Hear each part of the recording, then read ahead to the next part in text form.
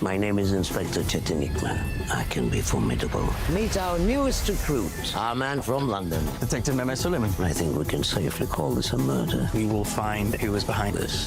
So what brings you to Istanbul? There's more to the story than our friend is letting us know. Your duty is to this job, and this job alone. Brand new, The Turkish Detective. Starts Sunday at 9 on BBC Two and iPlayer. In our new podcast, we investigate some of the juiciest celebrity court cases and controversies ever. A-lister trials, celeb social scandals, no case is off limits. We get forensic and everything is evidence. So what's your verdict? You'll have to listen to find out. Join us for our new podcast, Famously on Trial. Listen on BBC Sounds.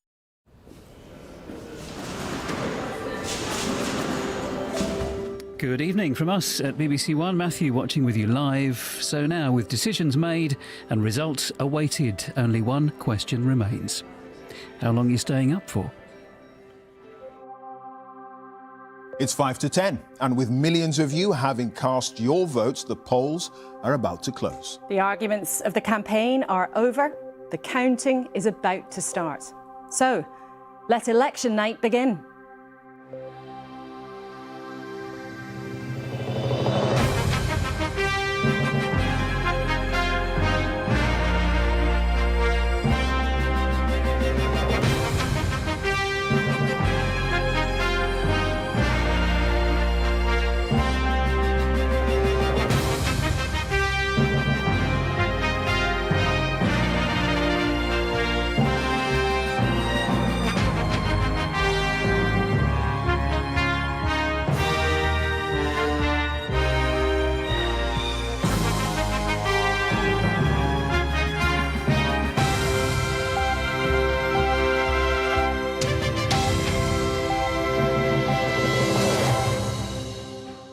A very good evening to you. Welcome to our election night studio, your destination for unrivaled coverage over the next 10 hours as we discover whom you've chosen to walk through that famous door in Downing Street. Last time round, Boris Johnson was Prime Minister.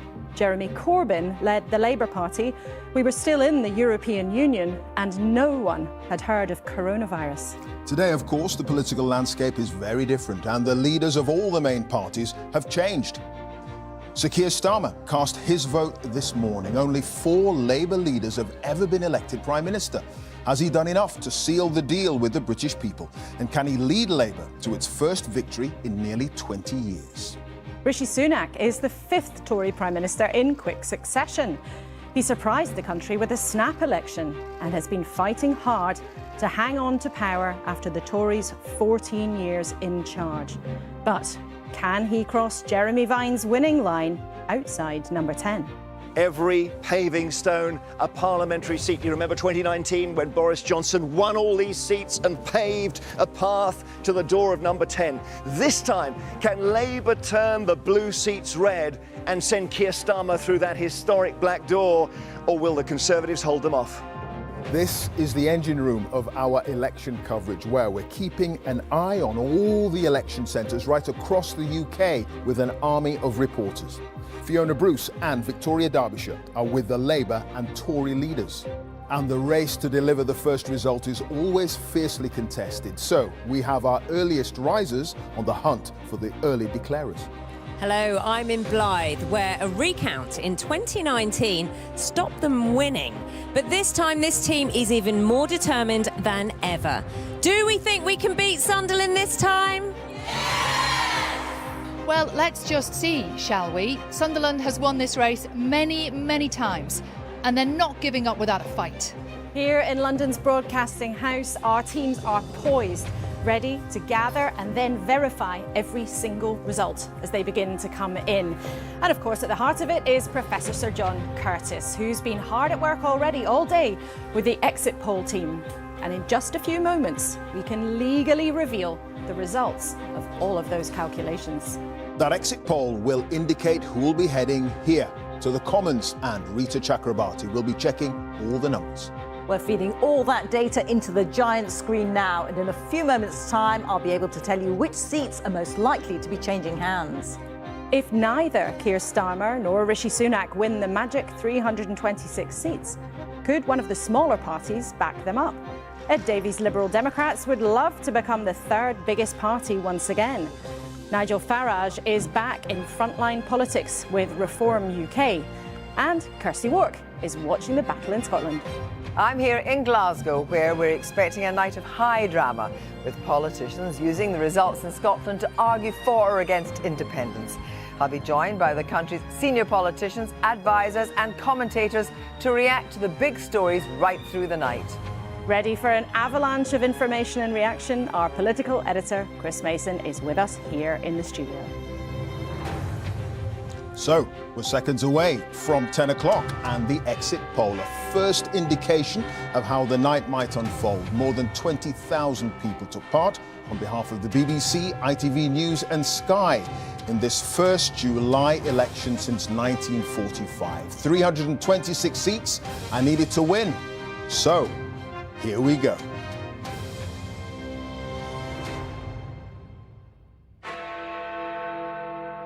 And as Big Ben strikes 10, the exit poll is predicting a Labour landslide. Sir Keir Starmer will become Prime Minister with a majority of around 170 seats.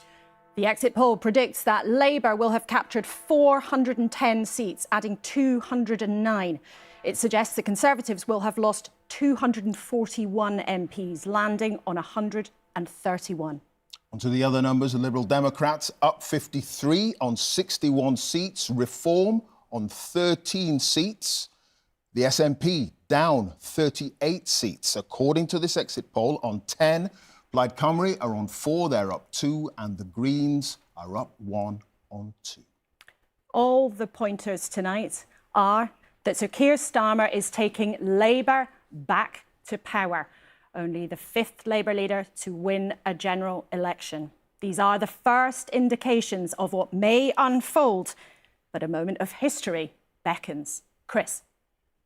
Blimey, just take a look and take in those numbers. The Conservative Party, so often an election-winning machine, looks pulverised tonight, taking in those numbers. At the last general election, it was Labour that was pulverised, reduced to its smallest number of seats since 1935. At the time, there was talk that Boris Johnson might serve as Prime Minister into the 2030s, and that for Labour to win by just a smidgen would require a Himalayan climb on their part. And yet you look at those numbers and they have won by a mile. What does this tell you? It tells us a lot about voter volatility. Like never before, more people in more places more often are more willing to change their minds about who they support from one election to another.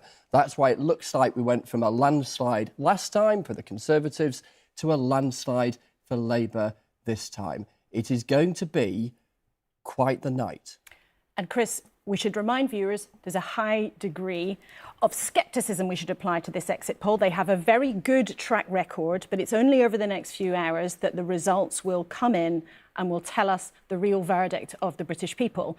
But it does seem, as it has done all the way throughout this campaign, that Sir Keir Starmer has done something extraordinary, pulling back Labour from where it was in 2019. Astonishing when you look at the Labour numbers, given where they were, given the extent to which they had been so comprehensively beaten last time. There was lots of folk in lots of political parties anticipating that that would mean they'd be out of power for at least a decade. And yet you look at these numbers, and of course we should insert the caveat, shouldn't we? But given the margin of that Labour lead in the exit poll, there is plenty of scope for that to be out by a reasonable margin and Labour still to be heading for a very sizable, historically big majority. Where we should insert a few more caveats, shouldn't we, is around some of the smaller parties, not least the Scottish National Party, by dint of the SNP merely standing in Scotland. There are fewer data entry points into that exit poll, so there's a bit more caution around that. Similarly around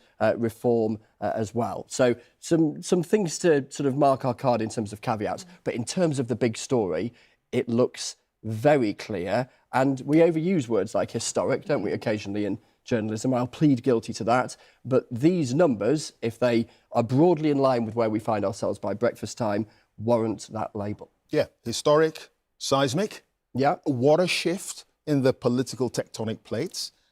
No question that the polls have been all over the place in terms of measuring the size of a potential Labour majority.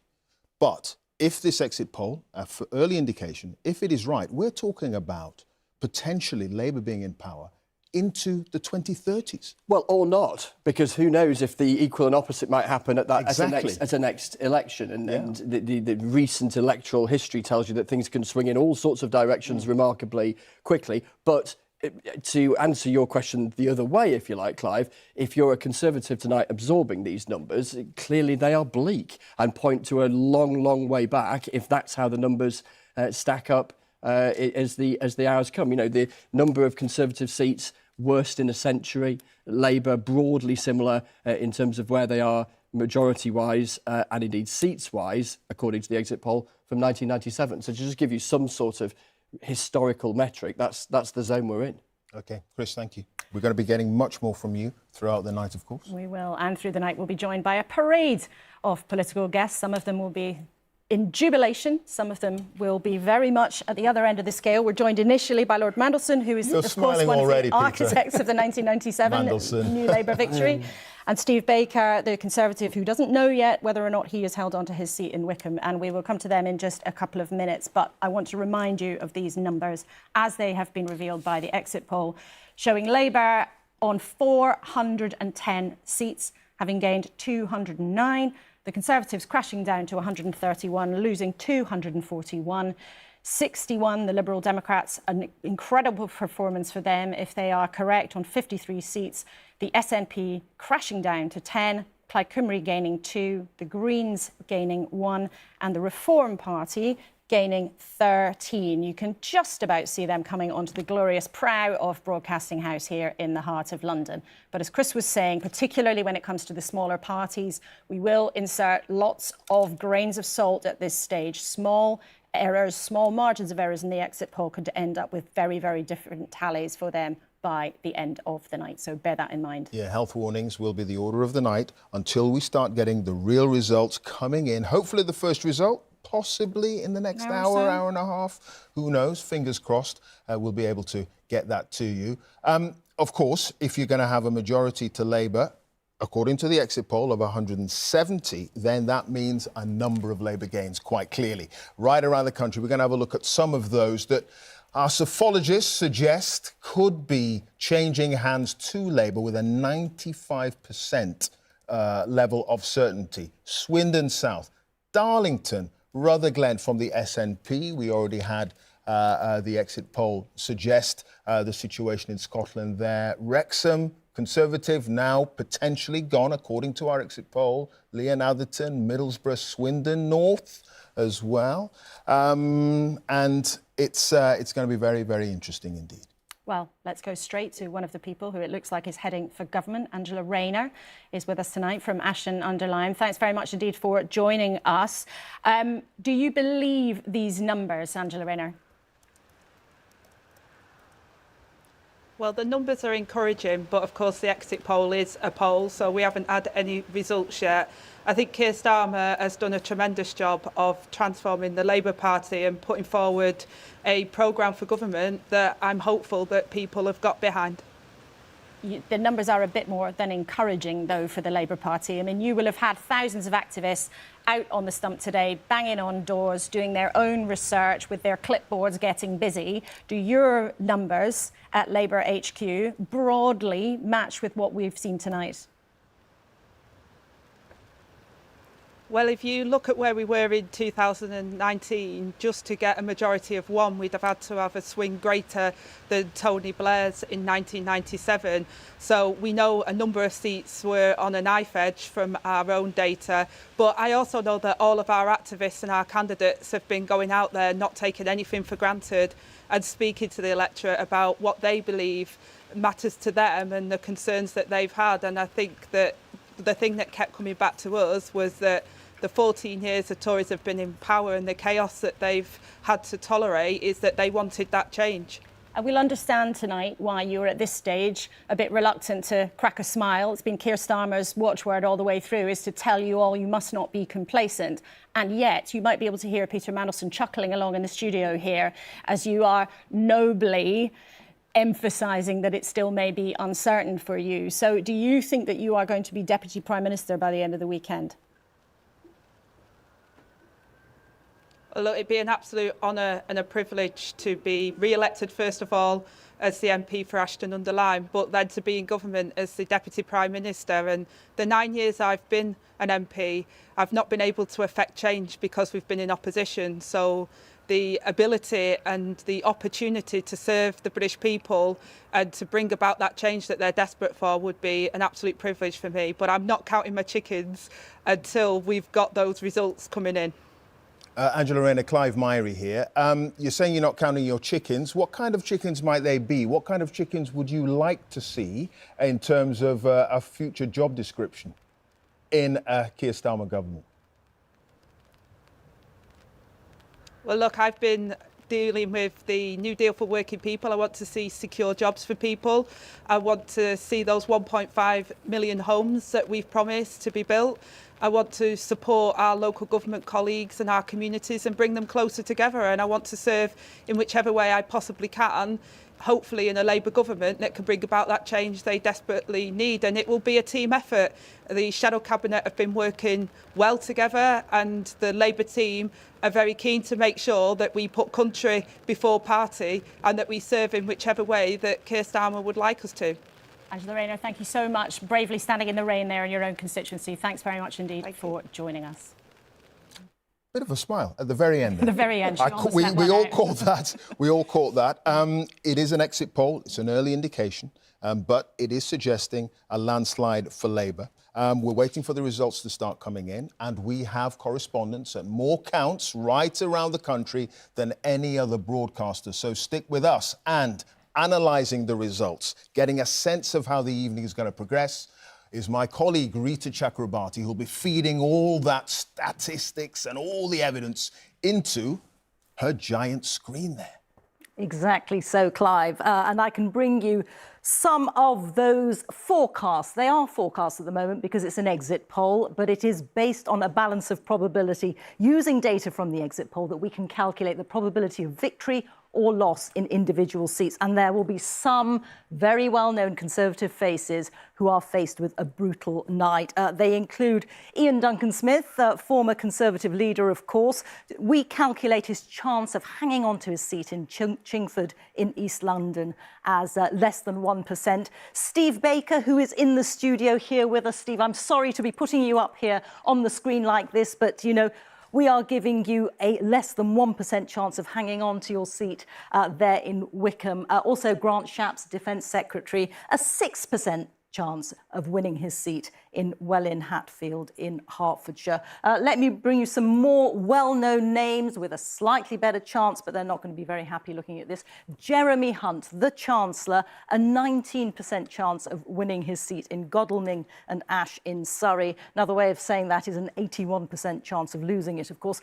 Penny Mordaunt, Leader of the House of Commons in Portsmouth North, her chance of winning at 25%. This is all on the balance of probability given the exit poll. And Jacob Rees-Mogg, arch-Brexiter in North East Somerset, his chance of winning is 47%. So they are some of the big names that we're going to be looking out for. And I can also tell you that based on the information that we have so far, it looks as if Labour has pretty much 100% chance of winning, gaining 110 Conservative-held seats. So lots and lots of information there. All right, Rita, thank you for that. Much more from you throughout the night. Let's have a word then with our guest here in the studio. Steve Baker will talk about our projections that say, I'm afraid for you, show you losing your seat in a second. But Peter Mandelson, welcome to both of you. You were chuckling away when Angela Rayner was nobly suggesting things might still feel uncertain, but you clearly are deeply sceptical that this result is looking anything like other than a landslide. Angela Rayner is allowed to be sober. She's going to carry big responsibilities in the government if this exit poll is right. I, however, am allowed to be a little bit more gobsmacked.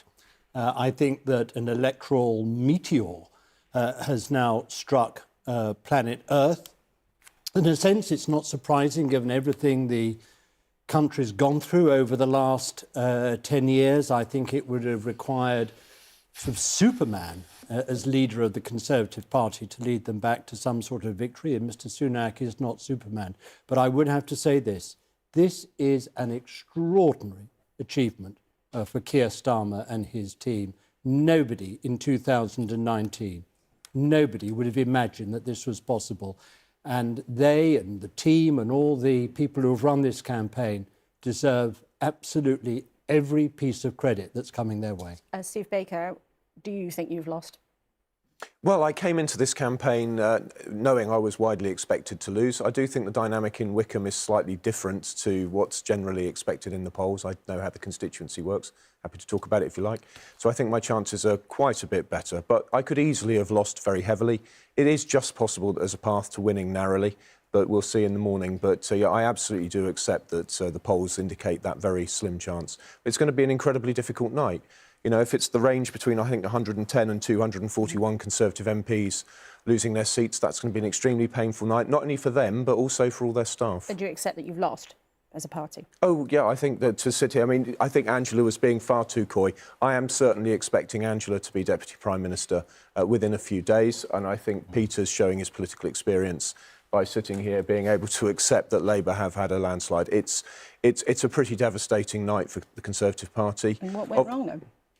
Well, I know, Peter, to be fair to you, Peter, you know, you said everything that's happened over the last 10 years. The country's been through a number of big stresses. And notwithstanding my support for leaving the EU, there's no doubt it put the country through a great deal of stress. COVID... You made quite a lot of that stress with you and your Eurosceptic colleagues. You made things very difficult for people who were trying to run the country. Indeed we did, but I have to say, if we had not resisted the deal over which I resigned from the government, I'm quite sure the Conservative Party would have split sooner and we would have lost power to Jeremy Corbyn, which I don't think even Peter would have welcomed. So I'm not sorry that we did that. I think it would have been an absolute catastrophe, whereas this is likely, from a Conservative point of view, I think this creates a very bad situation. I mean, obviously, I'd be in the Labour Party if I thought the Labour Party was a good thing. I think this will create a bad situation for the country, but one from which we can recover. But that wouldn't have been the case if Jeremy Corbyn and John McDonnell had taken power. But, you know, I'm very conscious if 241 Conservative MPs lose their seats, it's going to be a very, very painful time for them, for their families, for their staff, for the Conservative Party. And obviously, all of us are very worried about the future of the country under a Labour government, even, of course, Peter's entitled to relish it. OK, highly unlikely that Rishi Sunak can stay on as leader if all this comes to pass. And if he does go, you're going to run, aren't you? I don't want to get into that tonight. This story only emerged because there was a recording of a private speech that I gave, and so as a result, it ended up in the press. But you did not say it. What's said is said, but what the situation for me is that I've got a great deal of respect for Rishi Sunak.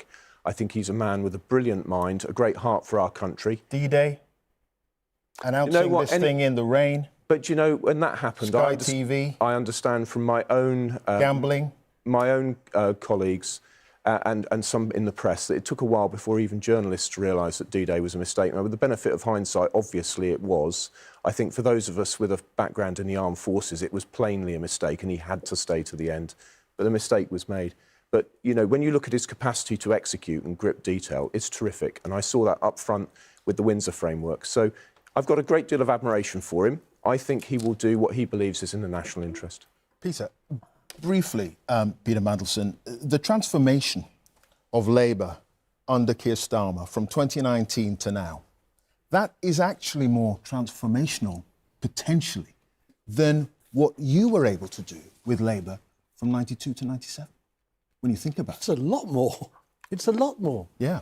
Before 1997, we had gone up in 1987 under Neil Kinnock. We went up again under Neil Kinnock to 1992. We were on an upward trend heading towards 1997. Now, of course, Tony Blair and all of us turbocharged the changes in the Labour Party that gave us our landslide victory in 1997. But when you compare that to what we've been through, you know, we went down in 2015, we went down in 2019. I don't think there has ever been a party coming from opposition. I think it's unprecedented to overhaul such an electoral deficit as this and then catapult into not just a majority government, but a huge majority of the kind that your exit poll is suggesting. I can't think in history what precedent exists for it.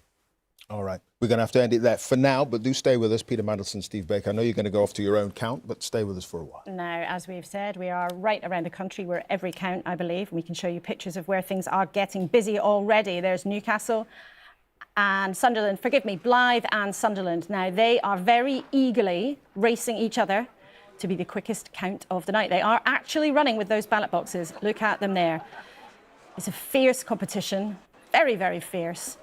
And we hope that one of them will come with the first result of the night sometime after 11:10. So we'll keep an eye on those counts. Heroic efforts there. Yeah, they really go for it in the North They really East. do. And They Sally really do. Nugent and Naga Manchetti, they're in competition. I think they're racing as well. They're racing too.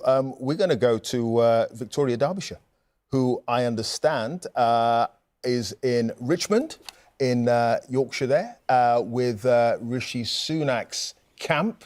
And just wondering if you're hearing anything as yet, Victoria, as to a response to this exit poll, what the mood might be? Well, nothing from the Prime Minister, as he still is right now. We're outside his house. We've got a car, actually, that's just left the grounds of the house. It's been so quiet here this evening. No cars going in or out. All we could hear all evening were the sound of the wood pigeons. We could smell the cows in the field next door. The curtains are closed, as far as we can see. The shutters are closed. But the Prime Minister is inside and no doubt absorbing the news of that exit poll. And if it's accurate or near accurate, he will be contemplating the comprehensive defeat, the brutal battering that he has led his party to. We're expecting to hear from him in the early hours of the morning, about 3:30 to 4 o'clock. That will be the first time we think we're going to hear from the Prime Minister, and that will be at the count just down the road at the local leisure centre, where he is hoping, despite what's happening, it would appear, to many of his Conservative MPs, he is hoping to be re-elected as the Tory MP for Richmond and Northallerton. All right. Victoria, thank you.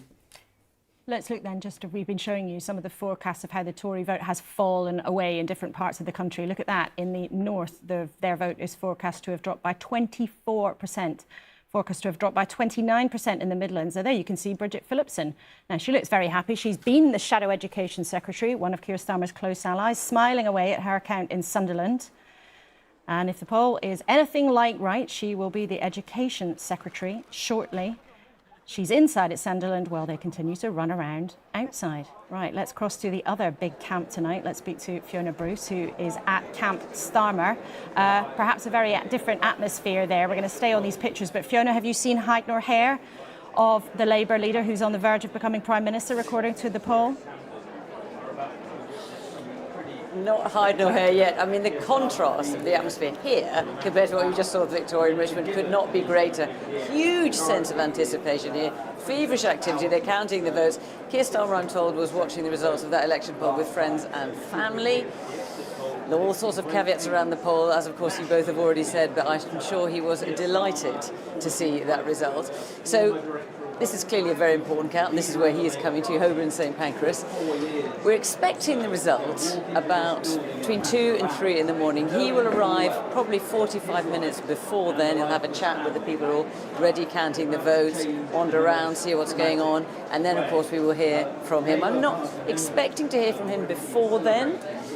As to where he goes after that, at the moment, we're not sure. Is he going to go home? Unlikely, I would have thought. Will he go to Labour HQ? Will he go somewhere else? My job tonight is to try and follow him wherever he goes. But at the moment, the count has started, and as I say, there is a huge sense of anticipation here. OK, Fiona, thanks so much. Keep a close eye and give us a holler if you see any movement. We'll get straight back to you. Thank you for now. Yeah, interesting, the exit poll numbers on Scotland, but lots of health warnings there because we don't have as many areas that are counted as in the figures for the exit poll, so it's a little bit trickier. But we are going to get a bit of a progress report on the evening from Kirsty Walk, who's at the BBC's headquarters at Pacific Quay up there in Glasgow. Hi there, Kirsty. Hello there, and with me I have Angus Robertson, who is the Cabinet Secretary of the Scottish Government, and the former SNP Westminster leader, and Ian Myrie, the MP for Edinburgh South so far, and the shadow Scottish Secretary. That might change after tonight. It's worth saying that we have got on the exit poll 10 seats for the SNP, but we're not extrapolating. I think the parties are extrapolating, and we're going to talk about that in a minute. But the BBC is not extrapolating. But first of all, Ian Myrie, if this exit poll is any way true, we could be sitting with the new Secretary of State for Scotland.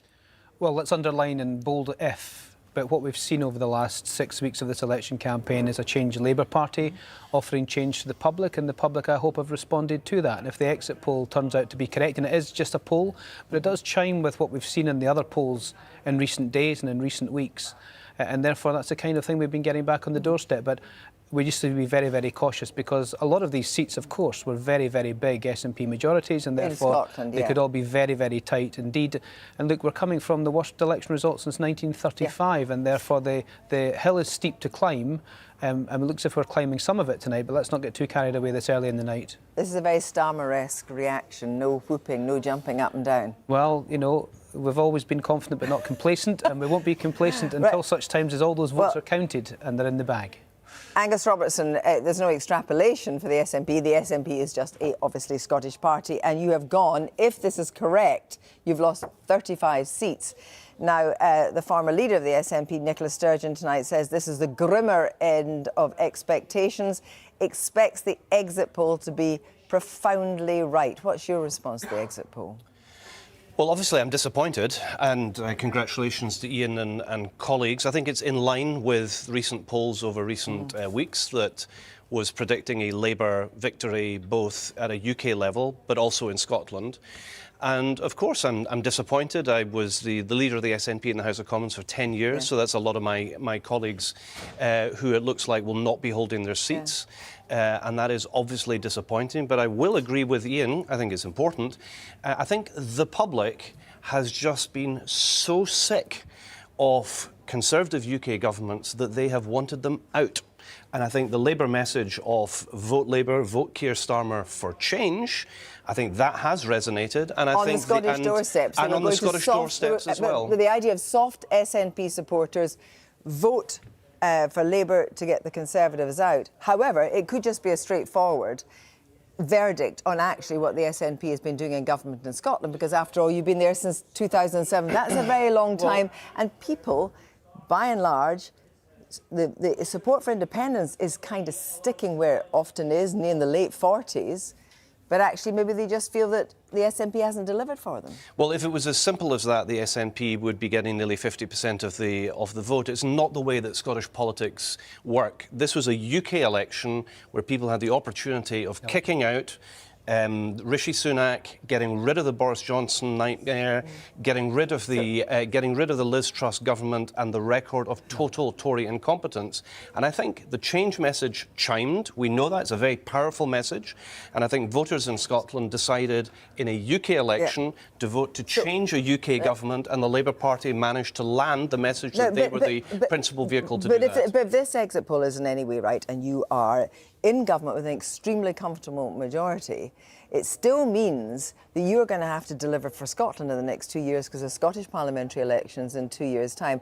And some of the things, and we will interrogate this later, that you've promised and offered may not be possible, because obviously there's fiscal rules to follow. You're not going to have the money to do stuff.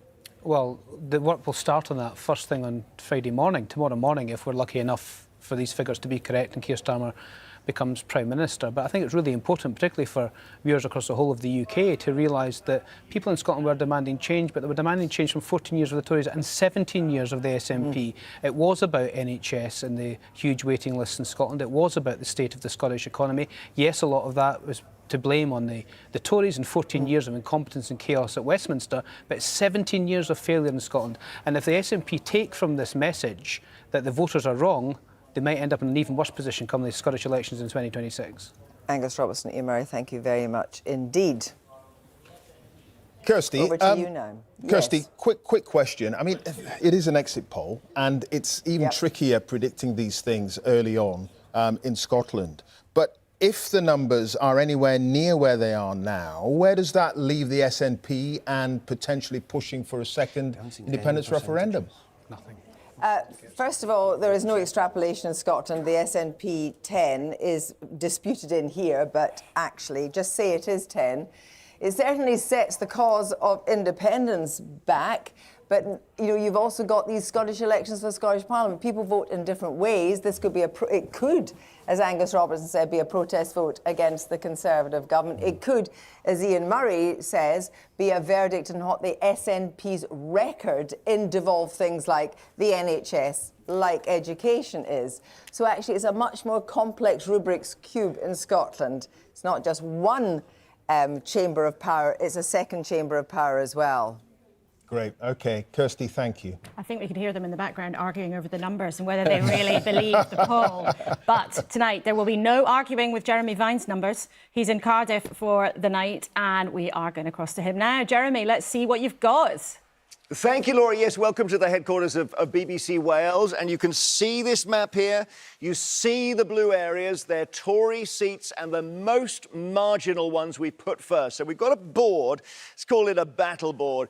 And each tab is a seat. And there are 50 each time I change the board. And these are the most marginal seats, the most marginal of all for the Conservatives going into this election. Burnley with a 127 majority last time. Then Leon Atherton, new seat, 293 majority. Really slender majorities. High Peak, 590. And then you've got the twin seats of Bury South, Bury North, etc. As we go down the boards, the seats gradually get better defended and the Conservatives have a better chance of keeping them. Now let's show you what the exit poll is telling us. The results we put up, of course, are not results yet. They are going to flash because they're just predictions. But you can see this board. Most of the blue has been washed off this board, except for, interestingly, listening to Kirsty there, the Scottish seats. The Conservatives are defending their Scottish seats better than anywhere else. But it's a wash of red and Liberal Democrat orange as the opposition parties are just ripping through this first Tory board. So these seats changing hands, all the ones except Scotland, and Carshalton, Wimbledon, the top two Lib Dem targets, by the way. OK, let's move on. Let's do the next 50 Tory seats. And again, you can see what's happened. Let's have a look. We move it on. You see what's happened here. So seats 50 to 100, 51 to 100. Hendon goes, Truro goes, Wrexham goes, Hazel Grove goes Lib Dem, Plaid Cymru in Cyffredin. Dumfriesshire again stays Conservative. They're somehow defending their Scottish seats. But look at the damage here. We still haven't seen, until we get to Exmouth, a seat outside Scotland that the Conservatives have managed to defend successfully in their first 100. Finchley, Mrs Thatcher's old seat, goes Lib Dem. Let's look at the next board. Again, the map on the floor changes as I bring them on. That's a peachy Lib Dem target, Sutton and Cheam, so they've taken that under our exit poll prediction. Woking, they take Brecon, Eastleigh. It's a phenomenal night for the Liberal Democrats when you think last time they barely had a dozen seats. But look at the red going down the board. The Tories are not defending anything in England at this point, and we're still in the first 150 Conservative seats. The colours on the map are changing. Let's have a look at seats 151 to 200. Where will the Conservatives start to mount a defence in England? Again, Telford Labour, South Devon Lib Dem. Let's have a look. Frome and East Sussex Lib Dem. Lib Dem's doing brilliantly. Labour doing brilliantly. Beaconsfield, there we are. The Conservatives seem to have defended Beaconsfield, but that's heartland Conservative country. Bassett Law, Reform from the Conservatives. Tunbridge Wells, Bicester, Chelmsford. You're starting to see the Conservatives defend a seat here and there, but this is around about 180th, 190th target seats. Welling, Hatfield, Grant, Shapps. Looks as though that one's gone under our prediction as well. Let's see the next board, shall we? Now we're 201 to 250. And again, even seats that are 200 down the target list, Labour are taking. Rochester and Strood, Isle of Wight West. Yes, some are being defended. Melstride back in central Devon, says our prediction. But look, they're taking Lowestoft. Gravesham is interesting. 199th on Labour's target seat list, and we've got them down as a Labour gain. Kettering, Mansfield, Wellingborough, Labour gains still in the majority on this board.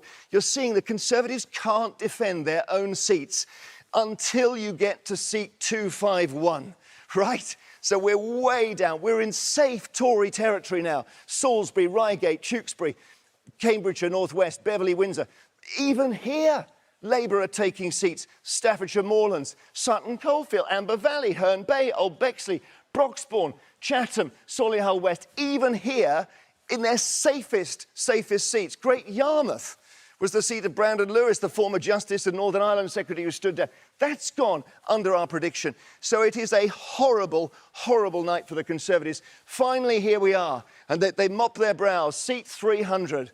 And look, at last, the Conservatives are starting to mount a defence, but only in their safest seats. And even then, you've got Labour taking Cannock Chase, which had a huge Tory majority. So the whole map is changing tonight. It's just an extraordinary prediction we've got here. Jeremy, thank you. Truly a roll call of disaster as you see the names of all those constituencies spin through. We'll be back with Jeremy throughout the night as the real numbers start to come in. Yeah, we talked to Victoria Derbyshire outside Rishi Sunak's home in Richmond in Yorkshire. The lights weren't on. It looked pretty quiet. The car left. But he is tweeting. He is tweeting, and he's put this out to the hundreds of Conservative candidates, thousands of volunteers and millions of voters. Thank you for your hard work. Thank you for your support, and thank you for your vote. Keir Starmer has also begun to have his say. To everyone who's campaigned for Labour in this election, to everyone who voted for us and put their trust in our changed Labour Party, one of his favourite phrases, thank you. So neither man either conceding or claiming victory at this stage of the night. You wouldn't expect them to do any less, but they both are there with a message to their supporters. And when eventually we get their counts at various times through the night, we will hear from them directly on the stage. Yeah, their count's likely to be later on in the evening. We're looking for the first count. We are. We need the first count. And we're hoping that it's going to be one of these counts. Naga in Blyth and Sally, who is joining us as well from Sunderland South. Now, Naga, first of all, how's it looking there?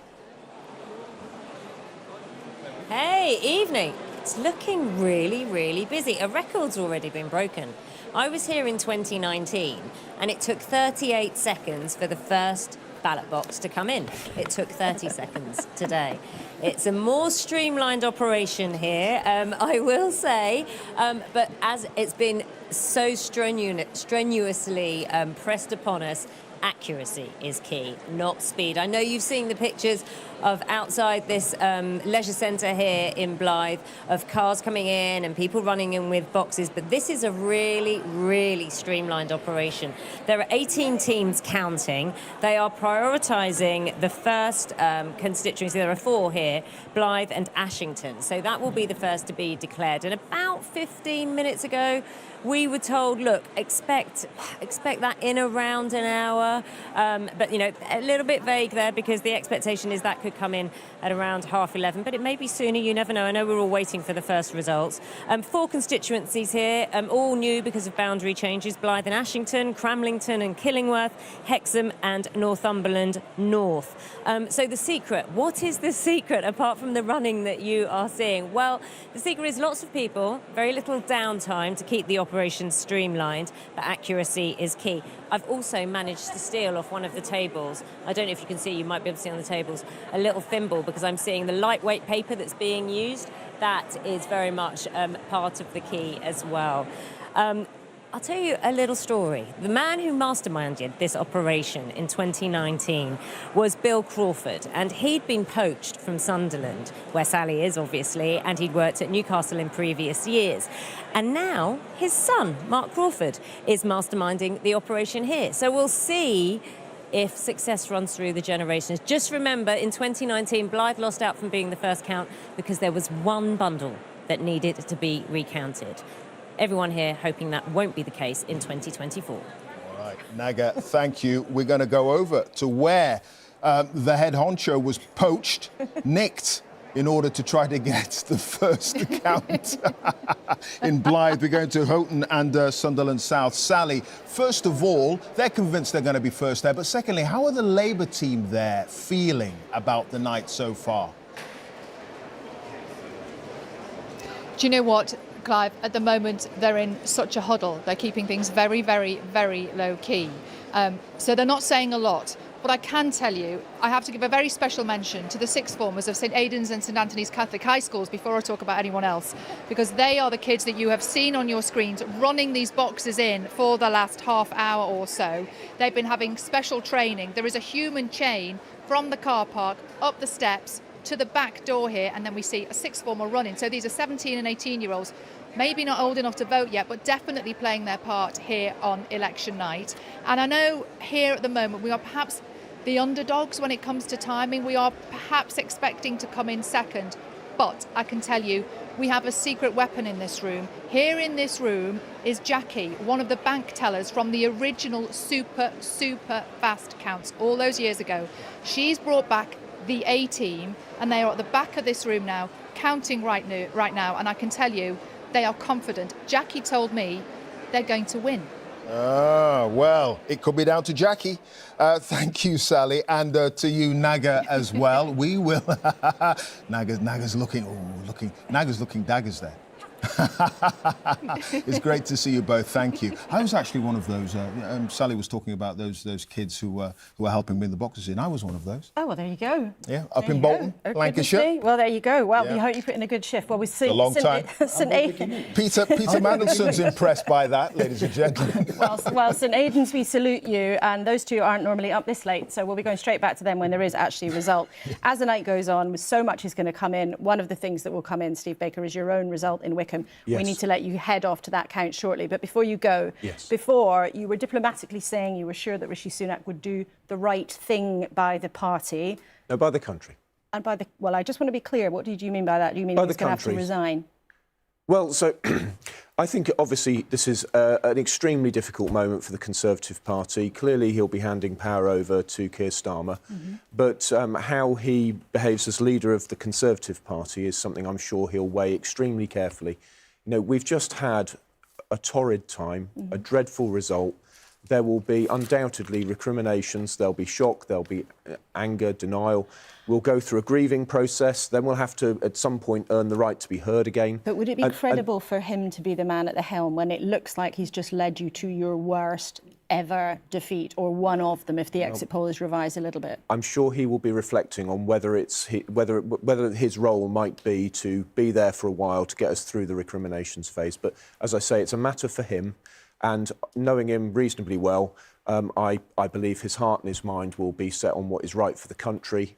And part of what is right for the country, and your viewers may not like it, but it's having a functioning Conservative Party, and I'm sure he will be mindful of that. And as part of those recriminations, though, I just wonder, do you feel that the Conservative Party listened too much to people like you on the right, had been a strong Eurosceptic, or do you believe that actually the wrong thing was to bring in lockdowns, to allow the state to grow, to allow the tax burden to rise to its highest ever level? What's your view on that? I think that there's a great deal at stake. One thing is events plus technology. The combination of WhatsApp and Twitter is completely different to when Peter was last in government. I mean, only really since about 2017 have we all ended up on WhatsApp. It's produced an enormous acceleration in the public debate. COVID obviously has had a profound impact on people. Brexit doesn't explain what's happening in the United States or France. Personally, I think that what has happened for 50 years is that Western states have been living far beyond their means and ultimately paying for it with cheap money. But hang on. And that has created a sense of injustice and the world not working. But hang on, do you think that it looks like you're going to get smashed tonight because you were too much to the left or too much to the right? On the end, I don't think we will be able to have those sort of abstract conversations. We've got some practical things to do about what kind of organisation does the Conservative Party want to be. How does leadership work in the Conservative Party? Because it seems to me that the old idea of being an absolute monarchy governed by regicide now belongs firmly in the past. And very practical policies which can make, for example, the health service work. I think we can be proud of our education record. But it's very interesting that Labour have returned to the idea of using the private sector to get waiting lists down. I've said it before, I'm sure I'll say it again. I wish the Labour Party had been able to say that consistently since 2010, because it would have created the space for us to do it, and maybe everyone's health would be in a better place. So, you know, all of these things are big factors, and it's going to take quite a while to work through them all. But I suppose what I would do is make a plea to all Conservatives at whatever level, whether elected to Parliament or formally, to just think extremely carefully about what they say in public. Now is the moment when we start to rebuild the Conservative Party, and it begins by not airing recriminations in public. We've got to learn to air our differences privately and work through them in a spirit of goodwill. Yeah, but Steve, I mean, you're quoted as saying you'd make a good leader because you've been nominated to lead Tory rebellions by your colleagues 4 times over the past decade. Brexit, COVID lockdowns, net zero and so on. Divided parties don't win elections. We know that, don't we? Well, yes, Clive, that is true, but if I... So you're part of the problem here, potentially? Well, you know, this is going to be a conversation... You know, I may well have lost my seat in a few hours. That, as you've articulated, is what is expected. Less than 1%. I'm expected to be swept away in a few hours, and I shall think that many of your viewers watching this will be cheering. But it is just a matter of fact that my colleagues asked me to sort out Conservatives for Britain before the referendum. I was asked to sort out actually a unifying project to the European Research Group afterwards, which of course went south. COVID, again, was asked to do it. What would have happened if we hadn't given voice to those people who thought it was extraordinary to be locked down at home? I mean, I think it would have provoked massive conspiracy theories if no one in Parliament had been willing to give voice to that, and I'm proud that I did. Well, Mandelson, quick question about the coming weeks, the coming months. However big the majority turns out to be, if indeed that's how the evening progresses, the reality for an incoming Labour government is going to be quite an inheritance, isn't it? Whether it be the tax burden, the challenges that public services face, a lot of things that can't be magicked away by a big majority. And I guess there's a challenge for an incoming government with a big majority that is weighted with expectation. And that then confronts a reality that is going to be difficult to shift quickly. If I look back over my whole life and before, I must say I cannot identify a worse financial and economic legacy for an incoming government, frankly, since the Second World War. But it'll be Labour's problem in the morning, won't it? It certainly will be Labour's problem in the morning. But, you know, the legacy that the 45 government inherited wasn't due to the failures of a Conservative party. It was due to the fact that we had fought and won a world war. You cannot say the same about this legacy. This legacy has been brought to us, yes, by courtesy of COVID and the Ukraine war that had such an impact on energy prices. People don't want to hear you blaming the previous government, though, are they? They're going to want to know what you're going to do. Hold on, let me make my point. And blown many holes in our finances. But we have also brought this upon ourselves. We brought it upon ourselves with Brexit, not just the act of Brexit, but many years of divisions and indecision over how we were going to implement it. Then the moral collapse of Boris Johnson, of Partygate and his lies to Parliament that shattered international confidence in our country. And then to crown it all, the calamitous Liz Truss and her crashing of the economy as a result of her mini budget. So, yes, all told, we have an incredible legacy, and that means that whilst there are early, important first steps that can be taken to put things right, turning the whole picture around is going to take years. And I think that Keir Starmer was absolutely right to be sober and honest and responsible in what he said to the British public during this campaign. And I would expect him to continue to be so. OK, Lord Madison, thanks very much. Steve Baker, we have to let you get off to your count. I'd love to miss my count to rebut that. Shouldn't you have stayed in Greece? You were on holiday at the start of this whole thing. I did all the work I needed to in Greece. I invite you to interview my chairman at my count. OK, well, we'll see how it pans out for you, but we're grateful to you for nobly coming to bat for the Conservatives in what is an extremely difficult night for the party. We'll let you get off to the count. Thanks for being with us this evening. And Peter Madison, you're staying with us for some time there. So let's have a think about the numbers and a look behind them. Indeed, because we're having a good old chat, and we're having a good old chat based on an exit poll And part of the responsibility for dealing with that exit poll is the result of the hard work of our election team and Professor Sir John Curtis, of course, who joins us now. John, there is so much to take away from this exit poll so far. Absolutely. What should we be focusing on? What do you believe is the figure or the element that is perhaps the most relevant, important, but also potentially accurate? OK, the crucial thing, first of all, you need to realise is that this seat forecast is not just simply a consequence of the national shares of the vote that we expect the parties to gain, but rather how they are distributed geographically and how that has moved decisively against the Conservatives. So, for example, support for the Conservatives is falling much more heavily in places where they are trying to defend a seat than it is in places that Labour already hold. But why is that happening? It's not because Labour are doing spectacularly better in Conservative-held seats. It's because Reform are. Much of the damage to the Conservative Party tonight is being done by Reform, even if it is the Labour Party that proves to be the beneficiary.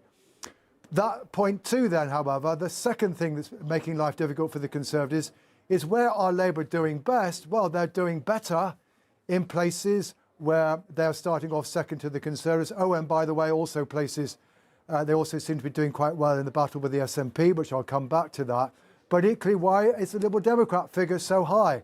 It's not because we're anticipating some spectacular rise in Liberal Democrat support, but rather that Ed Davey's hopes of doing particularly well in seats where the Liberal Democrats are the challengers to the Conservatives. It looks as though that hope is going to be realised.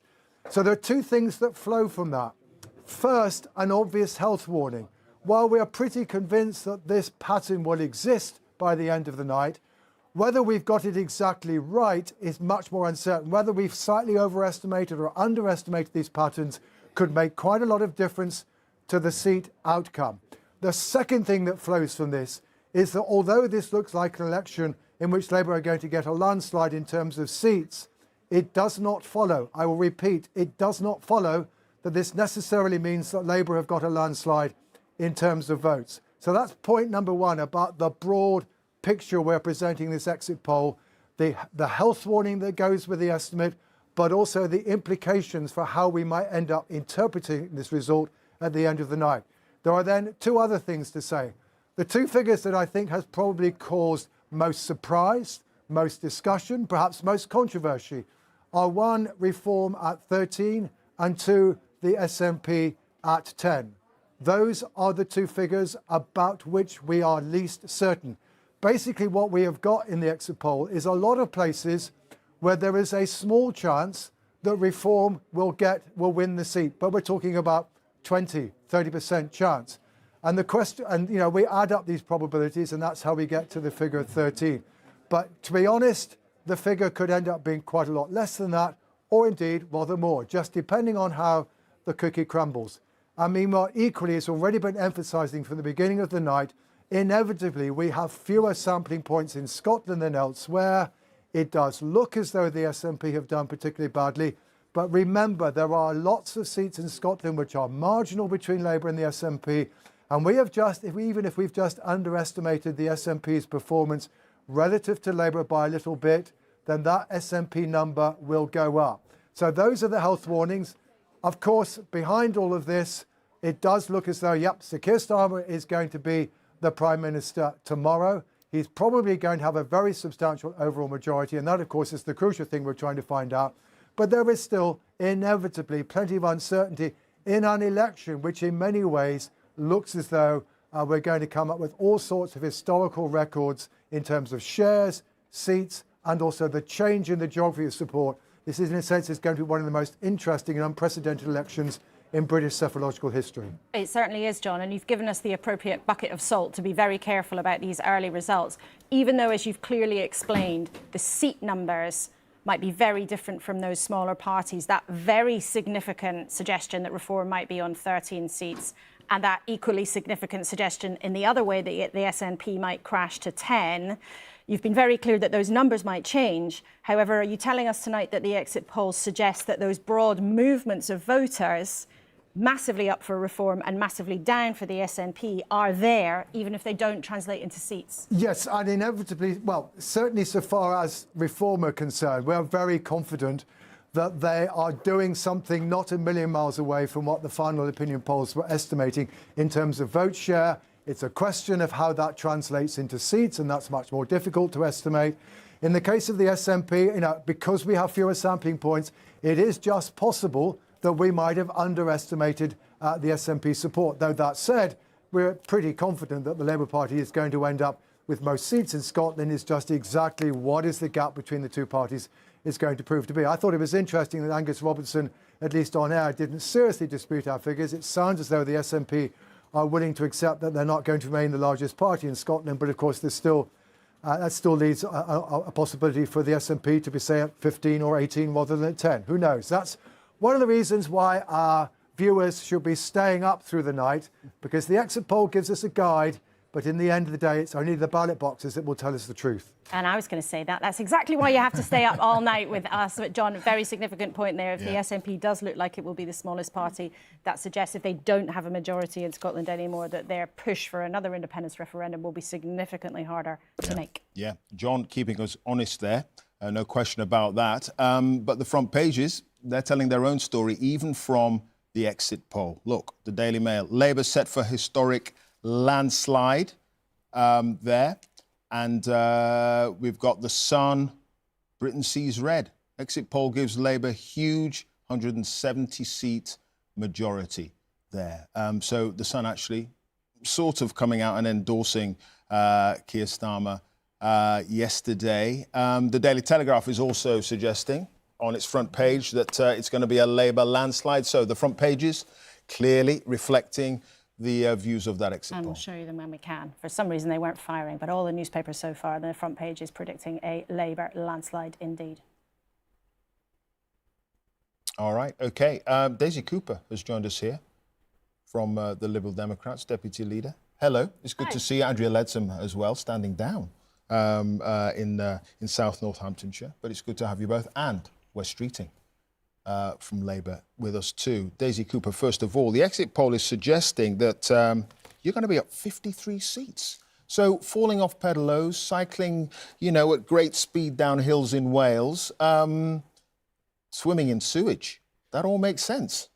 It worked. Well, it does look like we're on course for a once-in-a-century result for the Liberal Democrats, and I think that is testament to the phenomenal leadership of Ed Davey, who has lit up this campaign, and our positive vision and our plans for how we want to save the NHS and fix social care. So those antics got you the airtime, you believe. Ed Davey doing all those things, got you the airtime and got you a voice when it came to trying to get your message out. It worked. It worked. And the fact of the matter is, we've said time and again that whilst we don't take ourselves that seriously, we do take our politics very seriously. And with every single one of those stunts, there was a very serious message about our plans to, end the scandal of raw sewage dumping, to fix the NHS, to put mental health practitioners into every single school. We have talked about the NHS and social care week after week after week, and many of those stunts have helped us to do that. Except that if you actually look at what we're forecasting, the change in your share, viewers can see in the north we're suggesting that your share hasn't gone up at all. In the south it's gone up by 1%. In London it looks like it's fallen by 1%. So actually it looks like what's happened is you've been better at concentrating where you campaign, and you've benefited greatly from the Tories crashing down to earth.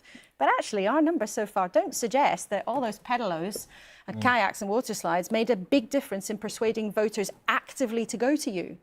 Well, look, we've got a first-past-the-post voting system in this country. It's a broken system, but it's a system that we have. And we've been very clear that for as long as we have that system, we have to play within the rules. And so you've learned how to play it now. That's what's happened this time. You've learned how to play the first-past-the-post system. Well, that's it. And whilst we want to change that is what's happened, right? You've learned to play the game better. Well, we've been clear for years now that our goal was always to try and unseat as many Conservative MPs as possible.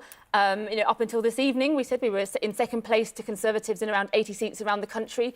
And later this evening, we'll find out how many of those Conservative MPs we've managed to unseat. But I can say that with every Liberal Democrat MP we have, however many there are by the time the results are in, every single one of them will be a local champion to fix our NHS and social care. And how much of a role do you think tactical voting has played in all this?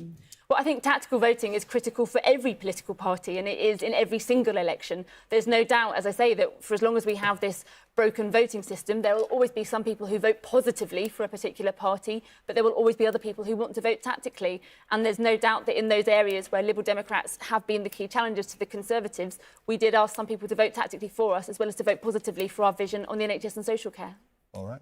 Daisy Cooper, thank you. More from you a little later, and from Adrian Lensom and West Streeting too. Right, well, let's show you our cameras right around the country. We are at every single count, I believe. You can see all the amazing pictures there. Counters hard at work, and it shouldn't be too long before we get that first result. Blythe Valley is looking promising, so Sally and Naga will be fighting it out. But Rita, let's turn to you. You've got some analysis of where things have really gone wrong, according to the exit poll for the Tory vote. Absolutely, Laura, but there's some interesting stuff about the Labour vote as well, actually. So what you can see here is some analysis based on the exit poll and what has happened to the share of the vote in seats that voted in 2019 for the Conservatives versus seats that voted Labour. Let's take a look at the Conservative seats first. So you can see the Conservative vote has plummeted here, down 28% in those seats that voted Conservative 5 years ago. Labour up by 5%, Lib Dems and Green up as well. But the big winners here are the Reform Party, and that 18% is up on what the Brexit Party got last time round, 18%. So that has really, one can only assume that has really hurt the Conservatives there, and that is what senior Conservative figures have been warning about in the last few weeks. Now, let's take a look at the seats that went Labour 5 years ago, and here you can see again a big drop in Conservative support. But this is the really interesting thing, that Labour has gone back a little bit in its own seats, down by 1 percentage point. And who are the winners? It's Reform and the Greens. So it looks as if the vote from the two big parties has actually been redistributed amongst Reform and Greens. So I just wonder what, West Streeting, I think you're there, I was wondering what you think of this Labour vote down slightly in Labour seats. Well, we'll wait and see what the results actually come through and say. But we've run a ruthlessly disciplined campaign, and we knew that it wasn't good enough just to stack up more votes in seats we already hold. We needed to win seats from the Conservatives.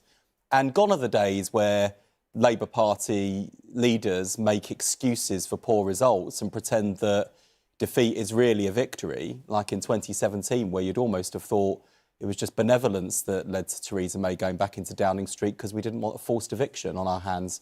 You know, we lost in 2017, we lost in 2019, we lost in 2015 and 2010 for that matter. We are in this position today to be able to win a general election because the Labour Party has fundamentally changed. We understood why we lost in 2019, listened, and I mean genuinely listened, as to why we lost support from people we should have never broken faith with.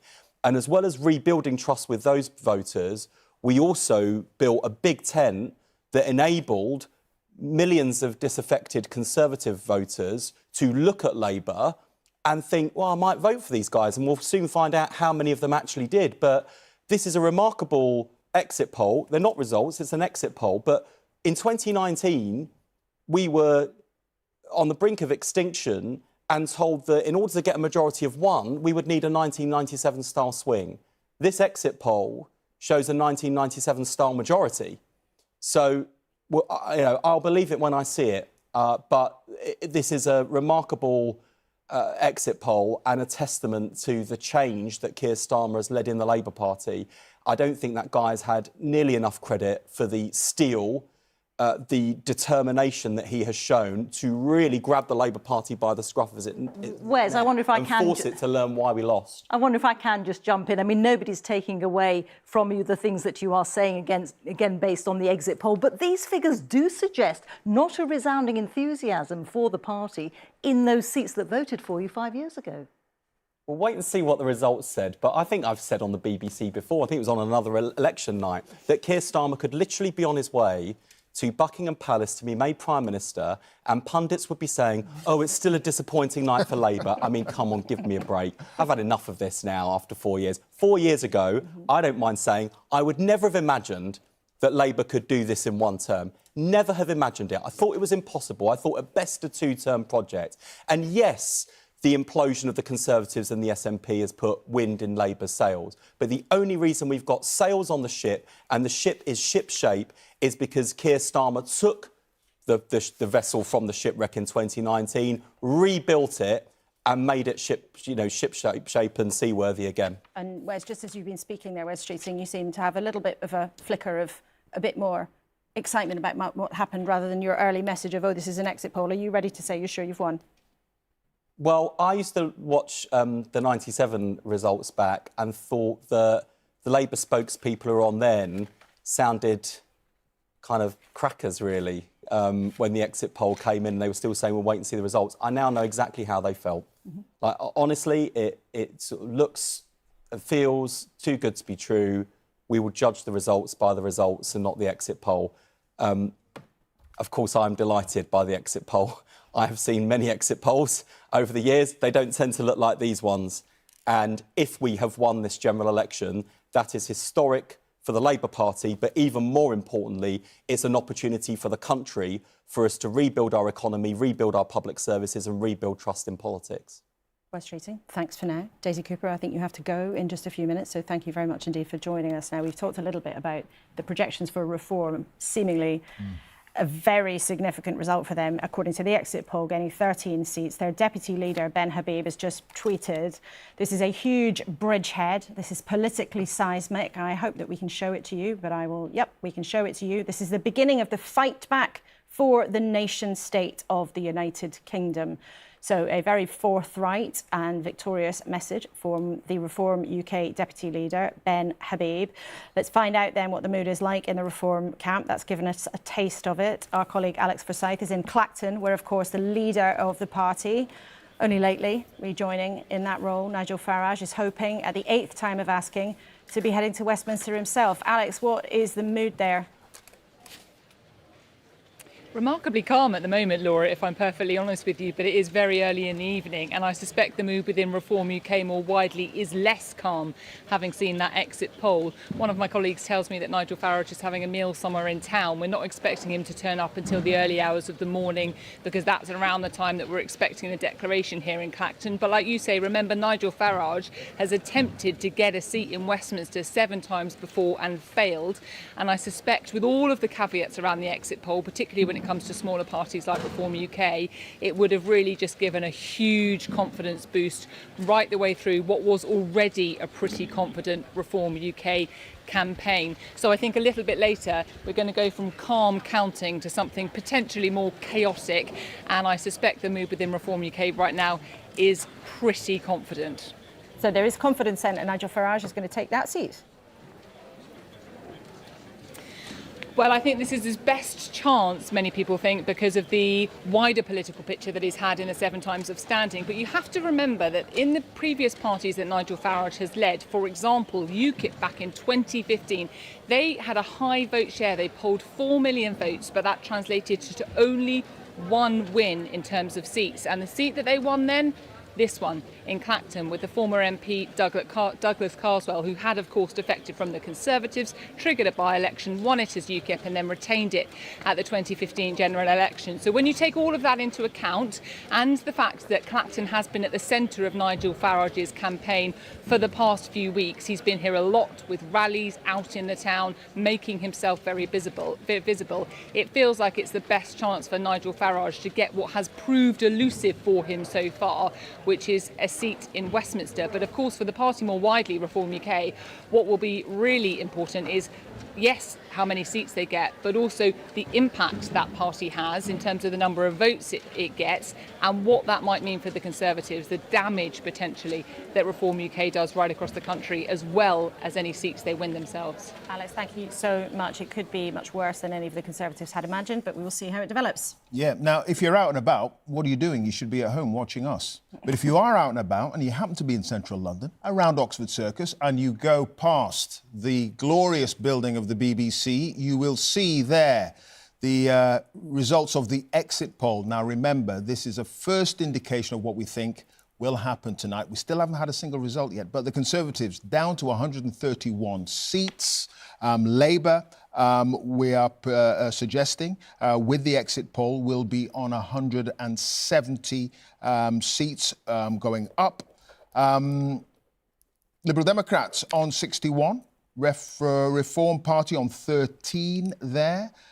So potentially a good night for them, but this is only an exit poll. The SNP down to 10 as well. So a Labour landslide is the suggestion. Plaid Cymru on 4, so they're up slightly.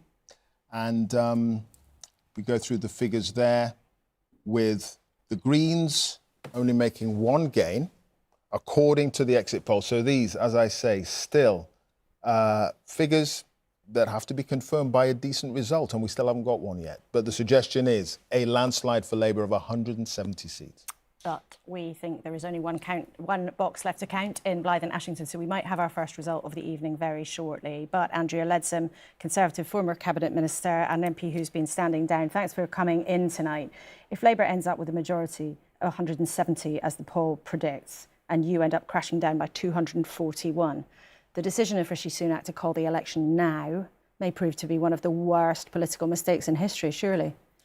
You know, according to the exit poll, this is a devastating night for the Conservatives. But I'd just like to reflect that it's actually a fantastic accolade for democracy in our country that we can have an election where, as Wes has said, in 2019, it was the Conservatives' night to have a huge majority, and it was potentially unassailable for 2 terms. And I think what this does show is that our democracy is alive and well. Devastating for my party, a clear need to rethink, to regroup, to regain the trust of the people.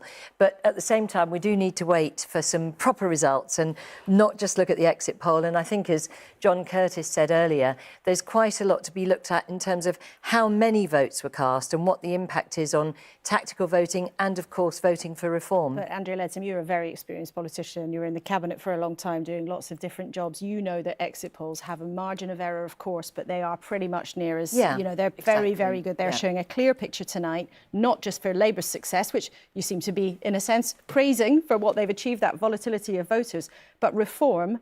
Nigel Farage's outfit looks like they have absolutely taken a hammer to your vote in lots of different parts of the country. Has Rishi Sunak handled them in the wrong way?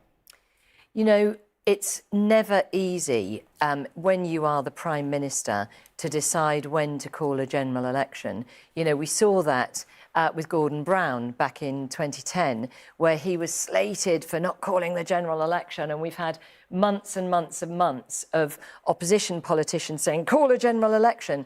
And when the Prime Minister decided to do it, I'm asking you about reform and how much damage they've done to the Tories. Reform, according to the exit poll, has done vast damage to the Conservatives, but we will find out exactly how much so. But your question was Rishi Sunak right to call the general election? I'm trying to answer that. It is a very, very difficult and very personal decision for any Prime Minister, and he will have taken into account the potential impact of reform, the consequences of, you know, the economy turning a corner, the fact that real wages are rising. You know, there are all sorts of factors that he will have taken into account. So it's very easy, I think, always in hindsight to say, well, that was a really bad decision. But actually, I think these are very, very considered issues. But implicit in Laura's question was the way that Rishi Sunak and the Conservative Party handled reform. Hardly went after them in the first 4 or 5 weeks of the campaign.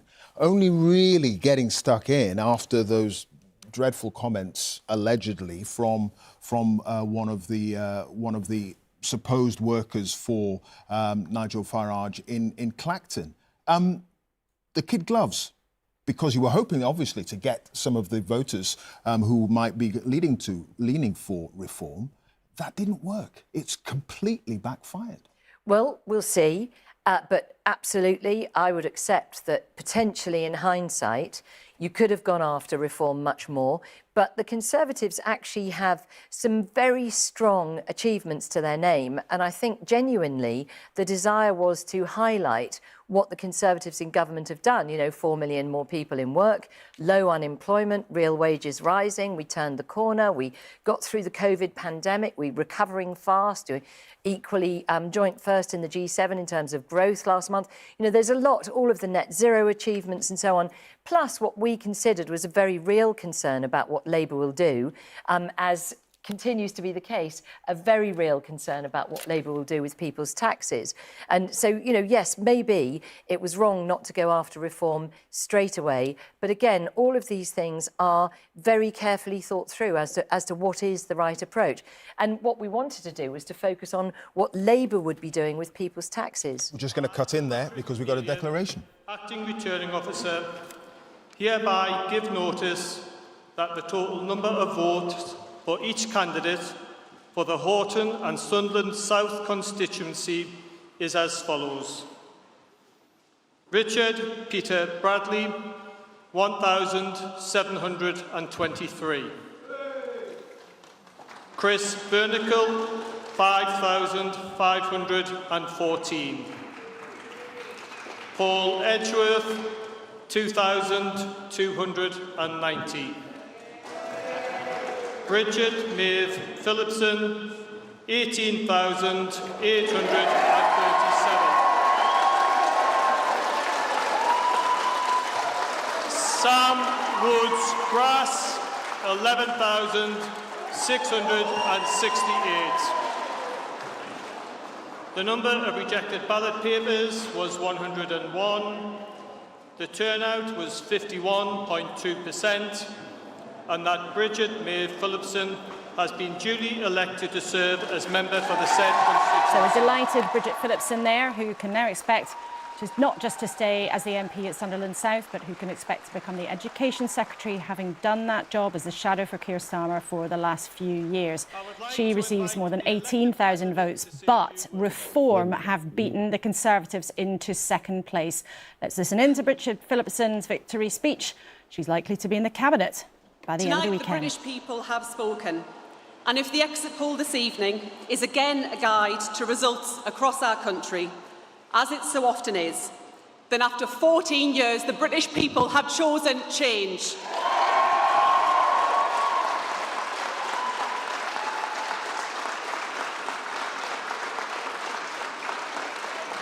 They have chosen Labour, and they have chosen the leadership of Keir Starmer.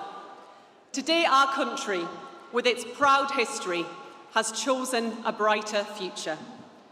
The British people have decided that they believe, as Labour believes, that our best days lie ahead of us. Hope and unity, not decline and division. Stability over chaos.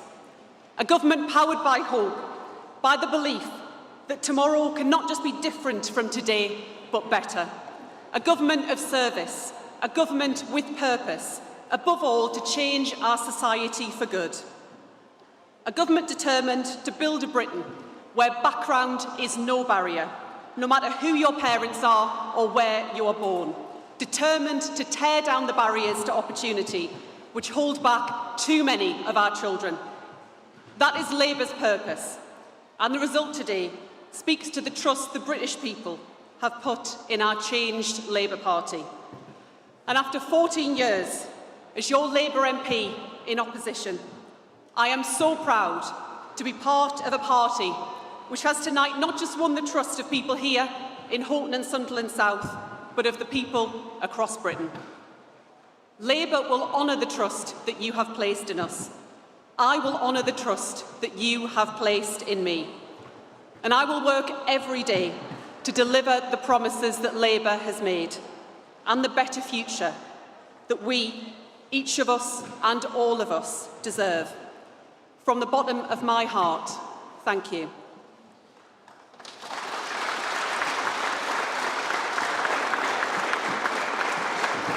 And lastly, I want to say thank you to all of the people who've worked hard to organise and secure today's election and counted the votes this evening.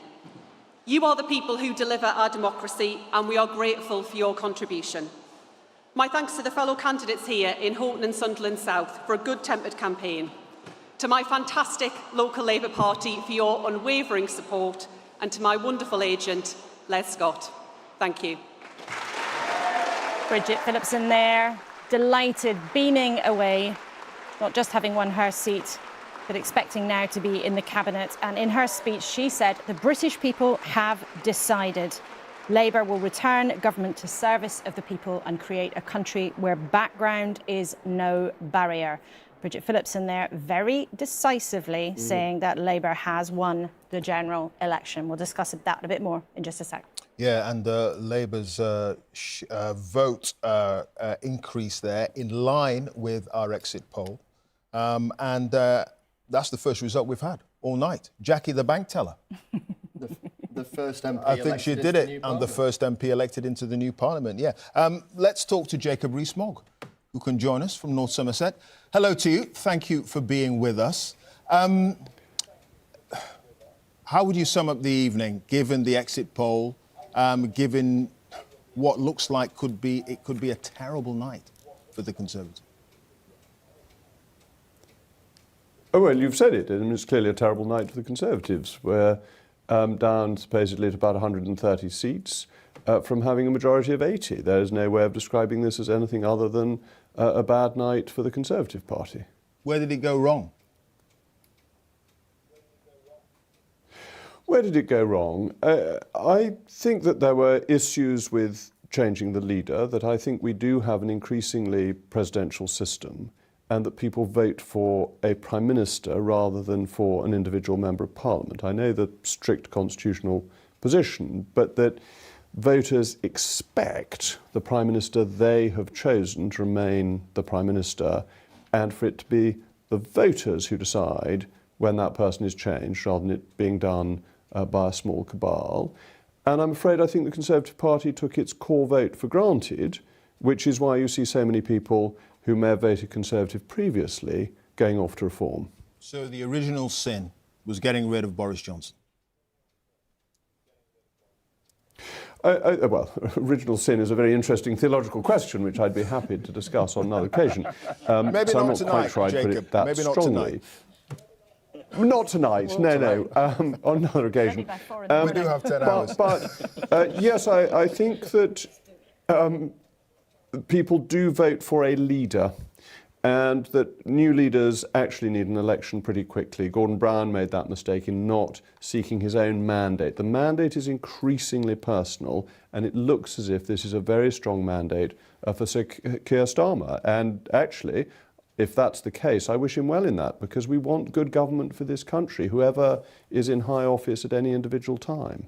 The problem with criticising Rishi Sunak and a cabal, as you describe it, for having got rid of Boris Johnson is that you spent a lot of time with Steve Baker, who was in this studio not so long ago, plotting to get rid of Theresa May.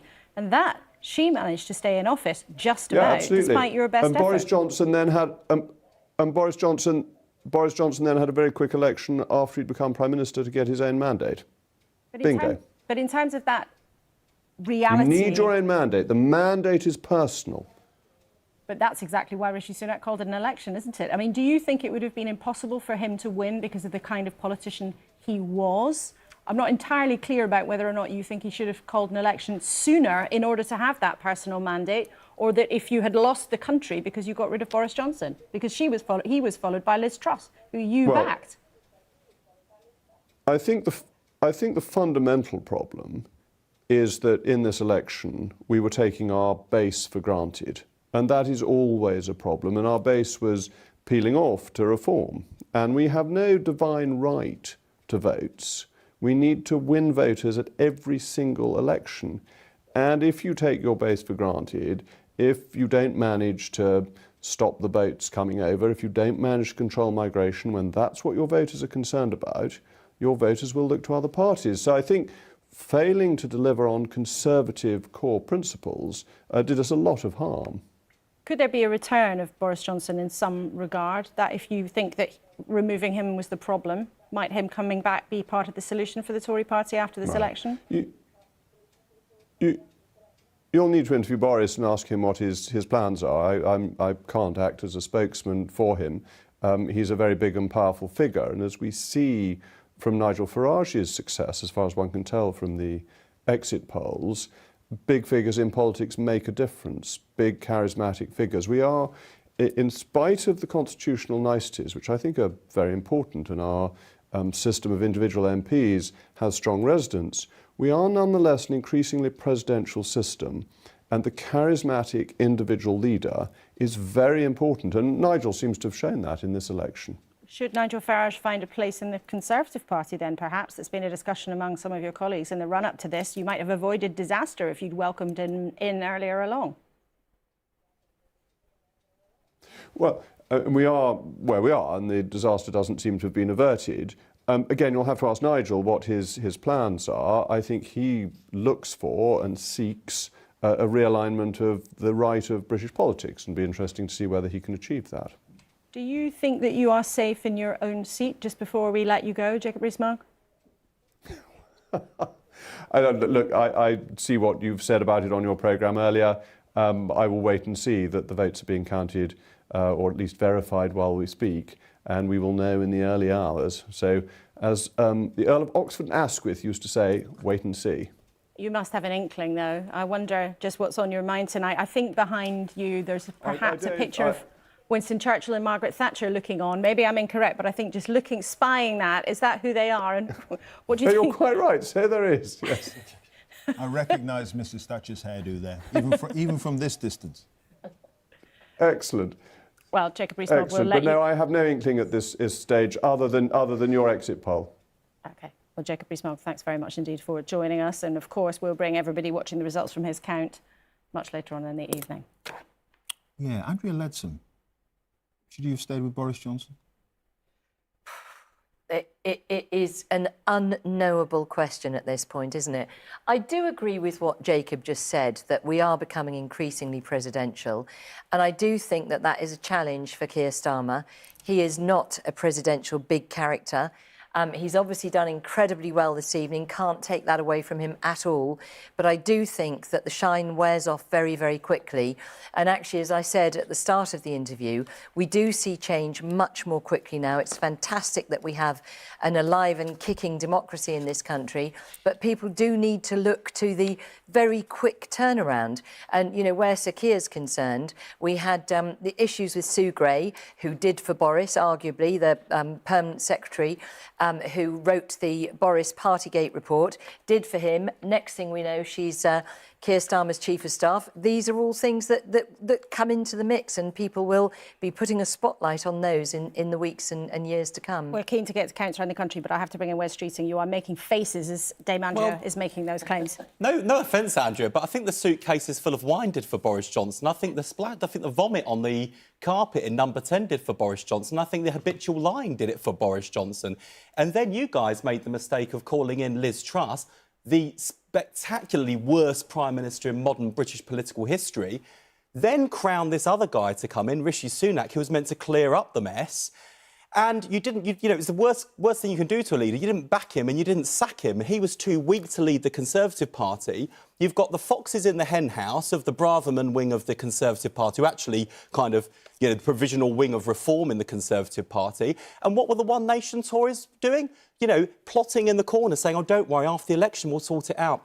You know, I'm afraid that the reason why the Conservative Party has been swept out is because it's been a clown show and people are paying a heavy price for it. The reason the Labour Party has been in a position to win is because we've changed, and we didn't choose the unity of the graveyard either after 2019. We had some fights and some arguments to reconnect the Labour Party with the people we lost and the people we needed to win over to form a majority. But the Conservative Party, I mean, I actually don't care about the Conservative Party.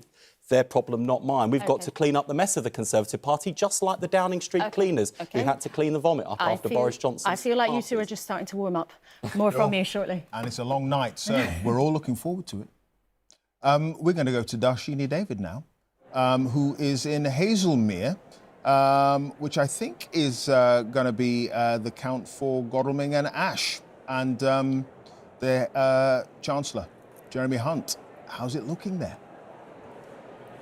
Indeed, Clive. Yes, good evening from the Surrey Hills. They're no strangers to drama here. They're the location for the filming of Harry Potter films and James Bond films, but that's nothing compared to what may unfold here, because fair to say that Jeremy Hunt's team were braced for a pretty tricky night. But that exit poll suggesting that he may well be the first Chancellor in modern times to lose a seat with just a 19% chance of hanging on to it has led to some pretty devastated faces in his camp. But any Chancellor will tell you, real life is not a spreadsheet, and Jeremy Hunt has been hoping to buck the national trend by focusing on his personal vote. So even though this has been a campaign about the economy, he knows many people don't feel it, even though the numbers say they're moving in the right direction. So when the numbers came out suggesting inflation has hit target once again, he was actually here, focusing on local issues, pounding the streets, things like the NHS sewage. He's been focusing on that, but so too has his Lib Dem rival, Paul Follows, also a local lad and a councillor as well. Boundary changes, however, should favour the Conservatives, and the fact that there are more candidates standing. The Lib Dems accept that it's quite difficult sometimes to get tactical voters to change their mind on the doorstep. Having said all that, of course, they know the spotlight's on here, so they've overturned convention. They're going to count Godalming and Ash first, so that means we may get a result around 3:30, 4 o'clock. In the meantime, the acting returning officer is trying to keep people going by handing out his favourite snack, biltong, hoping to keep energy levels up. We'll see if that works. In the meantime, there's going to be plenty to cheer over here. It could be one of the key dramas of the night. Biltong. Plenty to chew over. I mean, and it sticks in your teeth as well. I did allow her and then you to do an amazing pun. This is true. This is true. No sitting Chancellor has ever lost their seat, so that could be really, really interesting down there in Surrey. It would be one of the huge headlines of the night, as would the fate, potentially, of Ian Duncan Smith, former Conservative leader, who has been an MP for a long, long time, as well as a Cabinet Minister in all sorts of different jobs on the outskirts of East London. Let's check in with Emma Simpson, who's at his count in Chingford. Emma, what's the sense from the Conservative camp there? Well, judging on that exit poll, Ian Duncan Smith is in a pretty precarious position. He's been an MP here for more than 30 years. Could he be on the way out? And of course, at the last election, he really just scraped through with the tiniest majority as the seat has changed over the years. But one of the interesting things here is, will there be a big split in the Labour vote? Because 8 days into this campaign, the Labour candidate who fought against him and nearly won last time, she was deselected, and she's now standing as an independent. A Labour candidate was parachuted in, so Labour aren't celebrating just yet here. We'll get the declaration about 3:15, but if he goes, it's obviously one of the big Tory guns disappearing. Emma, thanks very much. We'll check in back with you a bit later. And that seat there, one of several around the country where actually there's been a lot of controversy locally, where despite this huge movement we're seeing between blue to red, actually there might be some wrinkles in places on the ground, and that seat might be somewhere where something interesting has happened. Yeah, indeed, Chris. I mean, what are your thoughts on how the night is going so far? A couple of observations from listening to Bridget Phillipson and her speech, her victory speech in Sunderland in the last 10-15 minutes. Firstly, the first MP elected to the new Parliament, which is a moment worth noting, isn't it, ahead of the flurry that will come in the small hours. What have we got, 649 to go? Everyone a fascinating story. Absolutely, and with real jeopardy for many people in each one of them. That struck me as a national victory speech as well as a MP. Chris, we're going to cut you off. We're going to Blyth for a declaration. I'd now like to invite the returning officer, the High Sheriff of Northumberland, and candidates onto the stage for the declaration.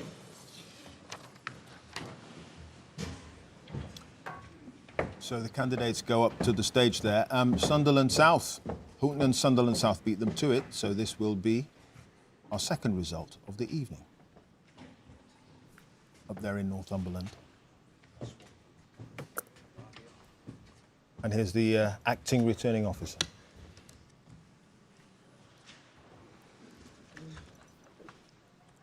Best outfit of the night so far. I, Lucia Bridgman, returning officer for the Blyth and Ashington parliamentary constituency, hereby give notice that the total number of votes given to each candidate was as follows: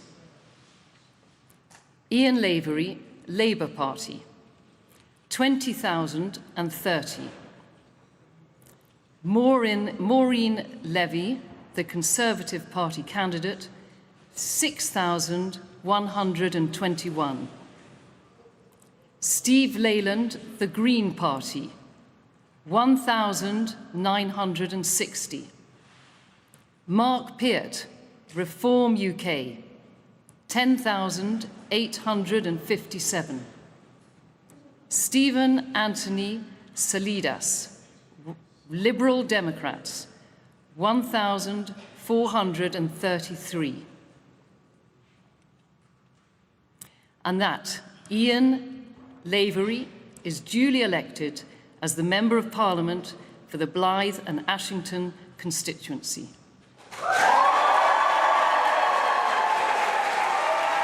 Huge round of applause for Ian Lavery there, keeping that seat, and look at that number of votes, 20,030. Reform, 10,857. I mean, really quite astonishing there. Andrea Leadsom, that's part of the problem for Labour, really for the Conservatives, yeah, isn't it? That really is. I completely agree. I mean, it does look as though it's reform that's caused a huge amount of damage. And I think the interesting thing there, which is something for the Conservative Party to think about, for all of us to think about, is that perhaps it's that we've not been conservative enough, you know, that maybe we've lost the trust of people. I mean, just this evening, before I came here, I was in the pub, actually, in my local village, and it's Silverstone, it's the Grand Prix this weekend, so the pub was full of people who were there for the Grand Prix, and they were saying to me, you know, the trouble is the Conservatives are just not normal, they're not conservative enough, and so, you know, people have been looking to reform for that, and there's an awful lot of analysis we're going to have to do after this. But you say you don't look like you've been normal. I mean, that's quite an accusation. Let's show the share of the votes here. I mean, to be clear, it's a Labour victory here. This is a Labour healthy. But what we're looking at is what's happened underneath that. And the share of the vote, 27% to the Reform Party. Way ahead of you on 15%. And let's show you the change in the share, 18% up for Reform, minus 18 for the Conservatives. Now, it's worth remembering that part of the world was very strongly Brexit backing. Indeed, But you've just said you didn't look like you were normal. And what I meant, what do you mean by that? Yeah, so what I meant by that is that specifically what this group of people were saying to me is they're sick of all this woke stuff, they're sick of all this, you know, trying to be more left-wing than Labour, and they don't feel that the Conservatives are being conservative enough. But what do you mean by that, all this woke stuff? Can you define what that actually means for people changing their vote? You were going to bring back national service.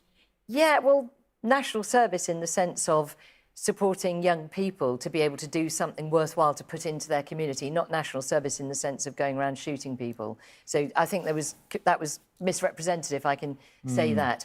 But no, I think normal, but in terms of being ordinary, being understanding the things that voters are really concerned about. And I think Jacob Rees-Mogg pointed to some of those things. People are concerned about levels of migration, people are concerned about the cost of living, people are concerned about some of the issues for lack of infrastructure, ahead of planning, those sorts of things.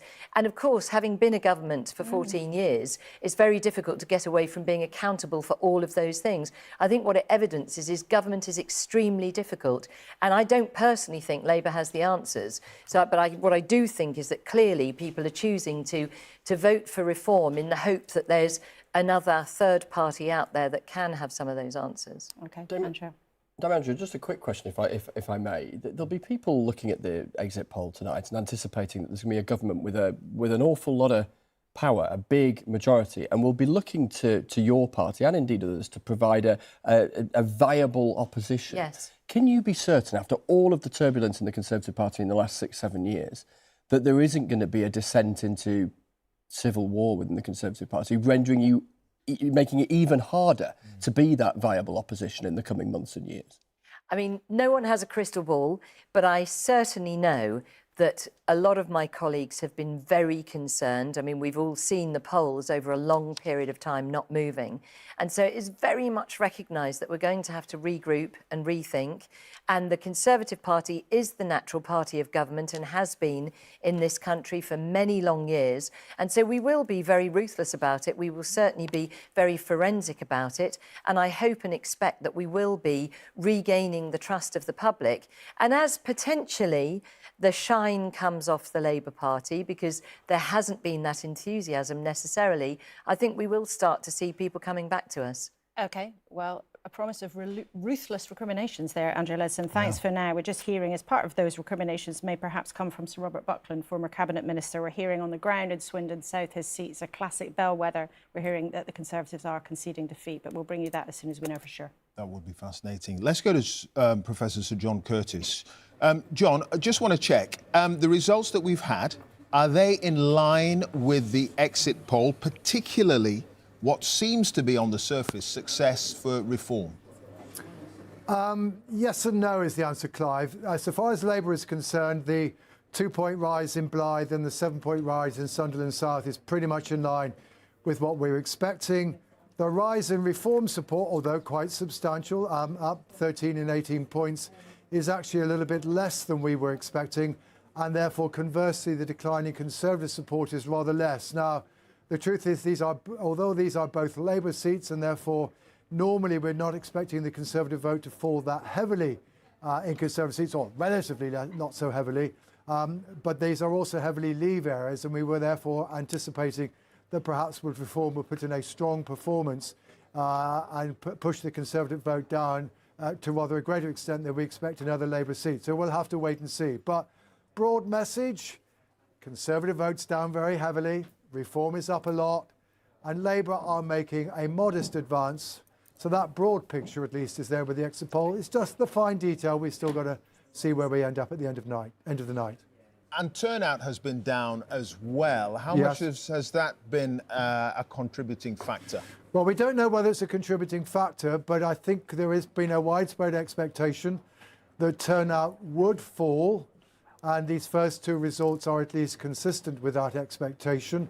And to that extent, at least, we may well discover that we're heading towards one of the lower turnouts in general elections in post-war electoral history. And, you know, that's what the polls were anticipating. It's what you would expect in an election in which the polls were suggesting it's pretty clear who was going to win, and where there wasn't that much difference, despite both parties' denials, that much difference between Conservative and Labour in much of what they were offering the electorate. All right. Thank you, John. You're welcome. Now then, let's go to Jeremy with what he has from our latest calculations as they develop. It looks like it could be tonight, Jeremy, a really massive redrawing of the map. Oh, look, handy. Yes. You've got a big one Look there. At that. That was so brilliantly cued in. Thank you. Thank you.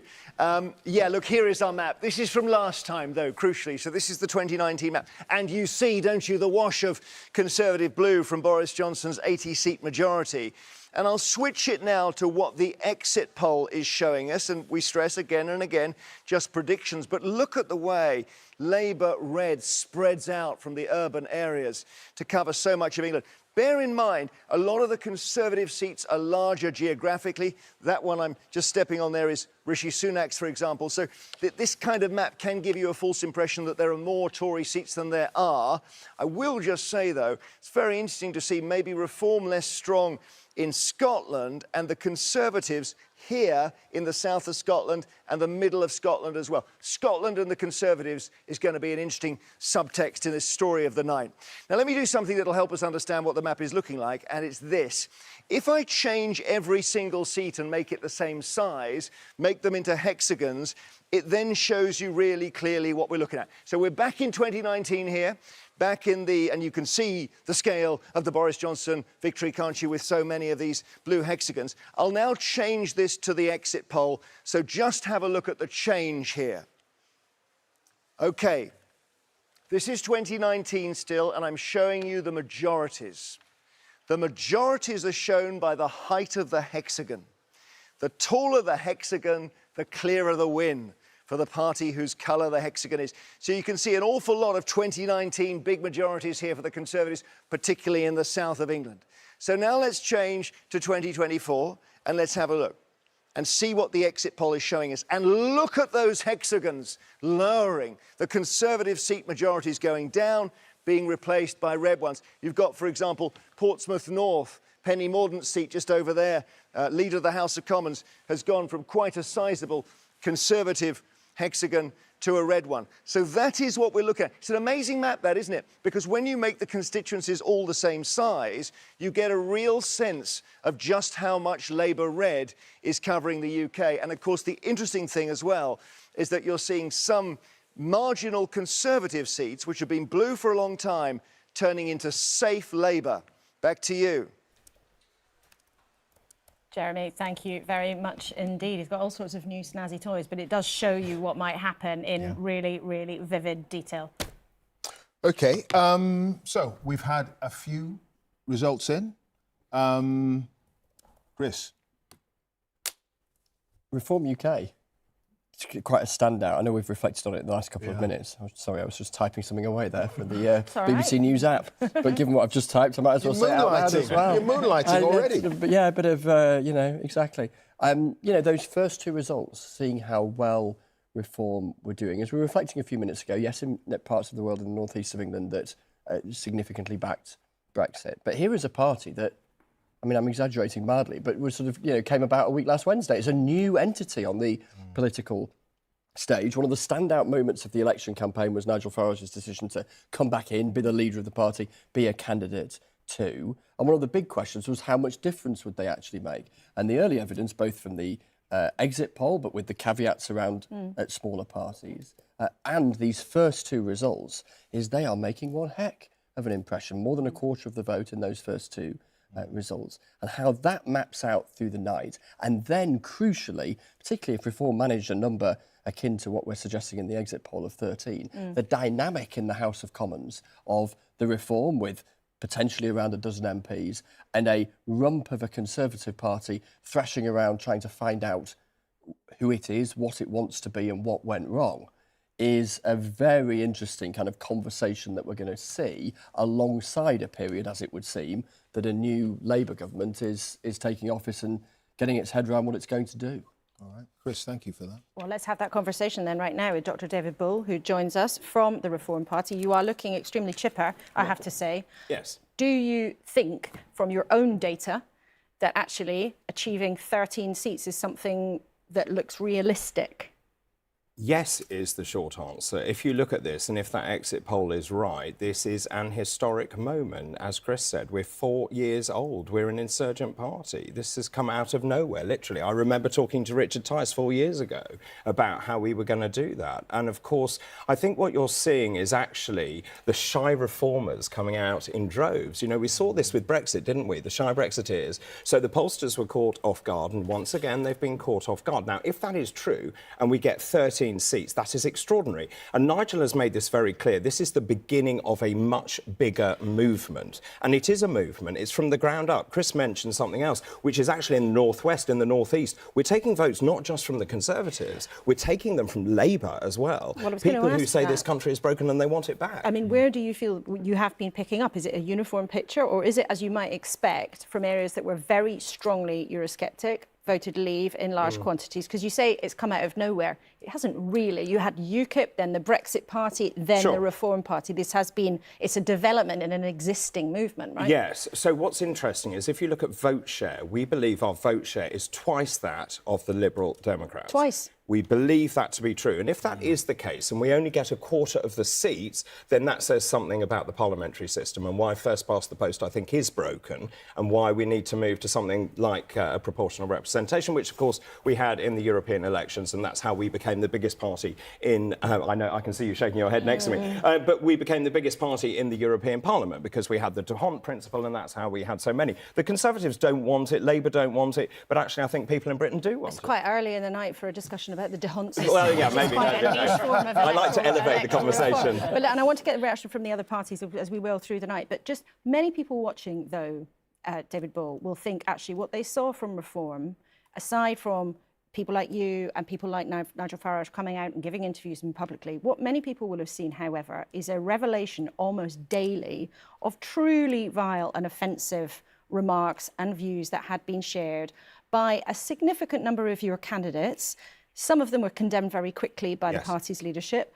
Some of those people were still allowed to run as candidates despite having expressed things that were really offensive to many members of this country. So do you think let's be very clear. chances? It is a minority of those people. We had really strict vetting procedures in play. But they didn't seem to work very well. Let me just explain that. So over the last 4 years, we've been vetting candidates really thoroughly. We paid a company a lot of money to vet those candidates. They let us down. But also, when the Prime Minister called the election, it caught us on the hop slightly. It caught the Conservatives very much on the hop. But and then we had to expedite that process. Now, we have gone from nothing to fielding 620 candidates.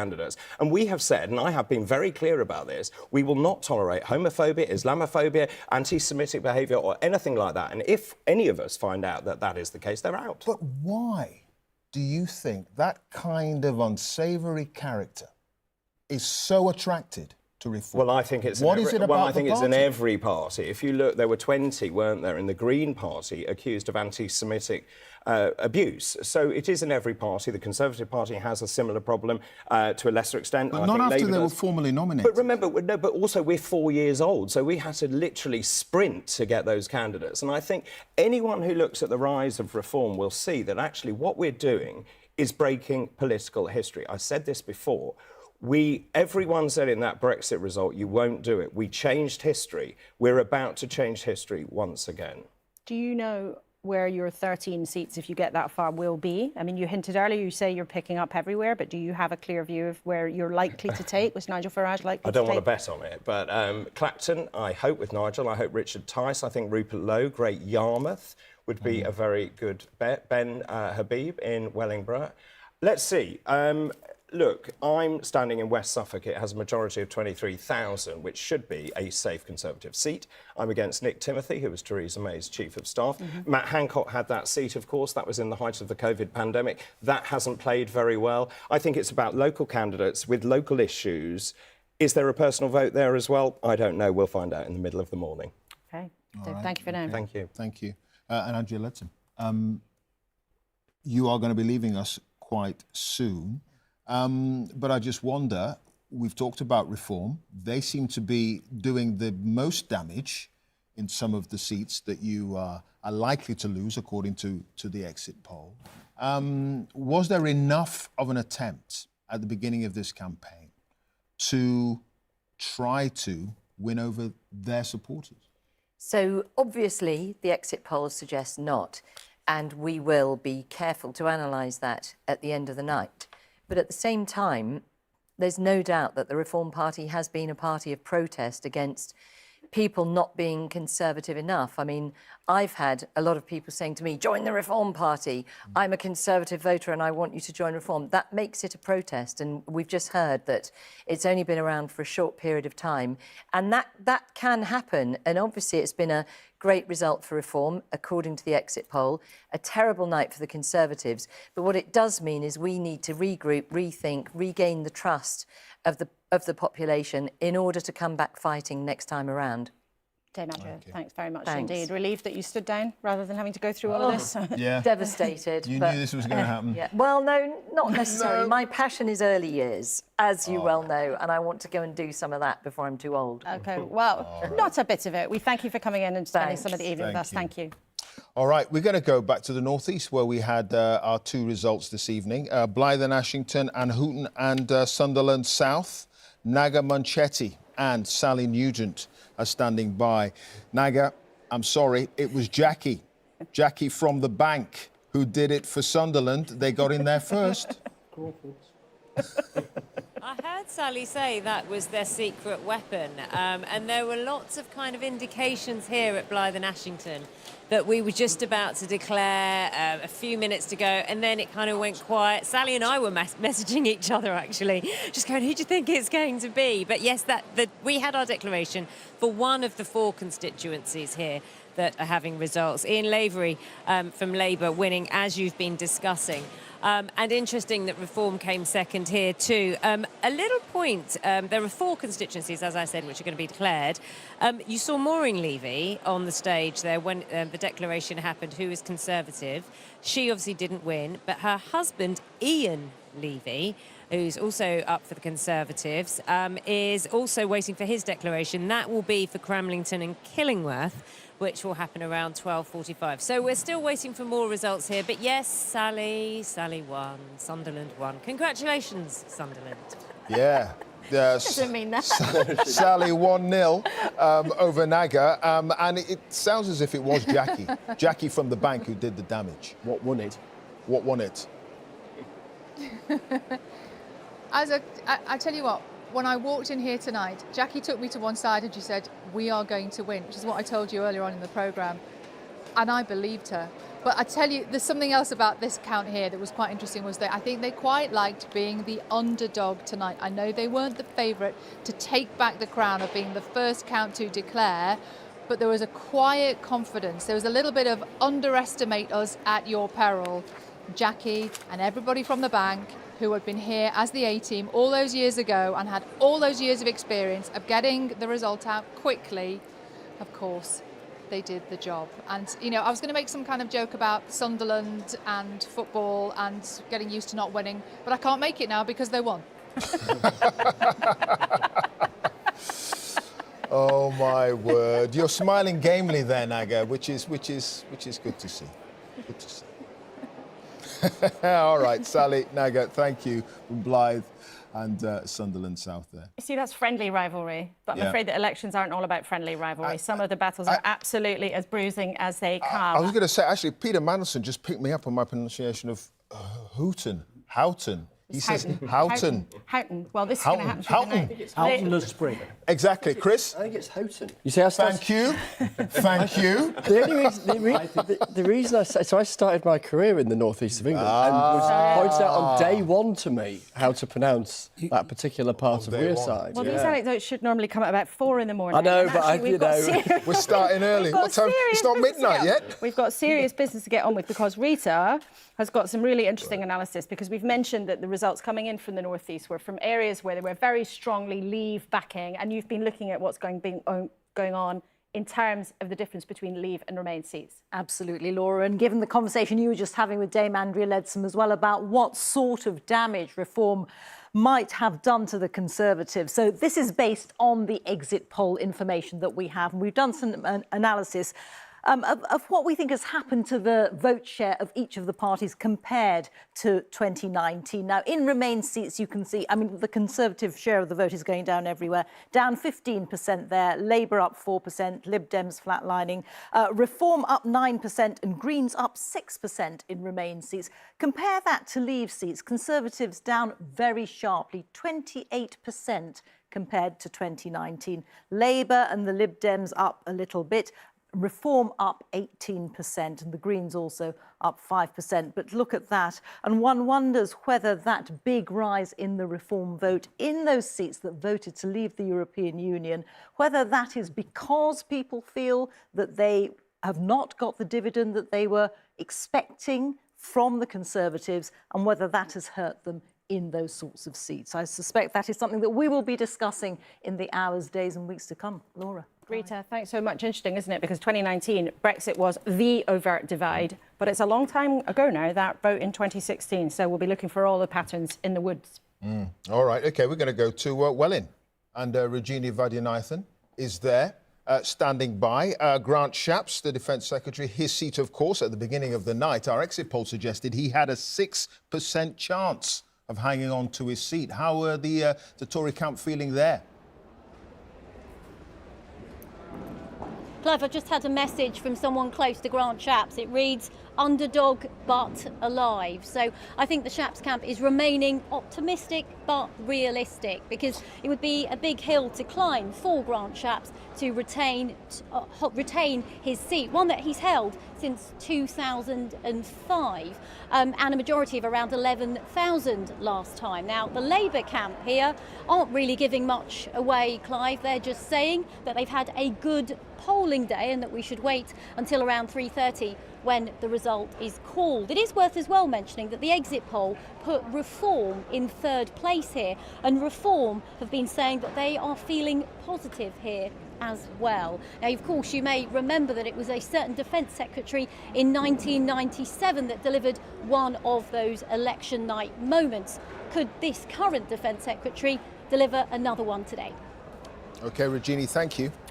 And we are going to just have a brief word with Peter Mandelson, who is still with us here in the studio. In terms of what you're seeing tonight, a reminder, the exit poll is predicting a Labour majority of 170, and yet David Bull from Reform is telling us very clearly Reform has been taking votes from Labour as well. Yes, and I'm not really surprised by that, because although there are views and opinions of a nationalist and populist kind growing on the right of British politics, I don't think anything like the number of voters who have supported that Reform UK could be described as nationalist, populist or right-wing.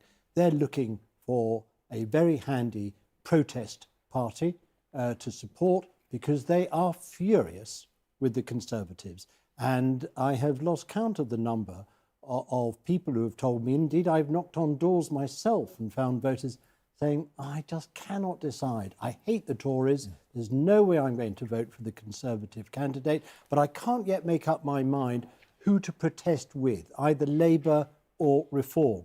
So they're not guided by some ideology. They're not racists. They're not anti-Semites. They're people who are looking for a handy protest vote, either Labour or Reform.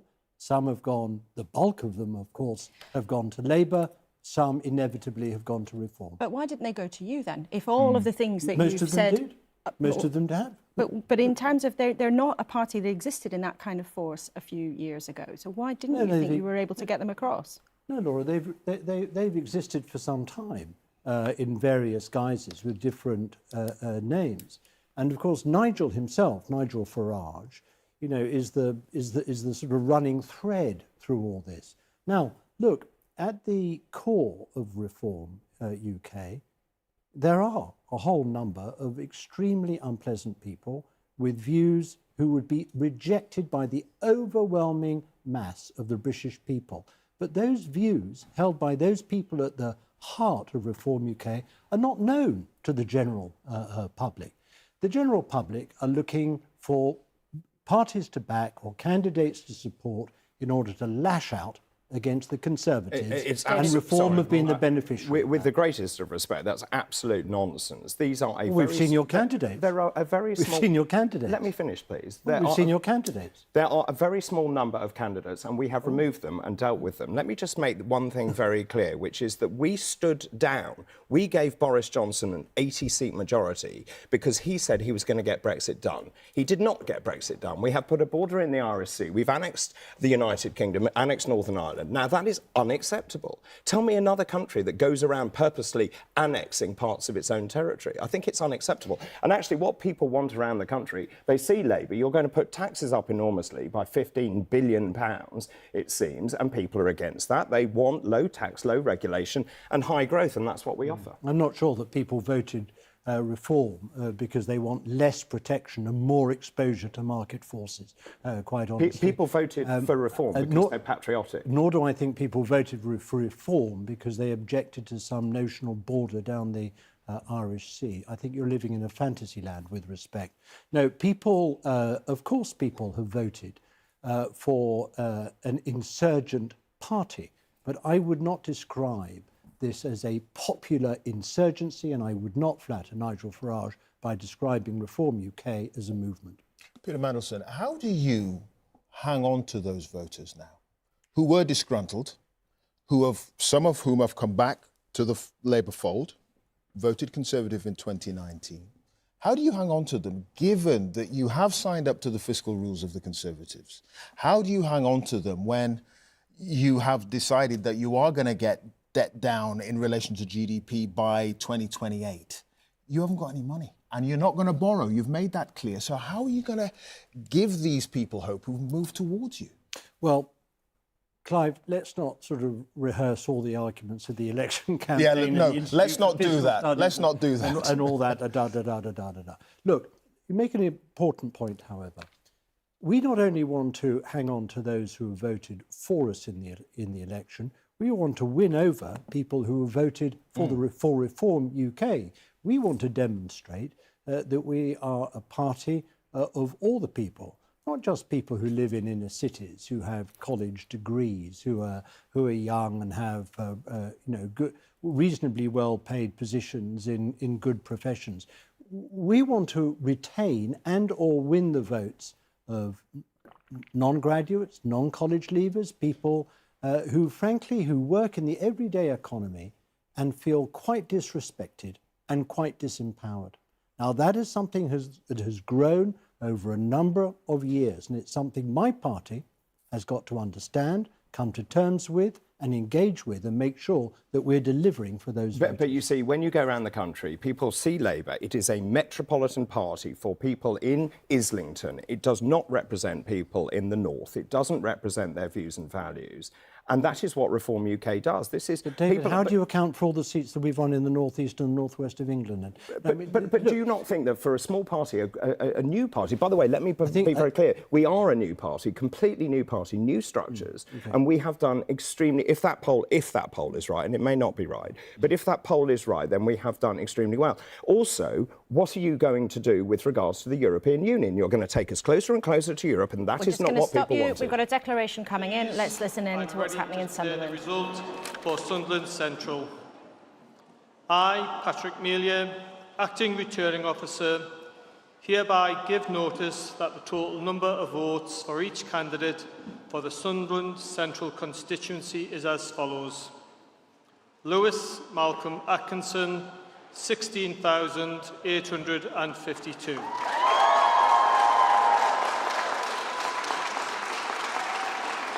Chris Einon, 10,779. Rachel Sarah Featherstone, 2,993. Niall Dane Hodson, 3,602. Greg Peacock, 5,731. The number of rejected ballot papers was 99. The turnout is 52.6%, and that Lewis Malcolm Atkinson has been duly elected to serve as member for the said constituency. Well, beaming Lewis Atkinson there, NHS manager who's won the seat for Labour with 16,852 votes. But again, we see that fascinating state of the race there. Reform not just beating the Conservatives into second place there, but almost getting twice as many votes of them, leaving Labour with a majority of 6,073. No surprise whatsoever, that's a Labour hold, but fascinating and worrying for Conservatives seeing Reform in second place. Yeah, and a low turnout as well, and that's been a feature of the first two races that we brought you the declarations from. Let's look at the share. You've got Labour flatlining there, Reform up 15 points, the Conservatives down 21. There you go. That is what is happening so far, and it's early days, no question, but Reform are eating into the Conservative share of the vote there. And look at the swing there from Labour to Reform, 7.7%. And you see that kind of move there. And Peter Mandelson, we're hearing from our numbers that there is a 91% chance that Reform might take your old patch, the constituency of Hartlepool. If Hartlepool is won by the Reform Party, how would that feel for you? It would be, I'd feel extremely bad and very disappointed, and I'd be surprised if it happened. You would be surprised.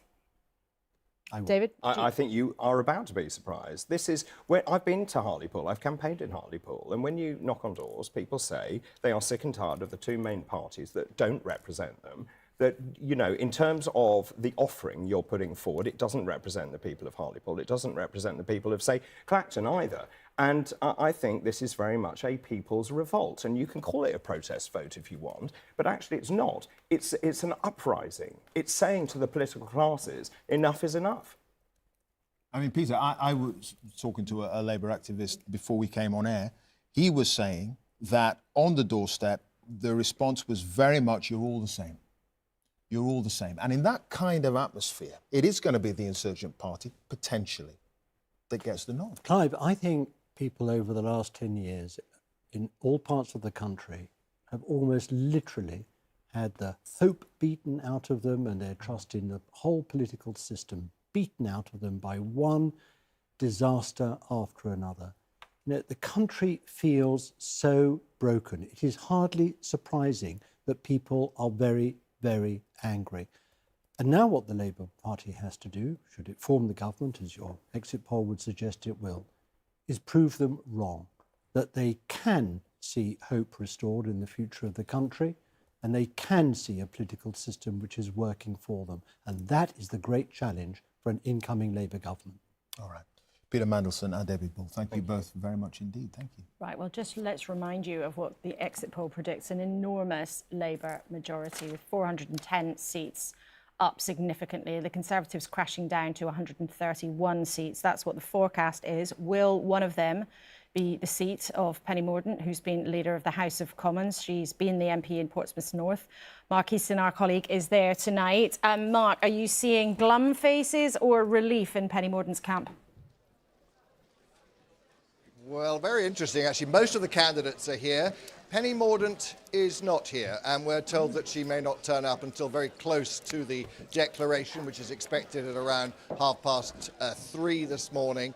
Incredibly busy counting going on right now.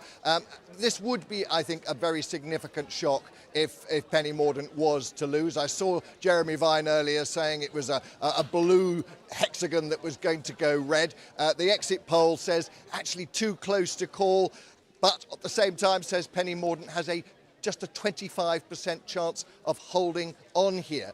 The swing required for her to lose, if you just look at Tory to Labour, would be 17.2%. But what the sort of chatter is in this room is that actually what we're seeing here is a big increase in the reform vote, just as you've been talking about all evening. Some people are suggesting we might have sort of 25% reform vote in Portsmouth North, which would be a huge success for them, and perhaps would be the explanation for why indeed Portsmouth Guildhall is going to see one of the big shocks of election 2024. Mark, thanks so much. Well, give us a wave if Penny Mordaunt turns up at her count a bit later in the evening. Let's see what happens there. Yep, 3 seats declared so far. 3 Labour wins. So far, so normal, but the turnout has been low, and the story is reform. Their share of the vote going up in those 3 counts so far. That's not going to be an issue, we think, in Northern Ireland.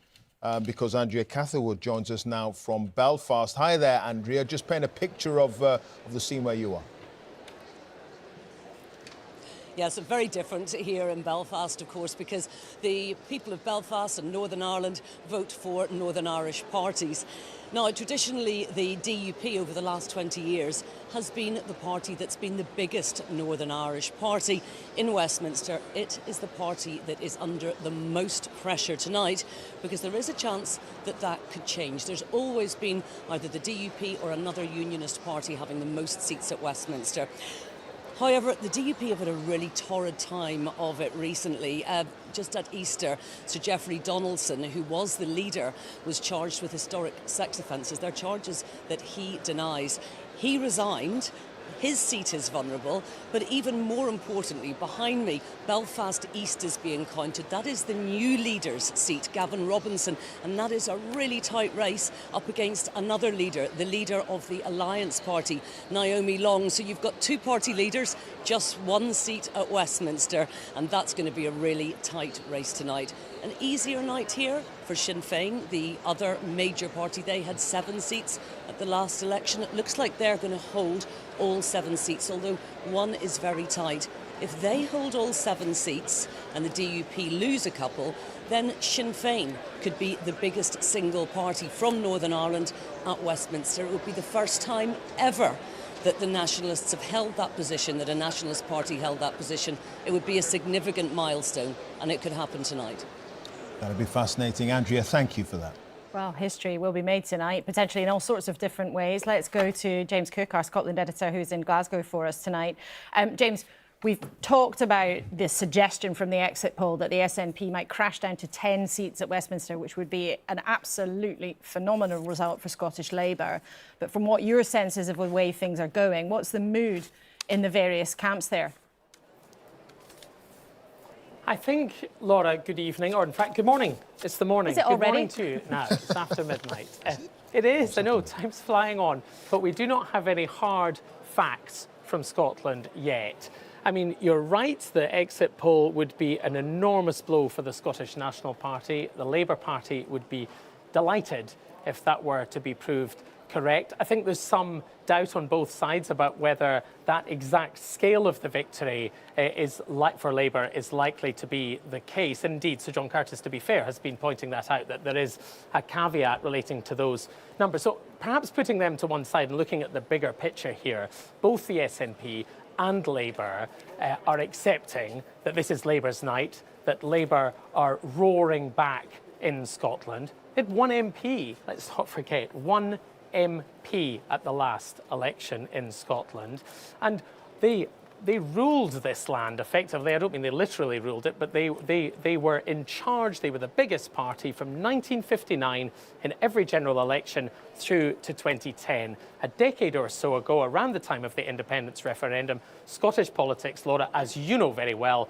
was completely scrambled, and it remains scrambled. And I think what's interesting is, why has there been such a surge in support for Labour? Lots of the voters that I've been talking to travelling around the country have been saying, one, they want to get the Tories out. They don't think they're doing a good job. I'm generalising, of course. Two, they're not delighted with the performance of the SNP and concerned about some of the other things going on with the party in terms of a police investigation into its finances and so on. But three, have I heard massive enthusiasm for Labour from voters?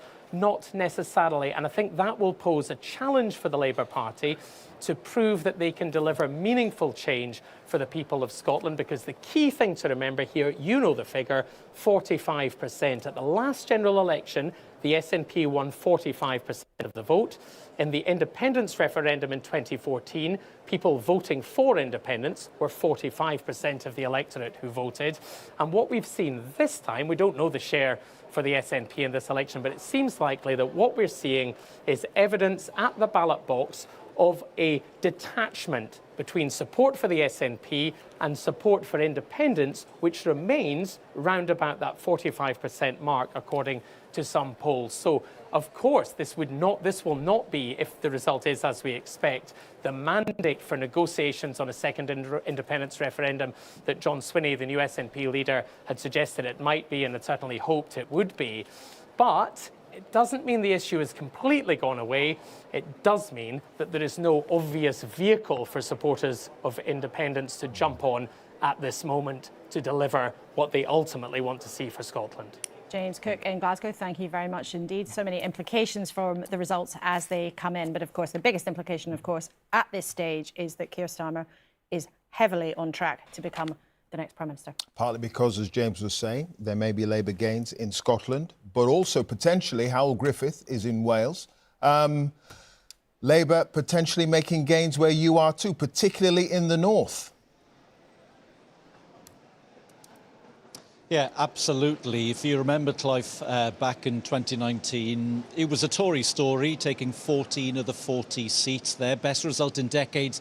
Tonight, as we speak, we're on wipeout watch. Now, the boundary changes mean there were fewer seats to play for, but essentially, using that exit poll, it may be that the Tories are down to one single seat. And that comes with lots of caveat, not least the fact that it's not a Tory candidate fighting for it. It's Montgomeryshire and Glyndŵr, a name that's been in the headlines because of the betting scandal. The candidate there, Craig Williams, suspended by the party, but according to the exit poll at least, okay, Howell, he may well be the only one Sorry to about survive that. this Sorry, vote. we've got a declaration coming up. Swindon, tonight we get our future back. You voted for change, a changed Labour Party that would change our country for the better. After 14 long years of Conservative government, change is coming.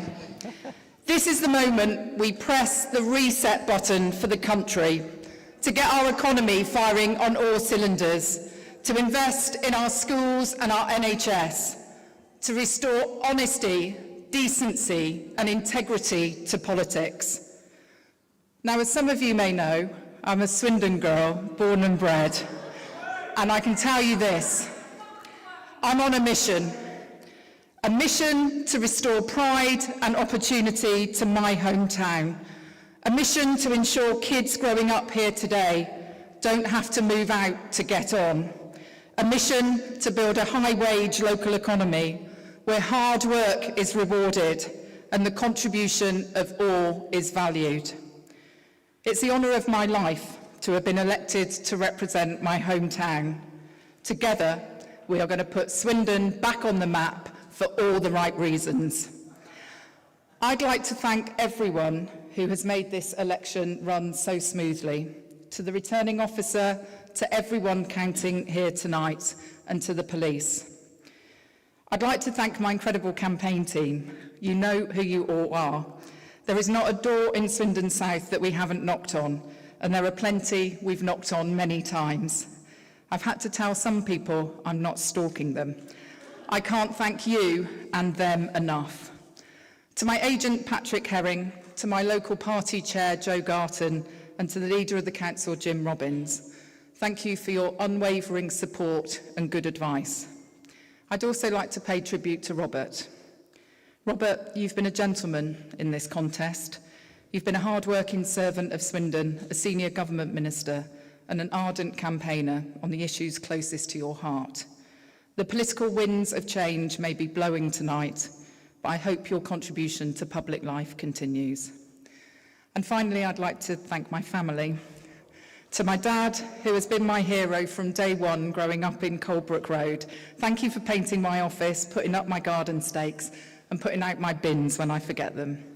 Thank you to my mum for refilling my freezer, for providing a one-woman news monitoring service at the Swindon Advertiser, and for always believing in me. And thank you to my husband, Martin. 2 years ago, I said I wanted to come home. We uprooted a life we had built together in South East London, and you didn't blink. I simply wouldn't be the person I am without you. Thank you, Swindon. Thank you to all those who voted for me, and to those who didn't let me say this. I am here for you. I will represent our whole community with dedication and humility. Swindon, thank you for giving me the opportunity to serve. I won't let you down. Well, there, Heidi Alexander, a former MP, now becomes the new Labour MP from Swindon South. That's the first Labour gain from the night. She's taken the seat from Robert Buckland, the former Tory minister. He's the first Conservative to lose. Let's listen in. Officer and the incredible counting team that makes Swindon one of the most efficient counting centres in the United Kingdom. I know you've all been working for much of the day and for the rest of the night. There are many friendly faces here who we need to rely on for democracy to happen, and that's what's happened tonight. I'd like to thank the people of Swindon South as well, or should I say South Swindon, the seat that I had the honour of representing for 14 years through 4 elections. Although it was not to be for a 5th time, I owe a huge debt of gratitude to the tens of thousands of fellow residents who have supported me over the years and who continue to do so at this election. And to those who didn't, I say my good wishes and that my hopes go with you for the future of our town, my home, and our country. And I want to thank Heidi for her heartfelt words, and I genuinely wish her well. She is a person who comes to this with goodwill and the right motives, and I'm glad that on a personal level she's able to serve once again. I want to thank my family, my wife, Sian, my children, who have, through the 20 years that I have been a candidate and MP here, put aside their priorities, not just for mine, but for the people who I served, and for my incredible campaign team, who ignored the national polls and worked day and night to help me in this campaign, and I owe them a huge debt of gratitude. Now, tonight's result means that I cannot, for the time being, be a direct participant in our parliamentary process, which you know I value and love dearly. I'm proud of the work that I've done to advance the cause of autistic and disabled people in our country and people who live in abusive and controlling domestic relationships and the victims of serious crime in particular. I'm deeply proud of the investment that I've helped to secure for Swindon, from the new A&E at GWH to the vitally important heritage work at the Health Hydro and the Honda site redevelopment. But there's much more, of course, to do. I wish Heidi well, and I know that she will carry on the work that I have started. Now, our very political system is at a crossroads. Do we value those who work to bring people together and who come into politics to do something rather than be someone? Or do we shrug our shoulders and accept that politics is a mere circus where people compete for attention by saying things that they either know to be untrue or which raise hopes and expectations in a way that further erodes trust? I know what side I'm on. I know what choice I would make. And I believe with sincere and fierce conviction that my party has to make the right choice too, if we are to inspire a new generation with the real promise of a better future. Thank you, Swindon, for giving me the opportunity of my life to make a positive difference to our town and our nation. Well, two speeches full of strong convictions there. The main headline, Heidi Alexander, who was a former Labour MP, has got a huge swing of 16% and will return to Parliament this time as the MP for Swindon South. But also a very fierce speech there from Sir Robert Buckland, the former Conservative Cabinet Minister, who accused some in his party, not directly, but it was very clear what he was saying. He was asking whether they value people who work together or whether those who accept that politics is a circus and say things to be untrue. So, a taste there of some of the very fierce fights that may well be ahead for the Conservative Party as the night and the days progress after what appears to be on course to be a shattering defeat for them. Yeah, and the civility shown, both well, it's something that you don't see that often, frankly, in our modern politics. And I think it's important that we reflect on that, Sadiq Khan, because Heidi Alexander left a very good job in Lewisham as the MP to go and work for you. And you were saying, as she was giving her speech there, that you were taking credit for that, that victory. Heidi, I wasn't. I was with Heidi 2 days ago in Swindon North and Swindon South, 2 seats we've got to win. And looks like we're going to win those. I've got to give credit both to Robert and to Heidi for those speeches. I think you won't see two classier speeches during the course of this night. But it's, I think, the start of what's going to be a great night for Keir Starmer's Labour Party. I think you're going to see across every region of the country Labour making gains. I think you'll see Labour, the biggest party in England, Scotland and Wales. And it's quite remarkable because Heidi and I sat through 2019 when we were genuinely fearing our party was on the brink of extinction. Heidi came to work for me as my Deputy Mayor for Transport. Lo and behold, in 4.5 years, Keir Starmer's taken us to the cusp of power. Quite remarkable, unprecedented. And hopefully during the course of the night, you'll see more and more Labour gains, Labour gains, Labour gains. That's the first one. Did you think this night could ever be possible within the space of one Parliament?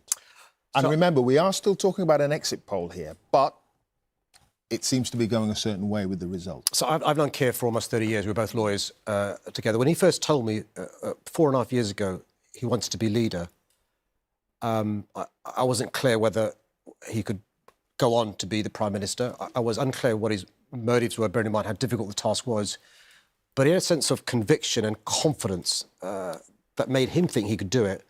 He made us believe he could do it, and he's worked so hard. He's built a team around him. The shadow cabinet, MPs, candidates, our staff, our volunteers have followed Keir's confidence and leadership. It's been difficult. There's been some wobbly moments. There have been times where, we've thought it wasn't possible. In my wildest dreams, 4.5 years ago, did I think we'd be here? No. Keir did, though. and he deserves massive credit for getting us here. Sadiq, Mayor of London, you sound a bit like though you thought he was crackers to take it on. Well, look, I love Keir, and I said to Keir, you know, one of my best friends took on this job in 2010. We fell short in 2015. Ed Miliband, you're referring to? Yeah, I've seen great politicians take on the worst job in politics, being leader of Her Majesty's official opposition. Keir said he believed in himself, he believed in his vision. He knew about hard work, but Keir's motivation is public service. This guy took on cases for me without taking a fee. He would act for clients without asking for money. He believes in hard work. I think what you'll see is him being magnanimous tomorrow, him being humble, and him demanding every Labour MP served with humility. Just to say that we've got another Labour hold. This is in Washington and Gateshead South. Labour have hung on to that seat. Sharon Hodgson is re-elected there as the MP. So that is 5 seats for Labour, 4 holds, 1 gain. So a lot of those seats, in fact, all those seats are in the north. No, Swindon, we had Swindon South. So most of those seats in the north. What is it about the northeast? It's a special place, the northeast. It's just a special place. And interesting. They know how to add up. Yeah. Well, Naga and Sally told us about all the lengths that they'd gone to in the special paper and all the stuff. But interestingly, that seat in Washington Reform also, it appears, in second place there. But we'll bring you that result in detail when we have it. But Reform, just one of the headaches for the erstwhile Conservative leader Rishi Sunak. But of course, the huge move to Labour we're seeing is the biggest problem for him of all. Let's check in again with Victoria Derbyshire. Victoria, you're at the count now. Have you managed to glean anything from Conservative supporters there? Honestly, Laura, not particularly. I can tell you that the verification of the ballot papers is almost complete, and the actual counting of the real votes will begin, I'm told, in about half an hour. There's a sort of quiet hum here as the verification continues. What I can tell you is, and I'm sure it's the same for you, Laura, the number of WhatsApps I've been receiving from senior Conservative politicians, which range from despair to some scepticism about the exit poll, particularly when it comes to the number of seats Reform are projected to win, and also some Tory MPs trying very, very hard to look for some positives in that exit poll. One senior MP's reaction to the exit poll was an expletive, which obviously I won't repeat right now in the early hours of the morning. A family show, Another like said tonight. the exit poll is yes, exactly, which is why I'm not repeating it. Another said it was dire, and that he actually couldn't see the Tories even getting 131 seats. He thought Reform would get more than 13.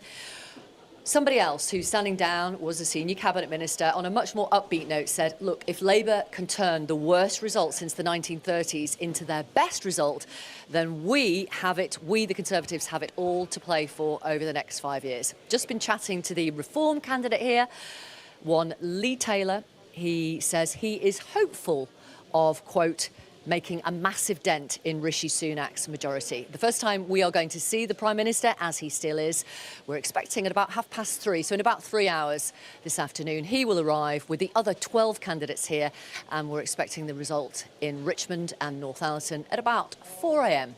this morning. Victoria, thanks very much indeed. We'll talk to you later.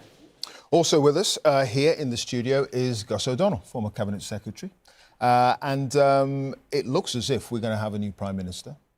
Yes. Now, how is the civil service preparing for that? Well, they've been preparing for a long time for all possible options, but this one looked very likely given the polls.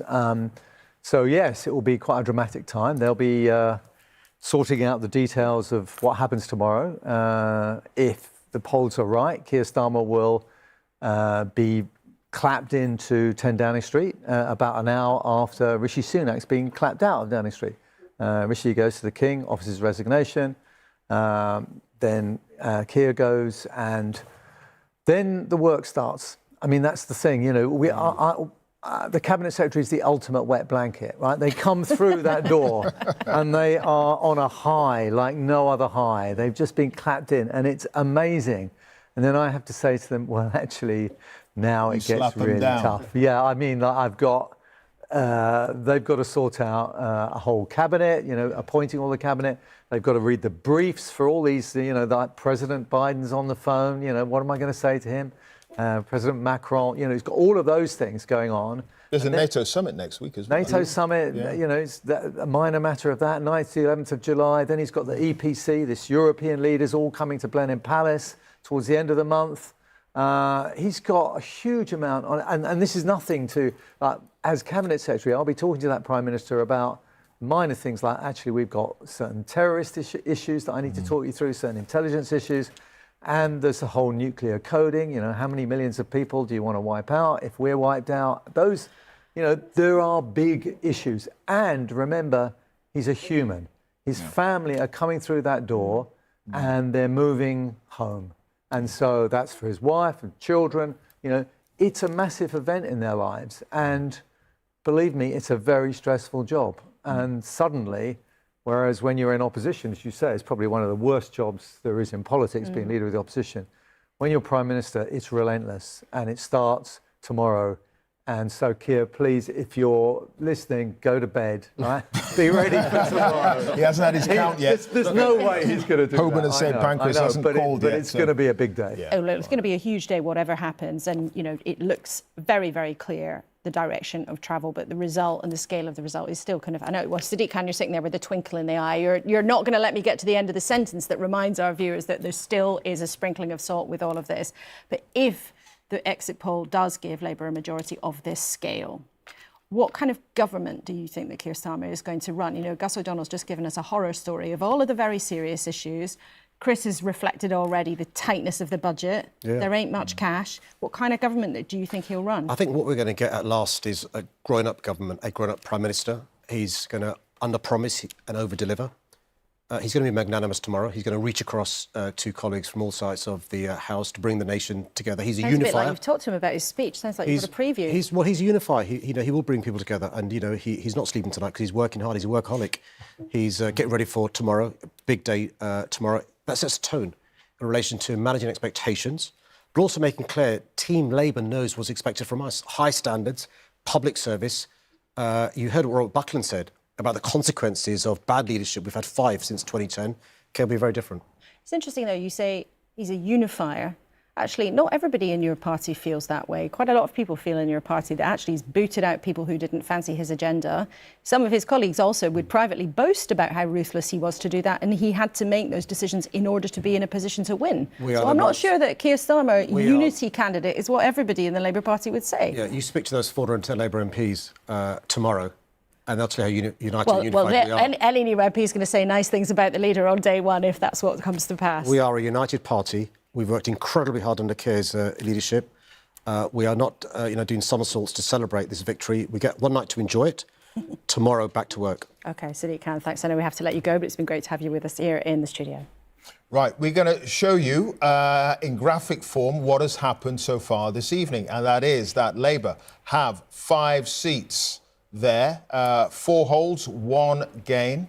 And it looks as if Reform are in second place there, but that's actually because of the wonderful way that their share vote has been holding out. They have been coming second in so many of the seats that have taken place so far that we've had declarations on. So that's why they are up there with Labour, because of the size of the share of their vote. But all the declarations so far this evening have been for Labour wins.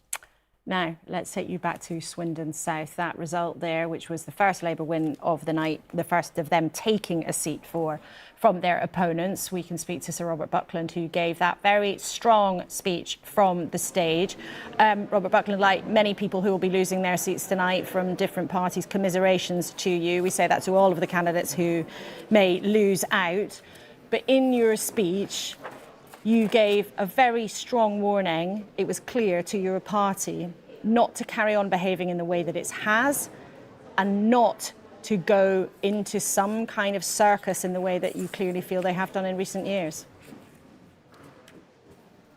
Yeah, Laura, I'm fed up of performance art politics. I've watched colleagues in the Conservative Party strike poses, write inflammatory op-eds and say stupid things they know have no evidence for, instead of concentrating on doing the job that they were elected to do. I've had enough of it. I want the Conservative Party to get back to the ethos of doing stuff well and being competent, not pretending to please the media. If we can get get back to that, then I think we have more than a fighting chance at the next election. But we need to do it quickly and we need to wake up now. Who in particular are you thinking of has done that? You even say people have said things that are untrue. Well, look, I think that we've seen in this election an astonishing ill-discipline within the party. I mean, to see articles being written before a vote is cast in the general election about the party heading for defeat and what the prognosis should be is spectacularly unprofessional and ill-disciplined. That's not the Conservative Party I joined or have been an active member of for now nearly 40 years. I expect more from colleagues. And I also expect colleagues in senior office to actually get a grip of their brief and portfolio and actually understand that politics is about hard choices, it's about doing the detail. Now, the Prime Minister understands that, and he is an admirable example of how to do the detail. But what is also missing is a narrative. What are we saying, particularly to younger voters? You know, in Swindon, I've got a younger than average demographic. What are we offering to them about owning their own home and having a share in the future of our country? Where's this ambition gone for our country? You know, the Conservative Party is more than just a desiccated management machine. We should be representing with passion the hopes of the next generation. And whilst we have done admirable things on education and supported older people in our society, we've really now got to look fundamentally at what we do for younger people. And it's not about left and right, Laura. It's about actually those who want to come into politics to do things rather than to be somebody. Now, I've lost my position. You know, I'm a member of the public again. Great, I'm Joe Public. But I tell you this, my political career is not over. And for the party that I love, I will do everything I can to make sure we are a credible party of the nation once again, because that is where the Conservative Party wins, and that is what millions of people out there are crying out for. Those people who stayed at home today were telling us just as much as those who switched that they weren't happy with the Conservative Party. We've got to do better, and we've got to accept the judgment of the electorate quickly. And everyone watching will hear, Robert Buckland, tonight, the conviction in your voice and how strongly you feel about where it's gone wrong for your party. You say it's been spectacularly ill-disciplined and ill-judged for colleagues to talk about losing the election before it has actually happened. I assume there you're referring to Suella Braverman, the former Home Secretary, who did as much in the pages of the Daily Telegraph yesterday.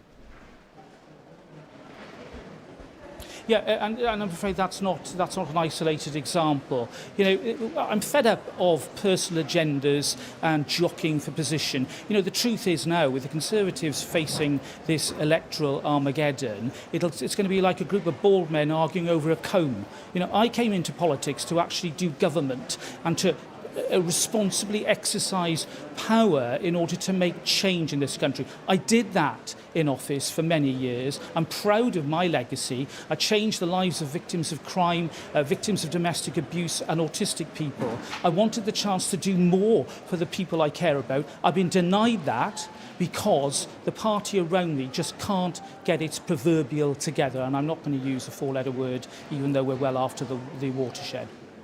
Robert Buckland, Clive Myrie here. I mean, there is going to be a battle for the soul of the Conservative Party after this. If these early results are borne out more widely and the exit poll is correct, there is a sense that the party could lurch even further to the right and have those kinds of characters that you're criticising be in charge of the party. Well, that would be a disastrous mistake, and it would send us into the abyss and gift Labour government for many years. You know, what happened tonight was a big vote for change. Now, Labour are going to get a big majority, but, you know, and congratulations to them and good luck to the new Prime Minister. But it's not necessarily going to be the deepest of majorities for them, and they're going to need to listen to those who are in the minority. I'm so sorry, I'm going to have to interrupt you there. We've got a declaration here. Central and West Ward is as follows. Ali Afe, Liberal Democrat, 1,946. Francis Lazok, the Conservative Party, 4,228. Ashton Hector Muncaster, Reform UK, 7,815. Chi Onwurah, Labour Party, 18,875. John Pearson, Green Party candidate, 3,228. Habib Rahman, Independent, 1,636. Yvonne Ann Ridley, Independent, 3,627. And that Chi Onwurah has been duly elected to serve as a councillor, as a Member of Parliament for the Newcastle upon Tyne Central and West constituency. Thank you. The Reform candidate is unwell and has had to leave the count. So I now invite Chi Onwurah to speak. Thank you. We wish the Reform candidate well there. Ill, not able to make the count, and that's Ashton Muncaster. But they've come second. He's come second in that race. Labour holding on to that seat with a majority of 11,060. The turnout, again, fairly low, 54%. But Reform have beaten the Conservatives into second place. And that is, so far, and it's early, but it's the story of the night. A pattern we might see replicated across the country. Let's take a closer look at the numbers. Labour down 14% in Newcastle Central. So no question whether they were going to hold the seat, really, but see a real drop-off in their support as Reform comes up by 11%, but the Conservatives crashing down by 16%. But let's show you the movement from Labour to Reform. Again, we're in the northeast, but not one of the areas like Sunderland where there was such a pronounced Leave vote. A very interesting pattern we're seeing there, Chris. I mean, we should underline it's a Labour win, but what's happening between Reform underneath the surface is fascinating, isn't it? It is, isn't it? And then we can piece together, I think, an element of what we see there in the numbers, not just in that seat, but in some of the earlier ones as far as Reform's performance, and then unpicking the language, the words that Robert Buckland was using to you there, Laura, in your conversation. Robert Buckland, a mild-mannered chap, but my goodness, you could hear his fury, his anger at his own colleagues, not just that article written by Suella Braverman, the former Home Secretary, in The Telegraph just the other day, but sketching out, as he sees it, what the party needs to avoid in the post-mortem that we're now seeing playing out on our programme tonight. Bald men fighting over a comb, talking about the prospect of the row to come in his own parliamentary party, which he won't be a part of. Really angry, though. Really angry. And as I say, you know, Robert Buckland, for viewers who perhaps don't follow politics as keenly as others may, is not someone who grabs megaphones and shouts loudly into them for the sake of it. He's a mild-mannered, understated chap by normal demeanour. And there you could see just how angry he is, and just how angry he is in particular at his own colleagues, in his view, contributing towards the difficult night for the Conservatives and his own demise. Yeah. All right, Chris, thank you for that. It's going to be an interesting night, clearly, and we've got enough results now and the exit poll. And I don't know about you lot, but I think it's about time we saw the swingometer. Ooh, indeed, yes. And Jeremy Vine has the swingometer in question in Cardiff. Jeremy. Funny you should mention that. Yes, right here with it, Clive. So let's just explain. The swingometer measures the movement of votes between parties from one election to another. And if the proportion of votes stays the same, then the swing would be 0, and you can see the needle here. And if that were to be the case, then all the red seats stay red and all the blue seats stay blue. It's not going to be 0 after tonight. We were listening, weren't we, to Robert Buckland. You can see over here, his seat would fall on a 6% swing. There it is, Swindon South, and so it did.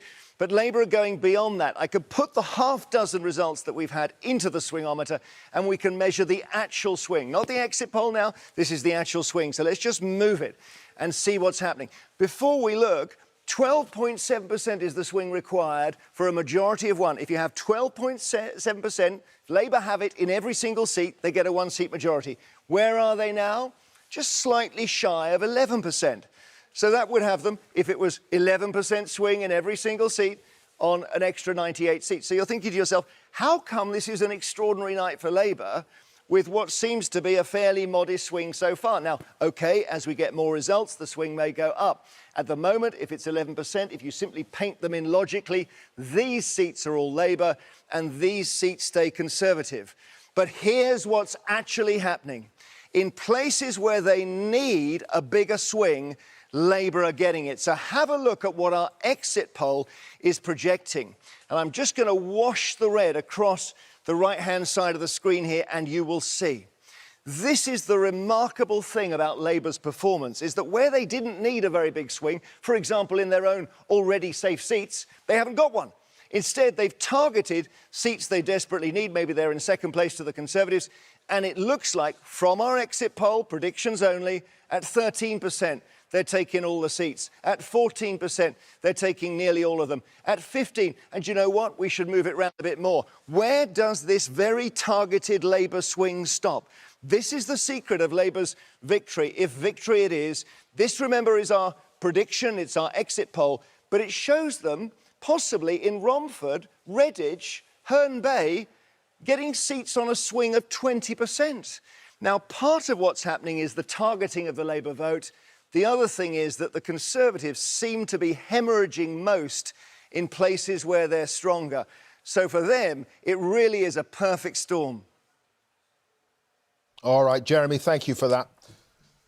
It's interesting, isn't it? You promised a swingometer. It's an absolute swingometer, for a very, very fancy swingometer indeed, ready for 2024. It's not even a real swingometer, it's a virtual one. You remember those the real ones that they had in the studio? Cardboard. Bit of cardboard, yeah. Well, it's all high-tech now. I got paid £100 by the BBC to programme swingometer. Oh, really? You got, hang on, so former Cabinet Secretary Augusta O'Donnell, this is a big revelation. We should welcome Don Butler from Labour, who's sitting alongside. You got 170 quid for working on a swingometer. Working with David Butler, we had a calculator and we turned the handle of the calculator, a piece of paper come up, I'd hand it to David Butler and say, the swing is 5.4% and the turnout is up, whatever. Oh, well, there you go. Well, you heard it here first. Come on that much. What do you mean things haven't come on that much? Blimey, but we welcome you, Don Butler, from the Labour Party, and we'll check in with you shortly. Right, we're going to go to Islington. And Helena Wilkinson, who's standing by there. And that is, I'm assuming that's Islington North for the Jeremy Corbyn count. Oh, I got that wrong. I've got that wrong. Oh, no, I've got that right. Right. You have got that right, Clive. It's also, we're expecting two declarations here for Islington North, Jeremy Corbyn, and also Islington South and Finsbury. What I'm going to do is step out of the camera because I'm sure you want to see Jeremy Corbyn on the count floor, get a better view of him. You can see him having a chat to various people there. I saw him arrive about 40 minutes ago, looking relaxed. He's been chatting away. In the last 10 minutes, he did look at his watch, so keen to probably get a move on and get the declarations out of the way. But this is a unique battle here because Jeremy Corbyn is standing as an independent against the Labour Party, the party which he was once leader of. And as I say, it is a very unique battle. Now, in terms of how his team are feeling, well, I think they are feeling positive, but it's interesting that no one really wants to talk to us yet because I think the result at the moment in terms of predicting it is quite uncertain. But Jeremy Corbyn there standing as an independent candidate against the Labour candidate Praful Nargund. He is yet to arrive, but we've also, as I say, Clive, waiting for Emily Thornberry, who is a candidate in the Islington South and Finsbury seat here as well. The hard work is continuing here. Verification for most of the areas is now complete, and so the counting is well underway. Lots of sweets laid out on tables. The bags have not yet been opened, but I did see one of the counters unwrap a banana. So clearly they need a bit more energy. Oh, yes. We need some bananas here in the studio. I've only got some bit of fruit, nuts, peanuts here, but no bananas. I did suggest actually that. Oh, you've got some. Yeah, okay, I'm going to have one of those a little bit later on. Off camera, I hasten to add. Right.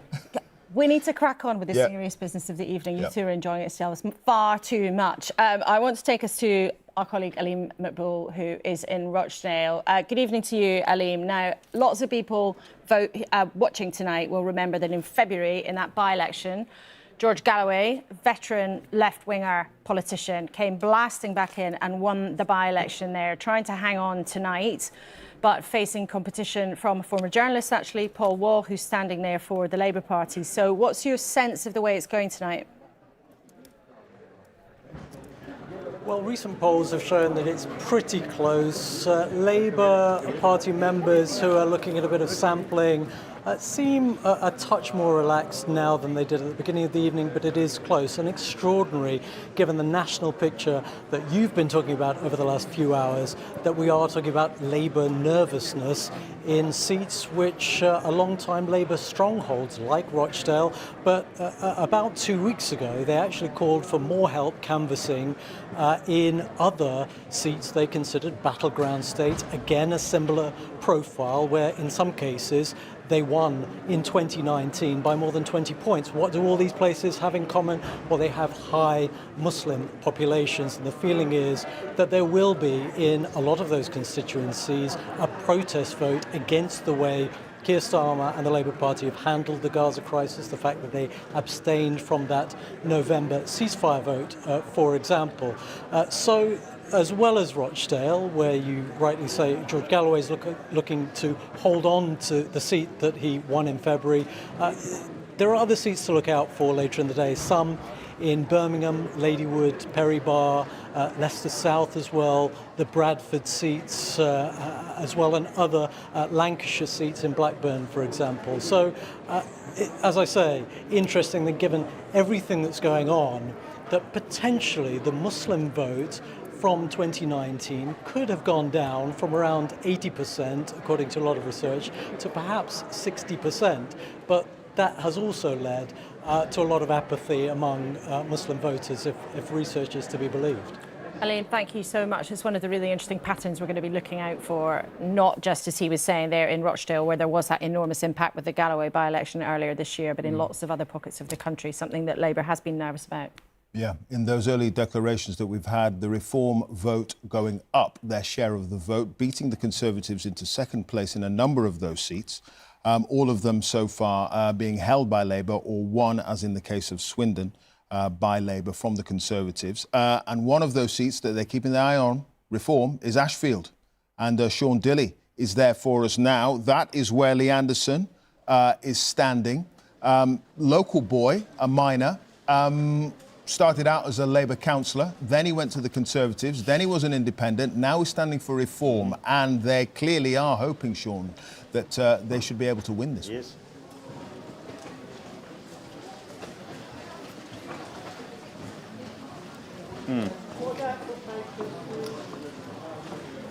Yeah, I mean, Lee Anderson says that his views and his politics hasn't changed. He says the party's has. Lee Anderson isn't here yet. In fact, none of the candidates are here, but who are here are the election agents and the people who represent the parties. I'm just going to bring the camera over my shoulder a little bit of behind the scenes here at Ashfield, because some of the counting, it has been rather close. We've been chatting to various party officials who are standing over with clipboards. They have the ability to look at the ballot papers. The secrecy of the vote's guaranteed, but they get to have a look who's cast, or at least, you know, that boxes have X's in them. So we've had a chat to Reform Party representatives. They say that it's looking on their number crunching, which they do on their clipboards, to be about a 2 to 3% lead to Reform. That's what they reckon. We've spoken to the same people from the Labour Party representing their candidate, Ria Keane, and they say, well, it's too close to call. Well, for want of an old political expression, for some of our older viewers, Mandy Rice-Davies, they would say that, wouldn't they? The big scandal of the night here, though, Clive, is not the price of the coffee. It's only £1 a cup of coffee. But it turns out that they don't take cards. So you have to have cash on you. So it's sort of a bit of an homage to its old-fashioned roots. But you're quite right. People are keeping their eye on Lee Anderson. And if the vote share that's seen in other constituencies or anything to go by, Lee Anderson, though he's not here at the moment, he's certainly going to be encouraged by them. Indeed. Thank you for that, Sean, at the Ashfield count there in Nottinghamshire. Going to be a really interesting result when it comes in. Right, Dawn Butler, thank you for joining us here. London Labour MP. It looks like your party's heading for an absolute massive majority.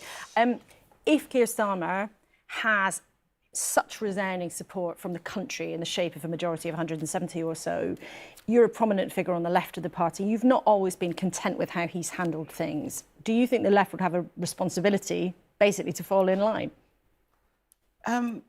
Well, we are a diverse party of and the fact is we need to look at these results and celebrate these results, first of all. This will be a stonking majority that, we should be proud of. I'm in politics to serve, but also to be in government. Being in opposition is not fun. When I entered in 2005, I entered in government and I served loyally under Blair, under Brown. And so, I'm a loyal Labour politician who wants to be in government to govern for the people. And I'm excited about that, Laura. One of the things, though, recently you and some of your other colleagues on the left made no secret of being very unhappy about how the leadership had treated a very long-serving MP, Diana Abbott, who's a trailblazer for so many people.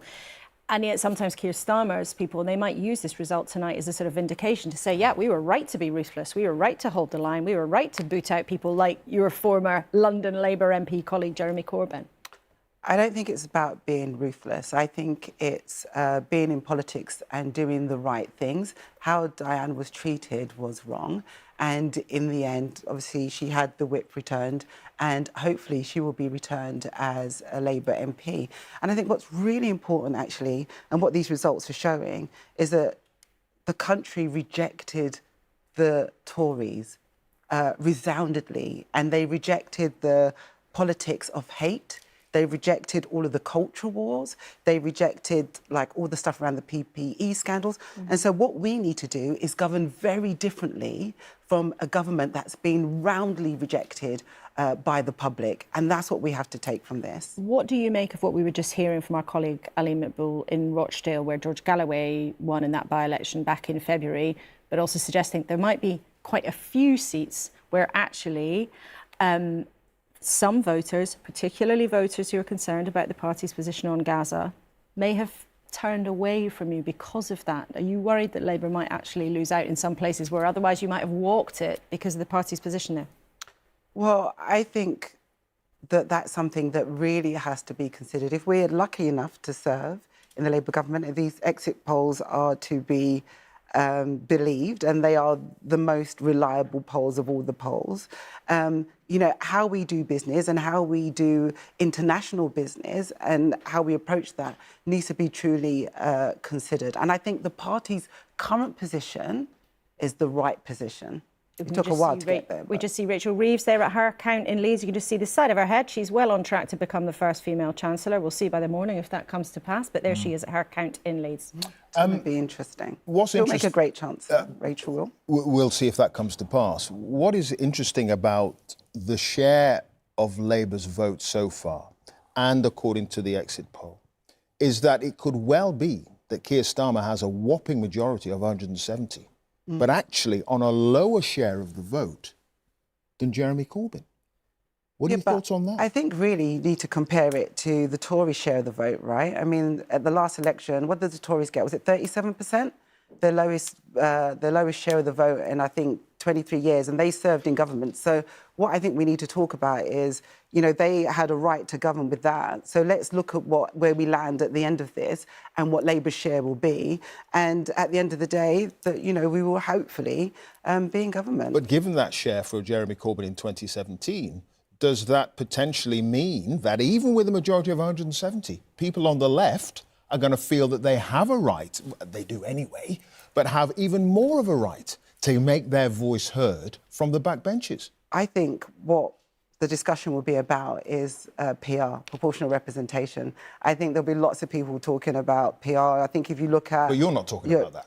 Well, I think the public will be talking about proportional representation and whether we need to have a debate about it. And I've always said that we do need to have a debate about it around the country, because I think we're going to need to look at the share of the Green vote, the share of the Lib Dem vote, the share of the Labour vote, and then we need to do the number crunching when we see that.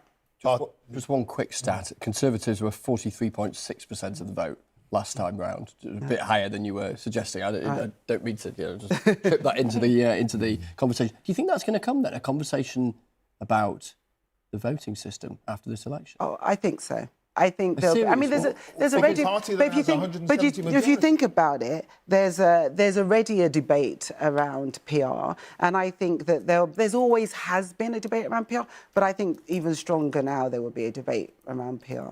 after this. But not at the high echelons of the Labour Party, one suspects. If on their first pass of the post, you're getting a majority of 170. Oh yeah, I mean, we wouldn't argue with the results. I mean, this is delivered for us. But actually, at Labour Party conference, we did pass a motion on PR. Yeah, well, Keir Starmer, I think, once upon a time believed that PR was a good system, but it's not something that made it into the Labour Party manifesto. But Dawn Butler, thank you very much indeed for now. Let's take a look then, as Clive, you were just suggesting there, that the turnout in lots of places has not been great, and the vote share for Labour, despite what looks like it's going to turn out to be a whopping majority, may actually not be as convincing as the way that the Conservatives won a majority of 80 back in 2019. Rita, you've been looking at the turnout. What's it panning out as? Panning out is quite low at the moment, Laura, and this is based on the results that we have in so far. So we've had 6 seats declared so far, and we're looking at 54% turnout based on those 6 seats, which is, you know, it's not resounding, really, is it? 54% was what we got in Newcastle Central. Let me show you the whole graph here, because it does make for interesting reading. We go right back to 1980, when Margaret Thatcher was in power, and you can see there the heady days of turnout were in the high 70s. They went up, actually, in 1992, you know, just peaking there at a little bit below 80%. Then you see something of a decline after 1997 when Tony Blair came in. We have Blair, Brown, Cameron, May, Johnson. The eagle-eyed amongst you will say, well, where is Liz Truss? And there were no elections fought when Liz Truss was Prime Minister, which is why she is not up here on our chart. So at the moment, we are suggesting 54%. Now, that will change over the night, because obviously we've got many, many, many more results to come in. But it looks as if, our number crunchers are suggesting, it looks as if we might be on course in 2024 to have a turnout roughly around what there was in 2005. So that was the election, Tony Blair's 3rd victory, and that was a turnout there of roughly 60% or so, a little bit higher than 60%. Anyway, we'll be keeping an eye on that, but that is where we are at the moment, Laura. Rita, thank you. It's really interesting to see it in that historical context when you see that voters really, really engage, and maybe this time that won't have happened, but plenty of data still to be putting into all of those graphs as the night develops. Well, let's show you again the results of that exit poll. Labour, of course, hopes very much this will make their dreams come true and be something like the real result when we get it in full by the end of the night. Labour there just disappeared. They were on 410 seats projected, with the Tories crashing to 131 seats projected, lower than they were back in 1997 when Tony Blair didn't quite wipe them out. The Liberal Democrats forecast also to have had an extremely successful night, up on 61. But you can see there, Reform suggested they're on course for 13 seats. Now, remember, we're being very cautious about the smaller parties like Reform and the SNP, who the exit poll puts on 10 seats. That would be an absolute thumping for the party who's been in control of the Scottish Parliament in Holyrood for some time. They are expecting to slide back, but perhaps not to quite that low level. And the Greens on 2. They were targeting 4 seats very reluctantly, but the exit poll suggests that they'll have taken an extra 1. But there you are, the big headline, Keir Starmer on the front of Old Broadcasting House with a projected 410 seats. Indeed. Chris Mason, our political editor, is here. You've got a couple of nuggets. Couple of nuggets. So the Liberal Democrats, just picking up on Laura's reflections there on their numbers, they are wearing broad smiles tonight. They're talking about Davies' dozen, the 12 seats that they are declaring victory in. I won't read them all, but just a couple that catch the eye. Wimbledon in southwest London, Cheadle Hazel Grove in Greater Manchester, Wokingham, formerly the seat of John Redwood. And they also think they may well have won in Tunbridge Wells in Kent, which I'm told last went Liberal in 1906. So they are pretty confident there. And also Harpenden and Esher in Surrey. Esher was the seat of the former Deputy Prime Minister Dominic Raab, who was standing down at the election. But just a sense there of the geography of where the Lib Dems are are feeling confident. Of course, we await actual results in all of those. And of course, also the Lib Dems, they're coming up with Davies' dozen. So congratulations to them coming up with the first headline of the night. It's classic. Congratulations, Lib Dem. Labour sources reckoning that, according to their data, perhaps 13 for Reform, as projected in the exit poll, might be at the upper end of where Reform end up. But have you had any hint from Labour HQ of nervousness about some of their seats, even perhaps going to Reform? Because I've been hearing a little bit of that tonight. Absolutely, keeping an eye on some seats in South Yorkshire, for instance, and elsewhere. So, yeah, and of course, both of those things could be true, couldn't they? But let's see. And one other little nugget just before we moved on. Our BBC colleagues on the ground in Basildon and Billericay, where the Conservative Party chairman, Richard Holden, did one of the quickest chicken runs you've ever seen in your life, stampeding to try to find himself a safe seat. But our colleagues there on the ground are suggesting that Richard Holden, who as Conservative chair theoretically should be in charge of this campaign, but he may well end up actually losing his seat. So we'll bring you more news from there as we hear. But that would be another scalp for the Conservative Party to lose to Labour. It's all happening. It's all happening. But what's happening with the person, it seems as if, will be becoming the Prime Minister, Sir Keir Starmer. His seat, of course, Holborn and St Pancras in North London, and Fiona Bruce is there. What are you hearing, Fiona? Well, no nervousness here about losing his seat, I have to say. I mean, the counting is taking place now. They've got twice the number of counters here that they had last time around. Obviously, this is a very big night for Holborn and St Pancras. Let me just show you. So there you've got the ranks of desks, people counting. There's actually two constituencies being counted here. Holborn and St Pancras, which is Keir Starmer's, then Hampstead and Highgate, which is a new constituency because the boundaries have been withdrawn. So they're counting there. They're actually counting on two different floors. Keir Starmer's due to arrive here, we think, about 2:30, and we think that's when we'll get the result. We're all waiting for his moment when he comes. I just thought I'd show you a little bit behind the scenes what it's like while you're waiting for the man who we think is likely to be Prime Minister turning up. Here we are with my colleagues. As you can see, it's a very glamorous setup, and there's a lot of crisps and that kind of thing to fuel everyone keeping on going. The one thing I have managed to find out, I have to say Labour are being very disciplined about what they are saying as the night goes on. They are keeping a very tight rein on things. I've been texting MPs left, right and centre. What we do know is that there is an event happening in central London after this count. The party activists and staff are going to be there. It's a place in central London. They're not confirming that Keir Starmer will turn up, but to be honest, I'd be very surprised if he doesn't. And then we will be trying to follow him there and see what happens later on. OK, Fiona, thank you. Gateshead Central and Wickham, apparently, is another Labour hold. So they have hung on to that seat. Mark Ferguson is the new MP there.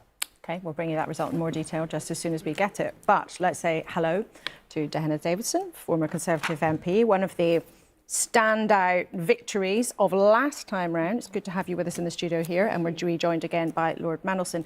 Dehenna, when you look at the kinds of results that we are expecting, this absolute historic crash for the Conservative Party, such a stark difference to when you were elected, why has it happened, do you think? Range of reasons. I think the key one, too, we've been in power for 14 years. It would be very unusual, I think, for a government to win again after 14 years. You know, over the course of a parliament, you make mistakes. Over the course of, what would we have, 5?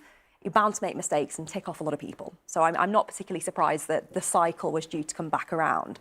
But on this scale, particularly when you do contrast that to 2019, does feel difficult as a Conservative. You know, I'm a Conservative, I believe in Conservative values, and I firmly believe, respectfully, Peter, that we do a better job than the other guys. So to see this kind of result and see a lot of people who I would consider friends, good, hard-working people who've put their all into being members of Parliament, who are set to lose it through no fault of their own, it's devastating.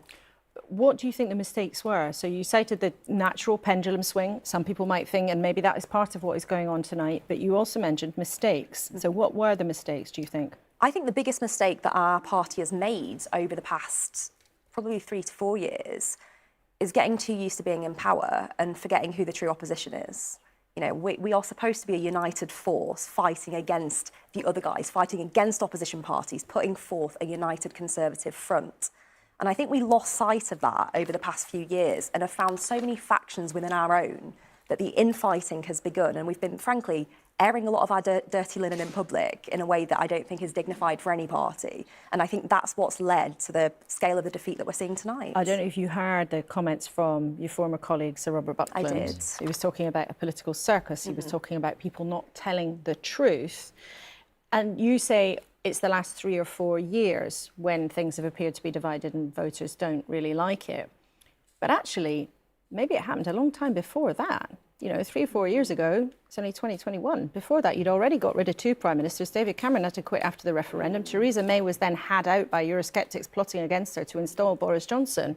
So who do you hold responsible? Because it's not like you suddenly started squabbling a couple of years ago. No, I think, you know, the European debate has existed within the Conservative Party for decades.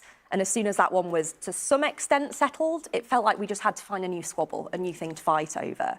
We've been fighting over the kind of culture war issues, over economic policy, taxation, whether we should, you know, cut taxes, whatever. And it's been just really devastating to see because, as I say, airing all that dirty linen in public, I don't think there's a single individual responsible. I think for many people in the morning, once the dust has settled, well, we are in the morning, later on in the morning, once a little bit further, there are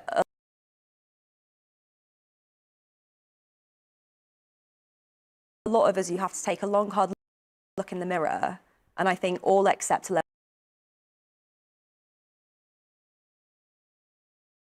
level of responsibility for the position that we find ourselves in now. And not just in terms of the fact that, you know, we're facing a crushing loss, but also responsibility to the country, because, as I say, I firmly believe the Conservative approach is better.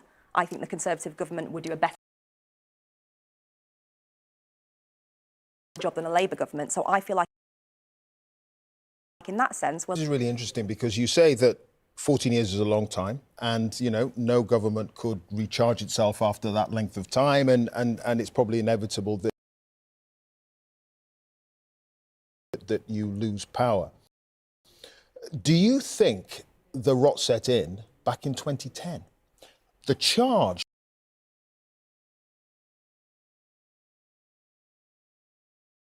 from a lot of those people who are voting reform, who have moved to Labour, schools falling apart, you know, a military that cannot defend these islands, a sense of decline. Is there any suggestion that perhaps that goes back to that austerity budget of 2010? I think there's probably a grain of truth to that, but I think when you look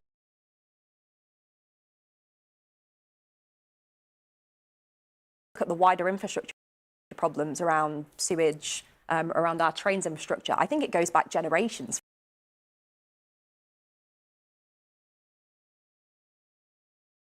Frankly, generations of kind of short-sighted political cycles of trying to get the next quick win and not taking those long-term investment decisions that are going to be better in the long-term future.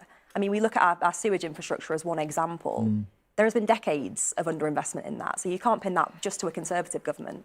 But hang on, you had 14 years. Yes, and also yeah, sure. And your big mantra has been, we're going to cut taxes. If you cut taxes and you haven't got any growth, that means you've got no money to do all that stuff.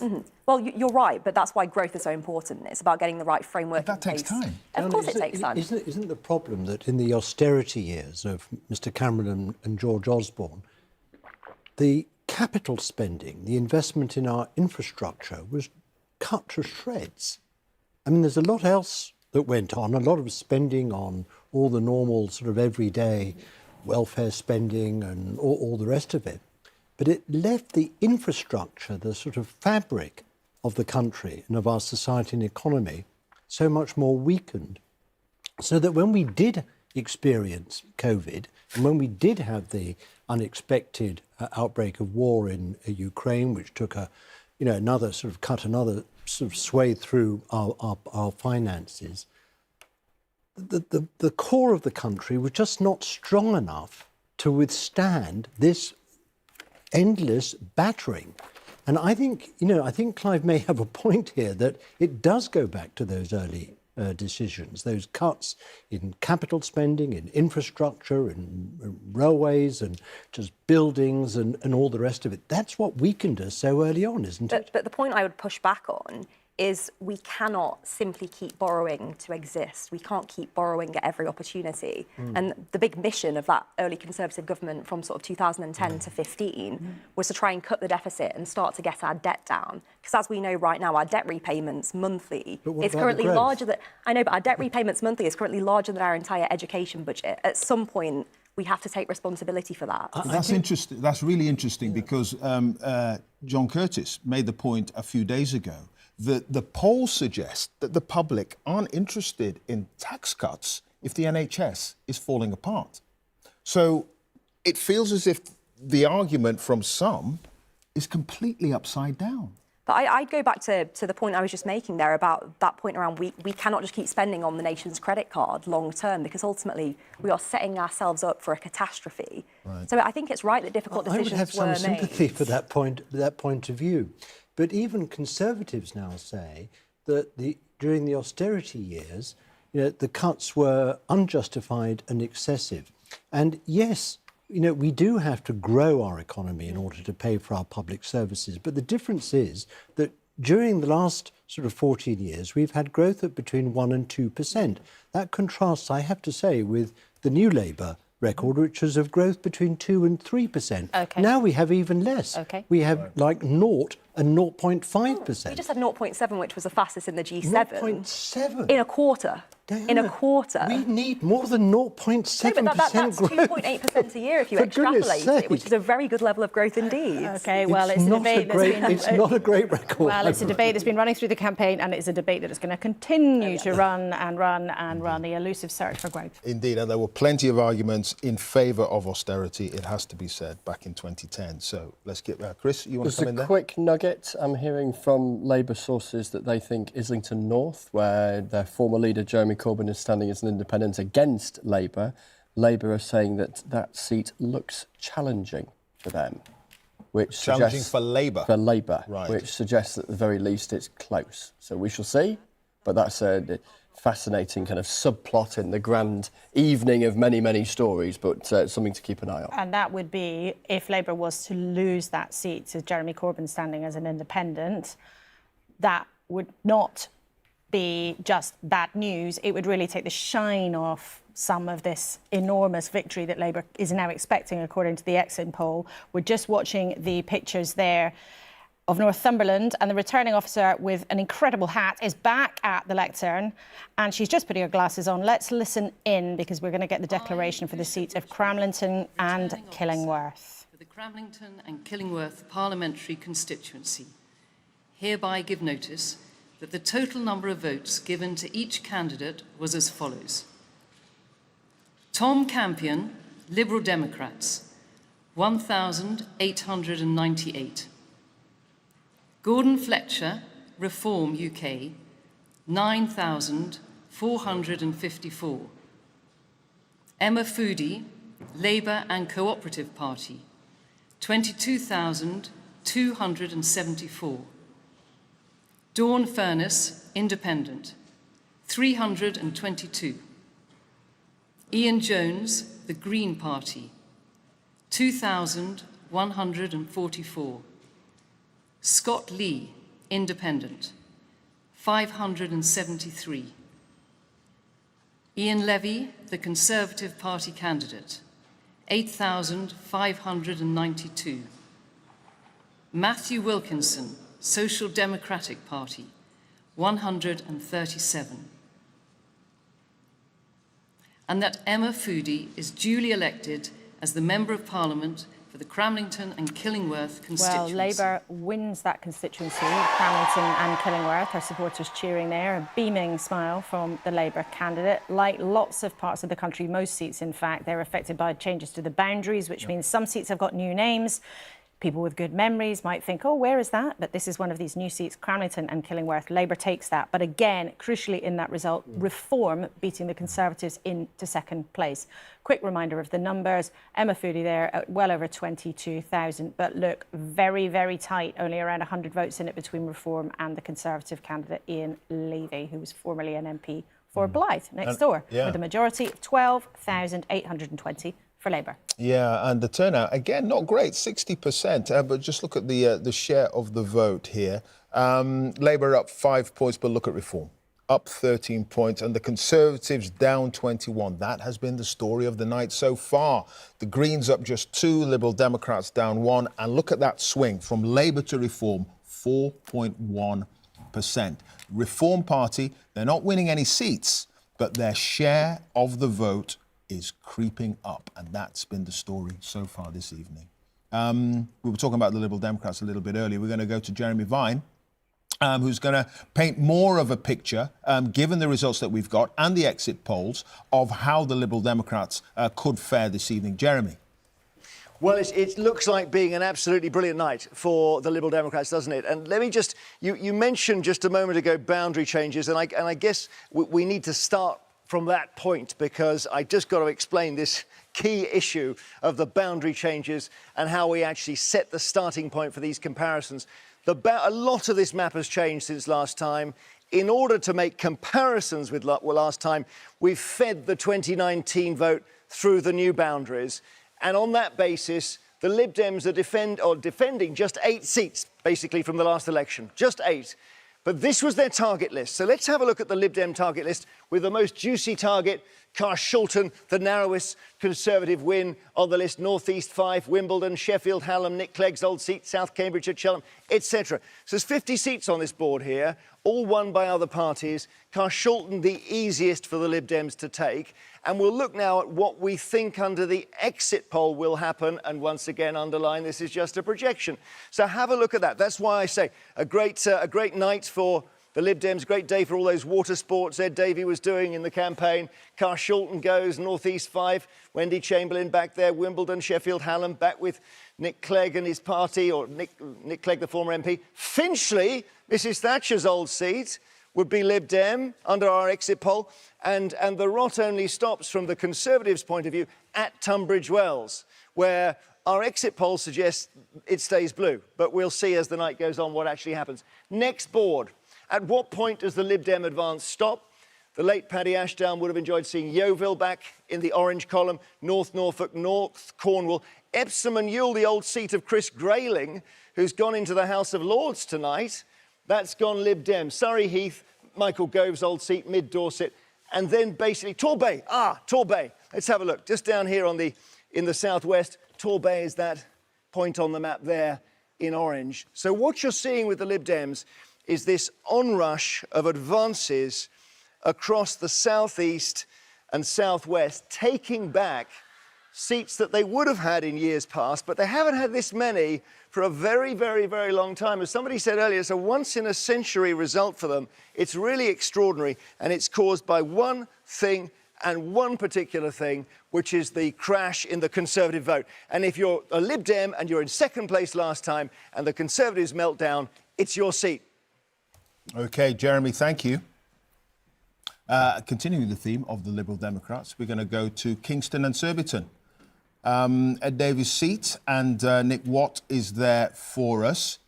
Nick, are they feeling confident there, given how the evening seems to be panning out? Well, the Liberal Democrats, Clive, are indeed feeling very confident. In the last minute, I've just heard from a Lib Dem source who is saying, we now believe they are saying that they've won 47 seats, and that would beat the 1997 result, which was obviously their big breakthrough. And they're saying tonight, this is an astonishing night for the Liberal Democrats. One seat they're claiming to have won is Tunbridge Wells. They are saying the disgusted of Tunbridge Wells have spoken out, and the significance of that is that seat last voted Liberal, as it was then known in 1906. But Clive, what is interesting about all those seats we saw Jeremy pointing out is it's a mix of the old and it's the new. It's old seats like Yeovil and Eastleigh.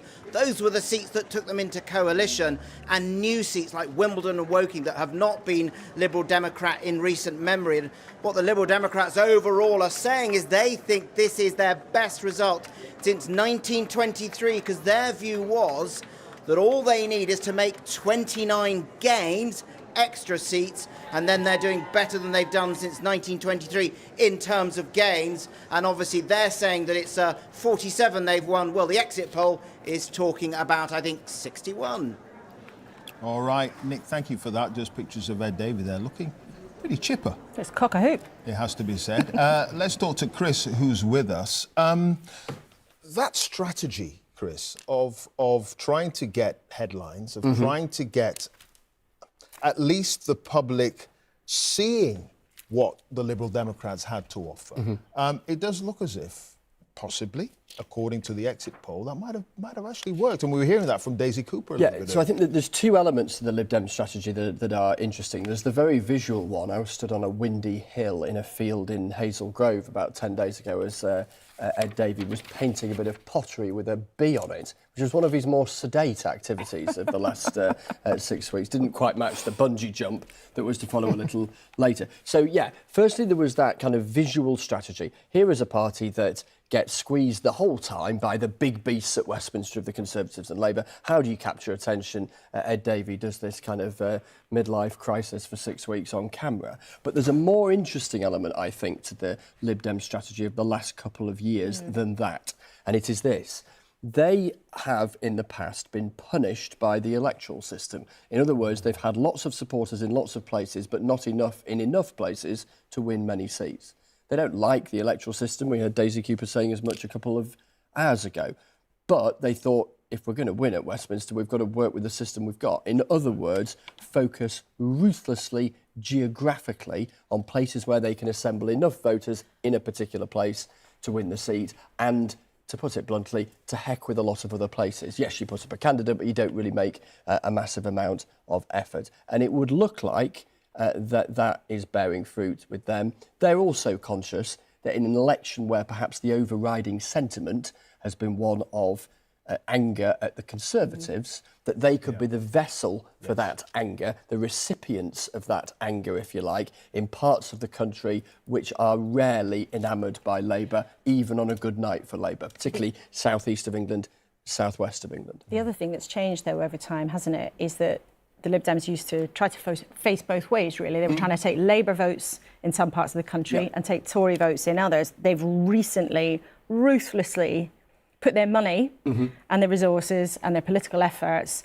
into going after the Tories. I mean, Ed Davey was even sort of trying to say during the campaign they were the real left-wing alternative compared to the Labour Party. And indeed, some of their policies, like spending loads more on social care, raising taxes to spend more on health. Yes. Oh, they have been, under Ed Davey, a proudly anti-Conservative party. And of course, you know, it's not a million years ago that Ed Davey was a minister in a coalition government where the Conservatives were the primary party, but he has absolutely shifted its attention to being just that, and tried to, in so doing, cleanse them as they might see it and others might see it, given the hammering that they took in 2015 following their time in coalition. It's nearly a decade on from that, and and they were in the doldrums for years and years and years until it would appear tonight. And stepping aside in some of those seats that they're not really going to win. Well, I mean, what's interesting here, because you often have a conversation, there's been a bit of a conversation in the last couple of years around all of this about, talk of deals and all that kind of stuff. The nature of the political geography of the UK, and in particular England, has tended to be that where the Liberal Democrats are competitive, i.e. can win seats, Labour are a million miles behind, and vice versa. So, yes, it looks like there could be evidence of people voting tactically, effectively voting anti-Conservative tonight, but the parties haven't really necessarily had to coordinate that in any sense. They can allow an electorate to come to its own conclusion based on the the psephology, if you like, of each individual area. Can't believe I've used that big word at 1:30 in the morning, but, why not? But he's trying to say voters are smart, right? Yeah, totally. They can work exactly. it Can out. work it out and work out where their vote can be used most efficiently. Exactly. All right, Chris, thanks for that. Well, let's go to Leeds West and Pudsey and speak to Rachel Reeves, who is the Shadow Chancellor as things stand, who for some time has had high hopes of becoming the first female Chancellor. Thanks very much indeed for joining us. Do you think you're going to be Chancellor tomorrow afternoon?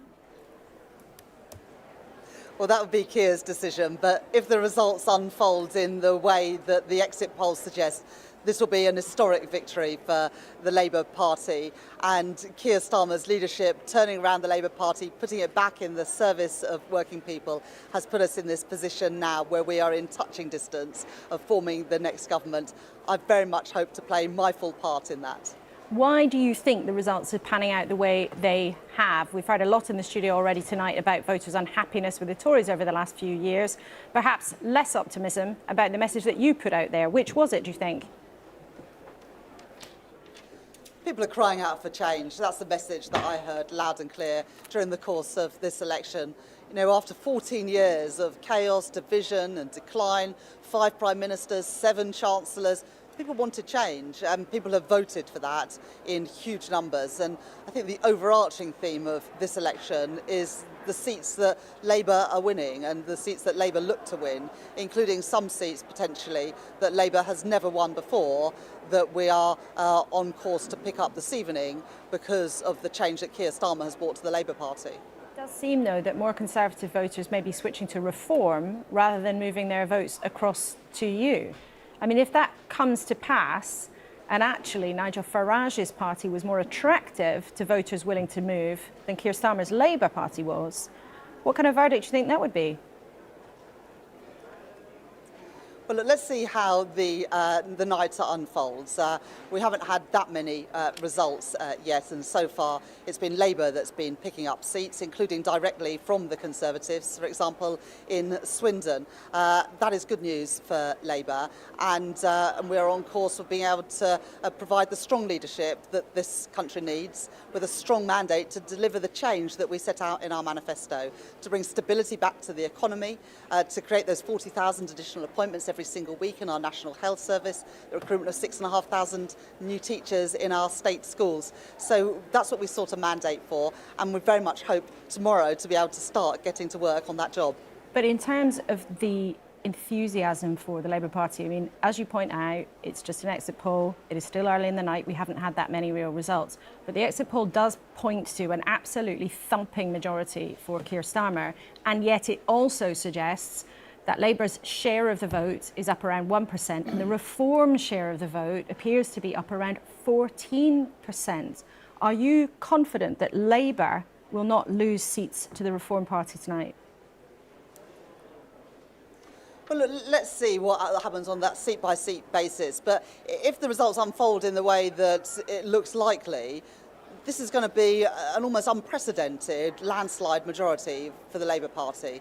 That will give us the mandate to make the changes that our country needs. People are crying out for change, and it looks like people are putting their trust in the Change Labour Party under Keir's leadership, and it's now up to us to repay that trust by starting to deliver on the things that we set out during the course of this election, to bring stability back to our economy, wealth creation and jobs and opportunities in all parts of the UK, to tackle the cost of living crisis. That is the change that our country needs, and that is the change that I know that Keir and the whole team is determined to deliver if we have that chance from tomorrow.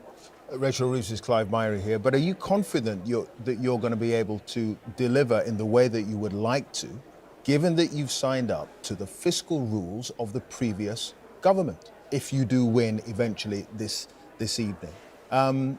You have put yourself in a straitjacket. You are not going to raise taxes, at least on those that are out there, concerning your tax lock, as it were, no rises in VAT, national insurance and income tax. You're going to be in a very straitened and difficult position, and yet you're saying that you're going to be able to deliver for all those people who now have put faith in you. How are you going to do that? So everything in our manifesto is fully costed and fully funded. So we have set out in the manifesto the immediate injection of cash we will provide for our public services. The 6,500 new teachers in our state schools paid for by closing the loophole whereby private schools don't pay VAT or business rates today. Closing the tax loopholes whereby non-doms still are not paying their fair share of tax in the country that they make home. And we will put that money into our National Health Service. So an immediate injection of cash. But what we sought at this election was a mandate to grow our economy. And that requires tough decisions and difficult conversations and fights ahead, for example, on our planning system. But we're determined to bring growth back to Britain. I talk to so many investors and businesses who say they've got money to invest, but they're choosing not to invest in Britain today because of the lack of stability, because of a planning system that is stacked against actually getting stuff built in Britain. We're going to turn that around to make Britain a great place to invest, working in partnership with business so that we can unlock those opportunities for wealth creation, for prosperity, good jobs in all parts of the country. And in the end, it's only through growing our economy that we're going to have the money that we need for our public services and also to start improving living standards for ordinary working people and pensioners as well. So that's the mandate we sought at this election, to grow the economy, and that's the work that I intend to crack on with if I have that chance as Chancellor as part of a Labour government. Yeah, Tony Blair and Gordon Brown, they locked themselves into Kenneth Clarke's fiscal rules back in 1997 within 2 years, and they had a growing economy. Within 2 years, they raised national insurance. You're going to have to put up taxes, aren't you? Well, that's not true. National insurance stayed at the rates it was for the first term of a Labour government. And we've made a commitment not to increase income tax, national insurance or VAT for the full term of a Labour government for a simple reason. People have gone through a massive cost of living crisis these last few years, and whacking up taxes on working people is not the way to address a cost of living crisis. That's why we are looking to grow the economy. Other countries have managed to grow their economy and as a result had money to invest in their public services whilst also keeping taxes down. The failure to grow the economy in Britain is a real dereliction of duty of the Conservative government that is on its way out. We're going to turn that around with a plan to bring stability to our economy, investment to our economy, and then reform of things like the planning system that has held back investment, held back building in Britain for far too long, and we're going to do something about that. That's what we sought a mandate for in this election, and that is the work that's going to start tomorrow. OK, Rachel Reeves, thank you very much indeed for joining us from Leeds West and Pudsey, from her constituency there. She started off being quite coy, saying it looked like an exit poll. You couldn't be complacent about anything. But by the end of our conversation, she was saying it's up to us. She the was the Conservatives Chancellor. are on their way out. Indeed. Didn't take that long. OK, we're going to go to Rita because we're going to look at the result in Harrogate and Knaresborough. You've preempted my line, Clive. I'm not sure I like that because I was going to show you my new toy, which is this. We're calling it the Big Shout. Harrogate and Knaresborough, a Lib Dem gain. Of course, Lib Dem mustard yellow, and it's a Lib Dem gain from the Conservatives.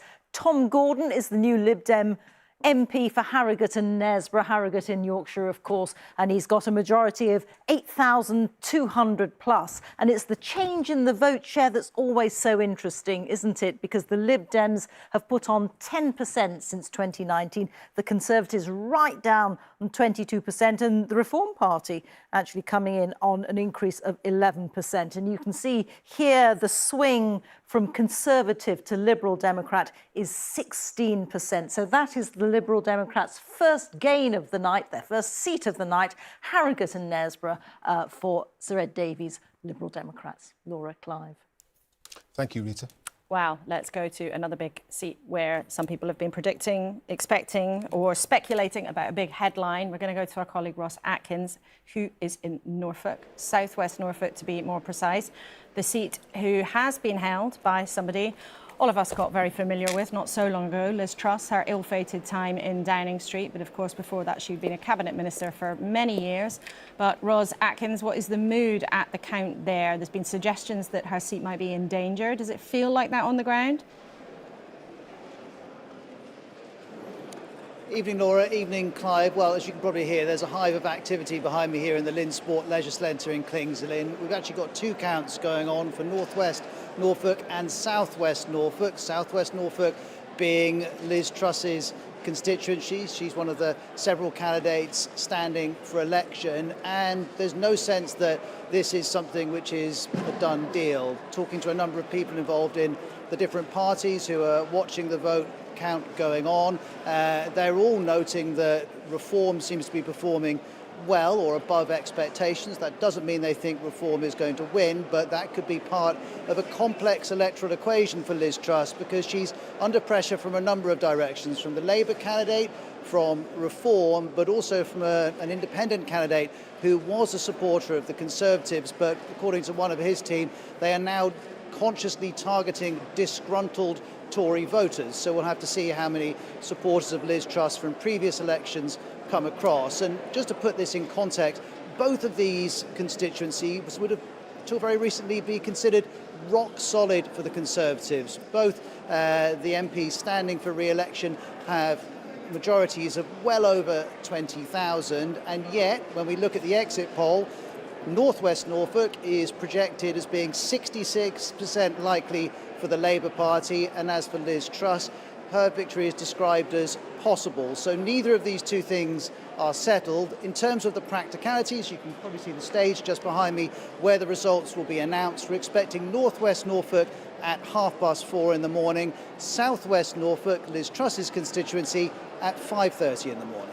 Okay, Ross, thank you very much indeed. And we're going to stay out and about around the country because there is so much going on. But Chris, very briefly to you, some news expected to be another headline of the night. The Liberal Democrats think they're taking a cabinet scalp. They think that they're going to win in Chichester, in Sussex, and beat Gillian Keegan, the Education Secretary. Here's a quote from a spokesperson: "Schools out for summer, autumn, winter and spring for Gillian Keegan," which gives you some sense of their confidence, the Liberal Democrats' confidence that they are going to beat a cabinet minister in the coming hours. And that would be huge. She's got a majority of 19,000. So the Lib Dems very confident if they're actually saying that and giving quotes out. However much they love giving out quotes, the Liberal Democrats, they only do it when they've actually got something to say. Clive.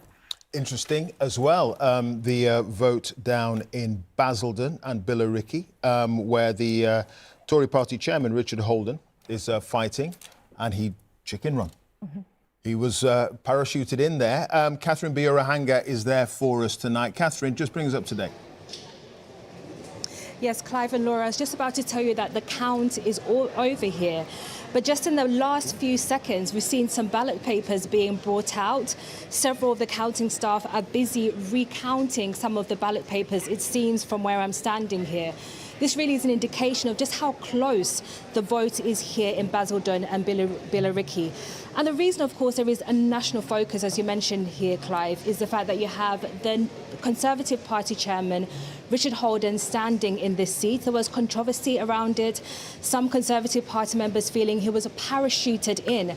This, of course, was meant to be a safe Conservative seat for the party chairman. We've seen him here walking along the count floor, and really you can just get the sense that it's quite tense. We've heard from the Labour representatives, they're saying it's too close to call.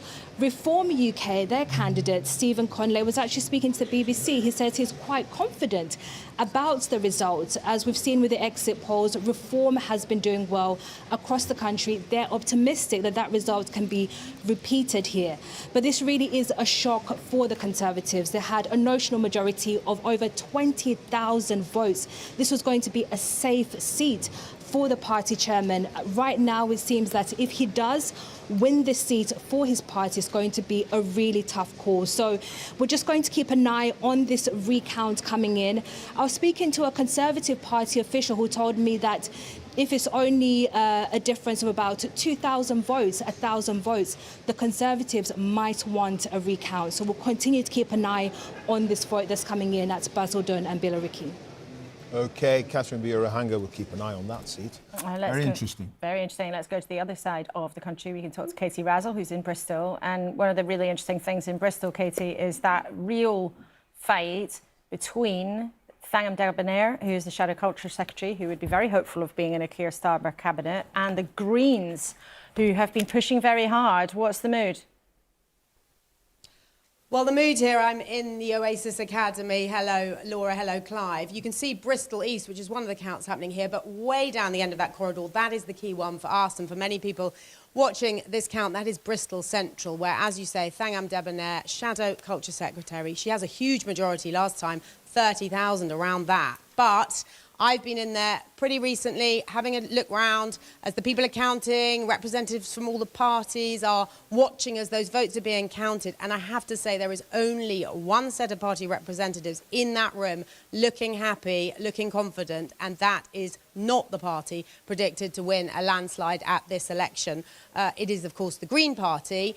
They are using very sober language still. Carla Denyer, the co-leader, is about to arrive here, and they're talking in very sober terms, just saying they're optimistic and it was great on the doorstep. But someone from one of the smaller parties who's been in that room for a long time told me she thinks the Greens are storming it in Bristol Central, and it certainly looked that way to me when I was in there. Of course, it's early days. We're not going to find out till 3:15, but there have already, it looks to me like been some Labour people who do look pretty devastated. I was talking to somebody who was saying that even as they were trying to get their vote out on the doorsteps, even as late as 8:30, 9 o'clock tonight, people were saying, I'm sorry, we really like Thangam, but we're going to vote Green because, I mean, what this person was saying, in a sense, there's no jeopardy. If you think there's going to be a Labour landslide, it's OK in a seat where you want to support the Greens to do that without any jeopardy. And that seems to have been potentially, if that is what swings it, but that is one of the reasons why this has happened. But there's a lot of faces, sad faces here,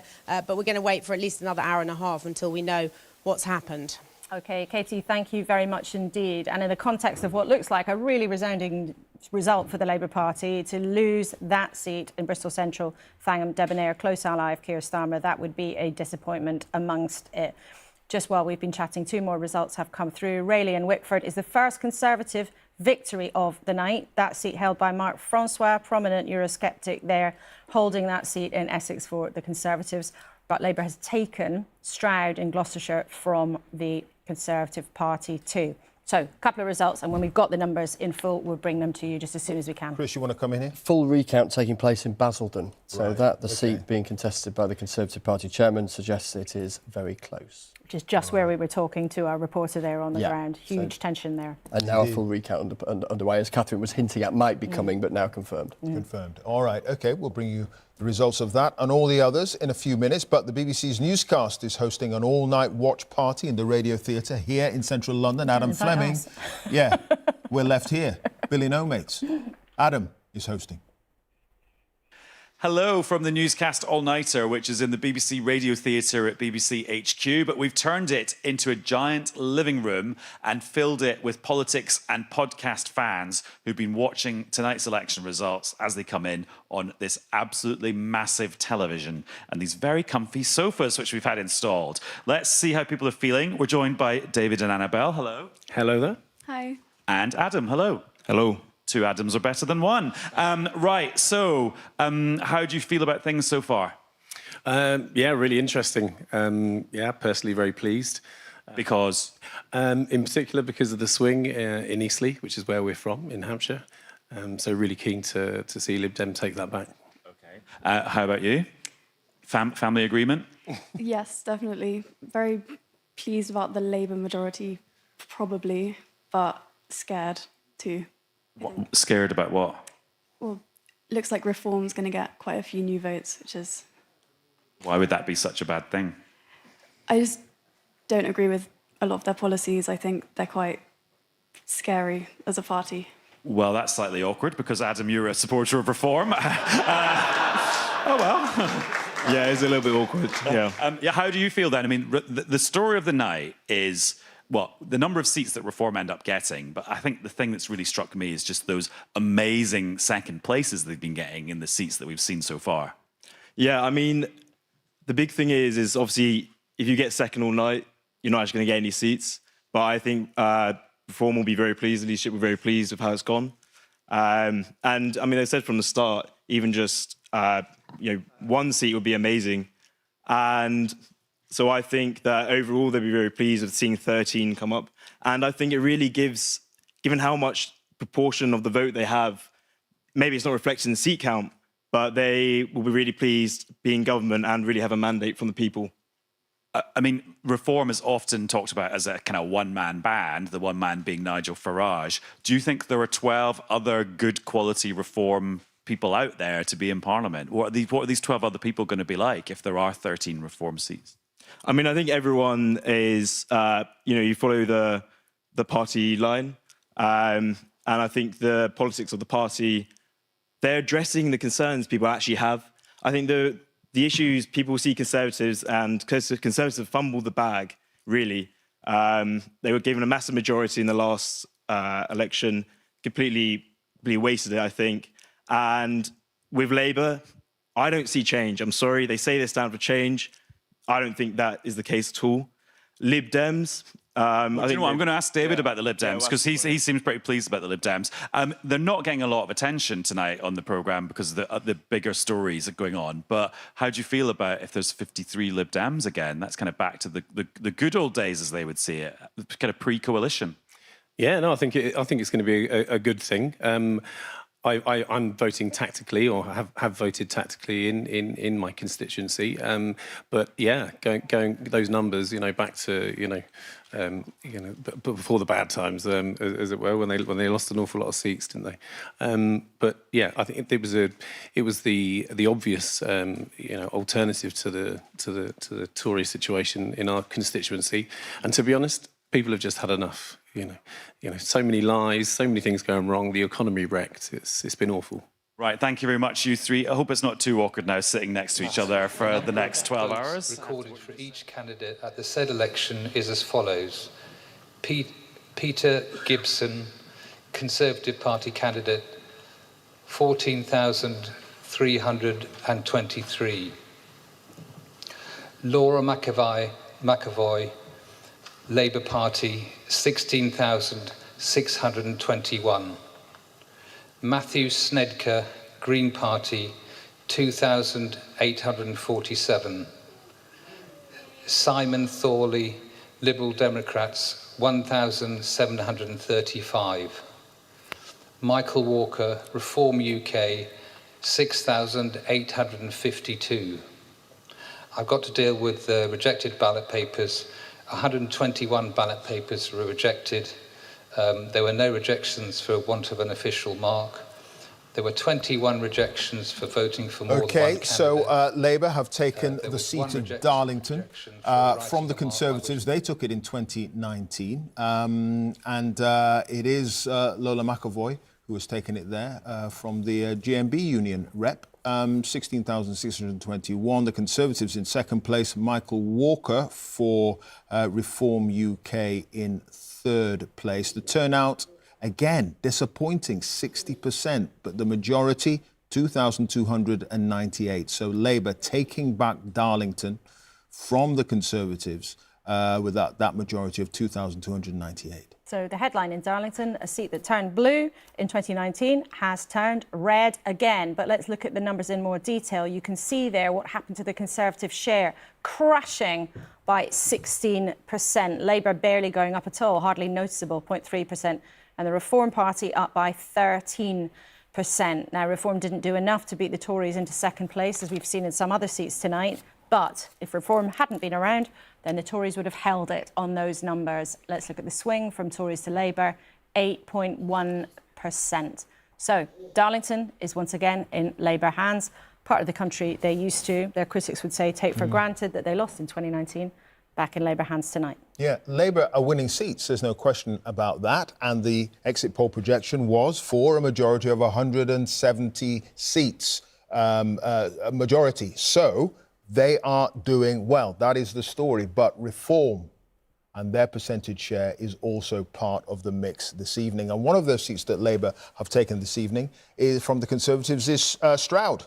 And Rita has been drilling down into the numbers a little bit more on that. I have indeed, Clive. I can show you how this was done. So Stroud in the Cotswolds in Gloucestershire, a Labour gain from the Conservatives. Now, this was a top Labour target. It was number 14 on their list, and it's quite a bellwether seat. It was Labour during the days of Tony Blair and then Conservative during the Cameron years. But Simon Ofer, who's a local GP, is now the new Labour MP for Stroud with a majority of 11,400 plus. And look, turnout 71%. Now it's high in Stroud. People have really come out to cast their vote here.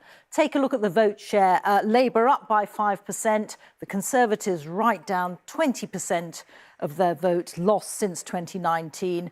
Reform up 10%, so another strong performance there by Reform. And the swing here from the Conservatives to Labour is 12%. Now, Labour only needed 2% to take Stroud, so they've done it with bells on, really. Laura, Clive. All right. Thank you, Rita. We should just bring you the Nuneaton result. Classic bellwether seat here. Tory under the Thatcher and Labour under Blair. Well, Labour have taken it from the Conservatives. That Nuneaton seat there. A nursery manager, Jodie Gosling, 15,216 votes, beating government whip. And on the Tory right, Marcus Jones, 11,737. And the turnout, again, disappointing, 57%. But the majority, 3,479. And Reform coming in with a healthy 9,059. Prime Minister campaigning there just the other day. Right. So even those seats where Rishi Sunak has been out on the stump himself, it didn't save them in that particular seat, not in Nuneaton, which, as Clive said, is one of those absolute classic seats around the country that tends to vote with the prevailing wind of the nation. So let's look at the numbers in a bit more detail. You can see again, look, Labour up 5%, which is significant, but not overwhelming. The Tories crashing by 32%. That is falling off a cliff. What does it mean for the swing?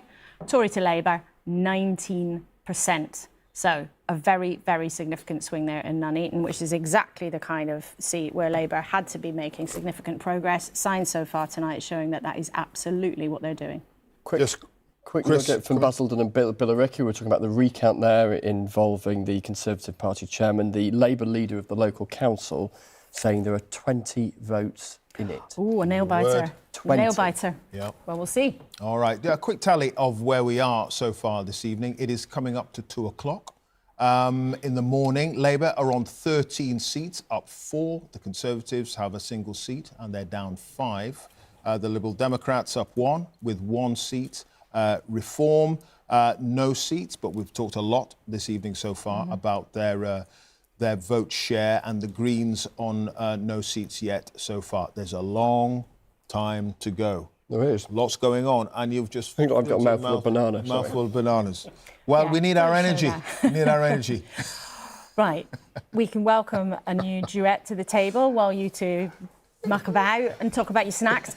Joining us is Dame Margaret Hodge, long-term Labour politician, now on her way to the House of Lords. Yes, indeed. We understand. And Lee Kane, who was Boris Johnson's Director of Communications and one of the people who was part of the 2019 campaign that turned the red to blue. And now tonight it seems that you are seeing the blue being turned back to red again. I mean, what has happened that has smashed to bits that group of voters, that victory that you were part of putting together in 2019?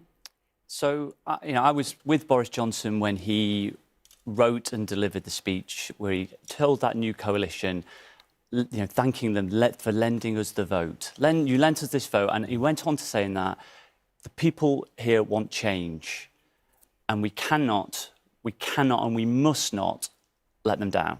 And we did. And that is the fundamental reason why we're seeing people deserting the Tory party in droves. One of the reasons, though, people might say that they've switched to Labour, and we're just watching pictures of Ashton underline, you can see there in the corner of your screen, because that's the seat of Angela Rayner, the Labour Deputy Leader. So we're watching because she might walk in that door in a matter of moments. Many people watching tonight might think it wasn't just that you didn't do the things that you promised you would do in 2019. It's also because of the way that Boris Johnson went on to govern. And it's also because of things about Partygate. But we'll get to that. Declaration in Barnsley. Let's take you straight there. For each candidate at the election is as follows. Baker, Penny, Liberal Democrats, 1,336. Devoy, Tony, Yorkshire Party, 603. Fisher, Neil, Independent, 616. Hayes, Tom, Green Party, 1,805.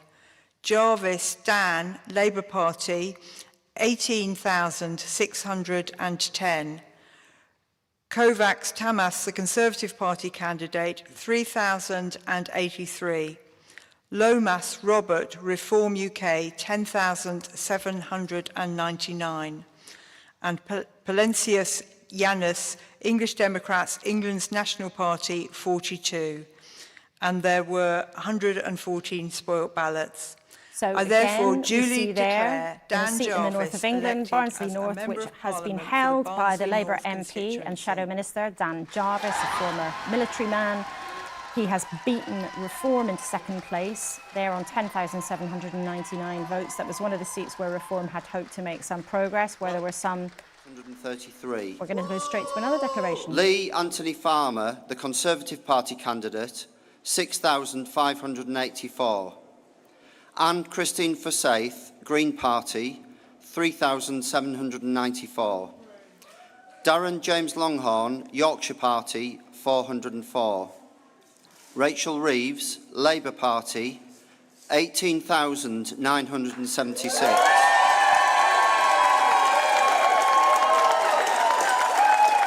Dan Walker, Liberal Democrats, 1,743. Sasha Watson, Social Democratic Party, 79. Andrea Whitehead, Reform UK, 6,281. The total number of ballot papers rejected was 121. I hereby declare that Rachel Reeves is duly elected as the Member of Parliament for the Leeds West and Pudsey constituency. The woman highly likely to become the next Chancellor of the Exchequer, the first woman to hold that job. And she's about to give her victory speech. Let's listen in. Thank you. It is a huge honour and a privilege to have been returned as the Labour Member of Parliament for Leeds West and Pudsey. Let me begin by thanking the returning officer, the counting agents, the polling clerks and the police who make elections possible. Let me also thank the other candidates in this contest for the campaigns that they have run. I want to thank my team, all our Labour councillors and everyone who has volunteered in Armley, Bramley, Carvley, Farsley and Pudsey. I could never list all of those whose support and friendship I have been so grateful for these last 14 years or more. But special thanks must go to my election agent, Joe Fiddis,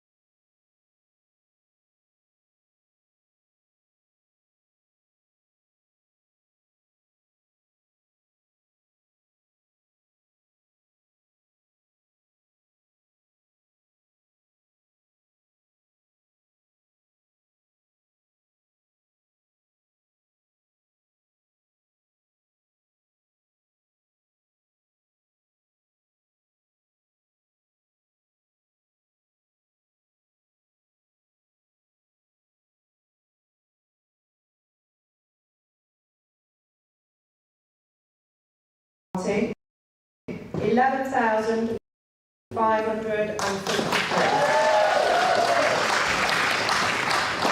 the Conservative Party candidate, 3,271.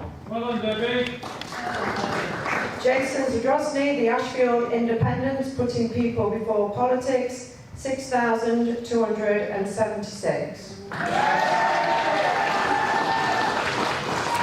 The number of ballot papers rejected. So Lee Anderson becomes the first Reform MP of the night.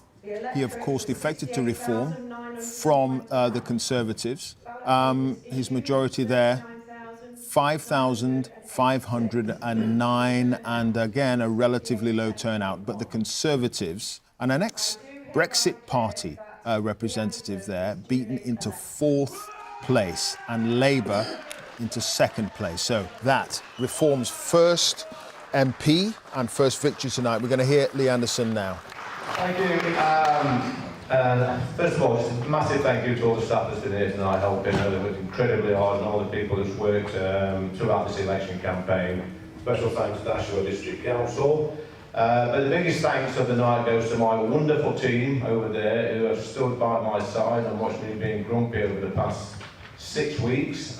They've been fantastic, and I could not have done it without them. I stood in this town, my hometown, 4.5 years ago, as a Conservative candidate and won. And I won comfortably, and the people of Ashfield backed me, and they've now backed me again as the Reform candidate for Ashfield. I said a few weeks back that there was going to be a reckoning on election night, and Ashfield, which is the capital of common sense, they are part of that reckoning.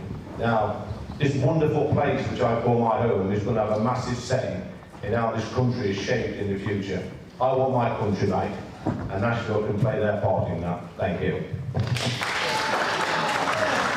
So, Lee Anderson, the first MP for the Reform UK tonight and ever. Lee Anderson there, as I say, started out as a local councillor there in Ashfield, went to the Conservatives, became an independent, now he's Reform. Chris? Well, it's the first on the board, isn't it, for Reform UK, and perhaps the first one that they would have looked to tonight, irrespective of the exit poll of a few hours ago, to see if their first MP, courtesy of a defection, could win on his own ticket, on a Reform UK ticket, and there he has, and done so with a reasonable margin of victory. Conservative vote there absolutely tiny, really, reduced to what was it, about 3,000. And yeah, that first bit of evidence that Reform are going to have a presence in the next Parliament. There's one or two other seats where we might have expected, on the basis of the exit poll, for them to perhaps do a little bit better than they did, but. They are going to be there. Lee Anderson is going to be there and making Reform's presence felt. It'd be interesting to see how many colleagues he has alongside him by the morning. And we're just seeing pictures of Clacton in the bottom right corner of your screen. The reason we're showing those scenes there in Clacton is not just that's because where Nigel Farage hopes himself to win an MP seat, which he's tried to do 7 times previously. He's trying to do it tonight as the leader of Reform UK, but we expect he might come out of that restaurant any moment now. So we are trying to see through the glass. I'm sure our teams on the ground have got some kind of tip-off that he is there. So if we manage to catch a glimpse of Nigel Farage, that would be in the next few minutes on those pictures. That's what election night's all about, aren't they? Poking cameras through restaurant windows at 2 in the morning. And the restaurant's open. Well, maybe it's next to the count and they've decided to cash in, because election counts are busy and exciting places. Right. But we're just watching those pictures where we might see a glimpse of Nigel Farage. But in terms, though, Chris, of Reform, so Lee Anderson became a Reform MP because of a defection. He's now shown significantly that he can win a seat in and of his own right. We'll remind people that our exit poll projected 13 seats. Yeah. John Curtis has given us a bucket of salt on that. We must remind people that could change very significantly. And yet, there's no question from some of the actual results we've seen so far, they are making a big dent in things. Yes, and so they will be able to make, irrespective of their number of seats in the House of Commons by breakfast time, a moral case that they are making an imprint in British politics and therefore should be part of the conversation that follows. How noisy that conversation will depend on the number of seats that they manage to win. But given the number of second places, we've seen them ratchet up in the northeast of England. The expectation that they will advance beyond the seat that we've just seen declared there for Lee Anderson, they're going to be part of this conversation, aren't they? A conversation particularly on the right about how the right in its breadth, Conservatives, Reform and others, shapes up as a series of opposition voices to a Labour government. And the precise complexion of that will be fascinating once we get some further results. Just one other nugget to bring you. Labour have gained Cannock Chase in the West Midlands. Was a massive majority for the Conservatives. Keir Starmer there just the other day, which is a sense of an indicator that their data might have been pretty good in terms of making sure that they put him where they felt he could make a difference in those last couple of days. 3,500 Labour majority now. OK, well, Rita's got those numbers, in fact. Rita, let's take a look at how it stacked up. Well, it's exactly as Chris was saying. It is the loss of a massive majority for the Conservatives. Look what has happened to their vote share here. Down 40%. Now, we think that is the biggest drop in support for the Conservatives that we have ever been able to find. We might have to be stood corrected, but at the moment we think that that is the most spectacular collapse in the party support ever. The new MP for Cannock Chase is Labour's Josh Newbury, and he's defeated Amanda Milling, who used to be party chair for a while under Boris Johnson, and she had a majority of over 20,000. So that really is a very eye-catching result. Reform also doing very well here, an increase of 27% in their vote share. And this was a very Leavey area. Cannock Chase sort of, just short of 70% voted Leave. I want to show you another seat, which is a Conservative hold. This is Rayleigh and Wickford. Mark Francois re-elected as Conservative MP here. But I'm showing you this partly because, again, the vote share for the Conservatives has dropped dramatically, down 36% for Mark Francois. So he's back in, in with the majority. We're going to pick you pictures of Sir Keir Starmer. This is in North London, I'm assuming. Yes, there he is. And he's smiling very broadly there. Neil Kinnock, you're here with us in the studio. What are your thoughts when you see that? I'm delighted for Keir and for Vicky, because this gain that he's made on the basis of the exit poll of 208 seats is quite extraordinary. And he's done it. He'd be the first to say, no, it's my colleagues and the discipline shown in the Labour Party and the desire to win, and all that were factors. But this guy decided 4.5 years ago that he was going to transform the Labour Party, and he did. And he did it for the first 2 years without being able to meet the public even, which is really the bread and butter for any opposition leader, I know very well. And so if anybody deserves the tribute of victor, then it's Keir, who's put together a programme and a group of people who deserve this victory. But you look at that swing, for instance, in Cannock Chase, 26%. That's extraordinary. I mean, Cannock Chase, going back a long way, right up until 1970, was solid Labour mining territory. The Member of Parliament was Jenny Lee, who was an Erin Bevan's wife. And then, in the years since it swung around, it became very conservative, of course, in 2019, part of the so-called Red Wall. And today, what we've seen there, as we've seen in the south of England and many other places, is such a revulsion against the incompetence and the multiple crises in the public services, all of them, but also a mood of expulsion at the sheer decadence of the Conservative government, especially in the last 6-7 years. Are you confident that he can deliver for those people who moved away from Labour 5 years ago and have now decided, you know what, plague on all your houses, but I might as well go back to Labour. I might as well try them again. These people cannot be let down again, surely. Well, what Keir had to do was not just rely upon the implosion of the Conservatives and their divisions and ridiculous pantomime, in the Parliamentary Conservative Party and all the scandals. He couldn't and didn't rely on that. He had to make Labour a credible alternative that people were willing to vote for. That's the first stage. Now, getting to the stage where more people want to vote Labour, that depends upon the words and, most important of all, the actions of government. Because he's under-promised, he can overachieve. And he'll be talking the language that people comprehend. He won't be patronising anybody. He will be explaining perpetually and trying cumulatively to make the changes that are necessary. He said very publicly, we can't do it quickly, given our inheritance, but we will do it cumulatively and very positively. And he'll live up to that. Lord Kennett, thank you. Let's talk to Fiona Bruce, who's there somewhere in that scrum. It is quite a scrum around Sir Keir Starmer there. You can see him with his wife, Lady Starmer Victoria. Also there he was just kissing Baroness Louise Casey, crossbencher, member of the House of Lords there. But Fiona is somewhere in that scrum. Fiona, the atmosphere there looks like somebody who's quite content to believe that he's going to make his own dream come true and walk into Downing Street tomorrow. No more pussyfooting around for Team Starmer by the looks of those pictures, that this is all just a forecast.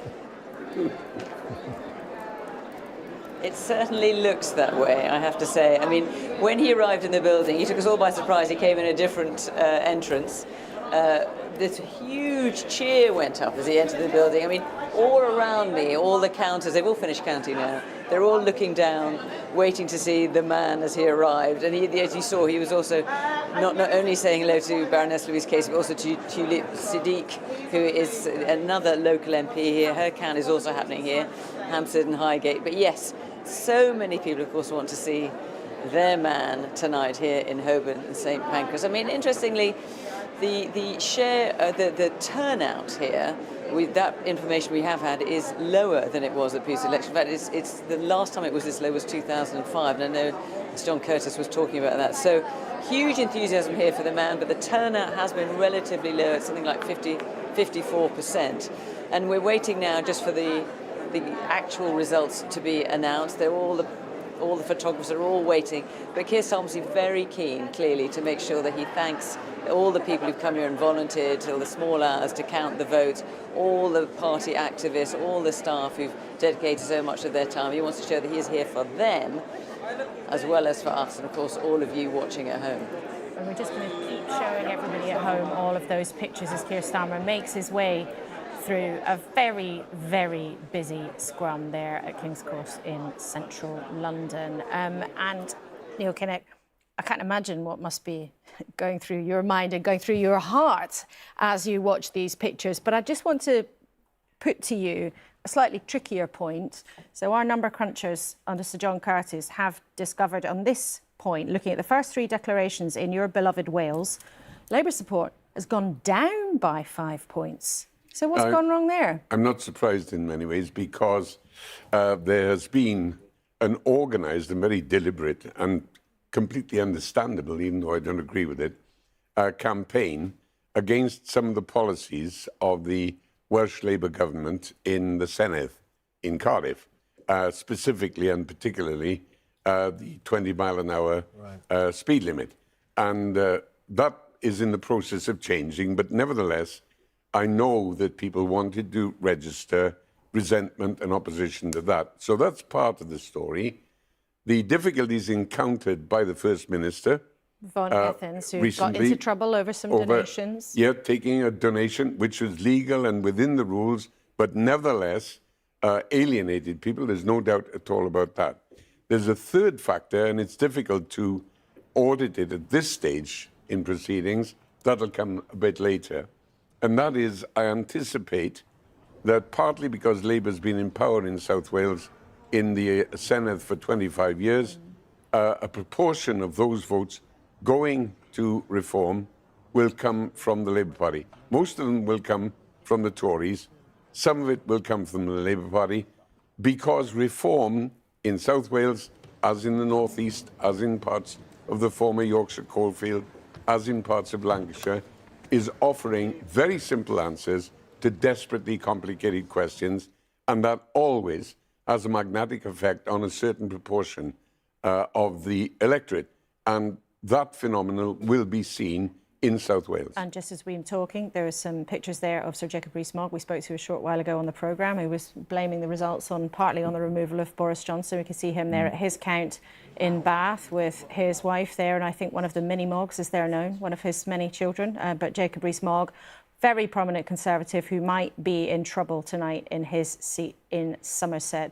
There are also some pictures I think we can just show you. There's John Swinney. Just don't walk out of the shot, First Minister. There we are in Glasgow.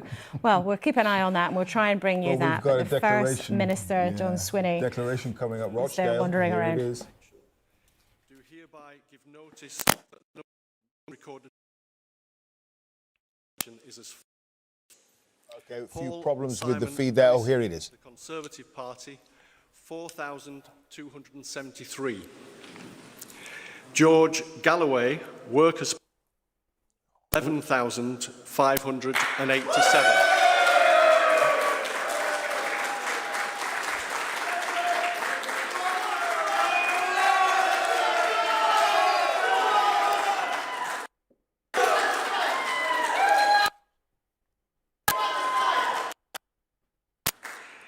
Michael David Howard, Reform UK. Right, okay, we're having enormous problems there getting a line from Rochdale. And we'll go there as soon as we have that result. Remember why it's an important constituency. George Galloway won that seat for the Workers' Party of Great Britain in February. Labour's Paul Wall was hoping to take that back. In Rochdale, the kind of place where Labour really would hope to be winning tonight, as they are in all parts of the country, as we've seen so far. Lots of results still to come in. But that's why that result in Rochdale is one that we have been looking at very, very closely. We've had some problems with the sound. Yeah. Let's just give another try. Let's listen in.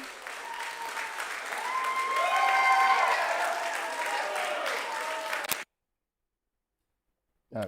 Oh, right, Apologies, lost we're it still again. having troubles with the sound. We'll give you that result properly When we get as soon as we can. We can see the face of the Labour candidate there, Paul Wall, on the stage. We don't want to guess and speculate and give you the wrong result. We'll get straight back there when we can. 30% of the voters there are Muslim voters as well, so one wonders how that is going to play into the final result with, of course, George Galloway there, the MP. We do now have the result. George Galloway, I'm told, is no longer the MP. He has lost that seat to Labour's Paul Wall. And if we can just show you Neil Kinnock here punching the air. He is repulsive. Galloway is repulsive. He always has been, and I've known him since... He was a thorn in your side. Oh, he was never a thorn in my side, but because he didn't count. But and I couldn't find a good reason to chuck him out, which used to infuriate me. But I've known him since 1983, and he is repellent. Why'd you And say that? Well, he's such a chancer. Okay, he's so good morning superficial. again, Neil, we're going to come in here because we've got a declaration in Kilmarnock. Being the returning officer for the UK parliamentary election for the Kilmarnock and Loudoun constituency, hereby declare the total number of votes cast for each candidate in the said election was as follows. Alan Brown, Scottish National Party, 13,936. Jordan Cowie, Scottish Conservative and Unionist, 3,527. Bex Glen, Scottish Greens, 1,237. Lillian Jones, Scottish Labour Party, 19,055.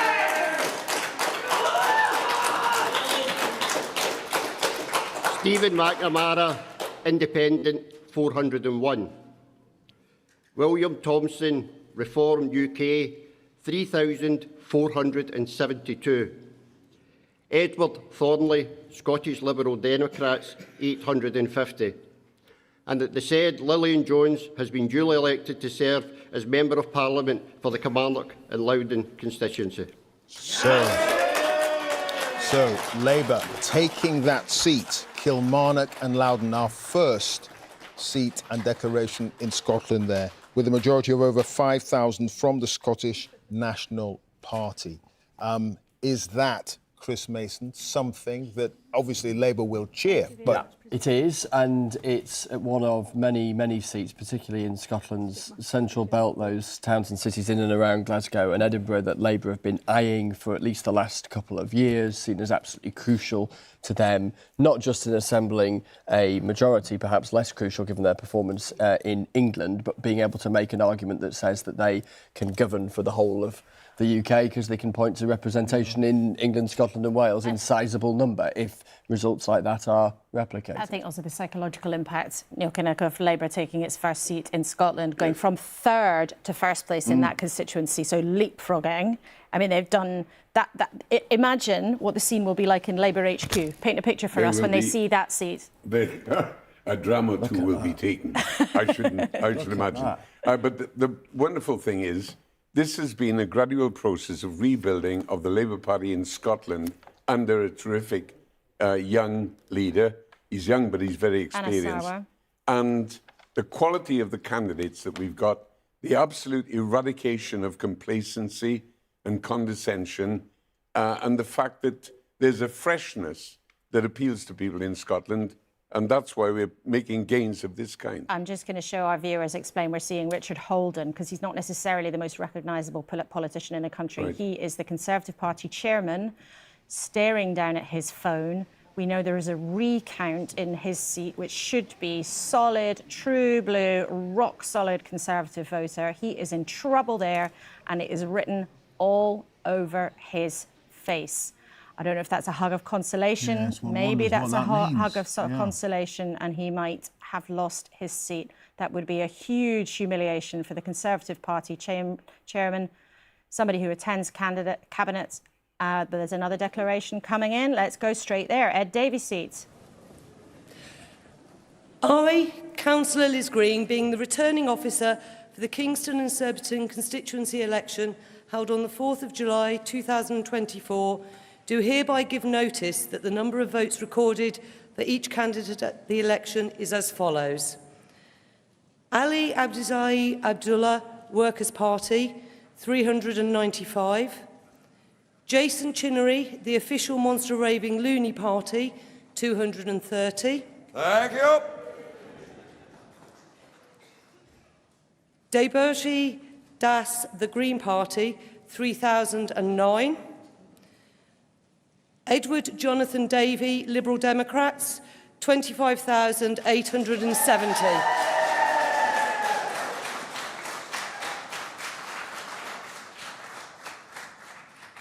Helen Margaret Edward, the Conservative Party candidate, 8,635. Mark David Fox, Reform UK, 4,787. Eugene O'Dane, Labour Party, 6,561. Eunice, apologies, Eunice. Yvonne Tracy, Kingston Independent Residents Justice for Sub-Postmasters, 1,177. Therefore, I give notice that Edward Jonathan Davey is duly elected as the Member of Parliament for the Kingston and Surbiton constituency. Ed Davey, leader of the Liberal Democrats there, more than doubling his majority on his previous win. Ed Davey there, 25,870. He's the MP. The Conservative, Helen Edward, in second place. Turnout not bad, 66%, 17,235. The majority Reform coming in fourth place there with 4,000. And in a second, we'll hear from the jubilant Lib Dem leader, who's probably happy about their national performance, but let's just show you the change, see what happened here. It was the Conservatives crashing down that has put that big smile on Ed Davies' face. Thank you. It has been a great privilege to serve Kingston and Surbiton and this great community over many years.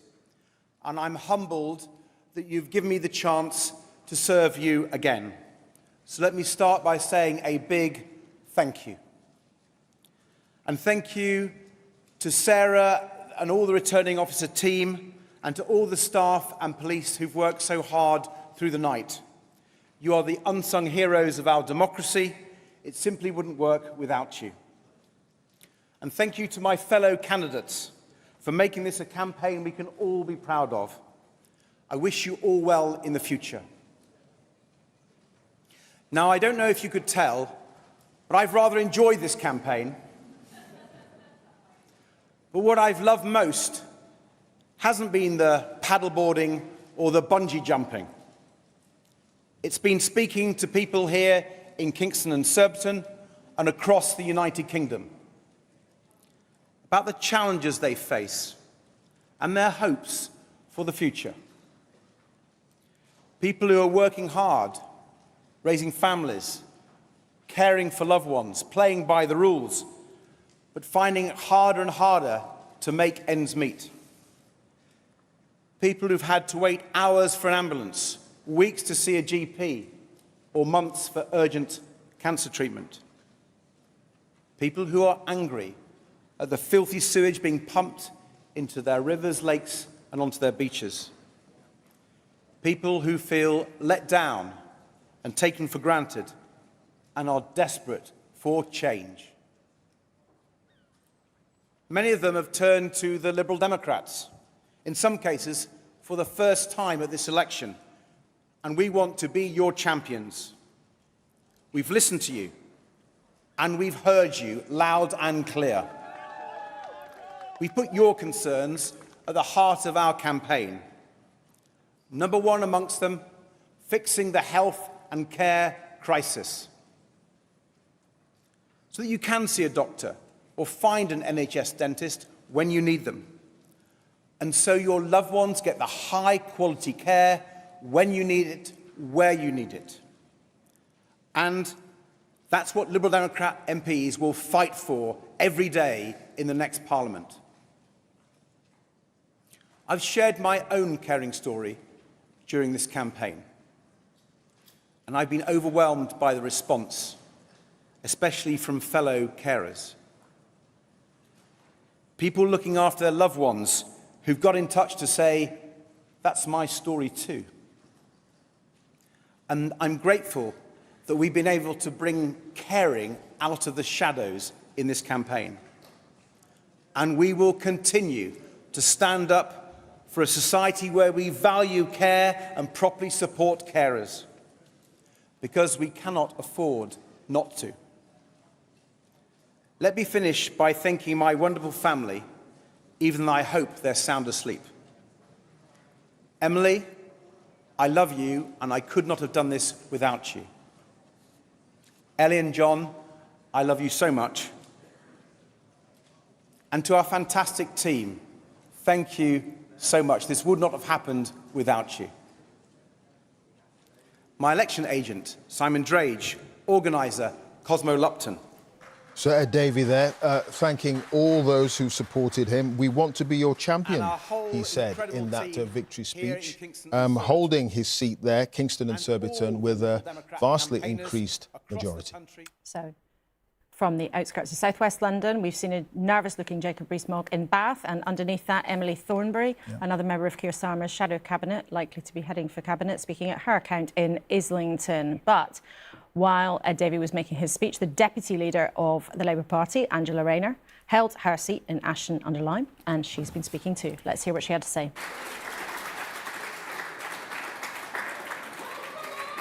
Can I give my sincere thanks to the returning officer and the team who worked so hard to give this result. And I give the same thanks to the police who have kept us safe and all the other public servants who make our democracy work.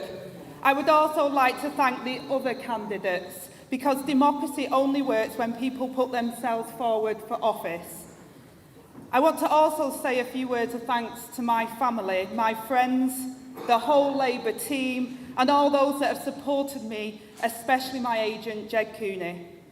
You have been such a source of strength to me, not just over the last weeks, but throughout my political life. You've stood by me, you've had my back, and now I hope to do you proud in a Labour government.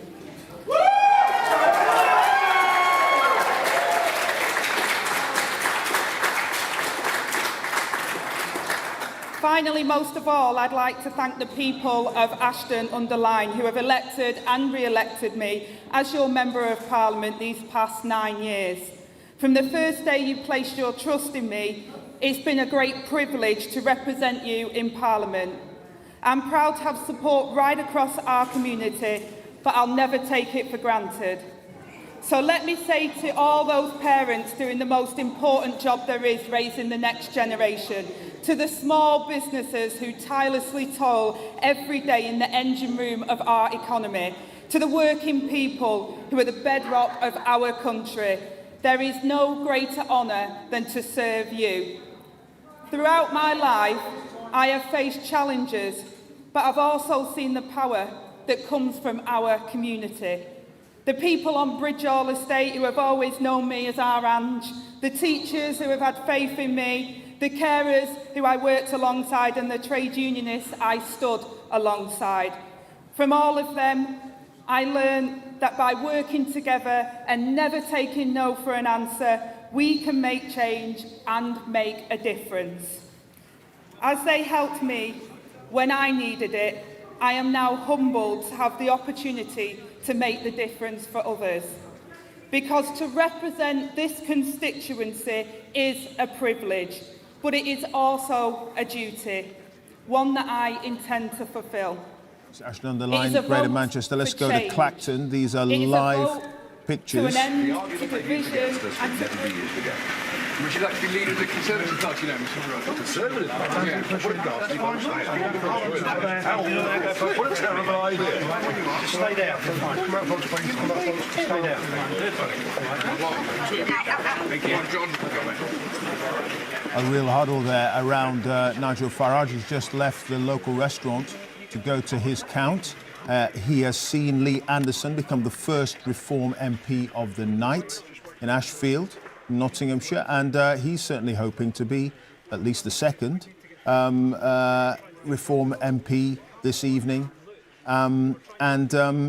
It's looking fairly good in terms of the proportion of the votes that Reform have managed to get across the board.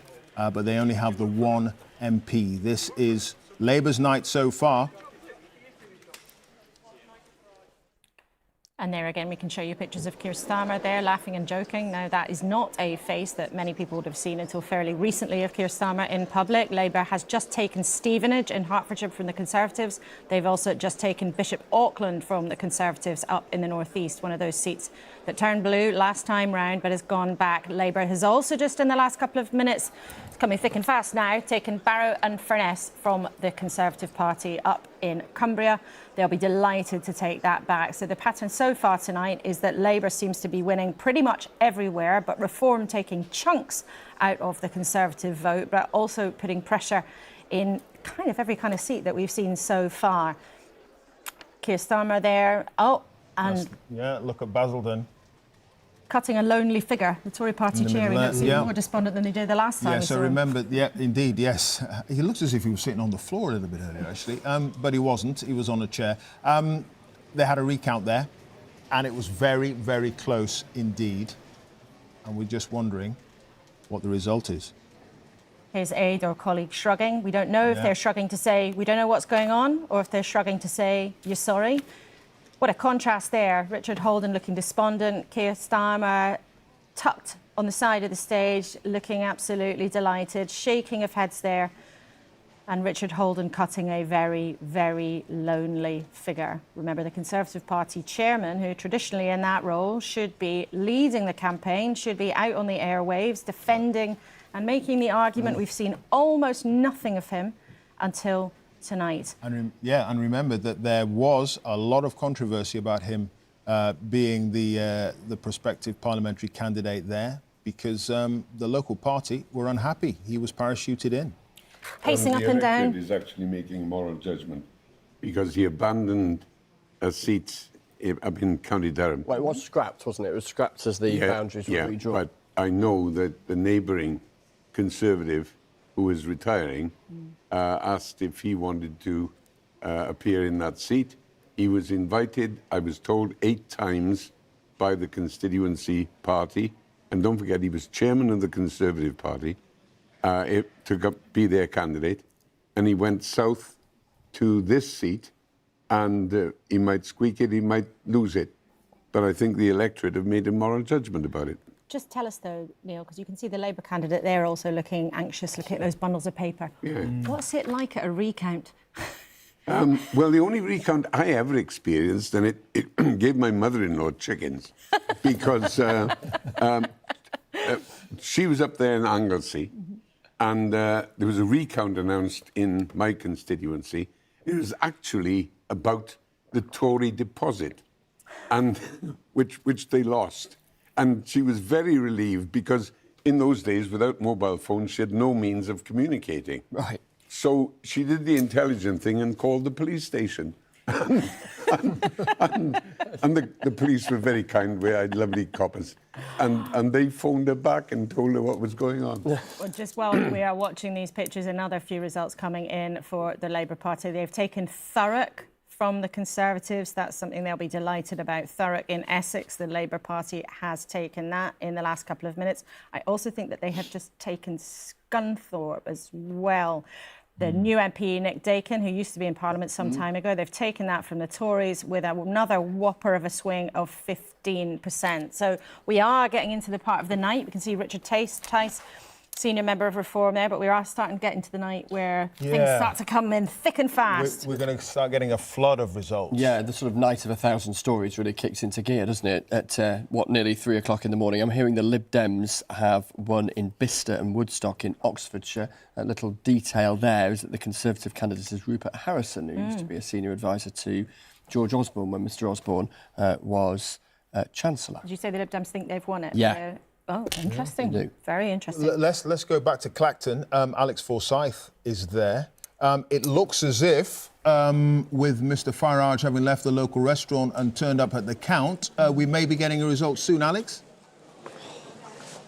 Yeah, Clive, I think it's pretty imminent now. You might be able to see in the distance behind me Mr Farage with a group of supporters. He's just talking to his election agent as we speak.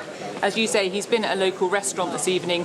He says to thank the people of Clacton. I think we're about 10-15 minutes away from the declaration, but in all honesty, everybody here that I've spoken to so far thinks it is highly likely that on his 8th attempt, Nigel Farage will eventually become an MP in Westminster, the MP for Clacton. We'll have to wait for the official result, but I've spoken to several people that seem to think now that that is the most likely outcome. And of course, that would be, so far this evening, the party's second MP to be elected, because of course we saw that result with Lee Anderson in Ashfield. So at the moment, I mean, the excitement, the temperatures just stepped up a few notches in this room. I have to tell you, the press have all flooded down to this pen at the end of the count hall, and you can see Mr Farage in the distance consulting with some of the Reform UK supporters and his election agent. The counting's sort of wrapping up now in the hall behind me, and I think, I'm told, we'll get the declaration within the next 10 minutes or so, so that could be a really significant moment for Nigel Farage. Tried several times to become an MP.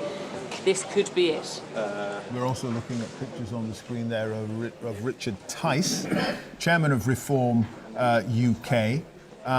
Stepped back from leading the party so that Nigel Farage could enter the race. And Reform, the way that they've been nibbling away at the Conservatives and indeed at Labour as well over the course of the evening. Very interesting indeed. But we're now going to a declaration here. And this is Holborn and St Pancras. This is Sir Keir Starmer's seat. Smiling away there just as we wait for the results of his count. But I think everybody can see from his face what has happened, not just in his own constituency, where there was never any chance that he would have had a problem, but of course the pattern that he is seeing right across the country, Labour turning seat after seat red. I, Jenny Rowlands, being the acting returning officer at the election held in the Holborn and St Pancras constituency on the 4th of July 2024, do hereby give notice that the number of votes cast for each candidate in the election was as follows. Nick, the incredible flying brick, the official monster raving loony party, 162. Charlie Clinton, Liberal Democrats, 2,236. And Andrew Joseph Feinstein, 7,312. Wise Islam Independent, 636. Senthul Kumar Independent, 40. Myrie Malik, the Conservative Party candidate, 2,776. John Edmund Poynton, UK Independence Party, 75. David Roberts, Reform UK, 2,371. Tom Scripps, Socialist Equality Party, 61. Bobby Elmo Smith, 19. David Robert Stansel, Green Party, 4,030. Keir Starmer, Labour Party, 18,884.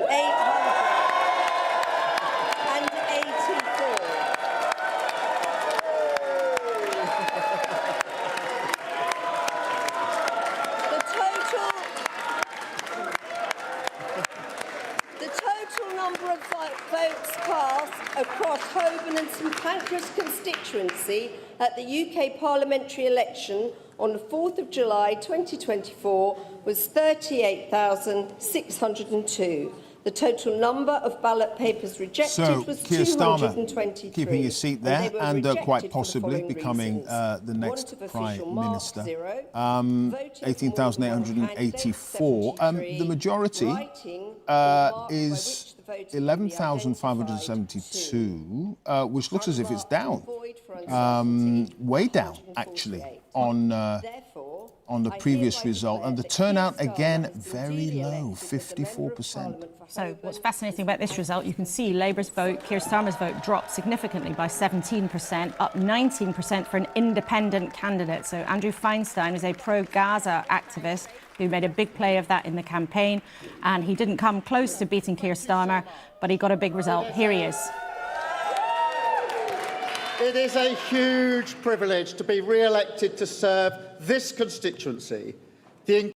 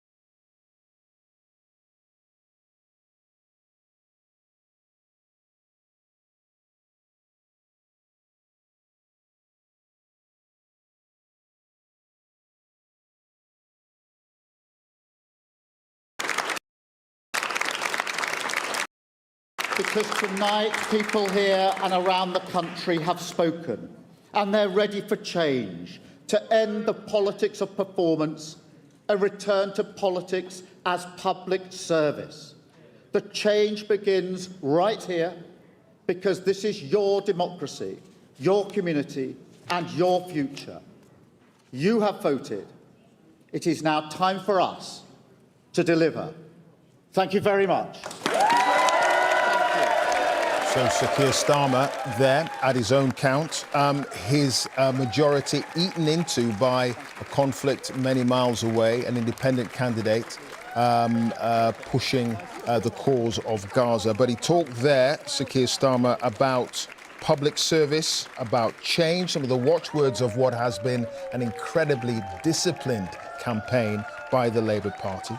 He said, we want to see an end of the politics of performance and more of the politics of public service. And I should say that Labour have also gained Folkestone and Hythe and Bolsover, while the Liberal Democrats have gained Chelmsford and Cheltenham.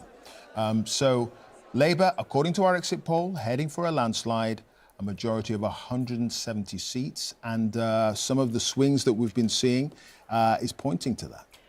The first speech there from our Prime Minister in waiting, Sir Keir Starmer, who within 24 hours can expect, on the basis of the results and our exit poll, to be in Downing Street.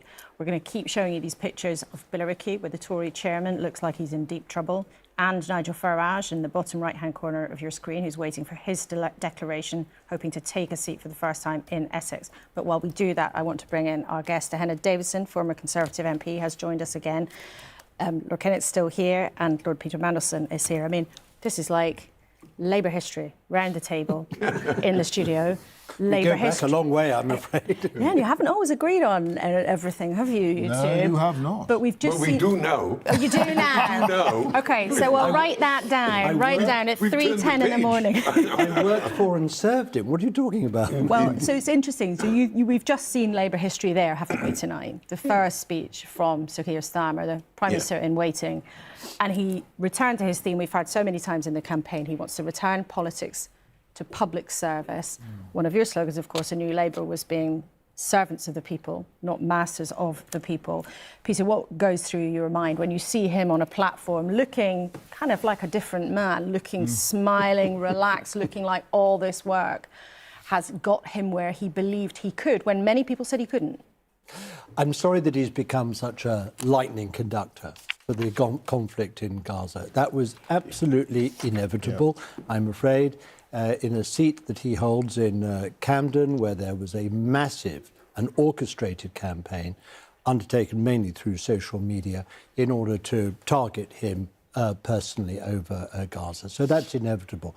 But the more important point is that he's not a performative politician. He's not like one of these bog-standard politicians who goes in for sound bites and photo opportunities. He's not a sort of circus performer. Well, he is a quite doer. a lot of photo opportunities and sound bites in the last 6 weeks. Well, he certainly had to do that, but he much prefers doing than talking. He's a diligent, professional, focused man who grasps all the issues, and that's why, in my view, he's going to make a very good Prime Minister.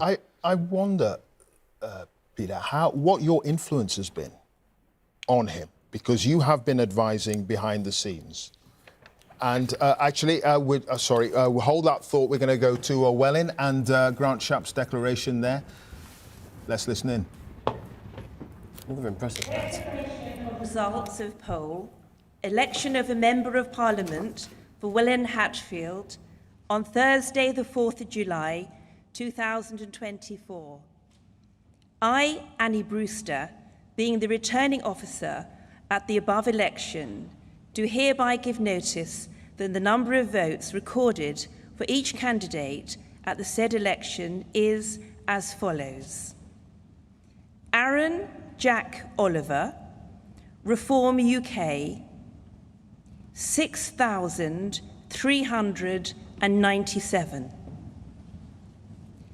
Butcher Sarah, the Green Party, 2,986. Lewin Andrew Allen, Labour Party, 19,877.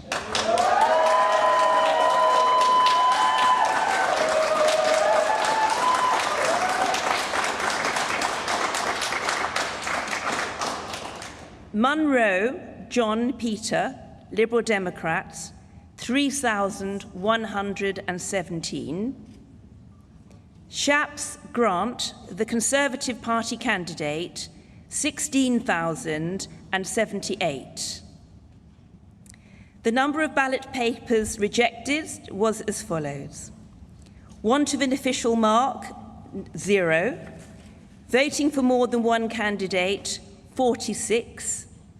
Writing or mark by which voter could be identified. So Grant Shapps, 0. who has been the Defence Minister and has done lots of different jobs in Cabinet, has been knocked out by the Labour Party in his constituency of Welwyn Hatfield, affluent commuter belt area, not too far from London in Hertfordshire, but he is beaten by the Labour Party, with a majority cut to 3,799. So Grant Shapps, the 6th Minister to lose tonight. Yeah, we certainly want to hear what he's got to say. The Labour share of the vote, 41%. The Conservatives, 33%. Reform on 13. And just look at the share change there. Labour up 9. The Conservatives down 19% and Reform up 13. And Reform getting twice the vote of the gap between Conservatives and Labour. Exactly, precisely. And that swing from the Conservatives to Labour in the seat held by the Defence Secretary, 14%.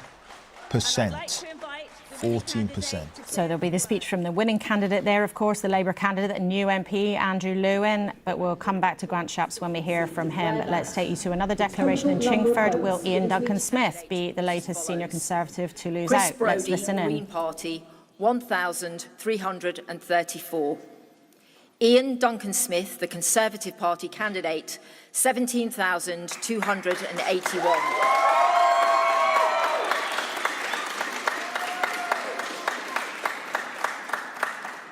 Josh Hadley, Liberal Democrats, 1,275.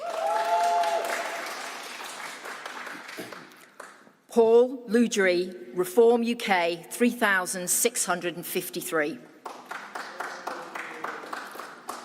Faiza Shaheen, Independent, 12,445.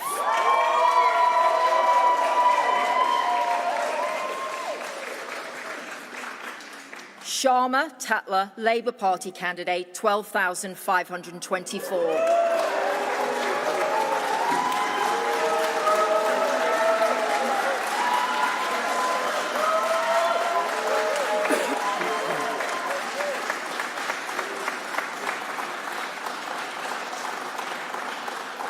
Therefore, I give public notice that Ian Duncan Smith is duly elected as the Member of Parliament for Chingford and Woodford Green constituency.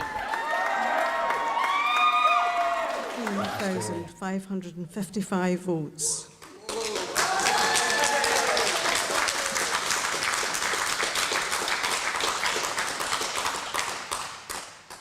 Robert Davis, Reform UK, 3,039 votes. Duncan Dunlop, Scottish Liberal Democrats, 2,649 votes. Scott Alexander Hamilton, Scottish Conservative and Unionist, 5,335 votes.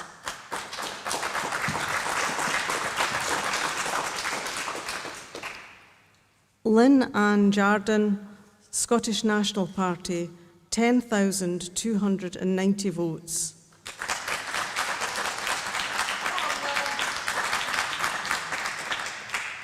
George Caravan, Alba Party, 557 votes.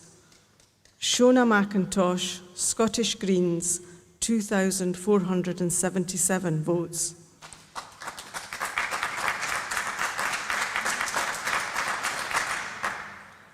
Therefore, I give public notice that Douglas Alexander is duly elected as the Member of Parliament for the Lothian East constituency. The total number of votes cast across Lothian East at the UK parliamentary election on the 4th of July was 48,604. Winning that seat there, Lothian East, east of Edinburgh. The total number Labour of needed a ballot papers 3.7% rejected swing, was and he's done it. The ex-MP and Cabinet Minister is now back in the Commons. And Peter Mandelson, No ballot papers were rejected because he's they your did man. not bear the official I'm very glad he's back. He was a very good cabinet minister. He'll be a very good member of the Parliamentary Labour Party. He'll make a great contribution. Straight into the cabinet, do you think? That would surprise me, but, you know, as these appointments aren't up to anyone other than Keir Starmer, I suggest you call him. Well, of course, at any point, Keir Starmer wants to what come would on the you programme. advise? I would advise that, I mean, unless there's some gap in the cabinet, if some member of the shadow cabinet, for whatever reason, loses their seat. I mean, they're a very, very good team. They know their portfolios. They know their files extremely well. I'd be surprised if they're not translated into office as members of the cabinet. Let's listen to Grant Shapps, who's just lost his seat. On your victory this evening, tonight, you will take over the mantle of representing Welwyn Hatfield, a privilege that I've had for the past 19 years, after I won my seat on my second attempt and 5 times in total. I know that you will represent the people to the very best of your ability, and I wish you well as you take up the baton. In addition to representing Welwyn Hatfield, I have also had the honour to have served in more cabinet posts than most.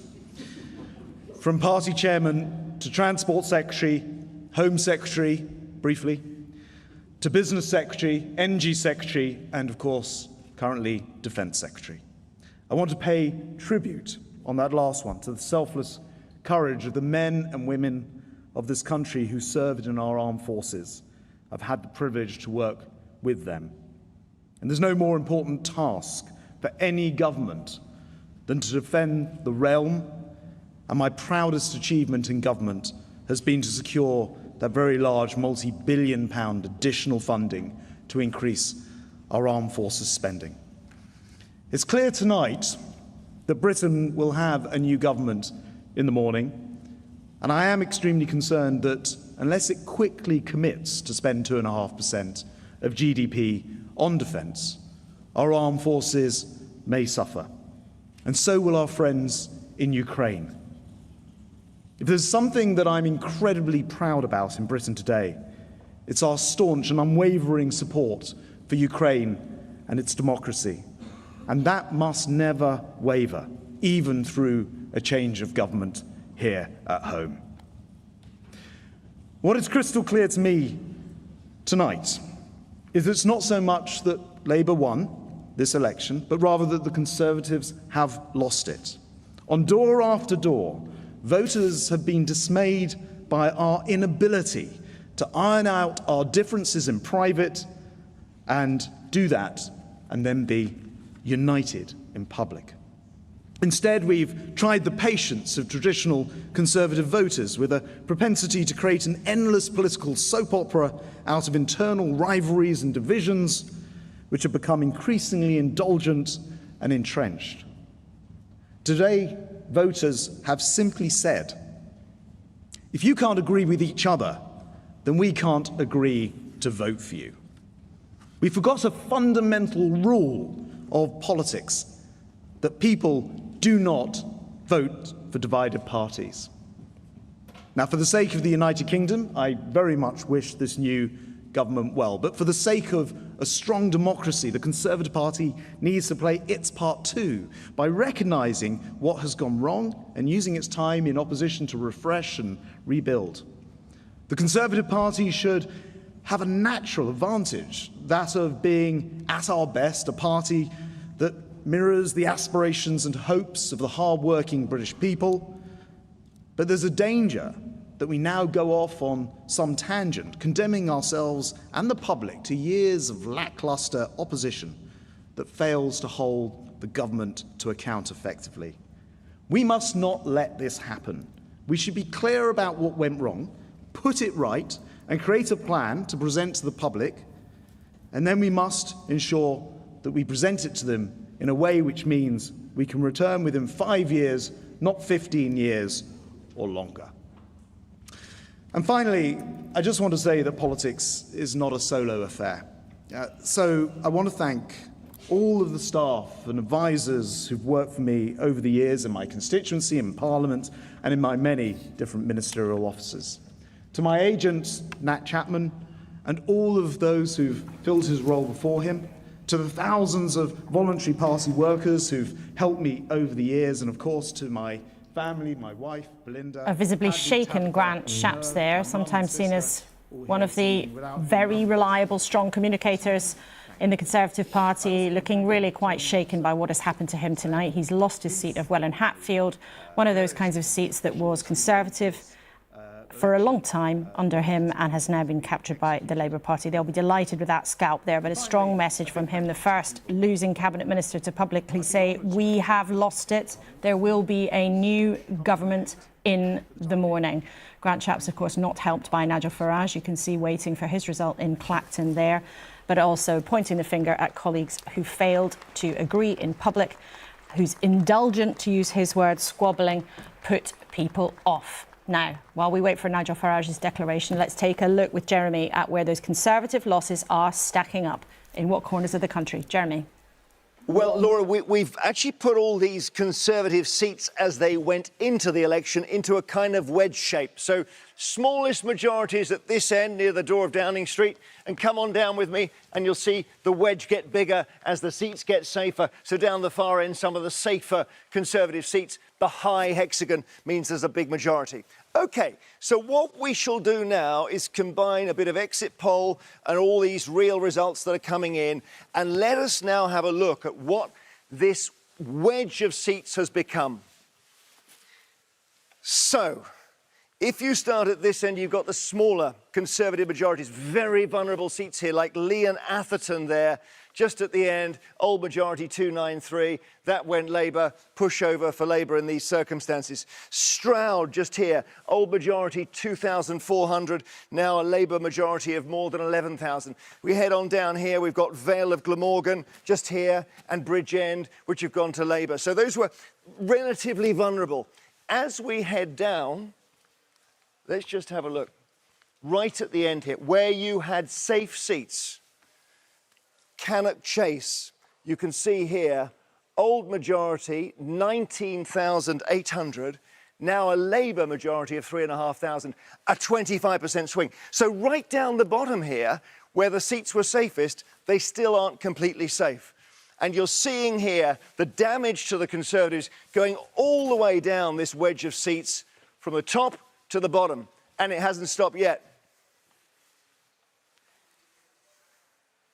For that, we're going to get a sense of what's going on, I think, in Basildon, where the Conservative Party chairman is in the race of his life. There's a recount there. He doesn't look as if he's sure what's going on. We're not sure what's going on, but that would be another big scalp if he loses there in Basildon. They've been on a recount for the last, what, 45 minutes? At least that there. And so, yeah, very, very unsure of the situation there. This is the count in Clacton, where, of course, Nigel Farage is looking to try on his 8th attempt to become an MP. And we were expecting the declaration there from our correspondent Alex Forsyth probably about 15, 20 minutes ago, so one wonders what's going on there as well. But a little bit of a pause in the flow of results that we've been getting, although I can tell you that Labour have held Cambridge, they've held Liverpool Riverside. This is Bath. So this is North Somerset. This is Jacob Rees-Mogg's seat. The suggestion that he was in a tight race there as well. So lots of people standing around at counts at the moment. That's what happens at counts. They stand around and they're frantically busy. The people who are doing the counting do all the work. The politicians and their staff stand around looking nervous. Yeah. And then suddenly it all happens. Let's show you what's going on in Glasgow. You can see there Anna Sarwar, the Scottish Labour leader, who was being praised to the heavens by Neil Kinnock not so long ago, straightening his tie, ready for an important night where probably there will be lots of pictures taken of him. But he has been, with the help of Keir Starmer, trying to turn around the fortunes of Scottish Labour after a terrible time where not so long ago they were smashed to bits by the dominant SNP. Our exit poll suggests tonight, as he walks into the counting centre in Glasgow, that that could be reversed. However, we've only had one result from Scotland so far, which was a stunning result for the Labour Party. They took Kilmarnock and Loudoun, which was not on their target list. However, we just don't know at this stage whether that pattern will be replicated. And remember, on the exit poll, which put the SNP down at 10, it's trickier to do that in Scotland because they've got fewer data points, I think Sir John would call them. He would call them data points. Liberal Democrats, they've taken Newton Abbott from the Conservatives. Martin Wrigley has been elected there. And we're going to Islington North for their held on Thursday, the declaration. 4th of July 2024. To hereby give notice that the number of votes recorded for each candidate at the said election is as follows. Vikas Agarwal, Liberal Democrats, 1,661. That's 1661. Jeremy Bernard Corbyn, commonly known as Jeremy Corbyn, Independent, 24,000.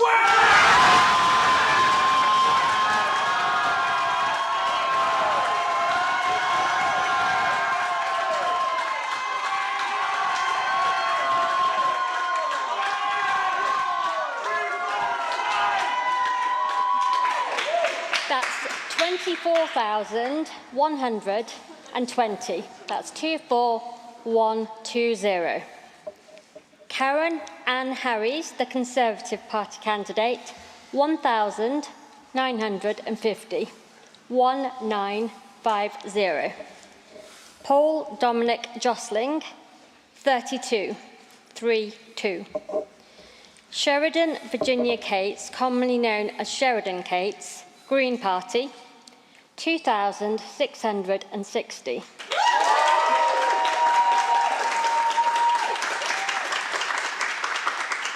That's 2660. Praffel Nagan, Labour Party, 16,873.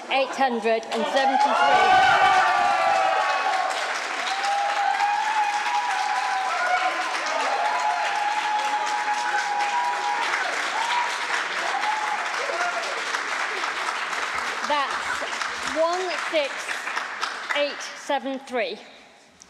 Martin John Nelson, Reform UK, 1,710. So that's 17110.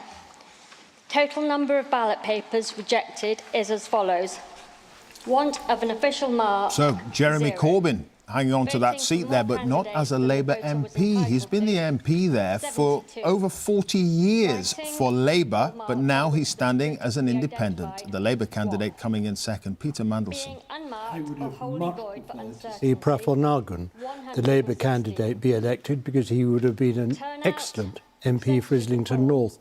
Like many other people, I canvassed for him, I worked for him, and he really is first rate. My only consolation in this result is that Jeremy Corbyn is not a Labour MP and never will be.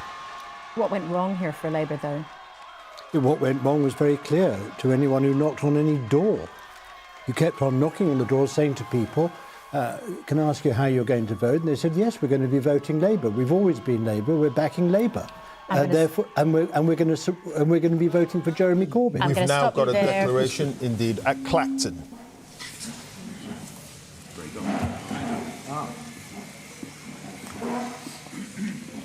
Okay.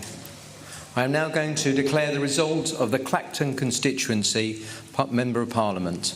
I, Ian Davidson, being the acting returning officer at the election for a Member of Parliament for the Clacton constituency on Thursday, the 4th of July, do hereby give notice that the number of votes recorded for each candidate at the said election is as follows. Bensilem Matthew, Liberal Democrats, 2016. Farage Nigel Paul, Reform UK, 21,225. Jameson Craig, Climate Party, 48. Mac Tony, Independent, 317. Osborne Natasha, Green Party, 1,935. Owusa Nepal Jovan, Labour Party, 7,448. Pat Anastu Tassos, Heritage Party, 33. Pemberton Andrew, UKIP No to Illegal Immigration, 116. Watling Giles Francis, the Conservative Party candidate, 12,820. The number of ballot papers rejected was 111. Well, in a matter of moments, two big headlines there for you tonight. Nigel Farage, at the 8th time of asking, becomes an MP representing Clacton in Essex as the leader of the Reform UK party, just moments after Jeremy Corbyn beat Keir Starmer's Labour in Islington. But Nigel Farage, whose party, Reform UK, of course, following in the footsteps of UKIP, then the Brexit Party, now Reform, and now in Parliament. And I have to say, fellow candidates, it's been a well-run, well-fought and remarkably clean election battle. I think we'd all agree on that, and thank you for your services. I promise that I will do my absolute best as a Member of Parliament. I had 20 years as an MEP, but it's not quite the same link or same responsibility with constituents. I will do my absolute best to put Clacton on the map. I'll do my best to bring more tourists. I'll do my best to try and bring some private investment. It's over 30 years ago that I fought my first parliamentary by-election, and I fought lots of them over the years, and I've had big successes in European elections and perhaps less so under first past the post, which is a very demanding, very, very demanding problem for smaller parties. I will say this, it's 4 weeks and 3 days since I decided to come out of retirement and throw my hat in the ring. I think what Reform UK has achieved in those just few short weeks is truly extraordinary. Given that we had no money, no branch structure, virtually nothing across the country, we are going to come second in hundreds of constituencies. How many seats we're going to win, I don't know. But to have done this in such a short space of time says something very fundamental is happening. It's not just disappointment with the Conservative Party. There is a massive gap on the centre-right of British politics, and my job is to fill it. And that's exactly what I'm going to do. But it's not just what we do in Parliament as a national party that matters, it's what we do out round the country. Getting 5,000 people in that room in Birmingham last week, the energy, the optimism, the enthusiasm, the belief that Westminster is just completely out of touch with ordinary people says to me that my plan is to build a mass national movement over the course of the next few years and hopefully be big enough to challenge the general election properly in 2029.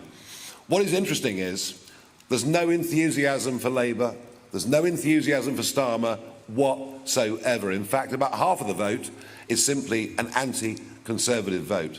This Labour government will be in trouble very, very quickly.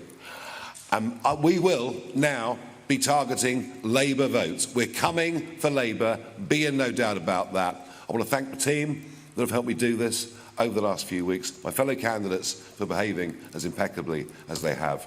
Believe me, folks, this is just the first step of something that is going to stun all of you. Thank you very much.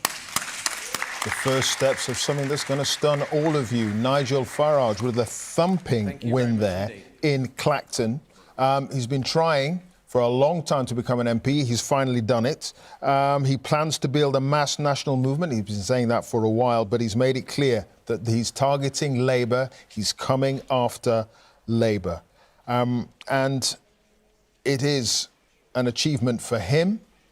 But at the same time, the story of the night is Labour and the suggestion that they will have a 170-seat majority. But Nigel Farage making it clear that he's got Labour in his sights. And just on your screen there, you can see bottom right-hand corner, there is Kemi Badenoch, who's been the business secretary in Saffron Walden. It looks like she is accepting her result there. And at the top is Hazelmere. That's the back of Jeremy Hunt's head. He's battling to hang on. But Kemi Badenoch, who we understand has aspirations to lead the Conservative Party after this election, is accepting her victory in her speech there. But Nigel Farage, jubilant.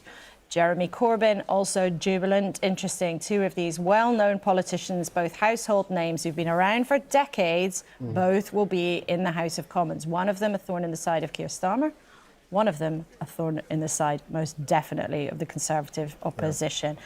Chris, just a brief thought from you on these two big headlines. It might be the middle of the night, but in this sort of night of 1,000 stories, we've just had two really big ones, haven't we, in the context of the last couple of minutes. Two huge characters, as you were saying, in Nigel Farage. After all of those attempts to get to Westminster that ended in failure, he'll now be there. And however many other Reform MPs there are, my goodness, we'll hear plenty from him. I suspect the kind of pulpit of the House of Commons will be one that will work well for him in terms of never knowingly walks past the microphone, even outside the House of Commons. Commons. Indeed. So having that stage, if you like, of the House of Commons, I think will be very significant. And then, yes, Jeremy Corbyn, the man who led Labour into the last general election, managing to defeat them and defeat them comfortably. Chris, we're just going to cut in there because we've got Jeremy Corbyn's speech, him, of course, an independent and victor in North London. Was a positive one. Our campaign did not get into the gutter of politics, as is too often happening in this country.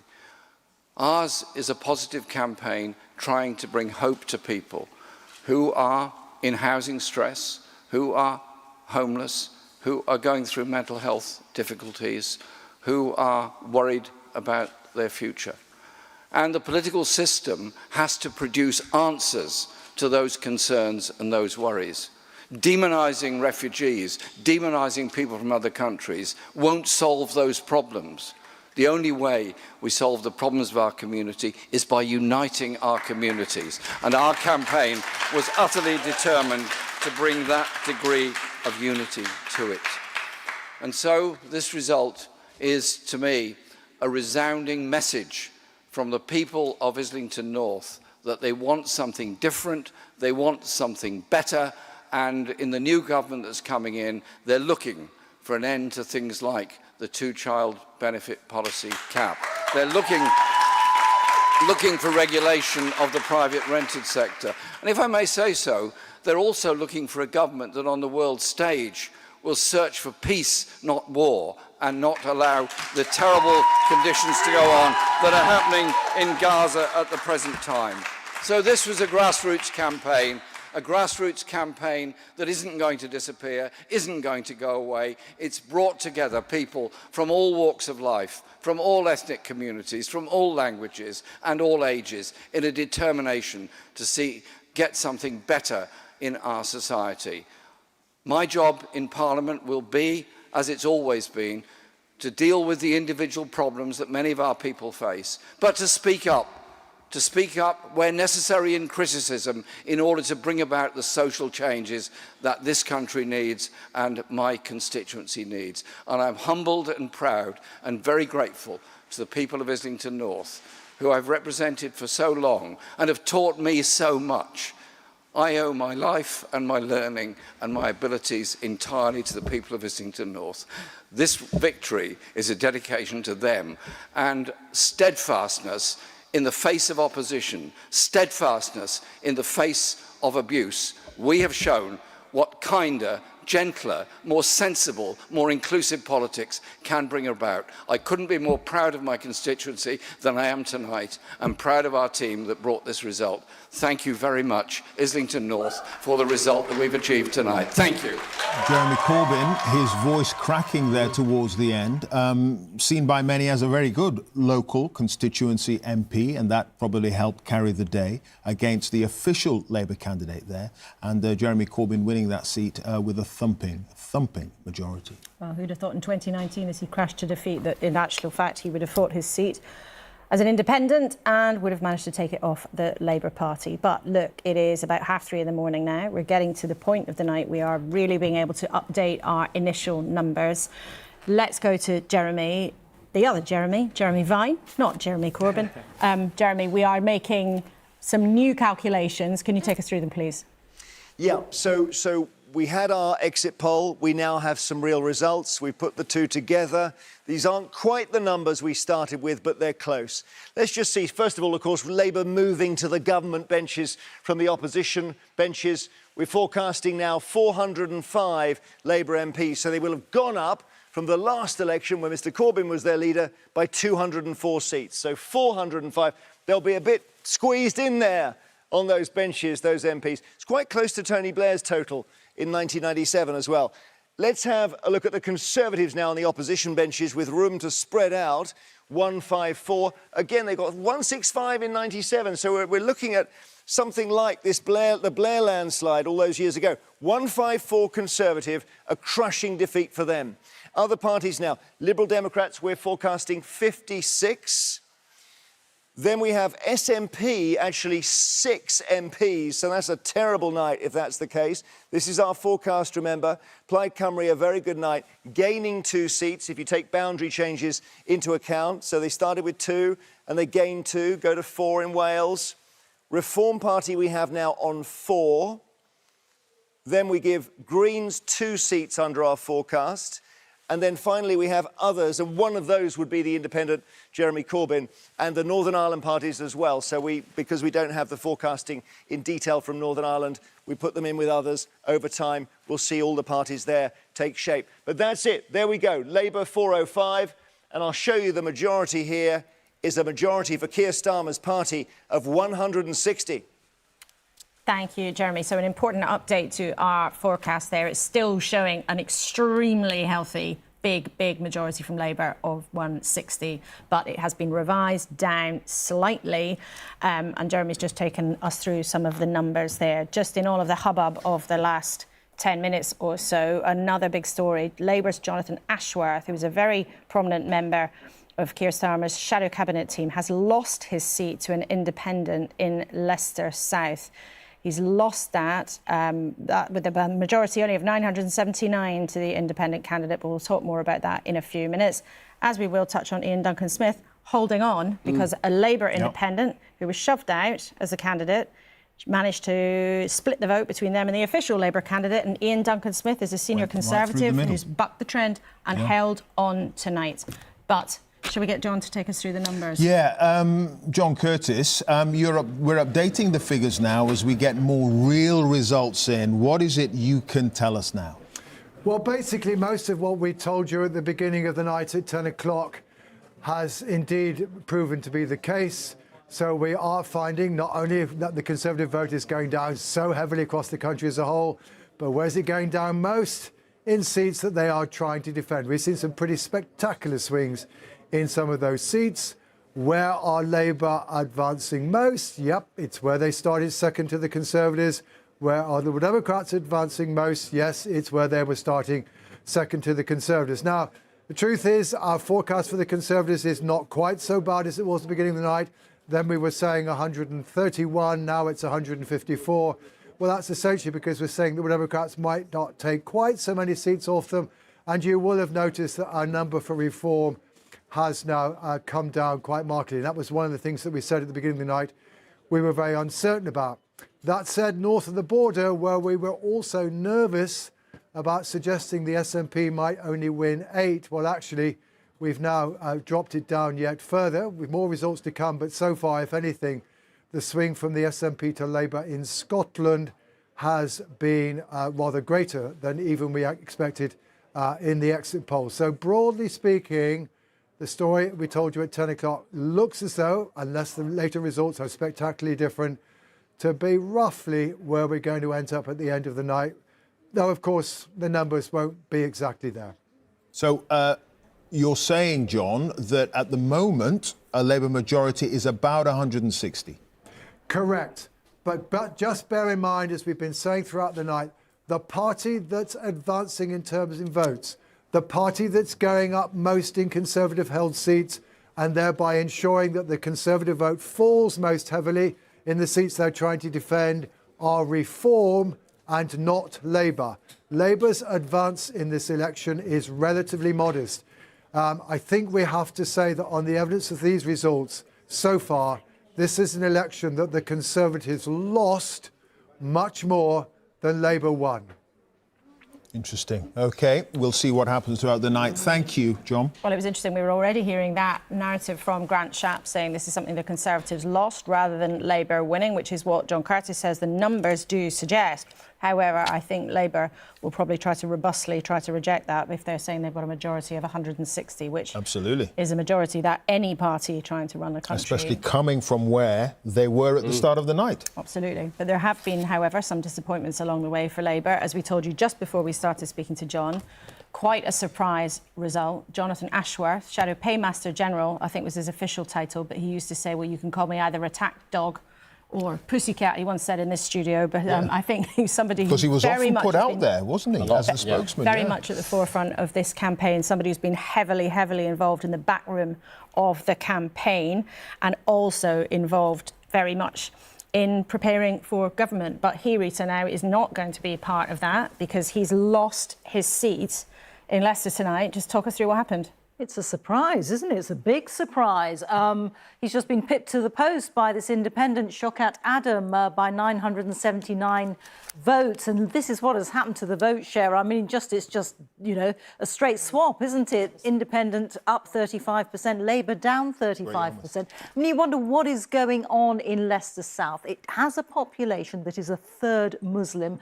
Is this evidence of the party's stance on Gaza acting against them, an enormous swing from Labour to an independent? So that is Leicester South. Jonathan Ashworth now out of Parliament, out of the Commons. I want to bring you also Leicester East. Now, this is not something we're seeing very often tonight, is it? In fact, as far as I know, I think this is the Conservatives' only gain of the night, their gain from Labour in Leicester East. Now, this is a seat that has been Labour since 1983, so for over 40 years. Shivani Raja for the Conservatives is the new Leicester East MP.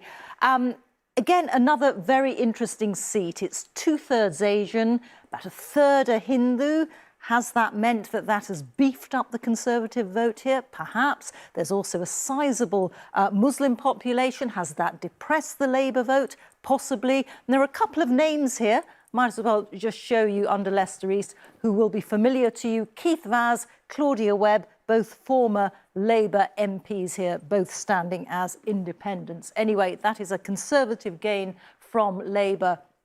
I mentioned the Muslim vote, if we can characterise it like that. I just want to show you this, which is a chart showing what is happening to the Labour vote in areas which have a high Muslim population. By high, we mean over 20% Muslim.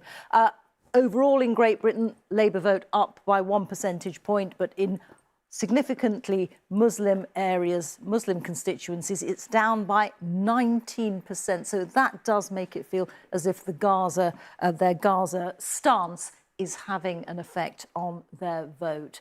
Just one other result to bring you, which is Alex Chalk, the Justice Secretary, another Cabinet Minister, losing his seat in Cheltenham, this time to the Liberal Democrats. And I'm just actually, while we're focusing on this, Alex Chalk being replaced by Max Wilkinson in the House of Commons. And I'm wondering if I can bring you one more result here on the screen. There we go, Great Yarmouth. This is a Reform gain from the Conservatives. So another Reform candidate now in Parliament. Rupert Lowe is now the MP for Great Yarmouth with a majority of a little bit under 1,500. And the vote share for the Conservatives, you can see plummeting there, down by 41%. We're seeing these huge swings away from the Conservatives. And one more seat, Lichfield in the Midlands. This is a Labour gain from the Conservatives. And Michael Fabricant is now no longer a Conservative MP. He has been beaten in Lichfield. Just pipped to the post again. Dave Robertson, the new MP for Lichfield, with a majority of 810 and a big drop in the Conservative share of the vote again. So lots of results for you there, Laura. Clive. All right, thanks, Rita. 10 ministerial losses so far. Rita just mentioned Alex Chalk, 2 of them in the Cabinet. This is proving to be a bloody night for the Conservatives. The Chief Whip, Simon Hart, in fact, has just lost his seat to Plaid Cymru in Wales, Caerphilly. He was trying to hang on there. There was a boundary change, but Simon Hart becomes the latest member of the Cabinet to lose his seat tonight. But just as we were talking to Rita in that short couple of minutes, she was going through her graphics. Labour has taken another 6 seats just in that short window. They've taken Clwyd North, Bassett Law, Lichfield, as Rita mentioned, Burnley, Thanet East, Milton Keynes. And so far tonight, they've taken another 10 seats in Scotland, which they will be delighted about. One of those victors is Douglas Alexander, who's heading back to Westminster. And he's heading to our screens right now. Thank you very much indeed for joining us. And congratulations on your victory as we commiserate people who are losing tonight. Do you think the suggestions that the SNP might get to 10 seats or below in Westminster could pan out? I genuinely don't know. Naturally, my focus has been here in Lothian East, but it's undoubtedly a rejection, not just of 14 years of Conservative government, but also 17 years of failing SNP government here. The SNP have been in power longer than the iPhone's been invented, and on doorstep after doorstep, I was meeting voters who were as determined to reject the SNP as they were to reject the Conservatives. And we'll be talking to the former Conservative leader Ian Duncan Smith in a second, who's managed to hang on. But in terms of your own campaign, what was being raised to you? Because were people really talking about the SNP and their arguments about the Constitution? Or were they more saying this is time for the pendulum to swing across the UK? No, truthfully, there wasn't much focus on independence in this campaign. People were tired of that constitutional obsession. I was hearing a lot more about the fact that 1 in 6 of us in Scotland are on NHS waiting lists. And finally, the SNP's failure in policy was actually catching up with them.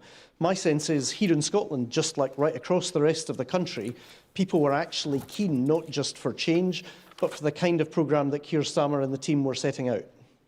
But yet, for you as a former Cabinet Minister, also a former Department First Secretary... Oh, we're going to stop there, Douglas. We're going to listen to Suella Braverman, who is victorious in her seat in Hampshire, but she's now going to be speaking at the podium there. She's somebody who has aspirations to lead the Conservative Party, who's been a very strong critic of Rishi Sunak. Let's listen. Thank yous. Firstly, thank you to Fareham Borough Council, Chief Executive, Returning Officer team, the hundreds of local people who have manned polling stations all day, who have counted votes tonight, and of course to the police. I want to also thank each and every one of my parliamentary opponents for your dedication and for making this a really enjoyable campaign. With these very new and significant boundary changes, this has been challenging for all of us. But you've all enabled our democracy to function safely and effectively. Secondly, I want to thank my wonderful team of Fareham and Waterlooville Conservatives.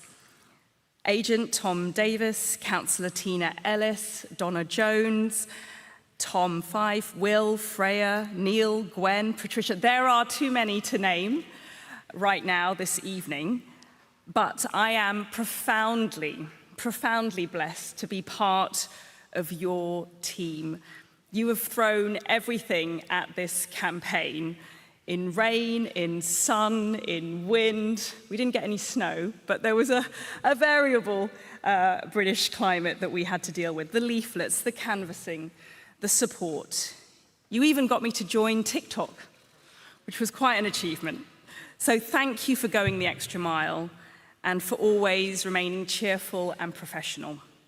I hope you enjoyed the campaign. Thirdly, I must thank my family, my husband, my children, for your steadfast love, support and friendship. My mum, my dad, my wider family, for your constant advice and encouragement. I couldn't do this job without you all. And next, thank you to the good people of Fareham and Waterlooville, you've placed your trust in me as your voice in Parliament for the 4th time now.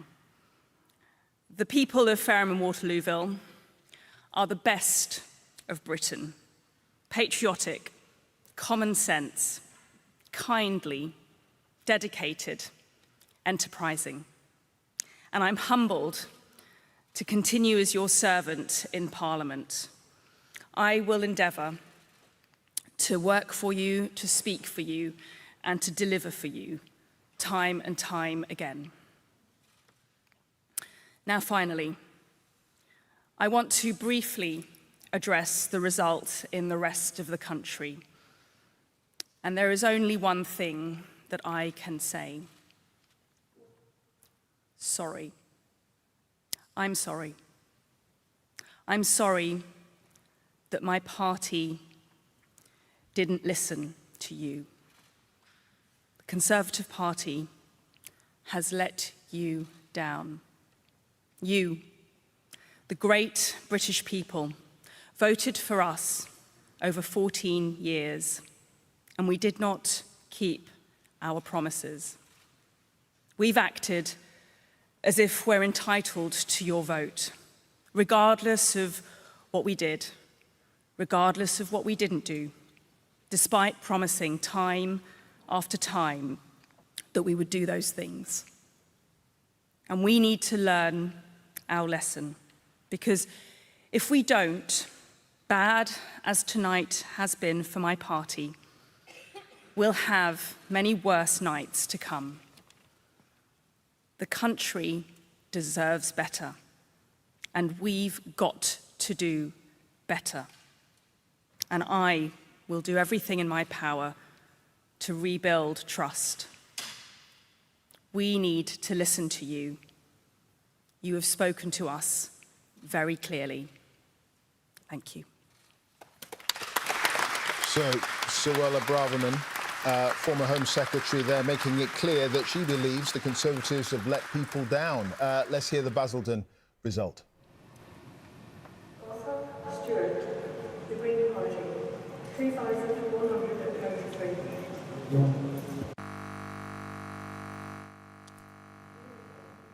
OK, dreadful sound there, Basildon. It's only up the road. I should just say that the Green Party have taken Bristol Central. They took the council in the local elections. They've taken Bristol Central, and we're now going to go to Ian Duncan Smith. I think we're just lining him up. But while he's being lined up, Thangam Debonair, the Shadow Culture Secretary for Labour, loses her seat there. So let's now go to Ian Duncan Smith. Chingford, hello to you. Thanks for being with us, and sorry to keep you waiting. You were successful, no question about that, but you needed the help of an independent candidate splitting the vote in order to get through. No, I don't think I needed anybody. As far as I was concerned, I fought a very good campaign, and we did enough to win. Had we been fighting one single Labour candidate, as I have done 3 times on the trot now in a marginal seat, which everybody said I would not hold. And by the way, your own exit poll said they had 99% likelihood of victory. Well, they didn't win. So all I would say to you is the election is the one in front of you. I fight that, and I make a habit of winning them. OK. What about the overall performance of the Conservative Party tonight? How do you address that? Well, it's dreadful. There's no way of dressing that up at all. At 25%, I got 40% of the electorate, which is both more than Labour getting, and the Tories are at 25%, which is terrible.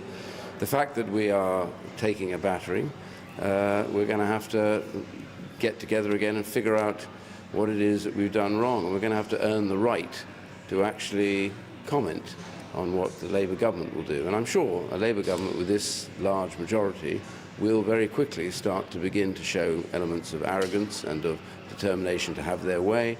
And these are moments when you need opposition to be able to point that out and to be on the side of the public and those who they damage. So at the moment, it's all about the Labour Party. But there will be a moment, there will be a time when people will want to know what the critique of that government is and who's going to stand up to it, rather than it becoming a kind of a very powerful unit that just doesn't have any criticism. We just heard Suella Braverman's critique of what went wrong. She apologised, she said sorry, our party didn't listen to voters, made promises that they didn't keep.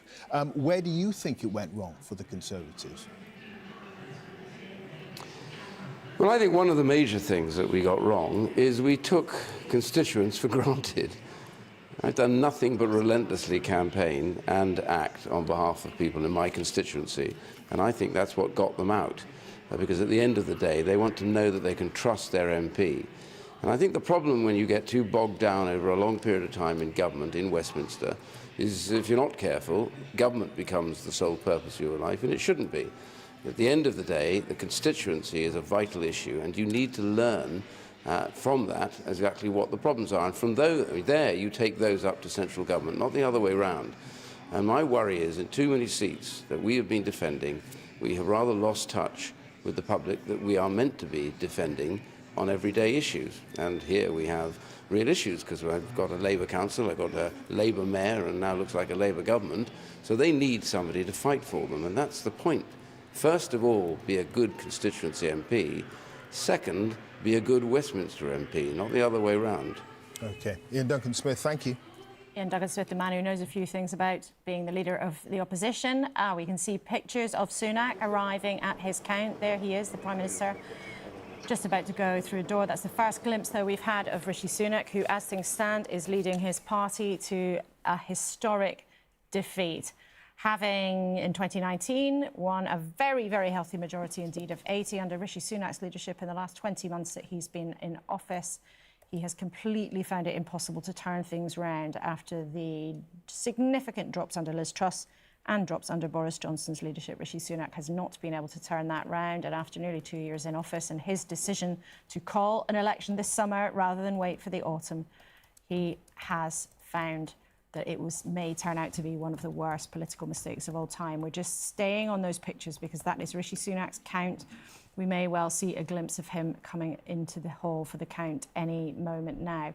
Just as we stay on those pictures, because we don't want to cut away, Chris, for Rishi Sunak's team, do you think the assumption, acceptance, decision perhaps already is that he'll have no choice but to resign? There's been a live conversation going on, not just about that particular question, but then the time frame that is attached to it. So, does he announce his resignation and sort of disappear rather rapidly, which on a human level might be tempting after a big defeat, or does he say that he will, but then set a time frame on it some distance down the track, maybe a couple of months, to give the party a chance to reflect prior to a leadership race? That was the model adopted by Michael Howard after 2005, which led to the election of David Cameron as Conservative leader. Is he tempted by that same approach? I asked him this very question just the other day, and there was just the mildest hint in his answer that that might be the case, but we shall see. OK, well, if we have a glimpse of him, we'll get you those pictures as soon as possible. But while we wait, one of the problems that he's been up against is the appeal to many people of the Reform Party. Nigel Farage is on his way to Westminster. Let's see what's happened in Boston and say Skegness on the East Coast, where his colleague Richard Tice was standing. For the Boston and Skegness parliamentary constituency, do hereby declare that the votes recorded for each candidate as follows. Dickerson David, English Democrats, deport all illegal immigrants, 518. Forbert Alexandra, Labour Party, 7,629. Gilbert Michael William, Blue Revolution for People Not Parties, 397. Lloyd Richard Gordon, Liberal Democrats, 1,375. Moore Christopher Michael, the Green Party, 1,506. Tice Richard, Reform UK, 15,520. Warman Matthew Robert, the Conservative Party candidate, 13,510. The number of ballot papers rejected was as follows.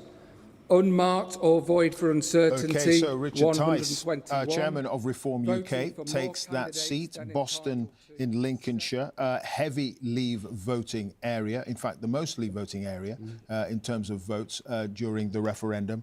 A thumping majority there, 15,520. The fourth Reform MP returned this evening. And we're going to hear. Thank you very much. This is without question the proudest day of my life. And I want to pay tribute to all of these constituents of Boston and Skegness that I'm now delighted to serve and represent. And I will do this to the very best of my ability. I want to thank the returning officer, all his brilliant staff, everybody for ensuring this democratic process happened successfully, safely, and also to thank the police. This really is quite extraordinary. What we've achieved from just 3 years ago as Reform UK. No one had heard of us. We were 0% in the polls. We had no money in the bank account. And I was sneered at and mocked by so many. Just 3 years later, across the whole of England, Scotland and Wales, millions and millions and millions of people have today voted for Reform UK. We're winning seats, we're coming second all over the country. It is truly remarkable. And I want to pay tribute to the brilliant team at Reform UK nationally who stuck with me through all that hard work and those challenges. But also here on this campaign, I want to pay a massive, massive tribute to my team led by the brilliant Ryan, Natalie and so many others. They know who they are. A massive thanks to all of them. I must also, of course, thank my wonderful partner, Isabel, for her support, encouragement. OK, we're going to pull away from Richard Tice in Boston. We're going to go to Portsmouth, Penny Mordaunt's seat there. Portsmouth North. She's smiling. What does that suggest? A tight seat there. And the Leader of the Commons hoping to hang on to her seat. We should be getting the results any second now. All the candidates are on the stage there.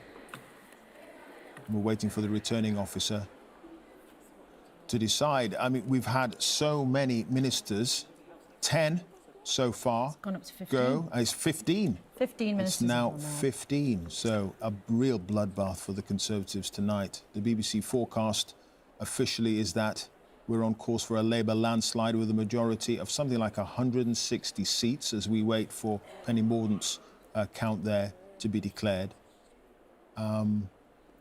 Just seeing a Liberal Democrat and Conservative candidate in conversation. I'm hearing from the Liberal Democrats that the situation in Jeremy Hunt's seat in Surrey is too close to call. That is a fine battle between the Conservatives and the Lib Dems. A suggestion there might just be 100 votes in it. One of the things that emerging from the night so far is that this is not just about the Conservatives taking a hammering, but it points also to a real changing of the guard. So faces that have been familiar to our viewers over the years, whether it's Grant Shapps, Gillian Keegan, the Education Secretary, people who've been around, who've been in prominent jobs, are on their way out. Will Penny Mordaunt become the latest of them? Suggestions from Labour about half an hour or so was that it was very, very tight and they were feeling pretty hopeful. So is that a brave face or a guarded smile? We should know just in the next couple of minutes as we wait for the declaration there at Portsmouth North. And Portsmouth North is the type of seat that goes with the winning party. Known as a bellwether, follows the straws in the wind, and hopefully the declaring officer, resplendent in that, I was going to say fancy dress, but that would be terribly rude. Official dress, will be giving us the declaration anytime soon. But it looks like they're still waiting for one of the candidates to turn up on the stage. Just as we wait, we can tell you... There's a Labour candidate we're waiting for, apparently. Oh, lip reading. Excellent. It's a handy skill on a night like this, Clive. It comes in very, very useful. Well, there we go. So we might get the result any second now that everyone is now on the stage. Of results for Portsmouth North constituency, and I would like to invite the Lord Mayor of Portsmouth to declare the results. Thank you, Ashington. I, Councillor Jason Fazakerley, returning officer for the Portsmouth North constituency, hereby declare that the total number of votes given to each candidate was as follows. Simon James Dodd, Liberal Democrat, 3,031. Amanda Louise Martin, Labour Party, 14,495.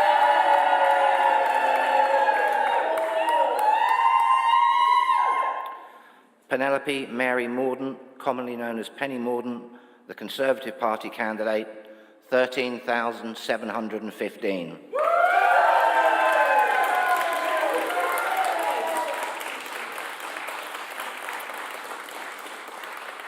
Duncan Stewart Robinson, the Green Party, 1,851.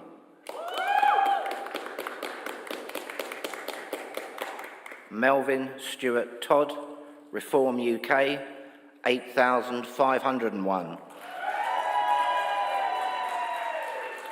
I therefore give public notice that Amanda Louise Martin is duly elected as a Member of Parliament for the Penny Mordaunt, Portsmouth Leader of the North House, constituency. wannabe Prime Minister who ran to be the Conservative leader the last time round and still had aspirations of doing it, becomes the 16th Minister to lose her seat at 8 minutes past 4 on the morning of July the 5th, with a majority to the Labour candidate of only 780 votes. So a tough and tight fight, but Penny Mordaunt is out. Yep, Labour did it on a turnout of 59%. Again, a little bit low. Look at the share. Labour, 35%. The Conservatives, way down. Minus 28. And look at Reform, up 20. And the swing from the Conservatives to Labour, a whopping 18%. Peter Mandelson, Penny Mordaunt losing her seat there. That is indicative of what we've been seeing throughout the evening so far, reflected in the exit poll, and now coming to pass. Well, it is a bloodbath, and it's a bloodbath brought about by the failure of the Conservative government in so many policy areas, and the anger felt by the electors, voters about that, but also as a result of the intervention of Reform UK. So there has been a sort of pincer action, policy failure, intervention by Reform, and a very, very strong Labour Party, transformed, changed by Keir Starmer, who have come through. I just say this about Penny Mordaunt. I feel that she's the sort of Conservative who would want to fight Reform, and I'm sorry that in that sense she's gone, whereas there are many other Conservatives like Suella Braverman who want to become Reform UK, and that is the fault line now which is emerging in the Conservative Party as a result of what's happening tonight. Diana Davidson, when the result came in, you looked absolutely gutted. Yeah, it's safe to say that was not a weak response from me at hearing that Penny Mordaunt has lost her seat. I mean, I think she really does exemplify the best of the Conservative Party. And I'm devastated. I'm devastated for her, but devastated more so that a lot of Reform voters say that they're incredibly patriotic. They want someone who is a Brexiteer. Penny Mordaunt exemplified that. She exemplified the kind of leadership that I think the constituency needs. And it's such a shame that it was such a narrow margin. But incredibly brave of her to put on such a brave face on stage. And we'll listen to her in a few minutes when she gives her speech after the winning candidate from the Labour Party. But I wonder there, I mean, Peter Mandelson was sketching out what he was claiming is already a dividing line. We can see, we heard it from Robert Buckland on stage, urging his party not to go in one direction. We heard then Suella Braverman, and we know that she comes from the right-wing tradition of the Conservative Party. She said that Nigel Farage should be part of the Conservative Party. I mean, where do you want to see your party go next? Well, there's a reason that I tweeted out that I fundamentally agreed with what Robert Buckland said earlier on this evening. I never thought that I'd be sitting on a panel on election night saying I agree with Peter Mandelson, but he said earlier that absolutely that the Conservative Party will only win from the centre ground. I'm going to stop you there because we're going to listen to Penny Mordaunt. We'll come back to you in a second. Let me cheer you up. Democracy is never wrong. I want to add my thanks to all those who have facilitated this election, the count, the police, those who man polling stations, the electoral team at Portsmouth City Council, and also to all candidates who've run in North and South, and in particular my running mate in the South, Sina Biddle. Congratulations, Amanda.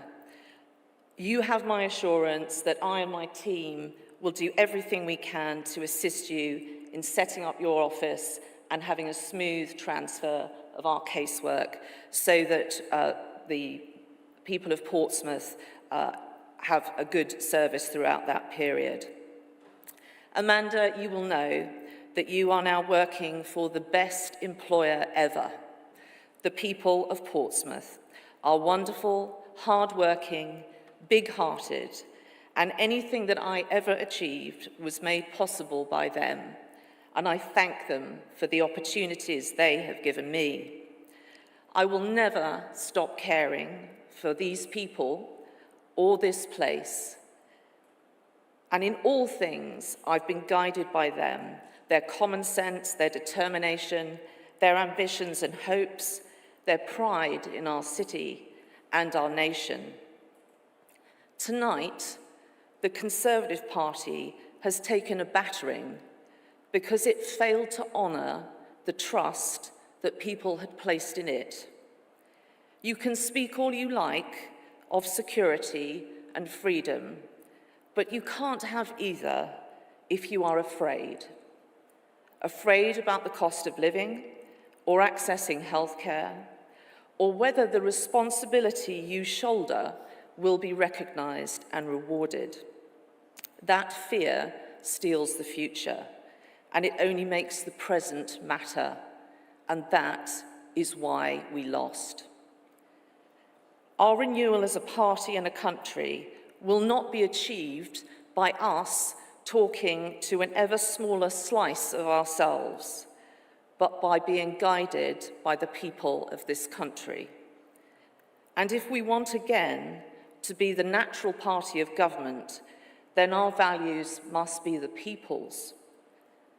I've lost many good colleagues tonight, but I hope that, like me, they intend to carry on serving their communities with even stronger heart. Our country needs all of us.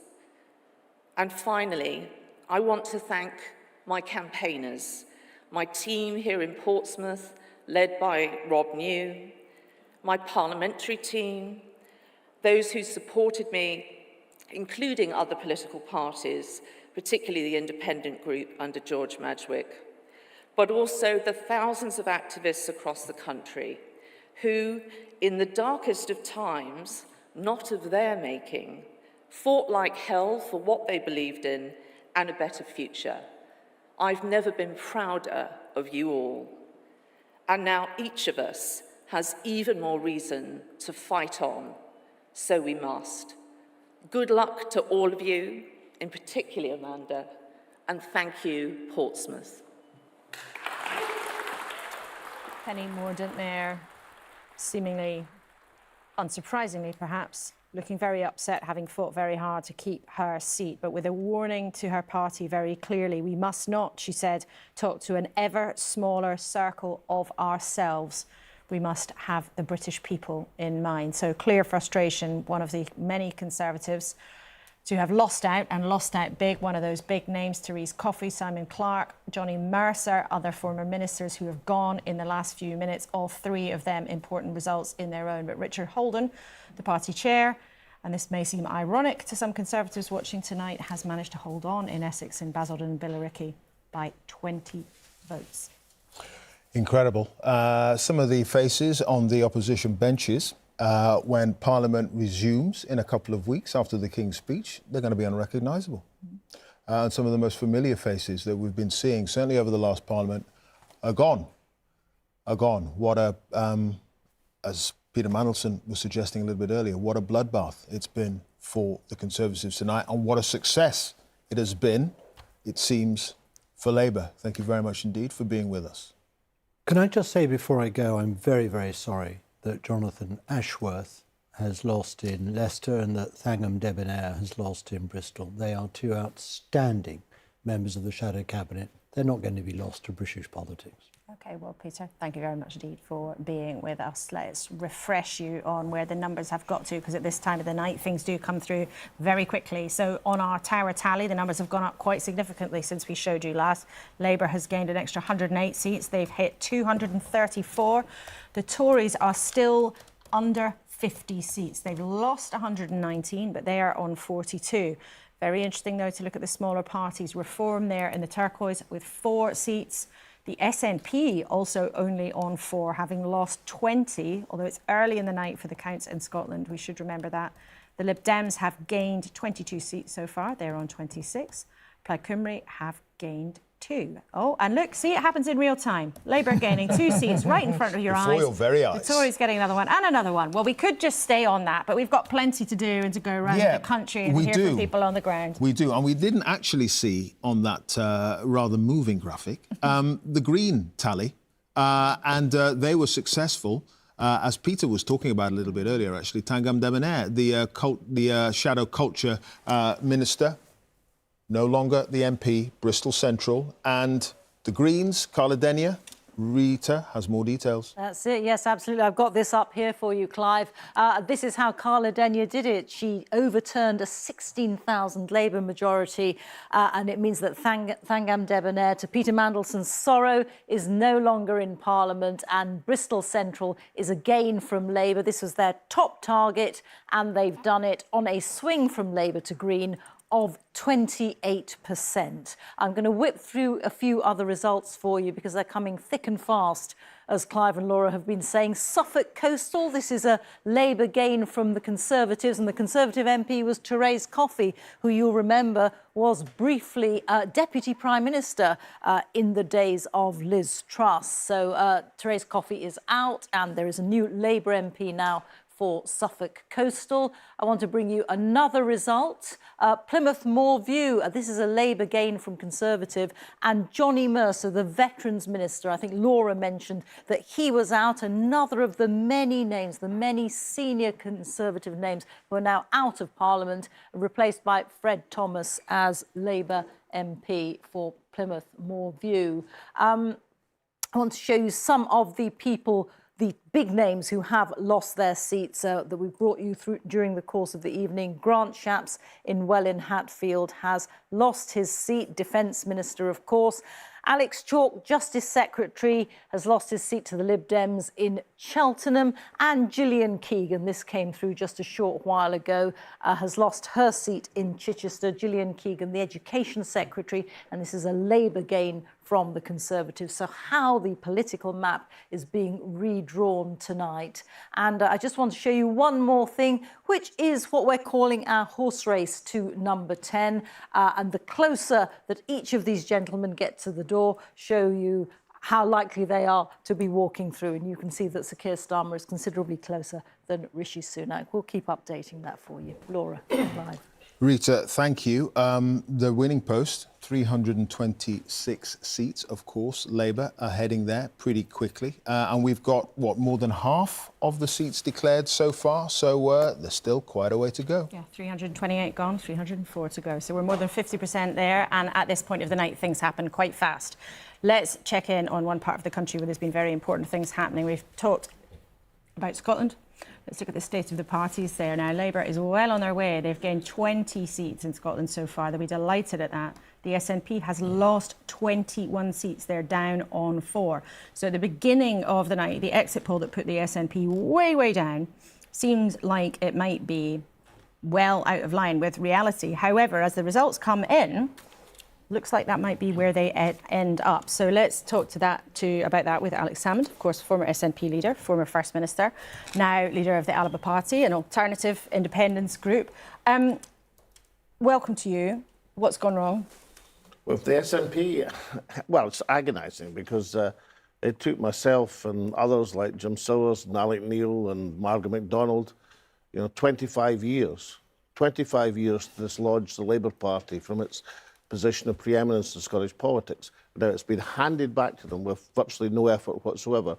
So I find that both agonising, deeply frustrating and incredibly disappointing. I'm just going to stop you there. We've got Jacob Rees-Mogg declaration coming soon, another prominent Conservative who's been at risk. Let's listen in to what's happening in Bath. The Member of Parliament for the Bath constituency do hereby give notice that the number of votes recorded for each candidate in this constituency is as follows. A-N-O-N. Forgive us, it's not Jacob Rees-Mogg's declaration. These things happen on election night. That It's is another actually the Bath in declaration, Bath. yes. We'll get back to it when we see Jacob Rees-Mogg on stage there. So, Alex I Salmon. want to see Rees-Mogg's. Well, you will. You will. Don't Just, worry. You stay Have there, my man. patience. You stay there. Have He'll patience. come. We will. We will. We'll bring it to you live when we can. But that wasn't his turn. I think he might have been. I thought he was maybe hiding behind a giant teddy bear or whatever that person was dressed up on the stage. However, you said it's agonising to see what's happened with the SNP falling back. Haven't you actually been part of the problem? Because since you were out of the fold, you've been making as much trouble for them as you possibly can. No, we're trying to present an alternative strategy. To win elections, the SNP has to do two things. One, it has to demonstrate competence in government, which we did for a long time. And secondly, it has to have a strategy for getting to independence. Now, the problem with the current SNP, it has neither. And if it has neither, then you get absolutely gubbed, would be the colloquial expression in Scotland, as they have been tonight by the Labour Party. And those of us in Alapa have been trying to say, look, refine the way forward to independence. And that, of course, is now going to be the debate. Because Alapa's election was never tonight. Alapa's election is going to be 2 years' time in a proportional system, where that argument about using elections as the mandate for independence is going to be a very convincing one for many people who believe in independence. Remember, independence support's not the problem. It's at 50%. The SNP is the problem. It's at 30%. Well, as you suggest, independence support has, it stayed basically two big blocks between unionist opinion and independence opinion in Scotland for a long, long time. However, when it comes to the SNP falling back like this, they went to the electorate and said, if we get a majority of seats in Scotland, sending MPs to Westminster, we believe we'll keep pressing the case for independence and we'll be able to do that. Do you think tonight, if they are, as they appear they're going to be, not the biggest party in Scotland, that has gone? That argument has gone, their mandate will have disappeared? Well, yes, of course it is, but they didn't fight this election on independence. They Well, it was page one, line one yes, of the I know, manifesto. but they fought this election on opposing austerity, which of course is a noble aim. But it's not something that people in Scotland thought they could deliver or could do, and therefore they weren't going to vote for it. But why vote to oppose austerity when you can vote Labour to get rid of the Conservatives? It was a daft strategic thing to do. So that mandate's gone. The 2021 mandate's gone. Therefore, you have to seek a new mandate. No point in asking Sir Keir Starmer for a referendum. He's not going to give you it. He wasn't going to give you it even if you'd won all the seats in Scotland. Therefore, you have to use elections as giving a mandate for independence. Luckily, the second vote, the regional vote, in a Scottish election, the proportional vote, is actually the ideal ballot box opportunity to do that. But you've said then, crystal clear, the mandate for the SNP to push for independence has gone based on tonight's results. No, the mandate to say we should have independence is gone, but you've got an election coming in 2 years. What you have to do in these 2 years is get the strategy right. But we're talking about tonight. I just want to be clear on this point, because the SNP went into this election saying, if we still have a majority of seats at Westminster, the signs tonight are they're really not going to. You've said that mandate will have gone. Because people would laugh at them if they tried to maintain that position. But luckily, there's an election for us in 2 years' time. Now, you have to come to terms with the huge number of frustrated people in the national movement who are so frustrated that in 10 years there's hardly been a move forward towards independence. Again, luckily, that election, a proportional election, gives the opportunity to do it. So instead of fighting each other in the first past the post election, you actually in a proportional election have the ability to build a majority between the independence parties. Except even in a proportional system, your party tonight is picking up 0.5% share of the vote. Well, we only contested a third of the seats. So I think we're saving 0.5%. Well, OK, 2 deposits I think Alapa candidates will save tonight. Remember, in the Scottish election, you get seats on 5% of the vote. So don't dismiss the possibility of an Alapa breakthrough in 2 years' time. Otherwise, we might be back here in 2 years' time, and I may have to remind you about it. Scotland's voice at Westminster is going to be a little bit diminished now, isn't it? If these results pan out. Well, the easy stuff is gone. I mean, I was at Westminster when the SNP had 6 members of Parliament, and that's likely to be roughly the case again. You don't get, handed 2 Prime Minister's questions every week. And therefore, you have to be inventive. You have to be determined. You have to make the weather, as opposed to sitting back and just accepting your place in the system. Whether the 6 or 7 MPs who will survive have the capacity to do that, we'll see. Incidentally, whether Nigel Farage has the capacity to do that, we'll also see, because he'll be in the same position. The House of Commons is a big place.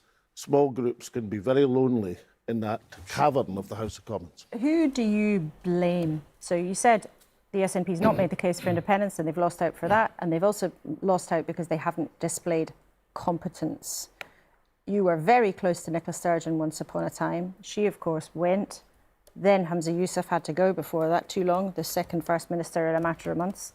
Who do you blame? Well, I mean, both Hamza and John Swinney have been handed a poisoned legacy, and the real descent into total chaos. Well, chaos and incompetence dates back 3 or 4 years. The obsession with issues which are both divisive and not central to Scottish opinion, like self-identification. I mean, that took 2 years, consuming the Parliament's time, dividing the country. Now, Hamza Yousaf and John Swinney, the difficulty there, excuse me, is that instead of sweeping the boards, saying let's have a fresh start on the people's priorities, let's reformulate our strategy for independence, they tried a sort of continuity, slightly moving things to one side. And as somebody said in an SNP leadership campaign quite recently, continuity doesn't cut it. OK, Alex Salmond, leader of the Alba Party, former First Minister and former leader of the SNP. Thank you very much indeed. We're going to show you what we think is going to be happening with the BBC forecast, which is a Labour landslide. And that's what we're suggesting. Labour on 410 seats. And Keir Starmer would, of course, be Prime Minister. Rishi Sunak would be, and the Conservatives would be on 144. That's the BBC forecast now. The Liberal Democrats, it would be a good night for them if this is borne out, 58 seats. And the SNP, just talking to Alex Salmond there, 8 seats at the moment. And what time is it? It is just before 4:30 and the sun is beginning to rise. There it is, just beginning to rise on what is going to be a new dawn for British politics and what is very, very likely to be a whopping Labour majority and a new Prime Minister in Sir Keir Starmer. What will this country look like in 2-3 years' time? I think it's time for swingometer. Jeremy. When in doubt, have the swingometer. All right. Well, so here we have the needle down the centre, and we said before if the proportions of the votes stay the same, the percentage swing would be 0 and all the blue seats would stay blue and the red seats would stay red. These were the results last time, 2019. Now, the fascinating thing here is how Labour has built up, an extra 200 seats with a swing that's not much more than 10%. Have a look. So if they were to get a 12.7% swing in every single seat, they'd have a majority of 1. Based on the actual results, their swing is 10.5, and that gives them 96 seats, but they've got double that number. How have they done it? That's the question. We're in the beautiful position now where we've had enough results where we can put the exit poll to one side, and I will just populate the swingometer with actual results now. So remember, the needle now showing the actual swing from actual results, 10.5%. But you immediately see what Labour's done. It's reached beyond 10.5 to 12%, taking Colchester, to 13%, taking Buckingham and Telford, to 14%, taking Thurrock and Bassetlaw.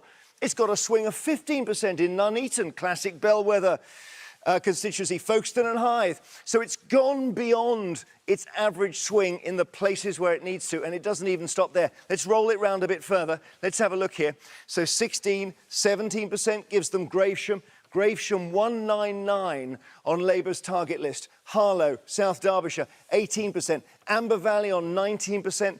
They even took Redditch and North Warwickshire on a 20% swing.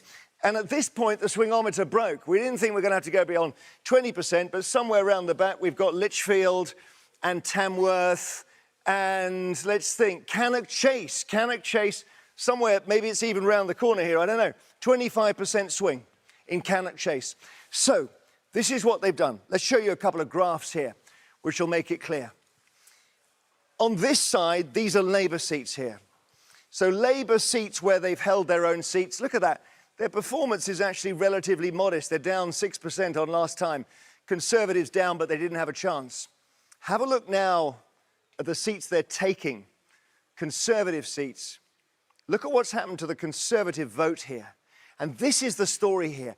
Down 26% in Conservative-held seats, seats that were held by them going into this election. Labour up 4, Lib Dems up 1 on average, and Reform shooting up 17%. But the Conservatives here getting minced. And that's why you've got this extraordinary situation of a swing for Labour in those seats going 19, 20, 21%. It's extraordinary. But this here, this column is the story. And that's what's happened. Jeremy, thank you for that. Jeremy Vine there. We are going to go straight to Carla Denyer, co-leader of the Green Party, and Bristol, the seat that you have just taken, Bristol Central. Yes, that's right. And I am feeling over the moon and so grateful for all of the support we've received from voters in Bristol Central and across the country.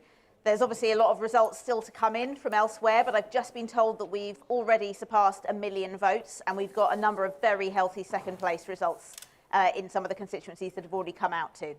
Yeah, you've got 1 million votes. You're over 1 million votes, in fact. Your vote share is up 4%.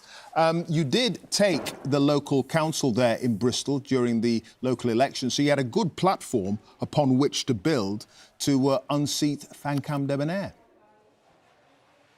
Yeah, that's right. We actually don't quite have overall control on Bristol City Council, but we are the largest party with 34 out of 70.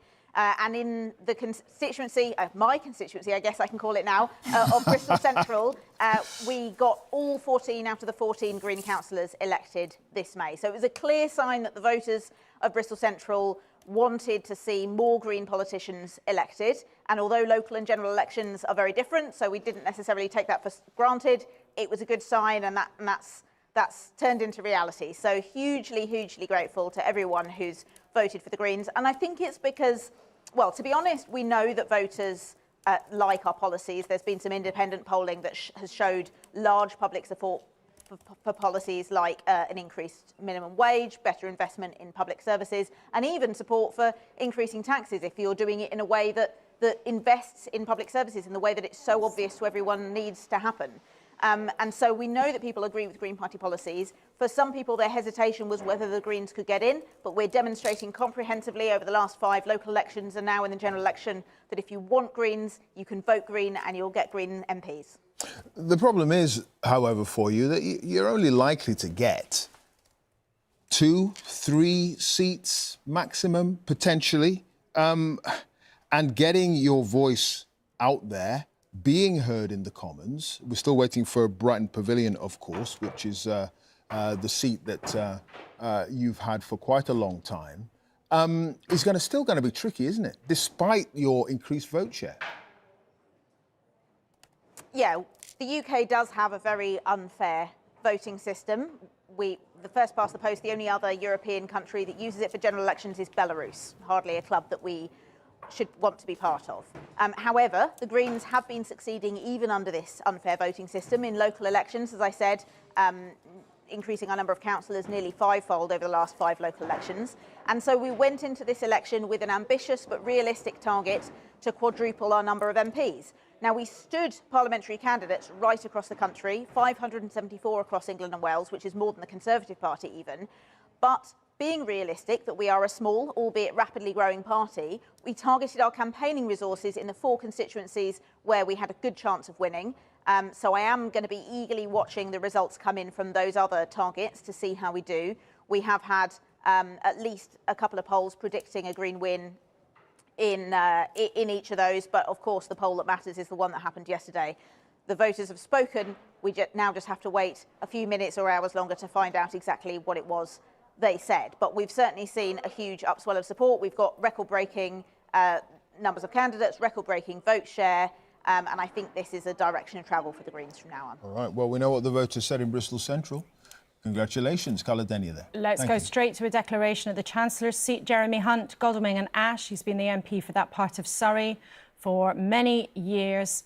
He's fought incredibly hard to stay on, including spending huge amounts of his own money, campaigning very hard locally, almost being absent from the national campaign. He's a 10,000 majority. There have been some changes in the boundaries in that seat, but he went into it with a 10,000 majority. But the Conservatives, for a long time, have been very, very nervous about Jeremy Hunt losing his seat.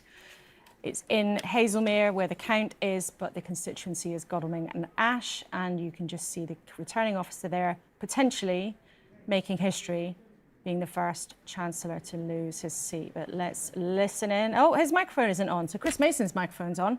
Chris, looking at all these big Tory names going tonight, you can see Jeremy Hunt looking pretty ashen-faced, and remind viewers that the candidates know the results by this point. They get told quietly in a corner before they go on stage, which is why we watch their body language so closely. They do, which is, why we find ourselves staring at a screen, trying to read the respective body language. And here it comes. Oh, we're interrupting Jeremy Hunt because it's the Prime Minister's declaration. So we'll keep an eye on Jeremy Hunt. We'll bring you that result as soon as we have it. But there's Rishi Sunak on stage.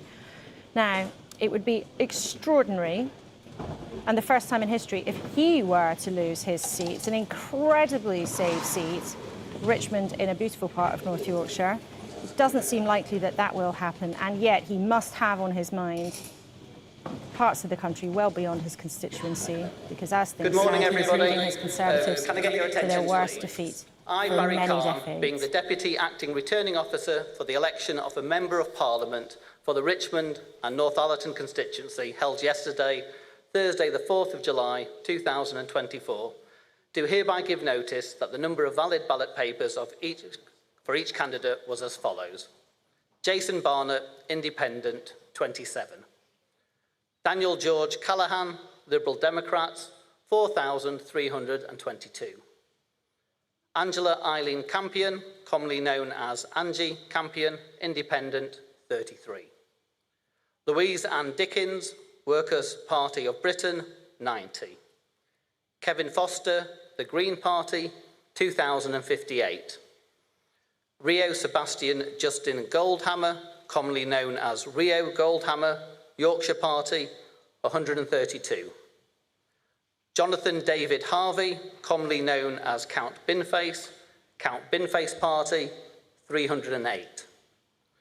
Graham Nichols, commonly known as Sir Archibald Stanton, the official Monster Raving Loony Party, 99. Nicholas Omolana, commonly known as Nico Omolana, 160.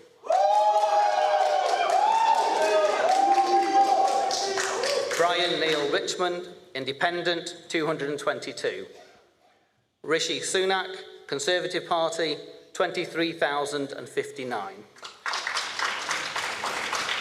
Lee Martin Taylor, Reform UK, 7,142. Thomas James Wilson, commonly known as Tom Wilson, Labour Party, 10,874. I hereby declare that Rishi Sunak is duly elected. Congratulations, and we address So, the Prime Minister for now, Rishi Sunak, holds his seat in North Yorkshire. Quite clearly, what's happened at the same time is Jeremy Hunt, the Chancellor, has held his seat too in Surrey. But we're going to give you Rishi Sunak on the stage. The returning officer and all the team who've been working here at the count and at the polling stations today. You make our democracy possible. I'd also like to thank the police who have ensured that we can conduct this ballot here in North Yorkshire, but also across the country in safety. On this difficult night, I'd like to express my gratitude to the people of the Richmond and Northallerton constituency for your continued support. Since I moved here a decade ago, you have made me and my family feel so at home, and I look forward to continuing to serve as your Member of Parliament. It is an enormous privilege. I'm grateful to my agent and constituency team, and I congratulate my opponents here on the energetic and very good-natured campaigns that they have run. The Labour Party has won this general election, and I have called Sir Keir Starmer to congratulate him on his victory. Today, power will change hands in a peaceful and orderly manner, with goodwill on all sides. That is something that should give us all confidence in our country's stability and future. The British people have delivered a sobering verdict tonight. There is much to learn and reflect on, and I take responsibility for the loss. To the many good, hard-working Conservative candidates who lost tonight, despite their tireless efforts, their local records of delivery, and their dedication to their communities, I am sorry. I will now head down to London, where I will say more about tonight's result before I leave the job of Prime Minister, to which I have given my all. I will then return here, to my family's home, and I look forward to spending more time with you all in the weeks, months, and years ahead. Thank you. Well, an extraordinary admission on the stage from Rishi Sunak, the Prime Minister. He has just told the country, rather than wait for the results to come in, that Labour will form the next government. He says he's called Sir Keir Starmer to concede, to congratulate Labour on winning this general election. So, from the words of the losing Prime Minister leaving his count there, Labour has won this general election. And with Rishi Sunak giving the verdict that it will be Sir Keir Starmer who will walk into Downing Street tomorrow as only the 7th Labour Prime Minister in history, only the 5th Labour leader to win a general election. So the son of a toolmaker, as he's told us so often in the campaign, MP since 2015, Labour lawyer, now will become the next Prime Minister, according to the man who technically is the Prime Minister. I've never seen anything like it before, a concession and a congratulation. He will be heading straight to the King at some point tomorrow to tender his resignation. But yeah, there we have it at 4:45 in the morning. Rishi Sunak saying it's explicitly. Over. Yeah, that it is over, that he will only be Prime Minister for a matter of a handful of hours as he flies down to London to go and see the King. He's had that conversation with Keir Starmer and he anticipates, he knows that a Labour government is coming. But he made the point that he's going to stay on as MP. He's just won his seat. Indeed. He'd said that a couple of times on the campaign trail, but has said it again that, he will remain the MP. The big question will be for how long does he remain as Conservative leader? And he hinted, well, he said it explicitly, didn't he, that he will have more to say when he speaks in London. We will hear him speak in Downing Street in, 6 or 7 hours? I'm losing track of time. 5 or 6 hours' time, mid-morning, I suspect. Does he say anything then, or does he say anything once he's spoken to Conservative colleagues in London about the timescale of his longevity as Conservative leader as the party begins this process that we've heard in the last few hours? But it is an extraordinary thing. We just should underline to people, everybody watching, it is an extraordinary thing to see the Prime Minister having just won his seat. The results aren't even in. We have only had 413 results declared. But you can see Rishi Sunak there, perhaps trying to take back some control of what has been going on tonight by saying Labour has won, they will form the next government, and that he has already called Sir Keir Starmer to congratulate him. So, Rishi Sunak, ironic, isn't it, on the losing side, calling the result to the country. The winning post isn't that far away, though, frankly. I mean, we've got the tally there. Labour, 301 seats. Yeah. They only need 326. But it's an extraordinary thing. Remember the same moment with Theresa May, who looked so broken. Yeah. She only lost her majority. She didn't lose the election overall in 2017. But still, an extraordinary sight to see Rishi Sunak calling it to the country. That Keir Starmer, and not him, will be in Downing Street tomorrow. And his Chancellor is still an MP, Jeremy Hunt. He survived in Godalming and Ash. It was close, though. It was close. This is his victory speech. I'm deeply honoured to have been chosen once again to represent the area I grew up in and love. And after a gruelling campaign, I want to thank the people of Godalming and Ash for putting their trust in me.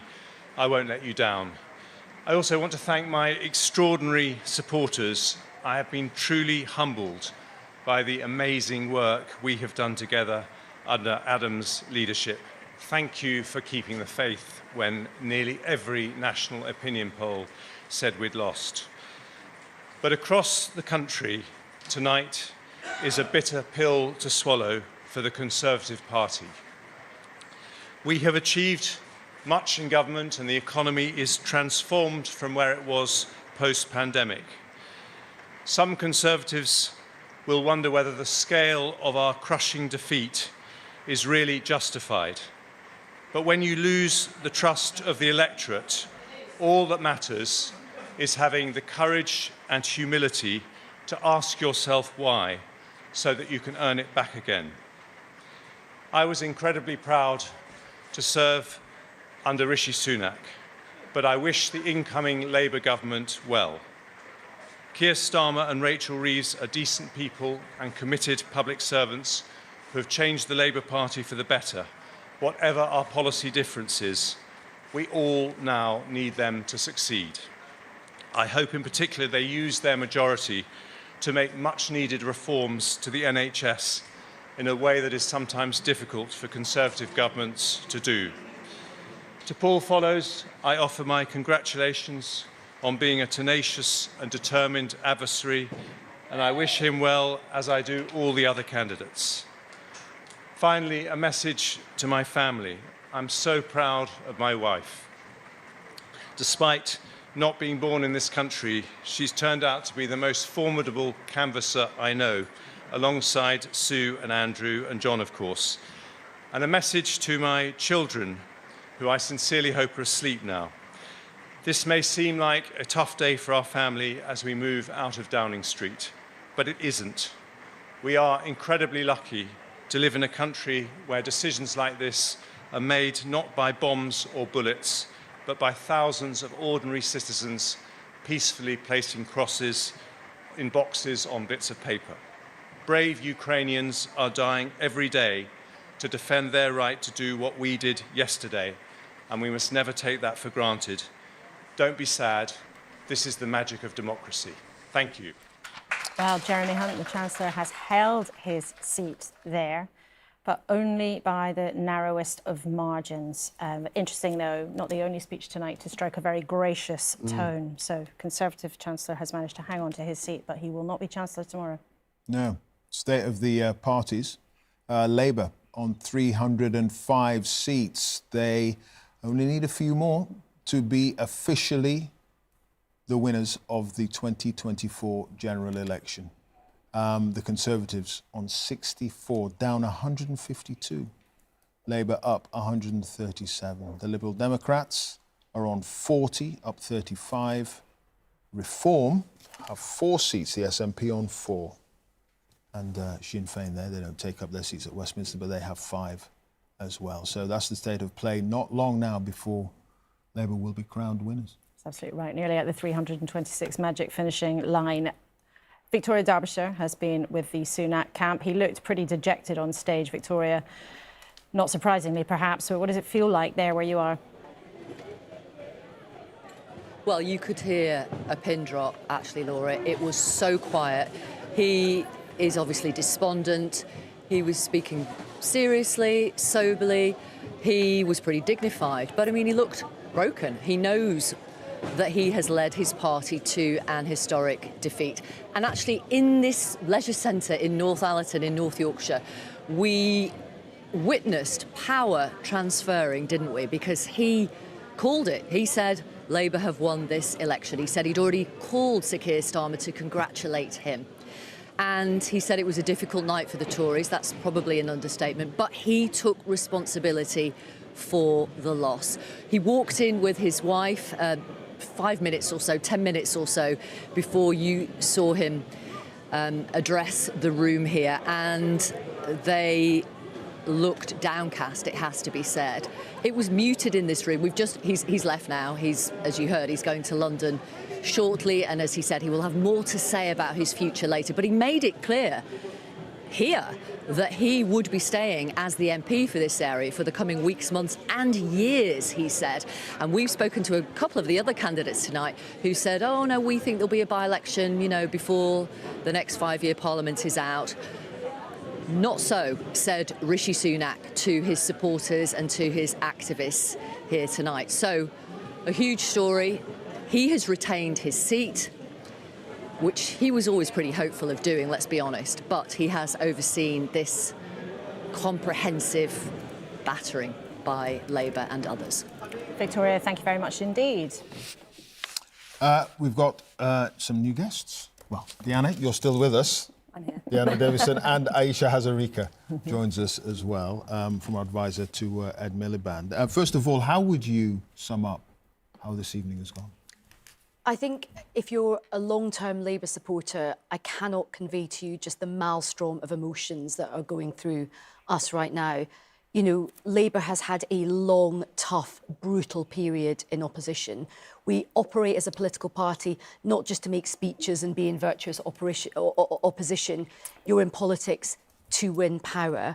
So it's been a really, really tough 14 years for us. And tonight, particularly as I'm speaking to you now, just hearing that moment from Rishi Sunak, to be on the precipice of being in power again is so overwhelming. And I just pay tribute to the incredible job that Keir Starmer has done, because this party was smashed to pieces back in 2019. I mean, people like me thought we wouldn't be back in the game for another 8 to 10 years. So for me, the big story, and I understand there's lots of excitement about reform and other things, but for me, the absolute big story for tonight is a historic win for Labour, a historic win for Keir Starmer, and change is coming to this country after 14 years, in my view, of economic, political and moral vandalism.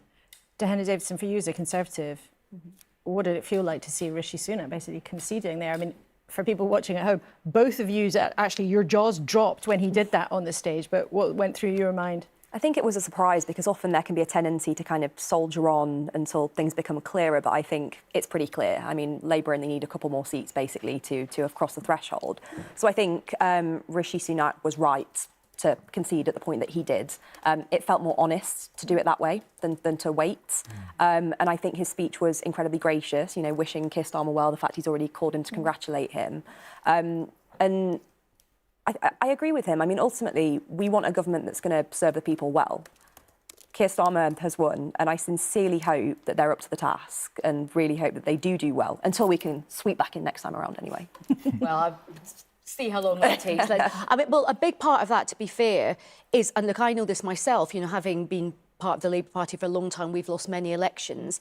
What's really interesting is the lessons that a party learns when it loses an election. And just looking, I thought Jeremy Hunt's speech was very, very gracious. By the way, maybe a potential leader that we're looking at, given that he's one of the few people that's kept his seat. He's tried it a few times before. But hey, the third time's a charm. But I just think that the big mistake that the Conservatives could make is what the Labour Party did when we lost elections. We retreated into our comfort zone, which was going further and further to the left. And I think the big mistake that the Conservatives will make is to think, right, just because Reform have done well, to sort of chase the Reform dragon, if you like. They have lost seats to the Labour Party. They've lost seats to the Liberal Democrats. The Greens have taken votes from them. If they just focus everything on Reform, they will not be learning the lessons of what's happened to them. OK, we'll be back with you two in just a few minutes. We're going to talk to Stephen Flynn of the SNP, leader of the party at Westminster. Hello to you. Can you hear me? Stephen Flynn, hi there. Can you hear me? How are you? I'm fine. Yeah, more to the point, how are you? I can hear you now, yeah. Oh, jolly good, jolly good. More to the point, how are you? Because it's not looking good for the SNP. No, it's a very bittersweet night for me. I'm obviously delighted on a personal level to have received another victory from the people of Aberdeen South, and I thank them for that. But of course, as I turn away from the stage, I'm looking at TV screens which show my colleagues losing seats right across Scotland. It's not a reflection of their work, it's not a reflection of them. We've been swept aside by the Starmer tsunami, and the effect of that is there for everyone to see. The party is now going to have to reflect, to listen and to rebuild, and we're going to have to do it very, very quickly. There's a challenge that's in front of us, probably a challenge that we've not faced in a significant period of time. But we're going to have to get on with the job and get that rebuilding work started. You sound shell-shocked, and you look shell-shocked. Was there any suggestion with you and the other SNP candidates out there on the ground that this would come?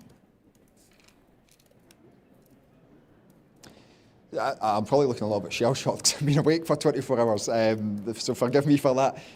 But yeah, no, nobody was expecting this scale of defeat, and it's fairly seismic and dramatic, and it's a very, very bleak night. We thought we were very much in the mix. We knew we were going to face a huge challenge in the central belt, But of course, that's been less of a challenge and in many respects more of a thumping. And we have to accept that and respect that. And that's got to be the starting point. We know that we can't compete with who's going to be Prime Minister, but we should be able to compete on who's best placed to stand up for Scotland's interests in Westminster. And the public have decided that's not us on this occasion.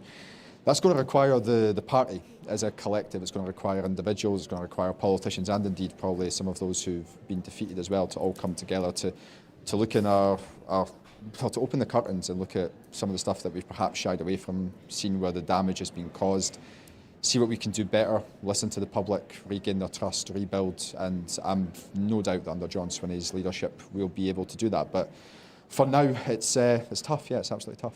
Yeah, interesting. You say, look at the issues that you think you may have shied away from. What do you mean by that? Is that perhaps focusing too much on the cause of independence and not dealing with the bread and butter issues that a lot of people in Scotland are having to deal with? Do you think that's part of the problem here? Well, you'll forgive me, and I'm sure your viewers will forgive me for not wanting to have that frank a conversation with yourself at 5 o'clock in the morning. I'm going to keep my views on that internal within the party. I'm going to obviously speak with the party leader, with other senior members, with everyone I possibly can, and listen to their views as well about what's went wrong, because we have to have the ability within the party to have that open discussion. I know under John's leadership we're going to be able to do that, and we're going to have to do it very quickly because time is against us. The Scottish Parliament elections are 18 months to 2 years away, and we need to be in a position OK, where we're going to cut in there. We've got a declaration in North Somerset. Sorry about that.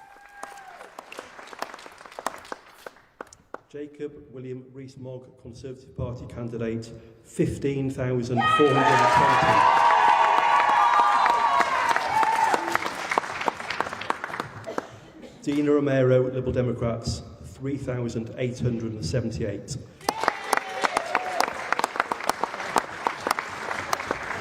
So the total number of valid ballot papers was 51,125. There were 142 rejected ballot papers, and I hereby declare that Dan Norris is duly elected to serve as the Member of Parliament for the North East Somerset and Hanham constituency.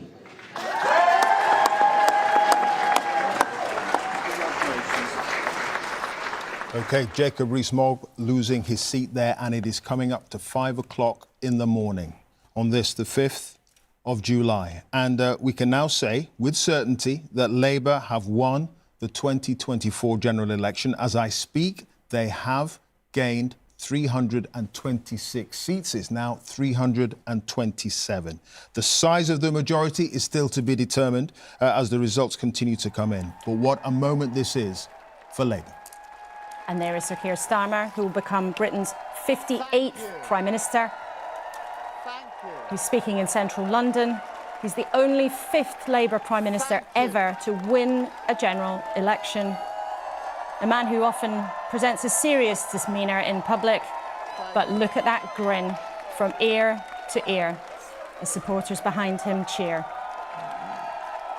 The Union flag and the saltire, look, they are being flown behind him as Labour has racked up seats in Scotland.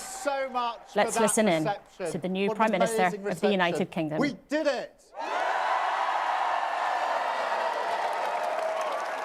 You campaigned for it, you fought for it, you voted for it, and now it has arrived.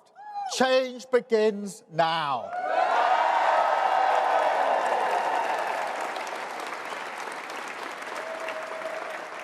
And it feels good, I have to be honest. 4.5 years of work changing the party. This is what it is for. A changed Labour Party, ready to serve our country, ready to restore Britain to the service of working people.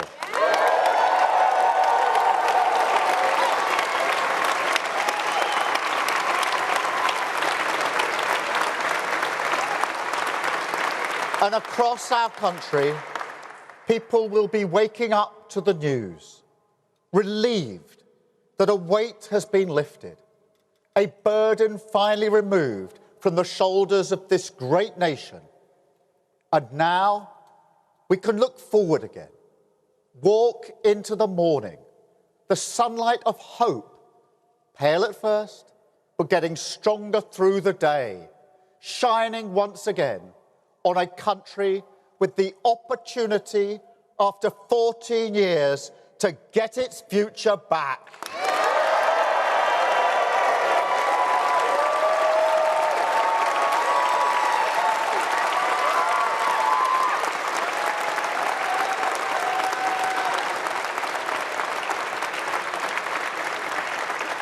And I want to thank each and every one of you here for campaigning so hard for change. And not just in this campaign either. Also for these 4.5 years changing our party.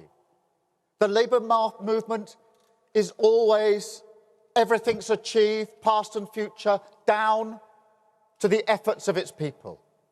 So thank you truly. You have changed our country.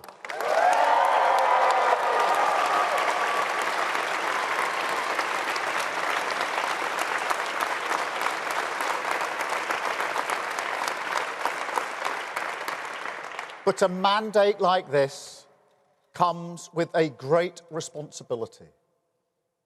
Our task is nothing less than renewing the ideas that hold this country together. National renewal. Whoever you are, wherever you started in life, if you work hard, if you play by the rules, this country should give you a fair chance to get on. It should always respect your contribution, and we have to restore that.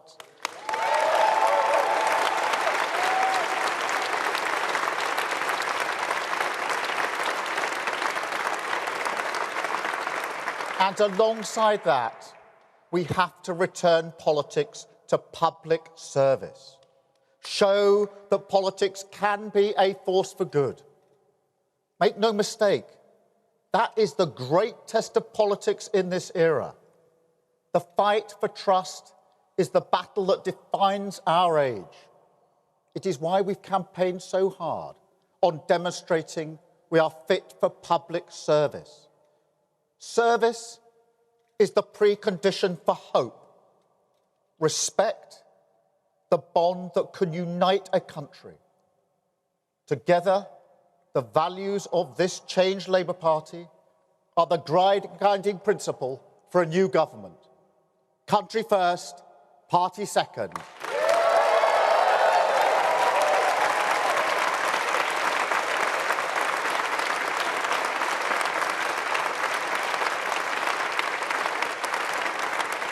That is the responsibility of this mandate.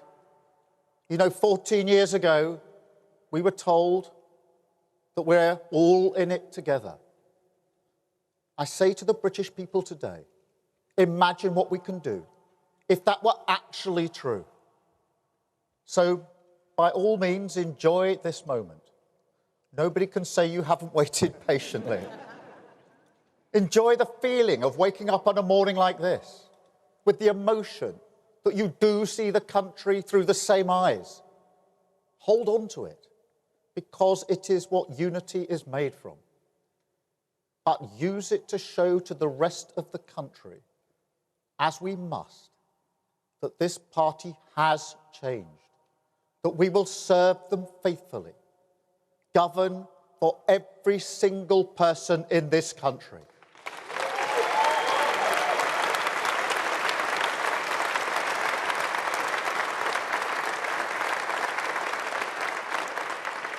But also, don't forget how we got here. This morning, we can see that the British people have voted to turn the page on 14 years. But don't pretend that there was anything inevitable about that. There's nothing preordained in politics. Election victories don't fall from the sky. They're hard won and hard fought for. And this one could only be won by a changed Labour Party.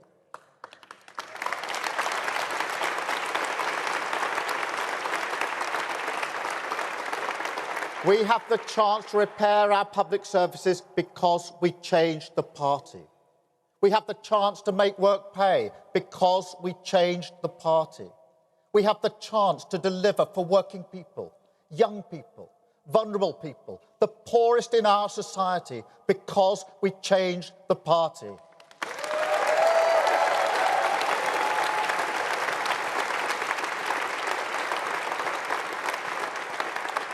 Country first, party second isn't a slogan. It's the guiding principle, everything we have done and must keep on doing. On the economy, on national security, on protecting our borders. The British people had to look us in the eye and see that we can serve their interests. And that work doesn't stop now.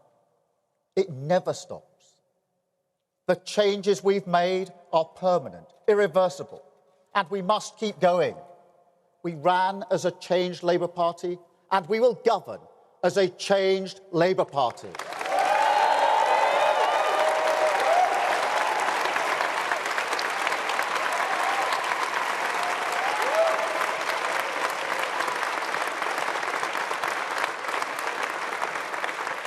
I don't promise you it will be easy.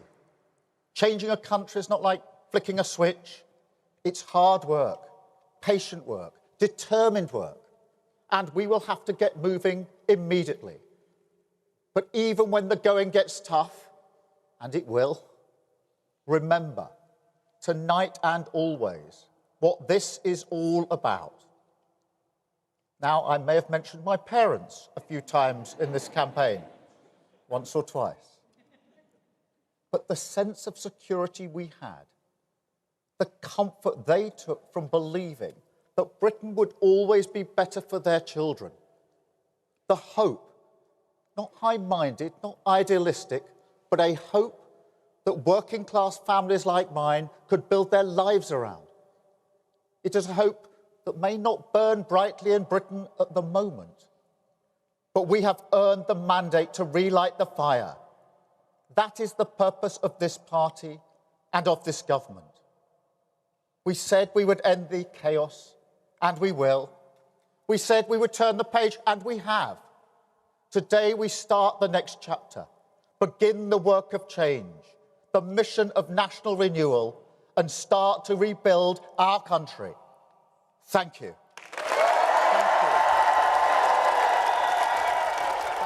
A rapturous reception for Keir Starmer, the Labour leader, and tomorrow, our new Prime Minister. Celebrating his victory with a crowd of activists at a location in central London, telling them it feels good, enjoy it, but also making a promise to everybody watching, making a promise to the country to, as he said in this campaign, as he said again in the early hours of the 5th of July, return government to the service of the people.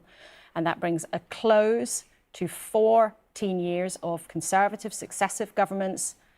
And Sir Keir Starmer, smiling there with his wife, Victoria, hopes it will bring an end to an era of genuine political turmoil, whether it's the independence referendum, the Brexit referendum, successive general elections, the pandemic, the coalition.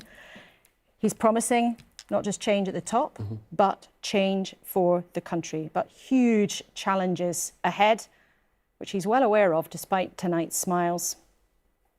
But Chris, huge change. And I was struck as well by his words. There was nothing inevitable. Election victories don't fall from the sky. It's pretty important to reflect on where Labour was 5 years ago to where are we now? 343 seats at 5:10 in the morning, the night after an election, where Labour was in 2019.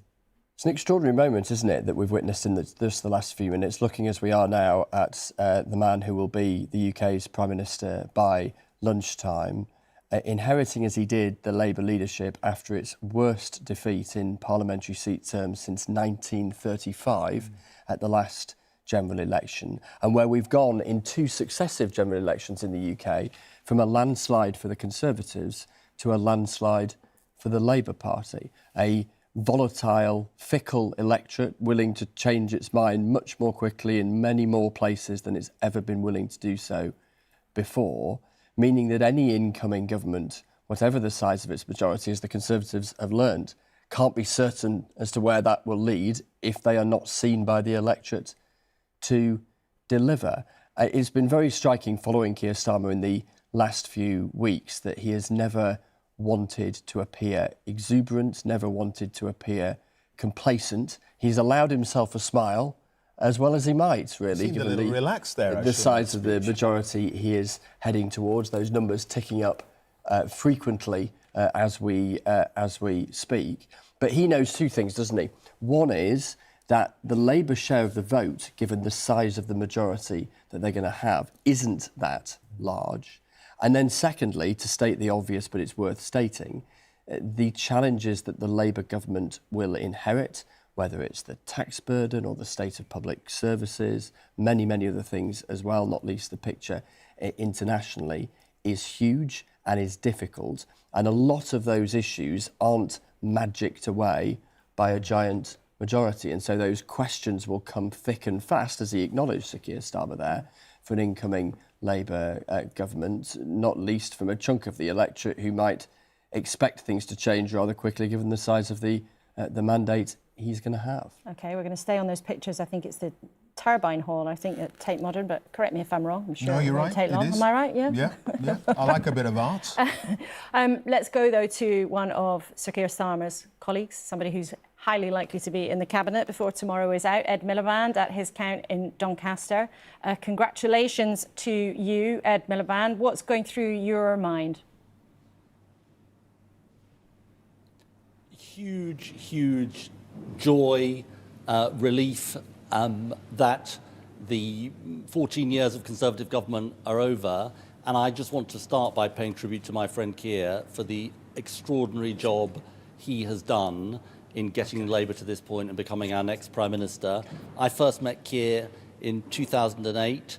If you had told either of us then that this is the course that events would have taken, I think we would have doubted you. But it is a sign of his steeliness, his determination, fundamentally his decency and integrity. He will be a great Prime Minister of our country because of those qualities, and I think people will see those qualities in him as the Prime Minister. For those people watching at home, though, Ed Miliband, they will want to know, as well as noticing the most resplendent fresh red rose on your lapel standing proudly there, what can people expect to change in their lives? Because as Keir Starmer acknowledged, it's not going to be easy. Money is tight, trust is hard earned. What change can our viewers actually expect from the new Labour government?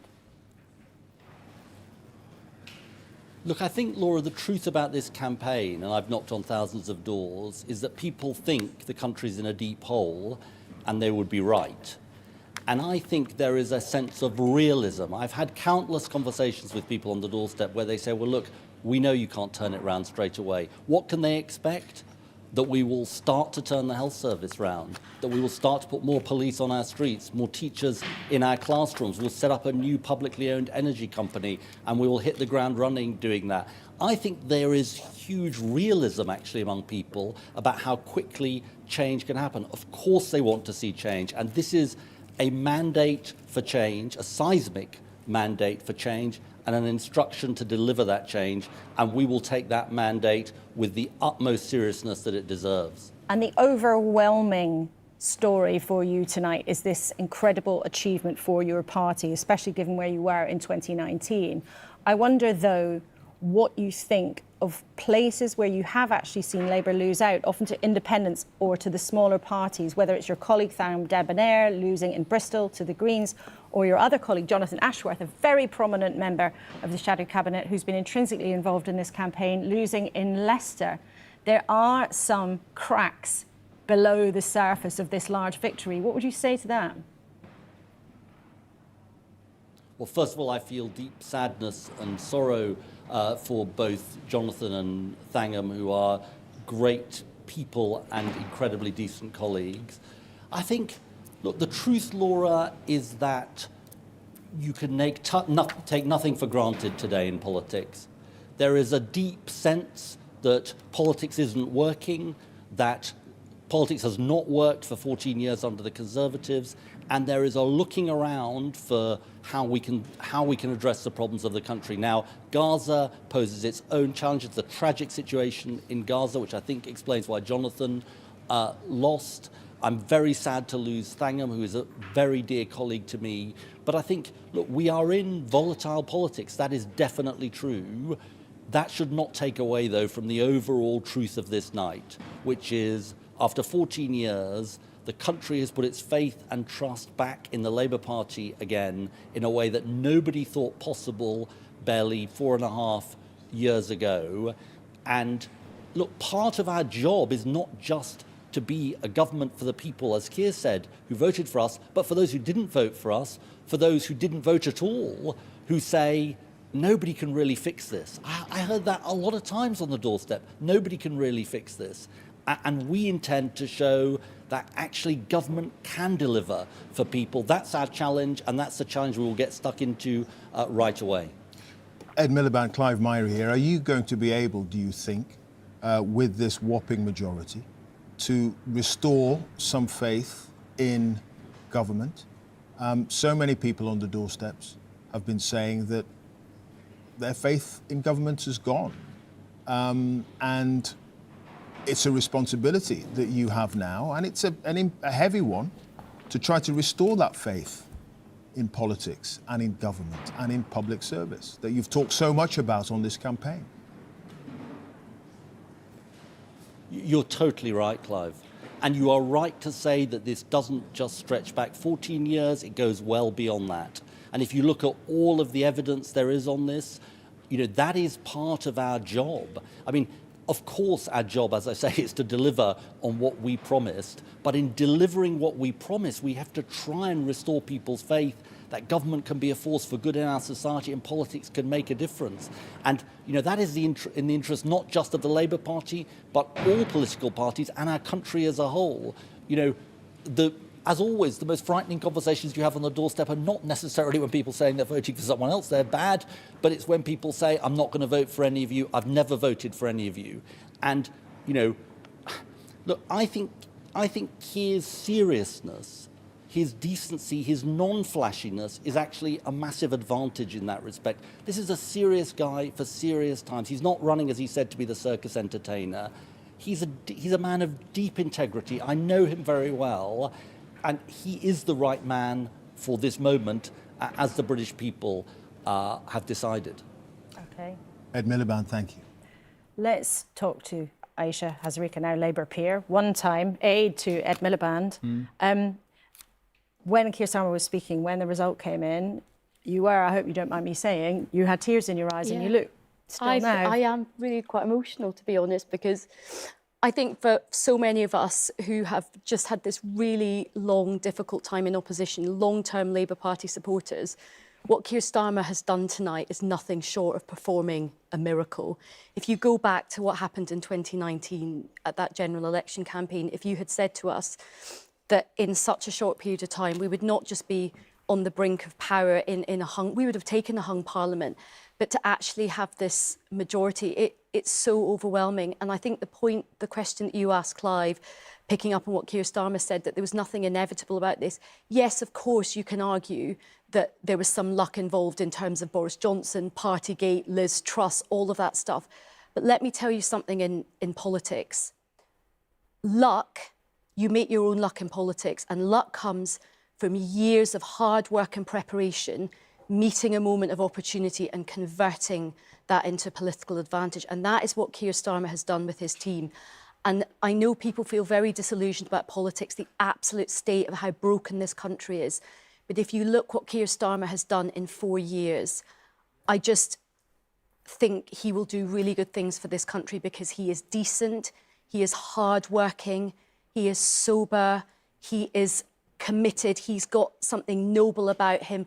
We are sick of the out-of-control car crash circus that has been in politics, which we as Westminster watchers, it's quite fun for us to follow. Out there in the country, it's affected people's everyday lives. They can't pay their mortgages. They can't get food on the table. They're worried sick about their kids. They can't see a doctor. They can't get a policeman round to their house.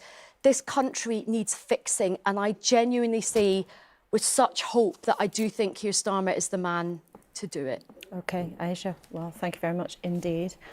I can see it really is genuinely a moment that means a huge amount to you, but my goodness, what a weight there is now on Keir Starmer's Absolutely, he has to shoulders. deliver, and he has to win with humility and concentrate on deliver. No frat boy hubristic punching the air. He's got to work hard and deliver. I can't quite imagine him ever punching the air. No, that's true. Maybe in the football stands, but that's probably true. That's pushing it a little bit. Who knows? We go from the future Prime Minister to a past Prime Minister. Liz Truss and her seat in southwest Norfolk. Apparently, Ros Atkins is reporting for us down there. It's on a knife edge. Hi, Clive. It really is. We've been speaking to people from all of the parties who've been overseeing the count in the last few hours. And, well, the message from Labour has now been consistent for several hours. They believe they're in a tussle with reform for this seat. Some Labour sources are saying they believe Liz Truss may be in third. They've told us in the last few minutes they're confident. The Tories are telling us it is very close. They're not saying any more than that. Some other parties have also said they believe this is either a three-way race or a two-way race that doesn't involve Liz Truss. Now, none of that means that's going to be the result, but it is an illustration of the fact that we are well into the evening. The counting is still going on, but it's almost finished, and yet no one here is really sure of which way this is going to go. In the next few minutes, though, we expect we will find out. All the candidates will be on the stage just behind me, and of course the results will be read out. One piece of context which is worth mentioning, just a few minutes ago, the results of Northwest Norfolk were also announced here in King Lynn, and despite the initial exit poll from the BBC saying there was a 66% chance of Labour taking that, actually the Tories have held that seat with a majority of around 5,000. Now, that's a long way down from the previous majority of well over 20,000, but nonetheless, it's a hold. I was just chatting to one member of the Conservatives a moment ago, and he said, we're relieved. I said, what about Liz Truss's seat? And he said, we're not sure which way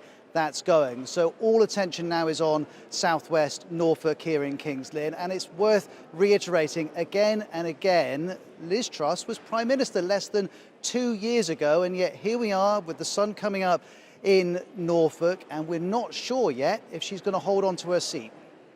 Incredible, absolutely incredible. Ros, thank you for that. That would be an incredible moment for former Prime Minister. It's been an incredible night. It has been an incredible night for the Labour Party. Now, Rita, we can update our numbers, our forecast. Remember where we started with the exit poll? Where are we now? Has Sir John been getting it right? Do you know, I think he has. Thank God for that. Yeah, I didn't want to set you up to have to say no. That would have been a bad moment. That would have been a bad thing.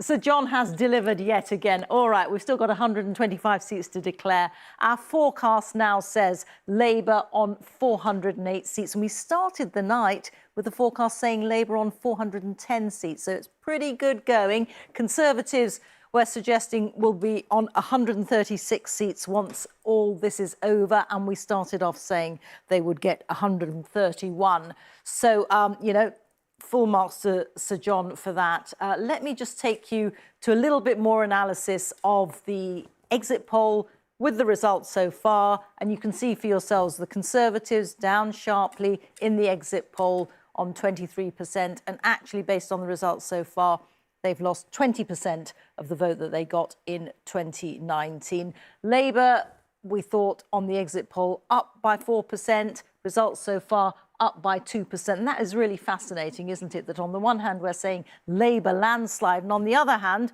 we're saying their share of the vote compared to 5 years ago is just up 2%. We'll be chewing over that for quite some time, I suspect. Reform, we said 14% at the start of the night. They've got 12%, and that's based on what the Brexit Party got in 2019.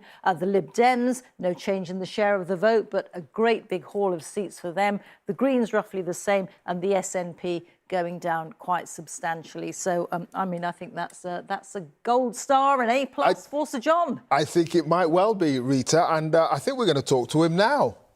Sir John, your job is safe here at the BBC. You will not be fired in the morning. You have been working so diligently with your team on this, and it would seem that the results, we're getting towards the end of it now, are marrying up with your prediction and that of your team from what, 8-9 hours ago?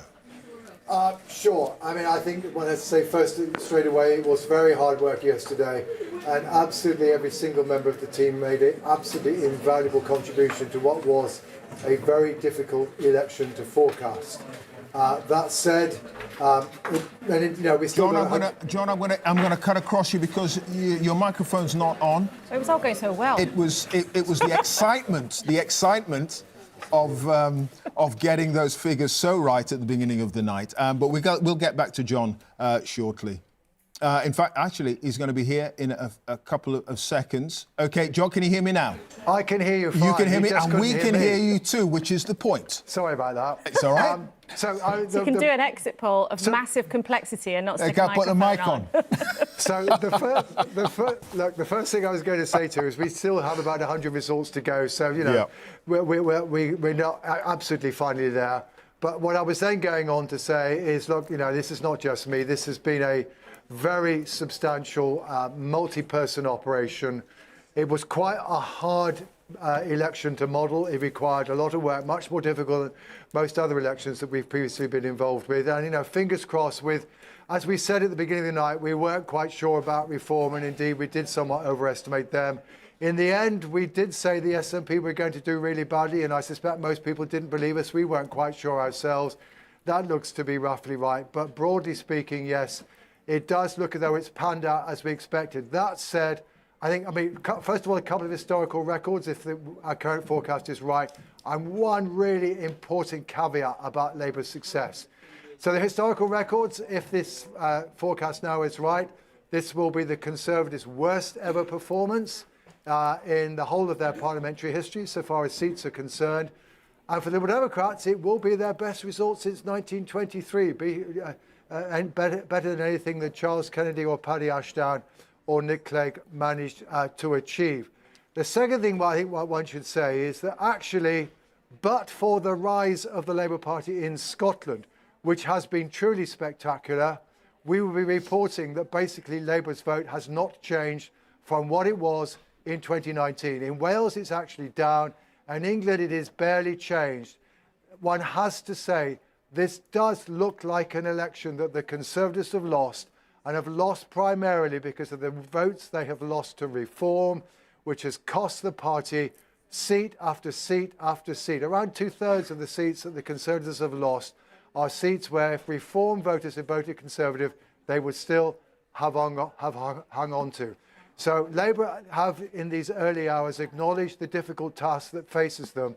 I think they also need to realise that while they have won the right to govern the country, they are not necessarily backed by a very high proportion of the country, and they've still got an awful lot of people to win over during the course of their term of office. Sage words. Thank you, John, and to your team for all the work that you've put into this. Absolutely. And one place where their predictions look pretty in line with what's been going on is in Scotland. So just to remind you, the state of the parties, Labour have gained 36 seats there. They're now on 37. And actually, I've got to say, a few months ago, that would have been the stuff of Labour's dreams.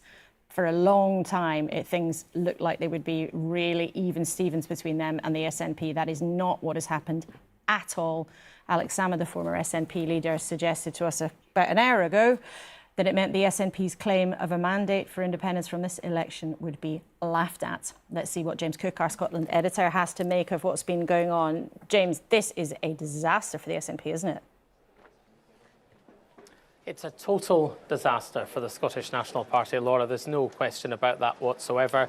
A complete reverse of the stunning electoral win that they had in 2015 when they took 56 out of 59, as it was then, of Scotland's constituencies. The tide has shifted, it's changed, and it's swept away many, many, many members of Parliament for the SNP. Now, interestingly, I was just chatting to one of them who lost his seat here in Glasgow, Labour winning everything here in Glasgow, David Linden, and he said he didn't really think this election was about independence, which is odd, because this is the manifesto, and that's the first page of it, and it says, vote SNP for Scotland to become an independent country.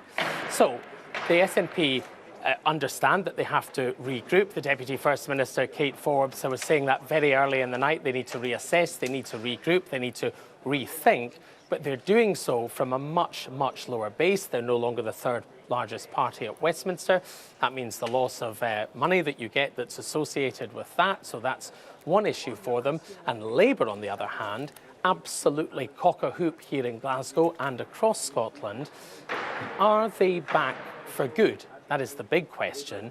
Labour were the dominant force in Scottish politics for decades, from 1959 all the way through to the general election of 2010, until they were swept away in 2015 as Scottish politics was convulsed by the independence referendum the year before that. So the question is, what will Labour do now? Will they build on the success? They very much hope they will. They're looking forward to the 2026 Scottish parliamentary elections to see whether or not they can get control of the Scottish government, and that, they think, would be yet another indication, if they manage to do so, that they have pushed the idea of independence right off the table. But the big question is, and lots of voters I've talked to around the country have been asking this, what does meaningful change from the Labour Party look like when the party has promised to stick to Conservative spending constraints, and also to some Tory welfare policies? There's many other questions, but, you know, it's clearly an amazing night for the Scottish Labour Party. Now, the hard work will begin.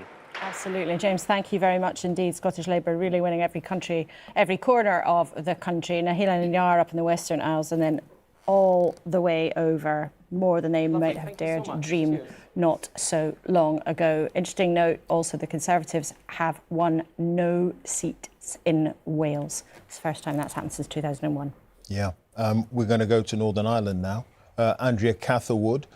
Few results coming in there. The big one, I suspect, Andrea, Belfast East, the battle of the party leaders. Naomi Long of the Alliance Party and Gavin Robinson of the DUP. Who won out?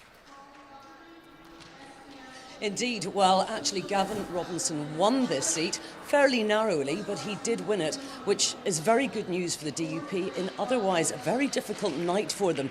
That means that the new leader of the DUP is returning to Westminster, but possibly the bigger story of the night is actually going to be in North Antrim. North Antrim was the safest seat on paper for the DUP. It has been in Paisley hands. The last time it wasn't in Paisley hands, Richard Nixon was president. It belonged to Ian Paisley Sr., then Ian Paisley Jr., and we are hearing tonight that it's actually gone to the TUV. Now, this is a party that you probably haven't heard of, and many people won't have heard of. It's the traditional unionist voice. They are affiliated, sorry, we're just getting a declaration here from West Belfast. They are affiliated to Reform UK, so it plays into the story of the night. This is a complete surprise.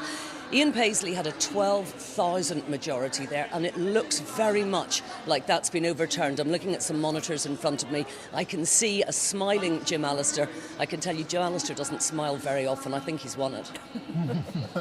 I mean, was there much evidence, Andrea, of the suggestion at the beginning of the campaign that Sinn Féin would step back in certain areas, allow Alliance a free run? Yeah, well, Sinn Féin did step back, particularly in Lagan Valley. That was the seat that for 27 years was held by Sir Geoffrey Donaldson. He stepped back, and Sinn Féin didn't run. Saoirse Eastwood of Alliance has won that seat. Now, that is a great victory for Alliance, and in fact, they will only be returning one MP, and that will be Saoirse Eastwood, because they lost their MP in North Down, which was Stephen Farry. So Saoirse Eastwood is a young, very vibrant MP. She's totally committed. In 2017, she voted in her wedding dress because she was getting married that day. She's been working very hard. And yes, Sinn Féin stepped back, and that helped her and helped Alliance to win that seat. All right, Andrea, thank you for that update from Northern Ireland. Let's go then to Wales. Our colleague Howell Griffiths is in Cardiff for us, and all of the seats in Wales have now declared, we understand. How does it look?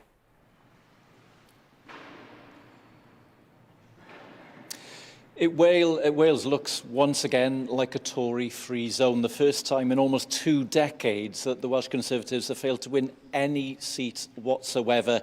And the Welsh map is once again largely red. So we were down to 32 constituencies, 27 of them going to Labour, 4 to Plaid Cymru and 1 to the Lib Dems. But really, it's the Tory losses that are the story. The safest seat of all, at least you'd have thought so just a couple of weeks ago, Montgomeryshire and Glyndŵr.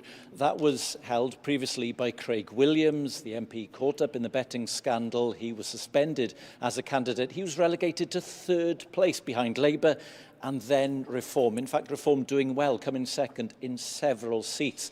The Tories also losing to Labour in Monmouthshire, where the Welsh Secretary, David T.C. Davis, was quite quick to declare himself no longer an MP. He said that at the start of the evening.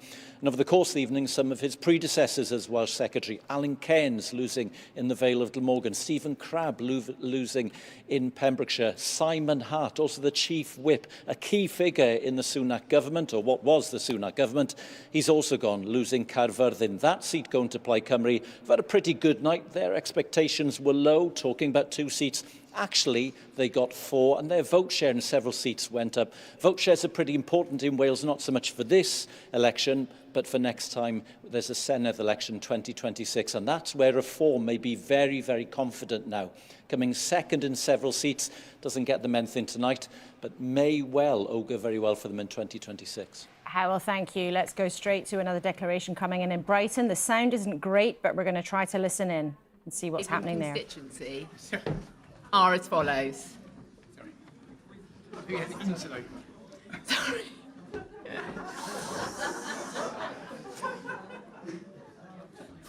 Phone. Valerie Gray, Social Democratic Party, 784 votes. Elaine Hills, Green Party, 7,997. Stuart Malcolm Stone, Liberal Democrats, 3,949.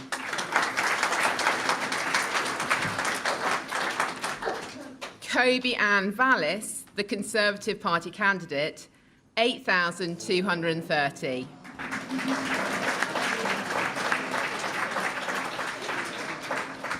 Emma Lucy Wall, Independent, 1,833.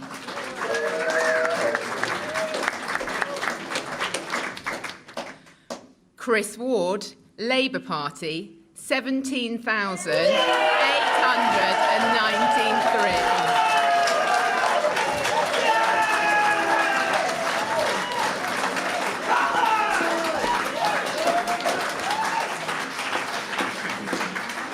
The number of ballot papers rejected was as follows. Now, that's Labour's Chris Ward who's been elected there. Forgive me, that was not the Brighton Pavilion result, where the Greens are hoping to hang on. That was the neighbouring seat, Brighton Kemptown. Now, it was controversial because a Labour former MP of the left was booted out there. He wasn't allowed to stand. And Chris Ward, the man with the red rosette there, a very close aide of Keir Starmer for a long time, has now taken that seat.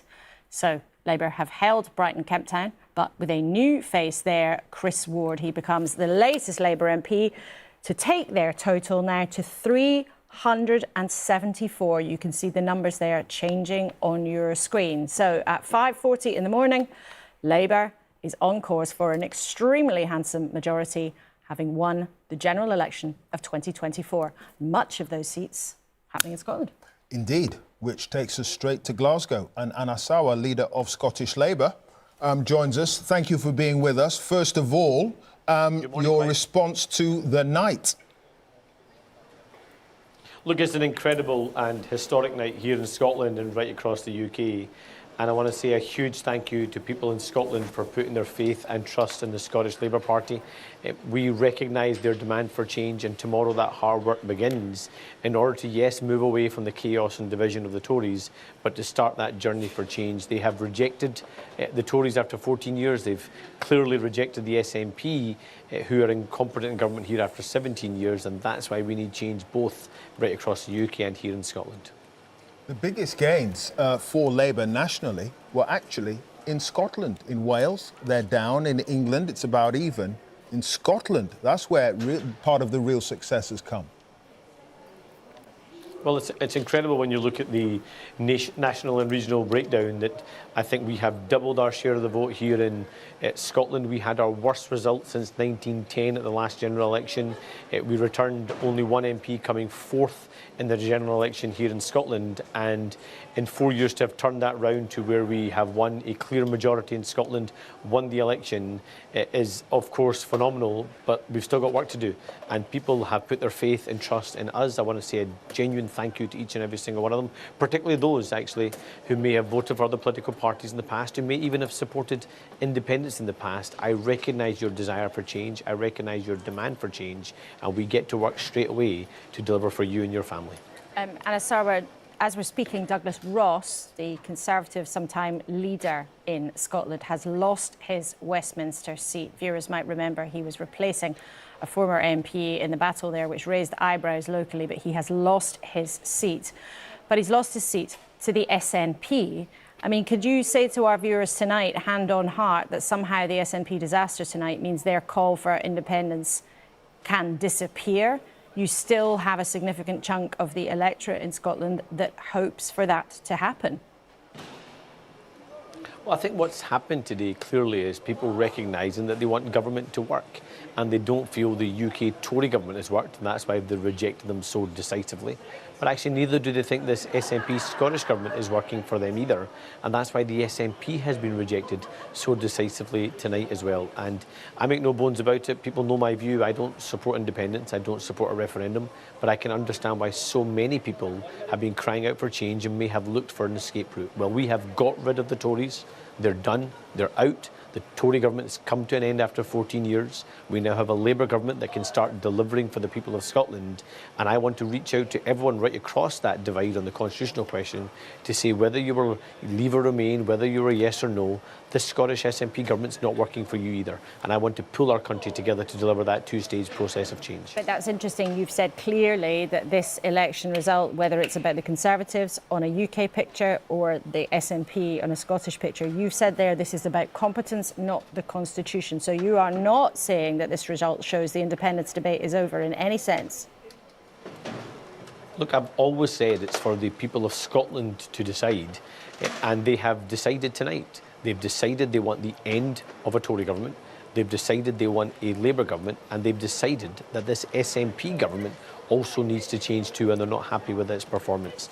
Scottish Labour is now the party of change, but we've changed our party over the last 3 years. We've worked with hard work and humility and energy so we can look people in the eye in this election and try and earn their trust, earn their support. That doesn't stop now that we've won the election across the UK, and anything that ramps up. And I'm absolutely determined that our Scottish Labour MPs, that will be at the heart of a UK Labour government, start to deliver straight away for people here in Scotland. And we will redouble our efforts as we prepare for the election in 2026. Because I want to serve people in Scotland regardless of their view on the Constitution, because it's far too important. And far too many people are being let down right now by two failing governments. That change starts tomorrow. OK, Anna Sarwar, thanks for joining us from Glasgow. You see, politics never stops. He's already thinking about the Holyrood election in 2026, and it's only 5 in the morning. Yeah. And the general election, 2024. Number 10, there, that famous black door. We talked about who would be walking through that corridor of power into that building there. And it's clearly now Sir Keir Starmer after a thumping election win. Labour now currently on 378 seats, the Conservatives on 92. Jeremy Vine has more on the changing landscape within Britain now. Jeremy. Yes, Clive. So we've got our hexagon map because it's so clear this. It shows the impact of the result because it makes every single constituency the same size. You talked about 378 Labour seats. Well, here we are looking at the Labour gains. So before tonight, these were the colours of the Labour gains. Blue in England and Wales and Scotland, SNP yellow. And what I'm going to do then is just show you the seats as they were. Let's just grow these hexagons so they actually go to the height of the majority that they had before. Let's see this. Right, there we go. There you can see, particularly classically in the south, east, southwest of England, very big Tory majorities. I'll just point out 3 seats as well, if I can, just round here. So we have these 3 very big majorities in Cannock Chase, Lichfield and Tamworth, those 3 seats right next to each other. Now we'll go back to all of them together.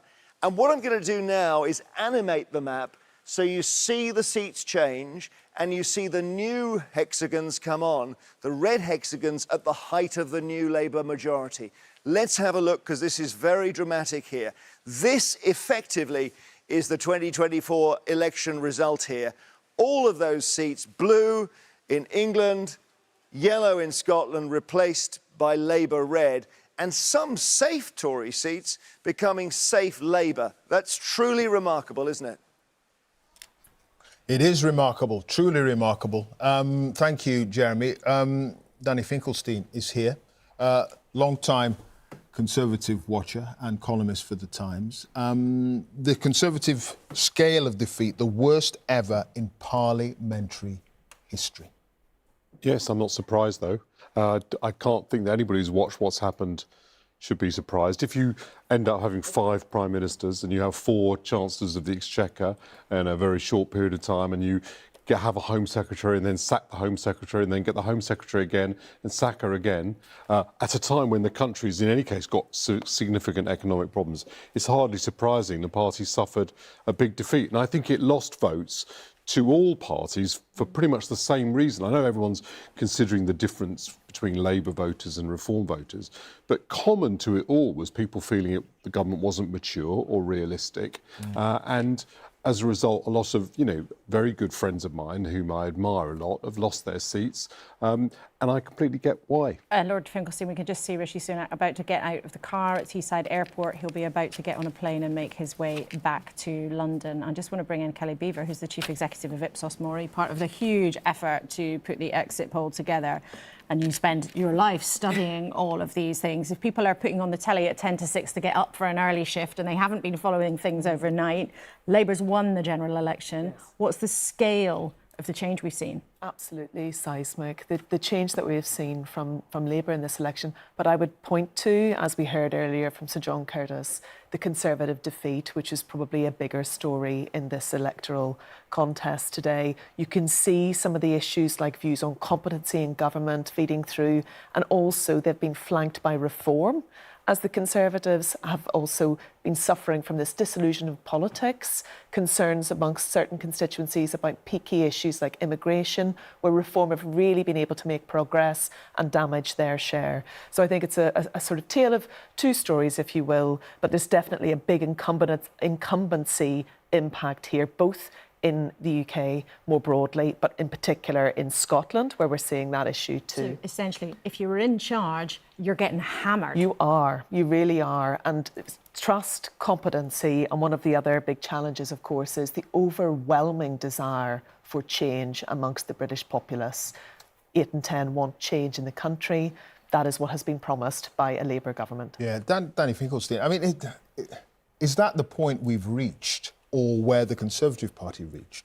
14 years is just long enough. Yeah, look, that is definitely one. 17 years for the SNP in Scotland. Yeah, that's because the SNP and the Conservative Party, they did lose for that reason partly, right? So it was just longevity, and at the end of a period, you tend to lose. But I think we shouldn't underplay Labour's achievement. Yeah, because you don't always lose like this. They reposition themselves to win in this electoral system by being the sort of fit-to-govern party in most of the constituencies in the country. And that was a real, Keir Starmer was right to say that was a real achievement of changing the party to do that. And so I think, one of the things people are fed up with is Tories just talking about themselves and Tories talking to each other and arguments between Tories. There's now going to be a Labour government with a massive majority, so we need to start considering, analysing what they've done. And, you've got to look at it, and electorally it's been very impressive what they've done, and they understood what the electoral system they were fighting in, and forced an election. The left designed to maximise that, and the left effectively has found a way of uniting, even though the Liberal Democrats are outside the Labour Party, by targeting their votes. The right has split, So the advantage the Conservatives have had for a century, really, in the electoral system has turned into a disadvantage. If we can be a bit more brass tacks about it, though, Danny, the promise from Rishi Sunak and the people around him was that he was not going to be chaotic. He was going to be able to bring the Conservative Party up to where he was. When he moved into number 10, the idea was he was more popular than the Tory party, even though he hadn't won the Tory leadership, and he would drag the party up to meet him. And instead, actually, his personal ratings went down and down and down. I mean, one of the essay questions for the Tory party is going to be, did Rishi Sunak make it worse? And was it a mistake to call the election in the summer rather than wait till autumn to give him a better chance? I mean, he ended up managing the party rather than the country.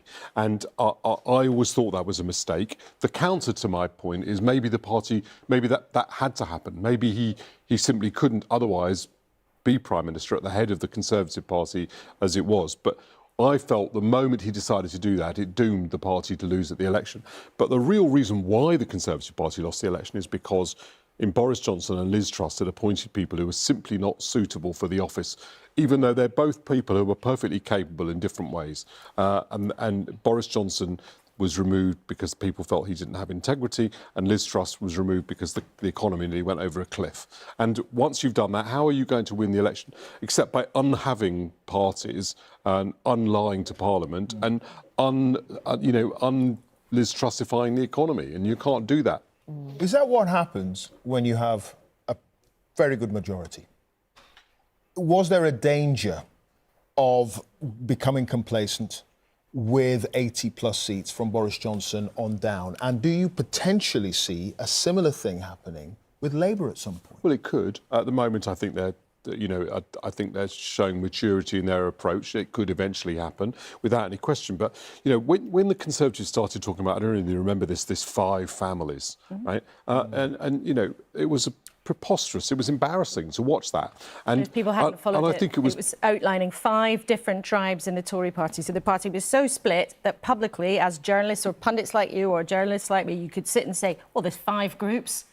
And the public can see that. It was also the self-aggrandisement of using the term from The Godfather to describe the party. So the party did, you're right, Clive, become so used to power, it thought that it didn't have to go back to the electorate. And when it chose its leaders, it did the same thing. It chose Liz Truss, despite the fact that I think she was likely to propose something that wouldn't work and people wouldn't want, and then did that and ended up losing office in only 50 days. You're criticising? Yeah, I'm critical of everybody who was involved in that decision. But let's face it. I was also responsible because, as a Conservative, I share a degree of collective responsibility. I'm happy to accept it. I was putting an argument the whole time for a party that was more moderate and more reasonable and more considered and achieved more, which I think would have got votes back from Reform as well as Labour. But I didn't win that argument, and I think people like me have got to reflect, why did we not? Why did we not enthuse people? Absolutely. All right. Danny, a little bit more from you a bit later on. The sun has risen, and look at this. Over number 10. And at some point later on today, Keir Starmer will be walking through that famous door at number 10. And Rita will have more analysis now on the night's events. Yeah, the shape of the night that we've just had with dawn breaking. Look, we've got 76 seats left to declare. This remains our BBC forecast. Labour on 408 seats, the Conservatives on 136. Let's see how we got here, because some very, very well-known faces over the years in Westminster are now out of Parliament. They include the Defence Secretary Grant Shapps, who's lost his seat in Welwyn Hatfield. They include Alex Chalk in Cheltenham. He's the Justice Secretary, or he was, because he's now no longer an MP. They include Gillian Keegan, Education Secretary, as was. She's lost her Chichester seat to the Liberal Democrats. I've got another screen of people in exactly the same position. Penny Mordaunt, the leader of the House of Commons, lost her seat in Portsmouth North to Labour. Michelle Donnellan, Science Secretary, lost her seat in Wiltshire to the Lib Dems. And Johnny Mercer, Veterans Minister, lost his Plymouth seat to Labour. But it hasn't all been totally one way. Oh, no, I've got a few more to show you first. Robert Buckland, former Lord Chancellor, he's lost his Swindon South seat to Labour. Therese Coffey, who you'll remember was Deputy Prime Minister to Liz Truss for a short period of time. She's lost her seat to the Labour Party. And Jacob Rees-Mogg, arch-Brexiter, has lost his seat to Labour in Somerset as well. As I was getting ahead of myself, I was trying to say... Let me try that again. Oh, is my screen going to change? It is. Hasn't been totally one way. Labour have achieved a remarkable victory tonight, but there have been casualties, and they include Jonathan Ashworth in Leicester South, where an independent has overturned a very, very big Labour majority to gain that seat from Labour. And Jonathan Ashworth, one of the very senior Labour figures, is now out of Parliament. Perhaps a more predictable result here in Bristol Central, which the Greens have been targeting very heavily. They've gained it from Labour, and that means Thangam Debonair, their culture spokeswoman, is also out. And Wes Streeting is not a casualty. He's hung on to his seat in Ilford North, but he had a majority of about 9,000. That's been cut to about 500.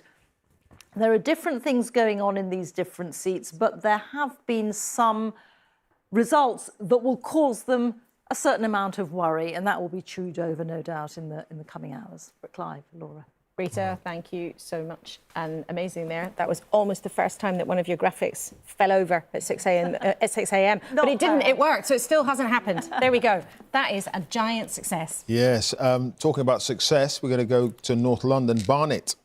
And 2 of the 3 seats there have gone to Labour. Charlotte Gallagher can bring us up to date with exactly what happened. Charlotte. It's been really momentous here, Clive. So 2 seats have declared. Chipping Barnet, Theresa Villiers, she's held that seat since 2005. It's always been Conservative since 1950, no longer. They've now got their first Labour MP. This was one of the key target seats for Labour in London, and they've pulled it off. Theresa Villiers afterwards was asked if she blamed Rishi Sunak, but she wouldn't comment on that, but she did say the night had been a total disaster. Earlier, Finchley and Golders Green, Labour took that from the Conservatives. That's a huge turnaround for them, because in 2019 they came third after the Conservatives and Lib Dems, but Sarah Sackman won that seat for Labour. She spoke to me afterwards saying that Labour had changed, and the allegations of anti-Semitism that had mired the party when Jeremy Corbyn was in charge were no longer around. People here, it's the largest Jewish population in the UK, in Finchley and Golders Green. They believe the party has changed. Sarah Sackman believes the party has changed. She did tell me she was very disappointed that Jeremy Corbyn had been re-elected in Islington North. We've got 1 more seat to declare here. That's Hendon. The Labour team are looking very confident. In fact, it's been huge smiles from them all night. The Conservatives have Westminster. But I am determined to continue to work for everybody here. I want to build a brighter and better future for everybody here. What I want for my children and grandchildren is what I want for everybody out there. I want them all to have a roof over their head, access to good employment, good payment, good pay at the end of the week or the month's work. I want them to have access to education. This is about building for the future, and I think that's how nationalism views where we are right now. This is about very much a change in space that we are in, but we all have a stake in the future, and I want us to work on that together, and I want us to plan for the future together. I think we have all collectively been failed by the partition of this island, and we've all collectively been failed by 14 years of the Tories over their tenure, and we now have an opportunity to do something better. And even more than that, I think we've got an opportunity for a reset of British-Irish relationships with Newton and Deirdre. Yes, and what a 20 minutes left we have, Newton and Deirdre. Let's reflect on the night so far, though. Deirdre, what has been your story so far? Well, notwithstanding the recount, the story of the night has to be the fall of the House of Paisley. I mean, it's extraordinary. No one predicted this, and maybe that says why we shouldn't be involved in gambling. Of all of the predictions, this was barely mentioned. And this Northampton seat is the jewel in the crown of the Paisley dynasty. And the big question is, what does this now mean for the DUP? Because, to be honest, some people within the DUP probably be quite happy.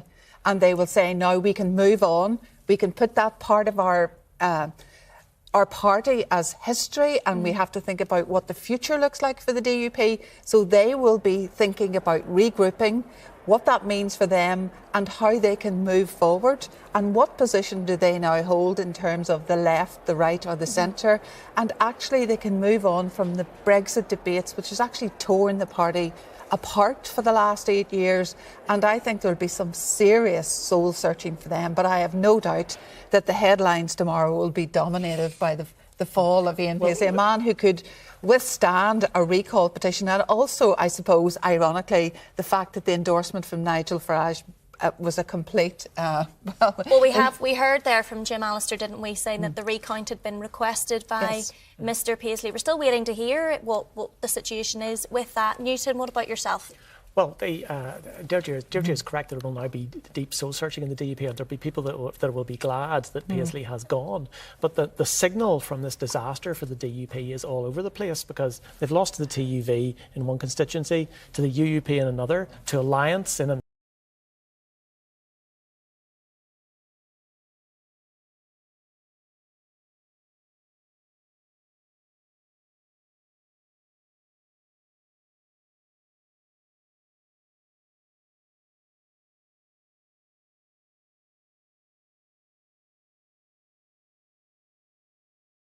Across the board, everywhere, and in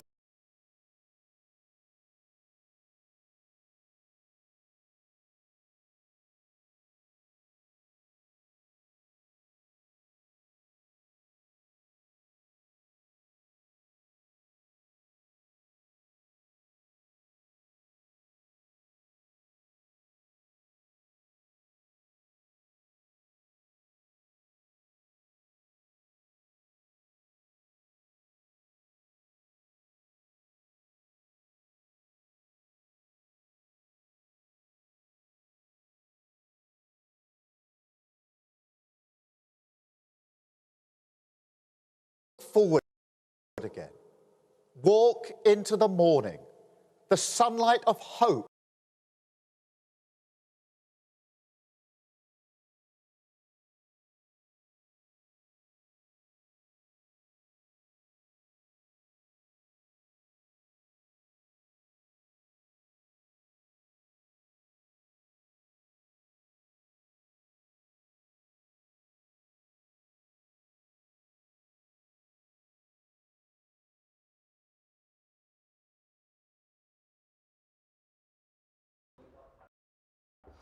Hurricane Beryl, which has claimed the lives of at least 10 people across the Caribbean, has now weakened to a Category 2 storm.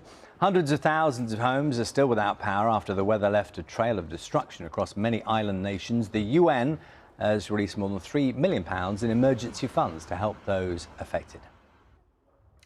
And it was an emotional goodbye to Andy Murray at Wimbledon after what could be his final appearance on centre court. Following a defeat with his brother Jamie in the men's doubles, Andy and his family watched. Former BBC presenter Sue Barker paid tribute to his career. Former world #1 was visibly tearful as he thanked his fans for their support. Let's have a look at the weather now. Carol's there for us this morning. Morning to you, Carol. Good morning, Charlie. Good morning to you too. Today is basically a day of sunshine and showers, but we do have rain across southern counties of England and also Wales. It's been pushing in from the southwest through the course of the night, and it's steadily pushing southeastwards. Rain too crossing Scotland, tending to fragment now into a band of showers. So the heaviest rain clearing from the southeast, but in its wake there'll be a lot of cloud and some patchy light rain and drizzle before it peps up from the southwest later. Move north of that, a lot of dry weather, some sunny spells, at worst bright spells, and fewer showers than yesterday. Not as windy as yesterday either, with temperatures 13 to about 20, maybe 22 in Lincolnshire. Now, the front bringing this rain is going to push steadily northwards and eastwards through the night and into tomorrow, which means that tomorrow will start wet and also windy in eastern counties, improving in the west with some showers, but showery on Sunday. Charlie. Carol, thank you very much. We will have updates throughout the morning from here. For the moment, though, I'll hand you back to London, and Clive and Laura are there now.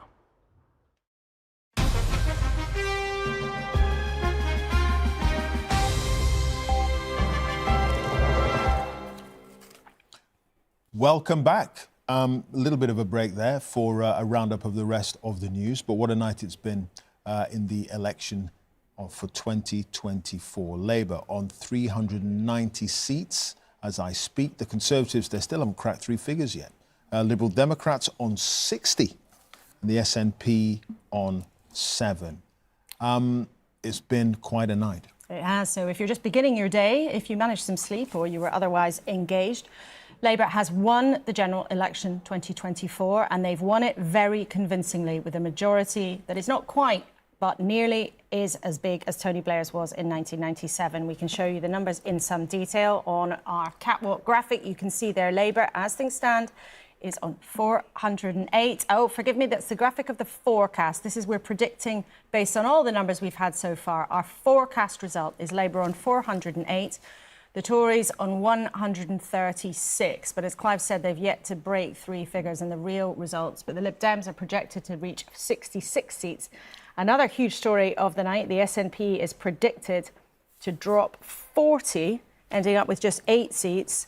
And another big headline underneath all of that, Nigel Farage and Richard Tice and Lee Anderson, candidates for the Reform Party, are becoming MPs. They've taken a seat also in Great Yarmouth, and the Reform Party, as things stand, are heading to Westminster with 4 MPs. Yeah, Didcot and Wantage is a Liberal Democrat gain from the Conservatives. The swing there, 14.9%. So not looking good there either for the Conservative Party. So there are 571 seats declared already, still 61 to go. But we have the lion's share of results that are showing Keir Starmer heading to Downing Street later today. He's already given a victory speech promising to govern for everyone, but he did allow himself briefly to crack several smiles and say it feels good. And Rishi Sunak, having already conceded well before Labour actually got to 326, the finishing line, but he saw the writing on the wall and he actually conceded, or at least told the world, that he'd already been in touch with Sir Keir Starmer to congratulate him on his win. And he did this before his own count actually came in. Yeah. An unusual move for him. Let's talk about what might happen next. So we know there's been a huge historic result overnight. We're joined by Helen McNamara, former Deputy Cabinet Secretary, the number 2 most senior civil servant in Whitehall, and Tim Montgomery, very well-known and prominent observer and often critic recently of the Conservative Party. Fair. Let's start with you, Helen. For a party to move into government, what does it actually entail? Well, it's a really big change, it's fair to say. So, I mean, the extraordinary thing about our system is that it happens so quickly. So, you know, yesterday, the opposition could criticise the government for anything they wanted to do. And then here they are today. By this afternoon, Keir Starmer will be Prime Minister, and suddenly you're accountable for everything the government does. So it's both a really big change in terms of kind of what the policies might be, and it's a really small and a very small kind of human change as well. So, you know, all these people who now have to find their new desks and work out how the building works and get to know all their new teams, and it will feel very different. So the removal vans will arrive for several families, that kind of move in, move out, which happens in such a brutal way as people's lives change in front of our eyes. But as you understand it, I suppose, how ready would you say the Labour Party is? A few people have said to me in the last couple of weeks, look, because the polls have shown them ahead for so far, there is actually an unusually high degree of preparation for the transition.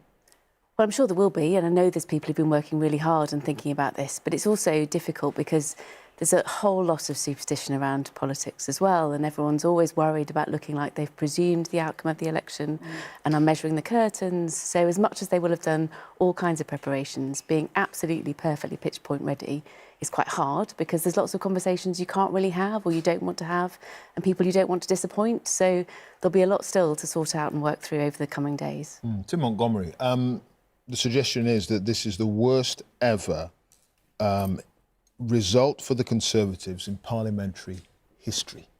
How does a big and proud party used to government, how do they rebuild from this?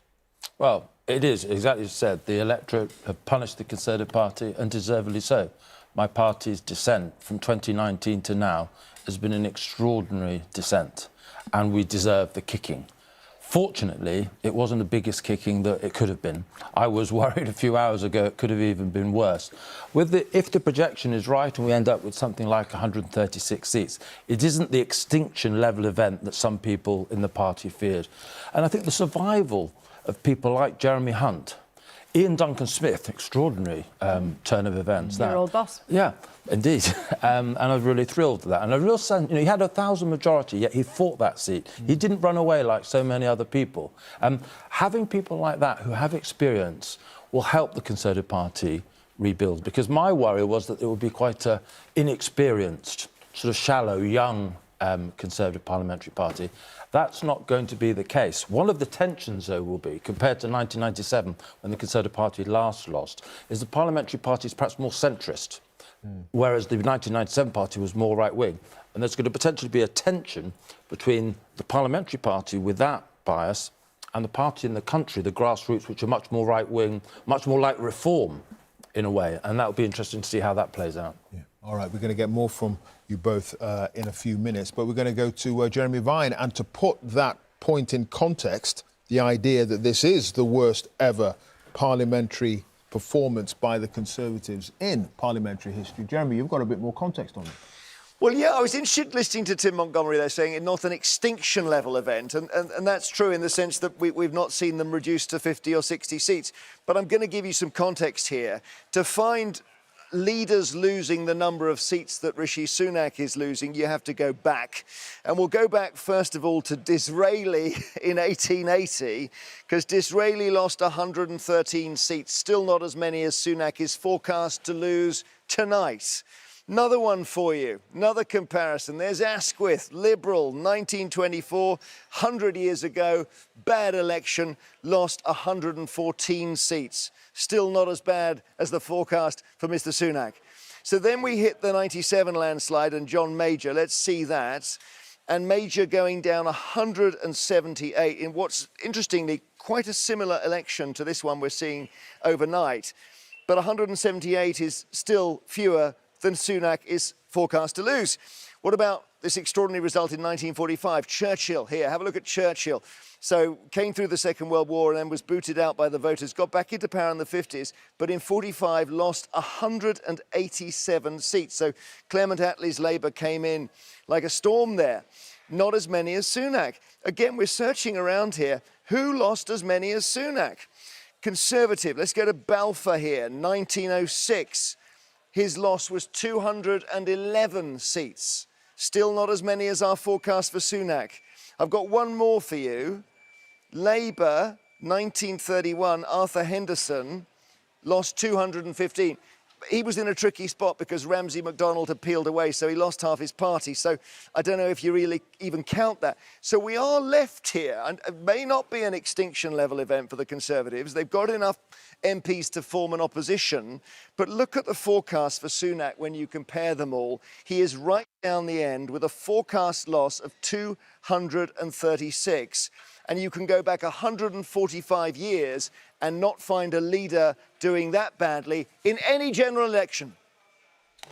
Jeremy, thank you for the long view, to put it least, and yeah, some rather impressive hats. I think it's a shame politicians don't wear hats anymore. We have seen some fantastic hats from returning officers. I think there was some various sort of town mayors, ceremonial robes, hats with feathers, all sorts of incredible things. OK. I can show you some pictures live of the Prime Minister for now, Rishi Sunak, his plane there leaving Teesside Airport. Teesside Airport often talked of as being an achievement for the Conservatives in that area. They've got a powerful and popular mayor in that part of the world, Lord Ben Houchin.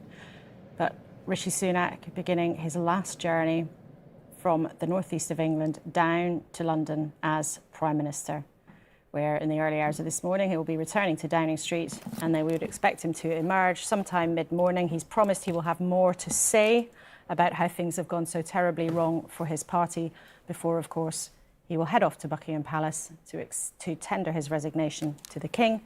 Before an hour or so later, we'd expect to see Keir Starmer make that journey in reverse and go and accept the King's invitation to form a government, just the 7th Labour government in history. And it's likely, Tim Montgomery here in the studio, that he will step down as party leader? I mean, it's highly likely, isn't it? And that might well happen today. I think it probably need to. There is a lot of anger in the Conservative Party about the campaign that's been fought. The choice of the election date is still upsetting many people. My hope, though, is that, and this may be a forlorn hope, is that the Conservative Party doesn't rush into a leadership election. It doesn't just have a leadership problem. It has, to lose the kind on the scale that it just has done, it has problems with its structure as an organisation, its campaigning ability, its policy thinking. It hasn't been the serious, competent, adult party that made it such a force in British politics in the post-war period. Already the debate's going to start. Now the polling booths are closed, people will talk frankly in a way. Once there's a new leader in place, the conversation is closed down. The Canadian Conservative Party, they wait a year to choose a leader. They take time to get the structures and the policy right before choosing a leader. I'm not expecting the Tory party to pause, I hope it might. I'm going to pause you there, Tim, with respect. We've just seen the Home Secretary there, James Cleverly, who has just, it looks like he's held, he's giving a little thanks to the crowd. He's held his seat in Essex, but he's about to speak. Let's listen in. I'd like to say thank you to the people of Braintree, the new constituency of Braintree, who have returned me to Parliament as their representative, their champion, their spokesperson in Westminster. It is a privilege and an honour to serve, and I thank you for the opportunity to do so again. I would like to thank also all the people who made this election possible, the people who man the polling stations, who are involved in the count, the people who maintain security, and the members of the press who cover these proceedings.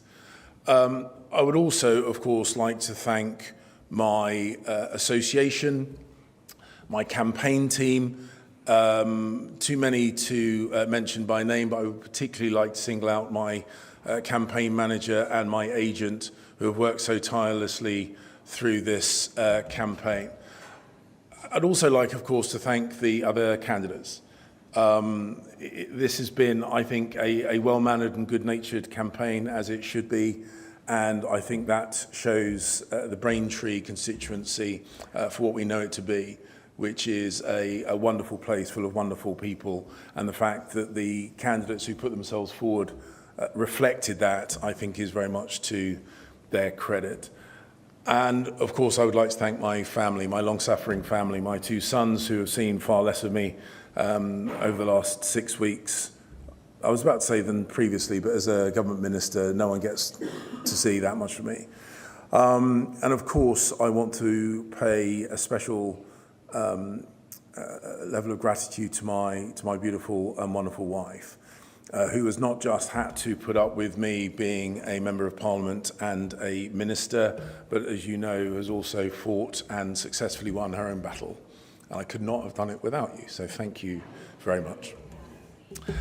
This has been a very difficult night for my party, and losing the position of government of this country is painful, but it is the nature of our democracy that it happens. And when it happens, it is incumbent upon the, I suppose all parties, but particularly the party leaving government, to listen carefully to what the voters are telling us. I am not going to rush to any quick judgments.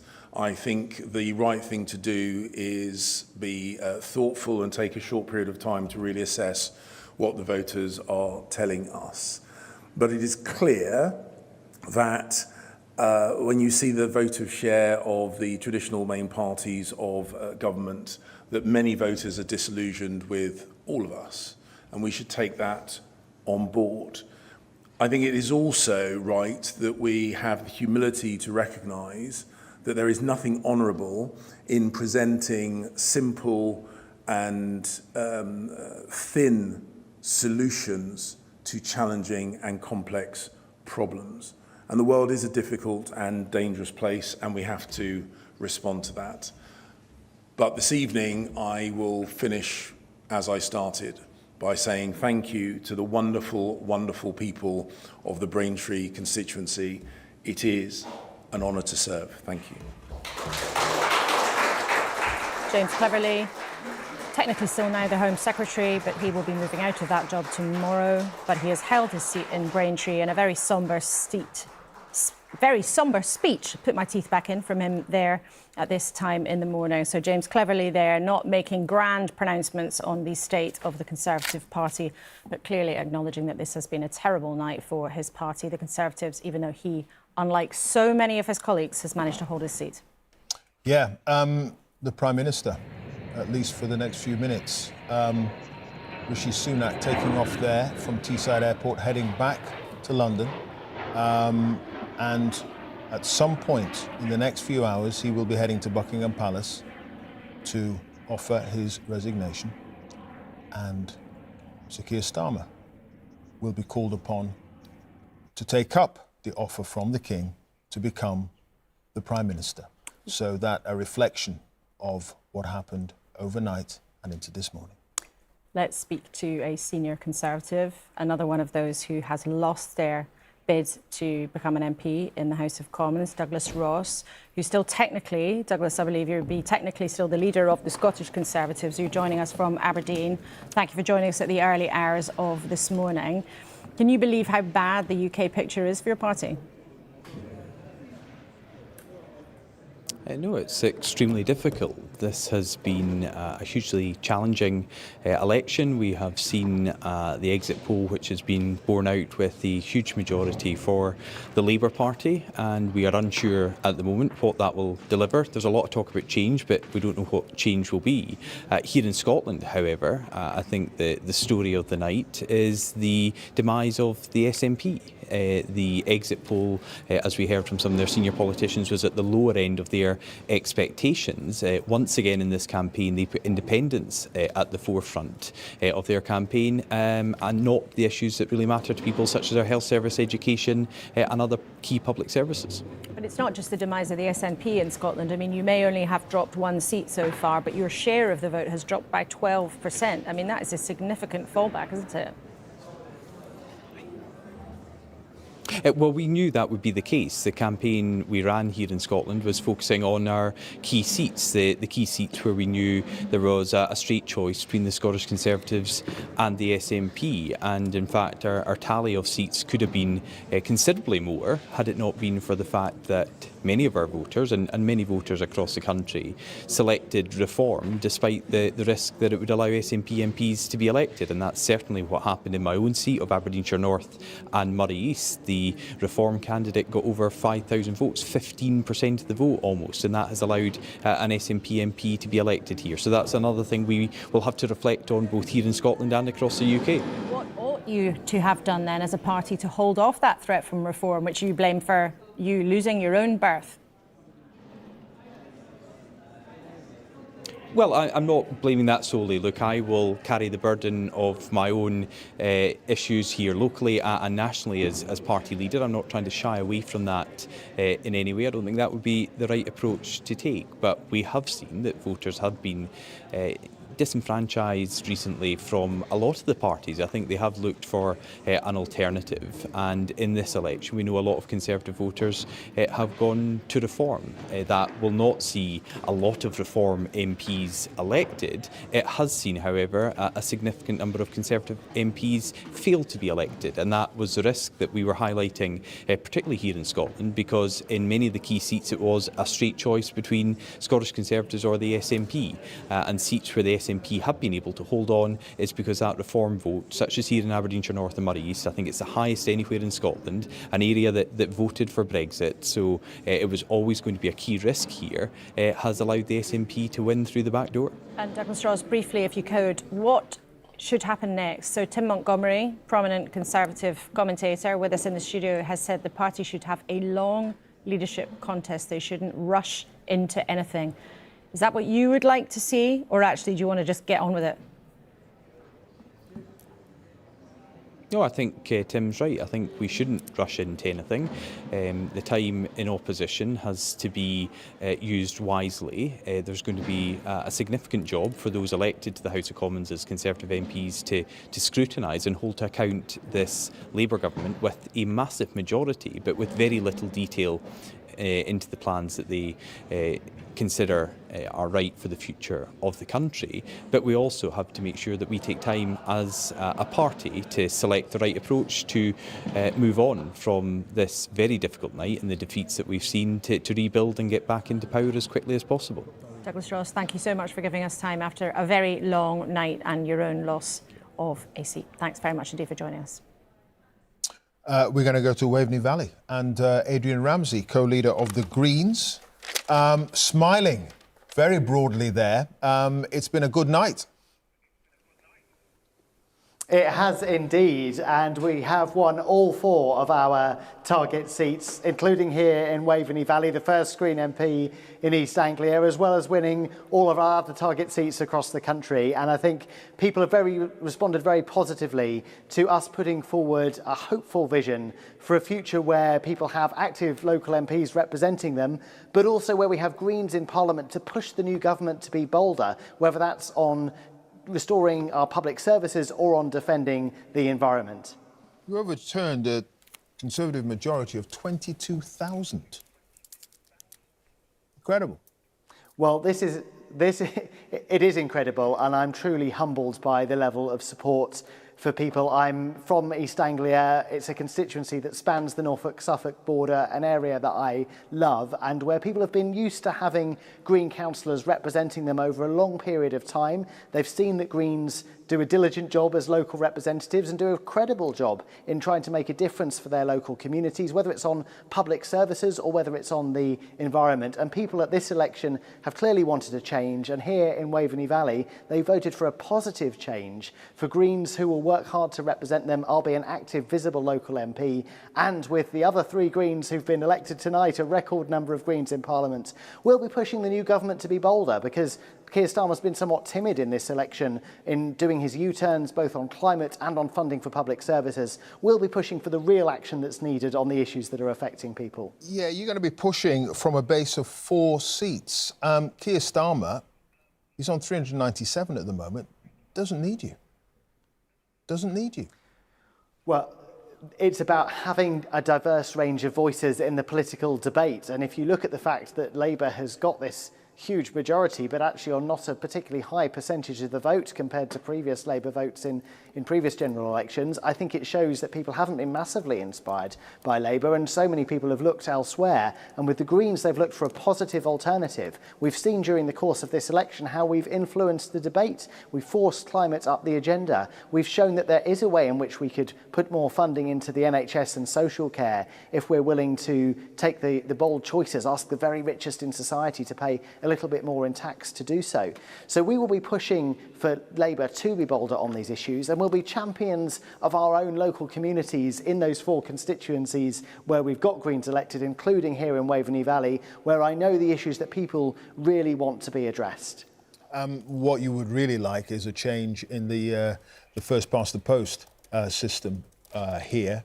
That is even further away than it was at the beginning of the night, given the scale of Labour's victory.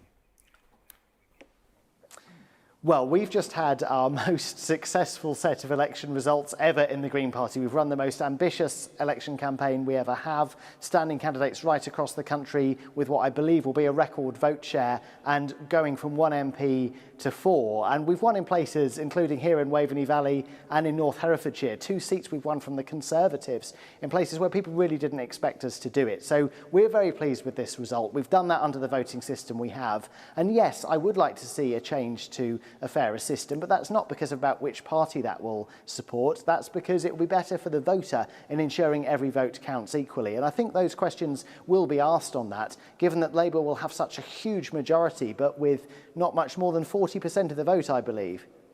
OK, Adrian Ramsey, thank you very much. Thank you very much. Thank you. This is Election 2024. Time now for a roundup of the latest news where you are. Good morning. Welcome to Spotlight. The Conservatives have suffered major losses across the region, with both Labour and the Liberal Democrats making huge gains. One of the biggest moments in Devon saw Veterans Minister Johnny Mercer losing his seat to Labour's Fred Thomas in Plymouth Moor View. In Cornwall, there are 6 seats, previously all Conservative. So far, Labour have taken 3 of them and the Lib Dems have taken 2. In Somerset, the Liberal Democrats have taken all but 1 seat, and in South Dorset, Conservative Richard Drax has been ousted by Labour. Gemma Woodman has the latest.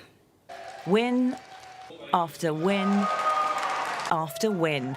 It may be a Labour landslide nationally, but let's just say it's been a good night for the Lib Dems in the region.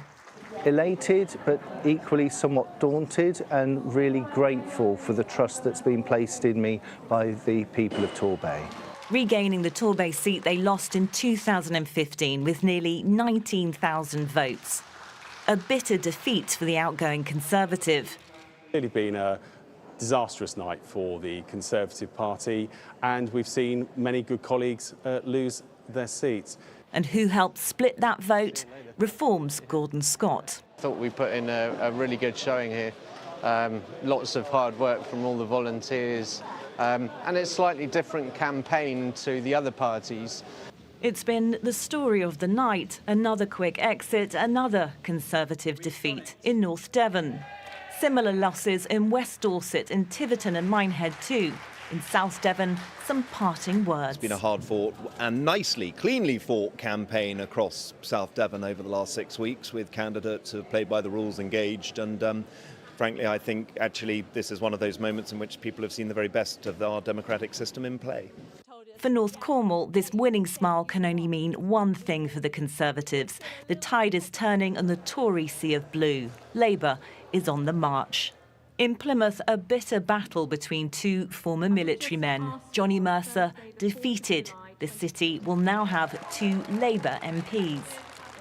The South West was a region with one of the highest number of undecided voters. Today, it looks like, in the end, they voted for change.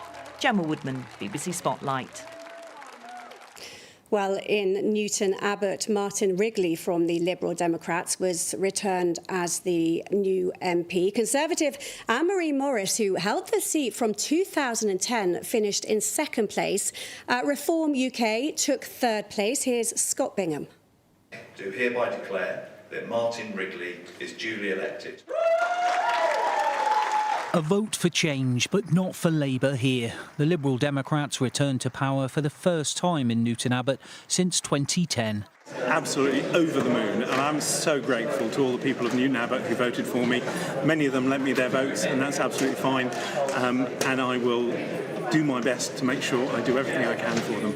A birthday to forget, though, for Conservative Myrie Morris, and no happy returns. Anything to say? Her previous majority of 17,500 votes wiped out, and she wasn't hanging around to talk about it.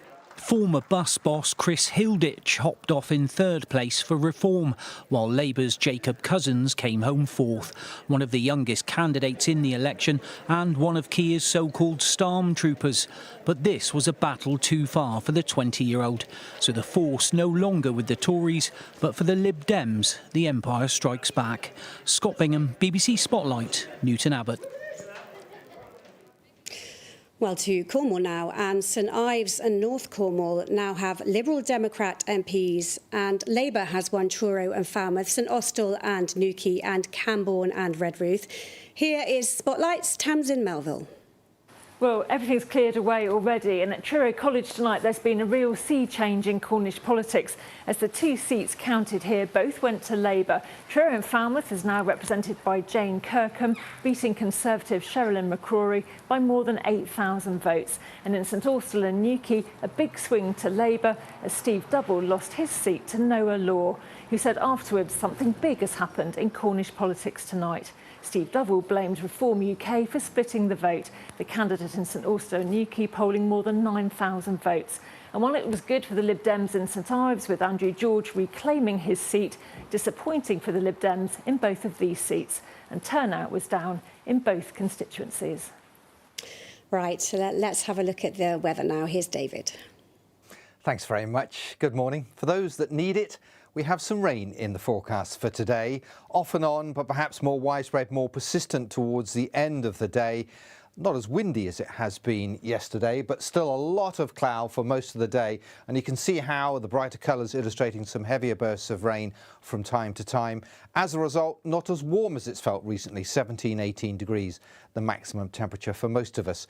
For the Channel Islands, here today it's a little bit drier. In fact, there might well be a few breaks in the cloud, with temperatures back up to 20, maybe 21 degrees. The rain here not arriving until this evening. Times of high water, Falmouth, that's at 17:50, and Portland is at 19:20 this evening. The forecast for the weekend is mixed. Certainly some dry weather around on Saturday. There might be some morning showers, but some quite frequent heavy, slow-moving showers possible on Sunday. Have a good day. We'll be back in an hour's time. Bye-bye.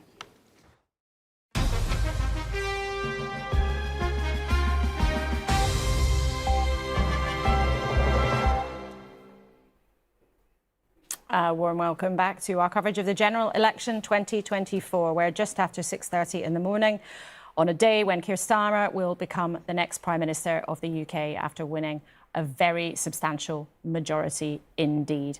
Boris Johnson's 29 seats have fallen like dominoes and been taken by Keir Starmer's Labour Party. OK, you've just mentioned two former Prime Ministers and one man who's about to leave. We're now going to talk about Liz Truss, because we're going to go to the countdown in southwest Norfolk. Ros Atkins is there. Ros, when we spoke to you a few minutes ago, you said this was on a knife edge. What's it looking like now? Well, Clive, all evening in this leisure centre in King's Lynn, there's been a hubbub of activity as two counts go on for North West Norfolk and South West Norfolk. North West Norfolk has gone to the Conservatives. South West Norfolk is Liz Truss's constituency, and a quiet has fallen over this hall because, as you can see here, all of the other candidates have gathered. They are ready to go on stage. We're expecting the results to be called in the next 10 minutes. One candidate, though, isn't here at the moment. That is Liz Truss, and the BBC has received a strong indication that she has lost her seat. We don't know the result. This is not confirmed, but we have received a strong indication that Liz Truss has lost. For the last few hours, the Labour Party has been telling us they believe they're in a strong position. We also know from numerous sources that Reform's vote has exceeded some expectations. So we do not know the results of this, but the BBC has received a strong indication that Liz Truss has lost. And with just a few minutes to go before this result is announced, we wait to see if Liz Truss will be here, along with the other candidates, to hear that result announced. Ros, thank you for that. 10 cabinet ministers have lost their seats, and now potentially one former Prime Minister, Tim Montgomery. Well, what do you look, say? the first past the post system has been cruel to my party tonight, because we probably have lost more seats than we would if the percentage of the vote was true. But it's amazing how, in Germany, the Social Democrats survive almost every election. It's very hard with proportional representation to really get rid of a party if you really want them out of power. But if you really want people out of power in the first past the post system, you can do it. And Liz Truss really showed no repentance for her time as Prime Minister. She damaged the country, she damaged the party, and she's being punished, it seems, tonight. And someone who has seen so many good Conservative people lose seats tonight, partly because of the conduct of her government, that brief period when she was in power, I'm afraid I'm not going to shed any tears for her. The Conservative Party has to rebuild with fresh faces, and people like Liz Truss hanging around wasn't going to help the Conservative Party. So the voters of that constituency may well have done the Conservative Party quite a big favour by ousting someone who was a real anchor on Tory progress. So it wasn't just her conduct in office. It was her conduct when she left office as well, you're saying? I mean, hanging out with the likes of Steve Bannon and so on? Yeah, definitely that, Clive, but just the failure to show any sort of acknowledgement that she made mistakes. I think the British people are reasonable people.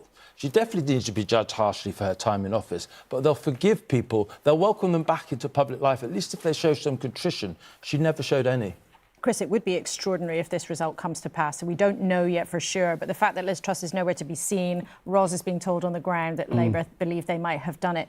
It is incredible for a former Prime Minister to be booted out of their constituency in this manner. A majority of, I think, 24,000 it was potentially being overturned. Hugely, hugely safe Conservative seat in conventional times. She faced a lot of candidates running against her there, including a independent, part of a family who had been none too pleased when she became the Conservative candidate way back when.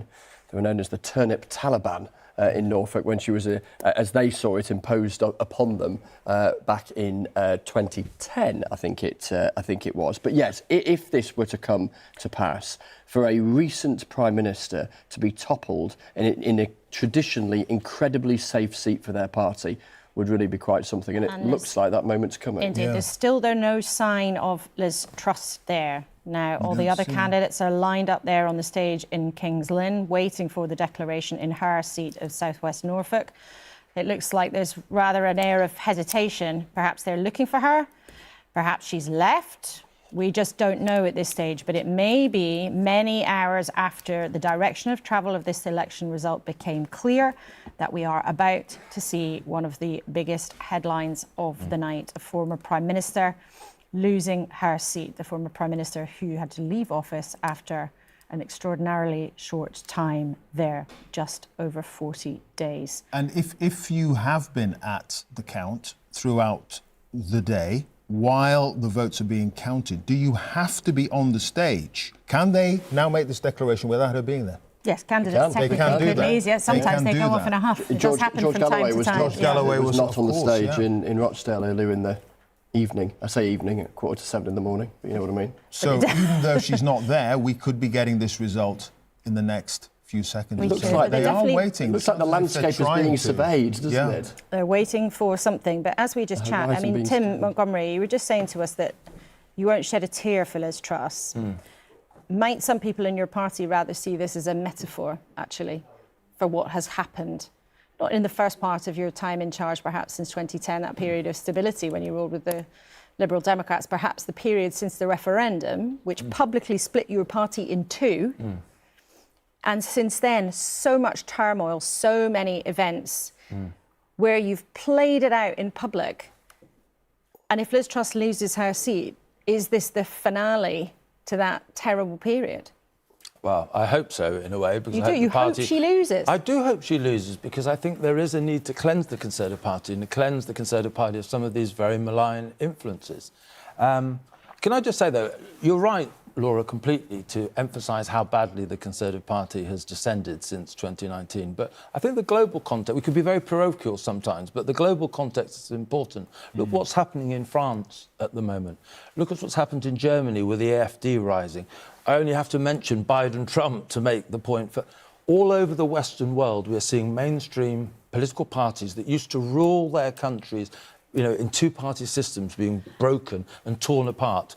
When we understand that there's something actually more fundamentally wrong with Western democracy, rather than just the Conservative Party, rather than just the Republican Party, rather than just Macron's party, or perhaps begin to repair our democratic systems. Because I think in 10 to 15 years' time, if we don't really look at that, we may look back at this period and say, all the warnings and signings were there, actually, of democracy in trouble, and we didn't heed them. But hang on, Tim, you've just sat there and called a Conservative former Prime Minister, who was a minister during comparatively very stable times under David Cameron. She was on the Remain side in the referendum. You've sat there and said she's a malign influence. I completely stand by that, Laura. I think she made terrible mistakes in time in government.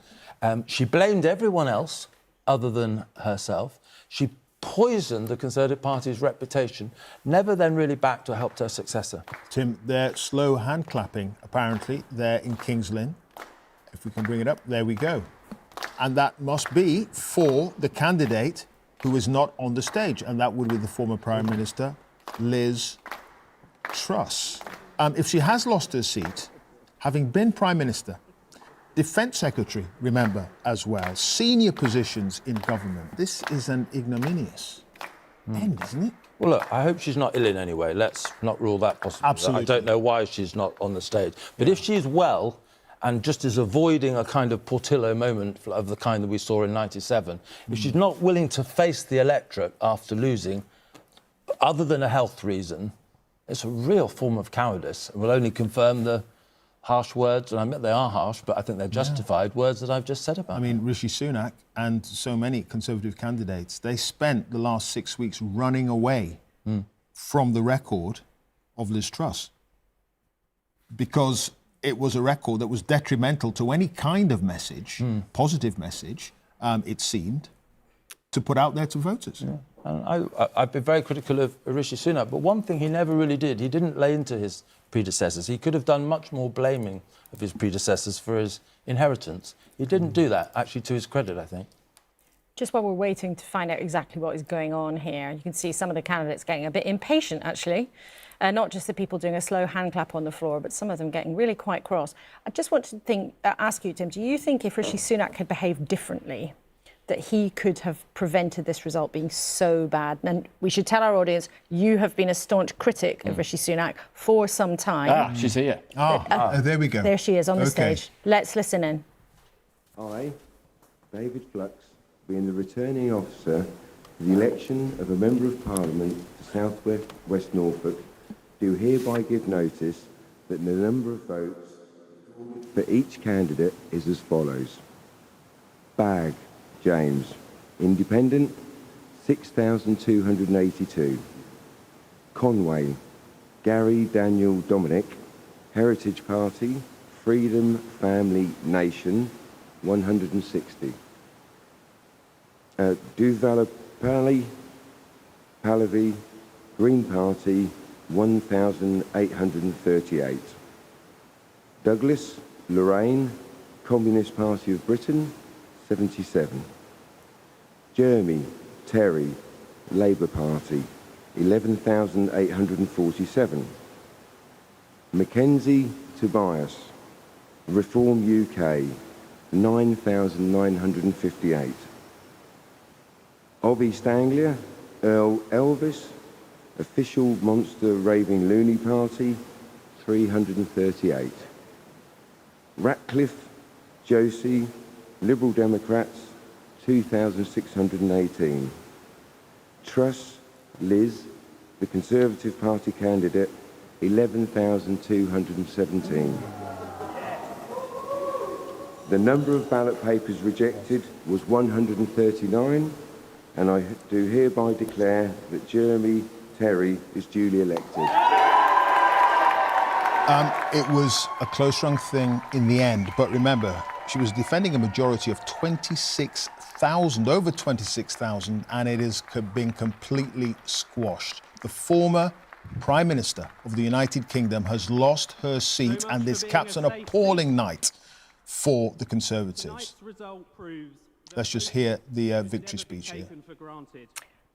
Liz Truss has lost with a majority for Labour of 630 votes, so hardly anything in it, but no avoiding a genuine humiliation for the former Prime Minister, Liz Truss, who has lost her seat in South West Norfolk. As Clive was saying, it's an absolutely massive majority that she had previously has been absolutely overturned. Let's talk straight away to James Cleverly, as things stand, the Home Secretary. He's just won his seat. But James, a brutal night for your party, capped off by this humiliation for your former colleague, Liz Truss.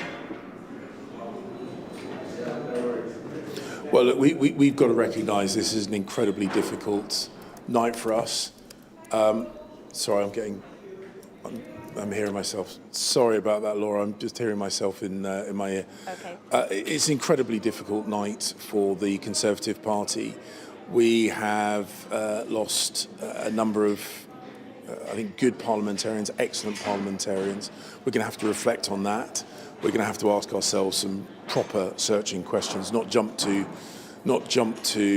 answers, but actually ask ourselves what we need to learn from this result and what we do to get ourselves back into government and start serving the British people again as quickly as possible. Was Liz Truss a good parliamentarian? Now she's lost her seat. Well, I think when you've had... so the short answer is I think she was a great parliamentarian. However, of course, her most recent time has been marked by her short time as Prime Minister. She was very high profile, and of course that sometimes has an effect, an impact on electoral results like this. I mean, Liz was a friend as well as a colleague. She was incredibly generous of spirit when Susie was diagnosed with breast cancer. She was my boss as Foreign Secretary. I will always have a huge degree of affection for Liz, and it is really sad to hear the result that I heard just before I came on air. In terms, though, of her humiliation, she is by far from being alone. There are dozens of ministers, many well-known people who have lost their seats tonight. In a matter of moments, we might hear directly from her at the lectern on the stage, and we'll go straight to that. In fact, she's there. Oh, she hasn't quite started. We'll bring you that as soon as we possibly can. So I've put you on notice, James, cleverly, that we may have to cut into you, but actually I think she's walking off the stage. Let's see if we can show our viewers the pictures. Liz Truss is leaving her count there. She will not speak on the stage. Our cameras perhaps can move in a bit more closely to see her. She's in the middle of that crowd there, having lost by only 630 votes. She's standing there chatting to her husband. But what an incredible moment of history as a former Prime Minister is booted out of office. Only 630 votes in it. But James, cleverly, she's far from alone. Dozens of ministers have lost their seats. Some people in the studio tonight have said, oh, well, it's the swing of the pendulum. This was always bound to happen. We've been in charge for such a long time. But it didn't have to be this bad, did it? Well, look, democracy, as I've said, is both a beautiful but also a brutal thing. And we all recognise that when you go into elected office, there is a risk that you are, you lose. It's one of those things that happens. You don't want it to happen, but you recognise that it does happen, and it is as important a part of democracy as winning is. But it's horrible when good friends and colleagues lose their positions as members of Parliament. But all we can do is, as I said before, think carefully about why this has happened, not jump to conclusions or rush to answers, but take a short period of time to think about what has happened and why and how we respond to that. And that is what the Conservative Party does. This is a very, very bad result for us tonight. But as the Labour Party has proven, you can go from a very bad result to being in government in a relatively short period of time. That should be our natural aspiration, and that's what we will work towards. But it is by far your worst ever performance in terms of the share of the vote. I mean, it's unimaginable previously to think that the Conservatives would be down so low. This is not a standard election defeat. Why do you think it happened? You must have thought about this. It's been clear which way the wind was blowing for some time. Well, we've seen that, sadly, as we predicted, a large number of people who previously voted Conservative voted Reform, and that meant that the Labour Party, in many, many seats, were able to win.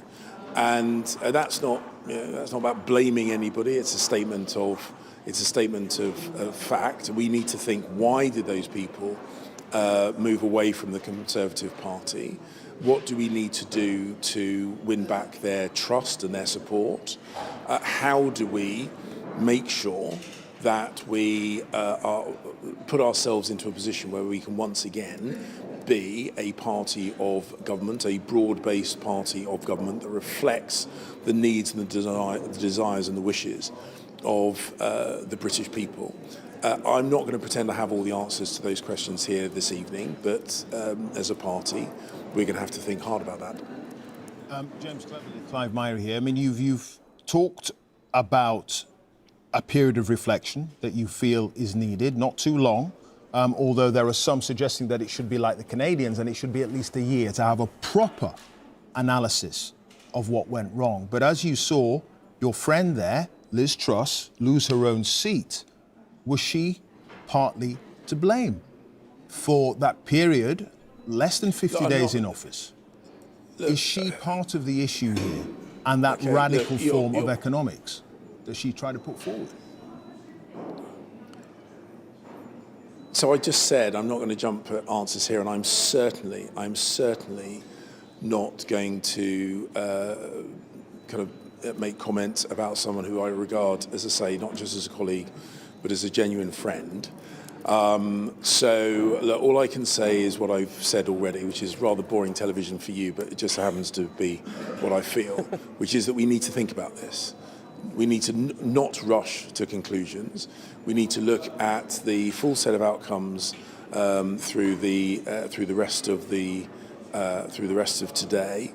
We've clearly been told that we know that the Labour Party are going to have a very large majority. But I think, and I may be proven wrong when I have a look at the numbers, but I think that large majority is off the back of a very, very modest increase in share of the vote. And indeed, the Labour Party and the Conservative Party, the two traditional parties of government in the UK, we have had, a much smaller combined share of the vote than in the past. And we need to ask ourselves why. The Conservative Party will certainly do that. I think it would probably be smart for the Labour Party to do likewise. And we'll do that thinking before we take action. OK, James Cleverly, Home Secretary for now. Thank you very much indeed for joining us early in the morning. So Truss out, Jeremy Corbyn in, Nigel Farage in. So night of big headlines.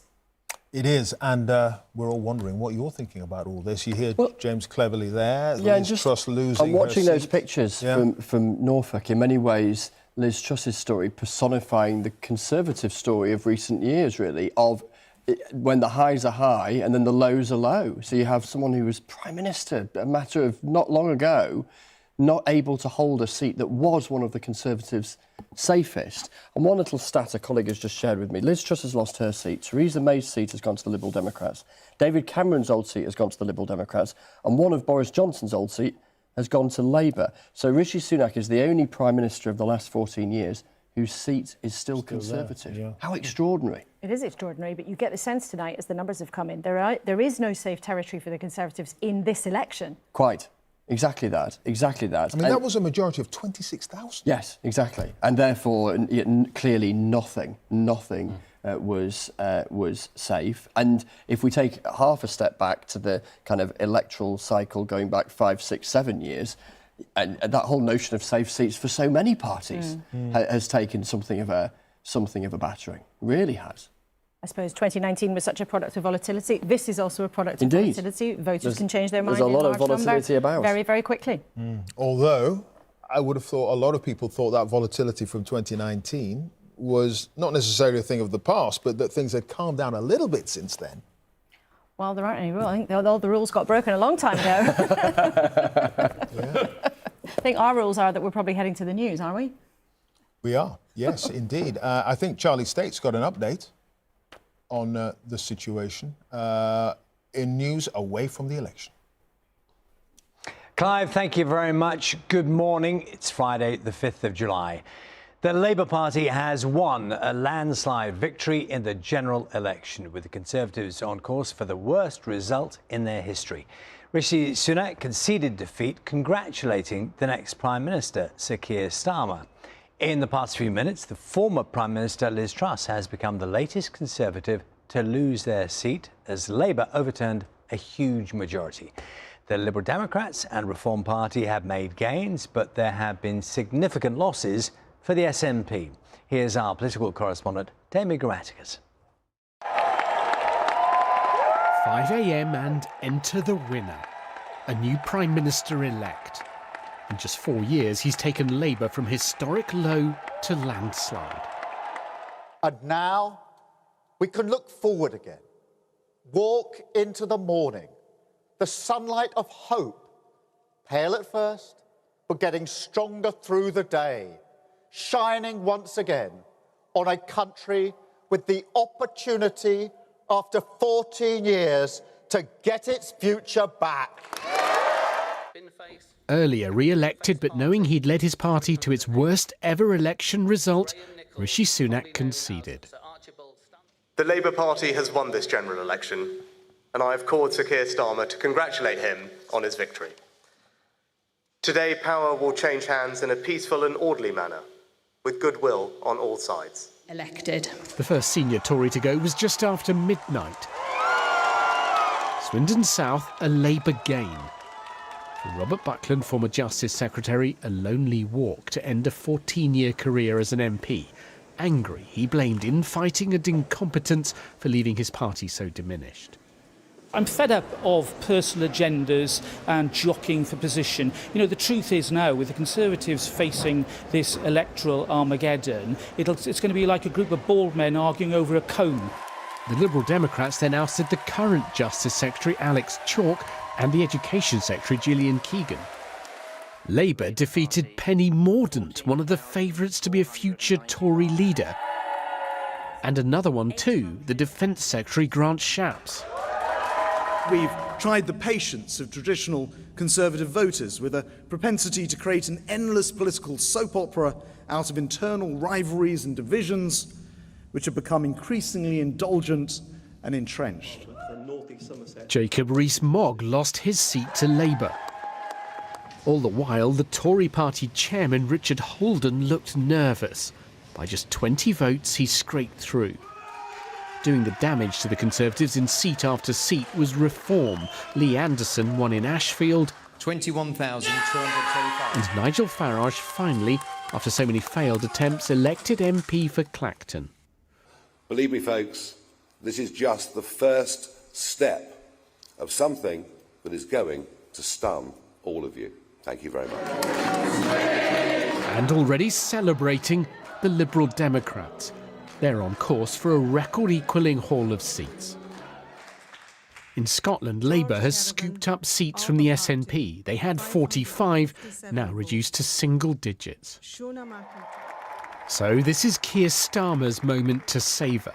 A time, he said, for the nation to start a new chapter. Jamie Grammaticus, BBC News. A summary of other news for you this morning as well. The former nurse Lucy Letby will be sentenced later this morning after being found guilty of the attempted murder of a premature baby girl 8 years ago. The 34-year-old, who was convicted following a retrial, is already serving 14 whole-life terms for the murder of 7 babies, the attempted murder of a further 6 at the Countess of Chester Hospital between 2015 and 2016. Hurricane Beryl, which has claimed the lives of at least 10 people across the Caribbean, has now weakened to a Category 2 storm. Hundreds of thousands of homes are still without power after the weather left a trail of destruction across many island nations. The UN has released more than £3 million in emergency funds to help those affected. The online retail company Amazon turns 30 today. The Seattle-based firm, which is valued at $2 trillion, began life as an internet bookseller. That was in 1994. And an emotional goodbye to Andy Murray at Wimbledon after what could be his final appearance on court. Following a defeat with his brother Jamie in the men's doubles, Andy became emotional while chatting to BBC presenter Sue Barker. Let's have a look at the weather. Carol's there for us now. Good morning, everyone. Today essentially is a day of sunshine and showers for most of us, but if you're in the south of England, South Wales, we are looking at more cloud and also some rain. That is the picture at the moment. The rain has steadily been coming in from the southwest. It's drifting towards the southeast. A weather front crossing Scotland bringing rain, now fragmenting into a band of showers. So some of this rain in the south will be heavy. As it clears away into the near continent, you'll find it's left behind it a legacy of cloud and also some patchy light rain and drizzle before it rejuvenates from the southwest later. Move north of that, we're into sunshine and some showers and not as windy as yesterday. Temperatures 13 to about 20, possibly 22 around Lincolnshire.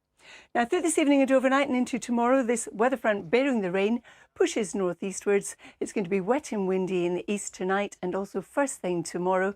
In the west, some showers and widespread showers on Sunday. Charlie. Carol, thank you very much. Clive, Laura, back to you.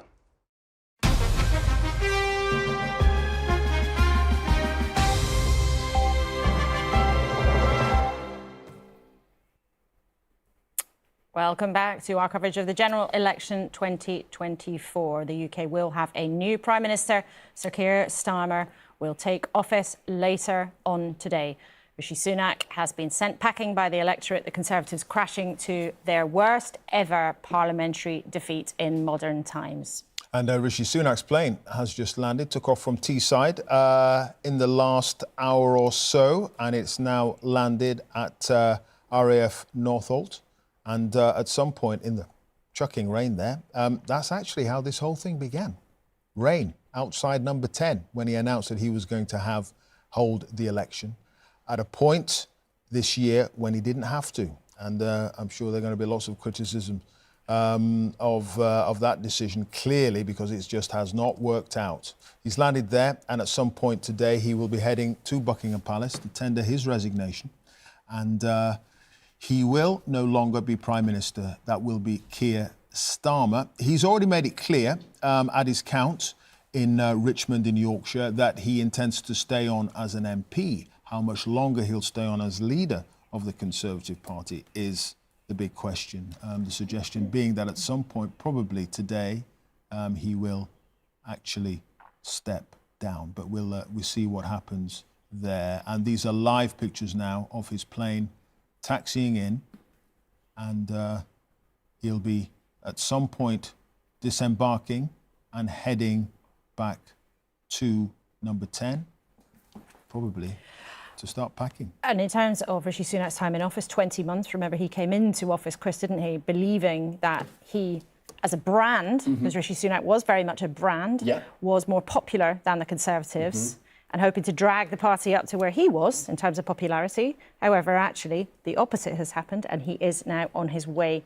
out. Yes, so he knew, I think, on assuming office as Prime Minister, that he was walking into significant political headwinds, not least because to win a fifth term in a row for the Conservative Party would have broken any modern precedent. But yeah, he did define himself, certainly at the outset, against his most recent predecessors, and argued that, yeah, he would be different in tone and style and outlook, both to Liz Truss and to Boris Johnson.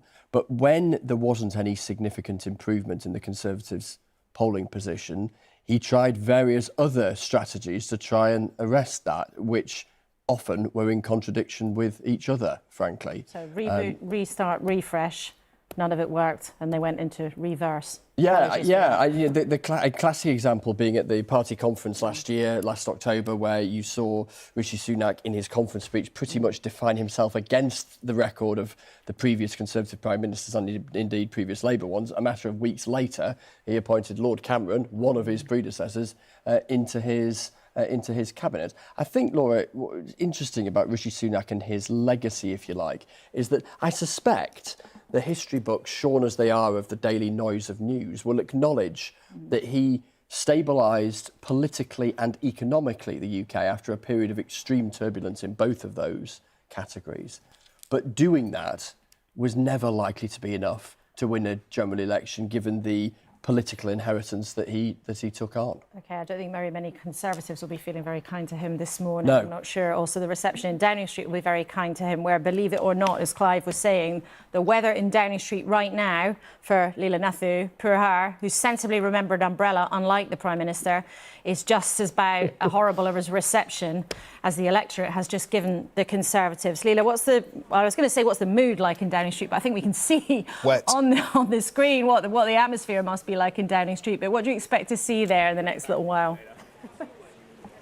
Sorry, Laura, just lost you in my ear just briefly then. But yeah, it's ending the election here in Downing Street very much as it began, in the pouring rain. Rishi Sunak, as you said, is on his way back here. He's now landed back at RAF Northolt. You saw the pictures of his plane landing there. He will make his way back to Downing Street. We don't know if he's going to walk up the street behind me or go in the back entrance. But of course, there is this very kind of human story here as well in Downing Street, of a family having to pack up their lives very quickly and head to a new home. So we're expecting Rishi Sunak to arrive here in the next hour or so. We've already seen Jeremy Hunt, the Chancellor, about an hour ago, pitch up here into number 11. He, of course, will also be vacating his workplace and his home here in Downing Street, perhaps unexpectedly one of the cabinet survivors who we were all very surprised to see pull up here. But he, of course, will be making way for the new occupant of number 11. So Rishi Sunak, we expect to hear from him. We don't know whether he is planning a stopover at the Conservative Party headquarters for the moment. That perhaps might be a farewell message to his staff, a thank you message there first before he gets here. And then we do expect to hear a few more words from Rishi Sunak. He hinted at that, didn't he, in his speech at his own account, that he would be saying more about the result later on. So we're expecting another speech, a departure speech from Rishi Sunak as he heads off to the palace. OK, Leila Nathu, thank you very much indeed. From a very soggy Downing Street, I'll see you there a bit later on. And you wonder what it would be like for Rishi Sunak if he does go to Tory headquarters. Particular nerves have been jangled because he's given his chief of staff a peerage and sending him to the House of Lords, even though lots of people are furious at how the campaign was run. Yeah. Lots of analysis and recriminations, one suspects, and possibly so as well in Birmingham Yardley. Let's go and talk to Jess Phillips, who has held on to her seat there, but with a drastically reduced majority, Jess Phillips, of a few hundred, less than 700. Just sum up how difficult it's been for you there, despite the victory. I mean, here at the count, you mean? I mean, it's been pretty, and throughout the campaign, it's been pretty gruesome. It's been one of the worst election campaigns I've ever stood in, although the Brexit one wasn't all that cracking. And I've suffered attacks then as well. But yeah, it's been pretty gruelling here. And I'm afraid to say some of my opponents did not reflect at all the manner in which my constituents behaved, which was with decorum and class. So, yeah, it's not been much fun. But you know what? I won, and so did the Labour Party, so I'm quite chuffed. Sure. A win is a win. You did resign from the front bench over Gaza. Was that part of the issue here? Mm-hmm. What was Gaza? My resignation wasn't part of the issue, no. But Gaza was part of the issue. It was absolutely... That's what I meant. There's an issue in my constituency. So Gaza was definitely part of the issue, but also the reform vote was massively increased as well. So it's a sort of pincer movement, which shows, I suppose, the diversity of my constituency, which is one of the reasons I really like it. Gaza was a massive issue, no doubt about it. I mean, you have a reduced majority now, and it is reflective of some of the way the night has gone in relation to the share of the vote that Labour has got. That's a warning, isn't it, to the party, despite the huge majority that it has? Of course it is a warning to the party, but I have to say, I started watching what it seems like years ago when Wes Streeton was in the studio with you. I have to say, I think that trying to find the sort of difficult story for the Labour Party, there is a difficult story to tell in Birmingham, and people like me are going to have to work incredibly hard, which I'm more than happy to do, to make sure that my community feels loved and trusted again. But the fact of the matter is my constituents will be way better off under a Labour government, just like I was growing up there. And to be honest, I think that's the story that I will be taking out to them. But we have to prove that. So the issue, there's all sorts of things that the Labour Party is going to have to do. But the biggest one is we're going to actually have to start saying things that can actually be delivered and then delivering them. And I very much look forward to that work. All right. Jess Phillips in Birmingham Yardley, a win is a win. Thank you. A win is a win, but the performance of a small party there nearly knocked her out of her seat. And it's worth reflecting tonight. We think that the smaller parties, when you put it together, have actually got combined their biggest ever share in a UK general election. Yeah. So we're checking those numbers add up in that way carefully. But it looks like the smaller parties have received their highest ever share in a UK election, which is something of a landmark moment. One of those parties doing very well is the Liberal Democrats. And we can show you some of their gains. Harrogate, Eastleigh, Chelmsford, Cheltenham, Carshalton, Hailsville Grove, Torbay, so the southeast, southwest and parts of the north of England. And we're going to show you some more on the screen of where they've been victorious tonight. Daisy Cooper, the deputy leader, is here. Well, I was about to say, how do you feel? And then you crack open this massive grin before I even get my question out.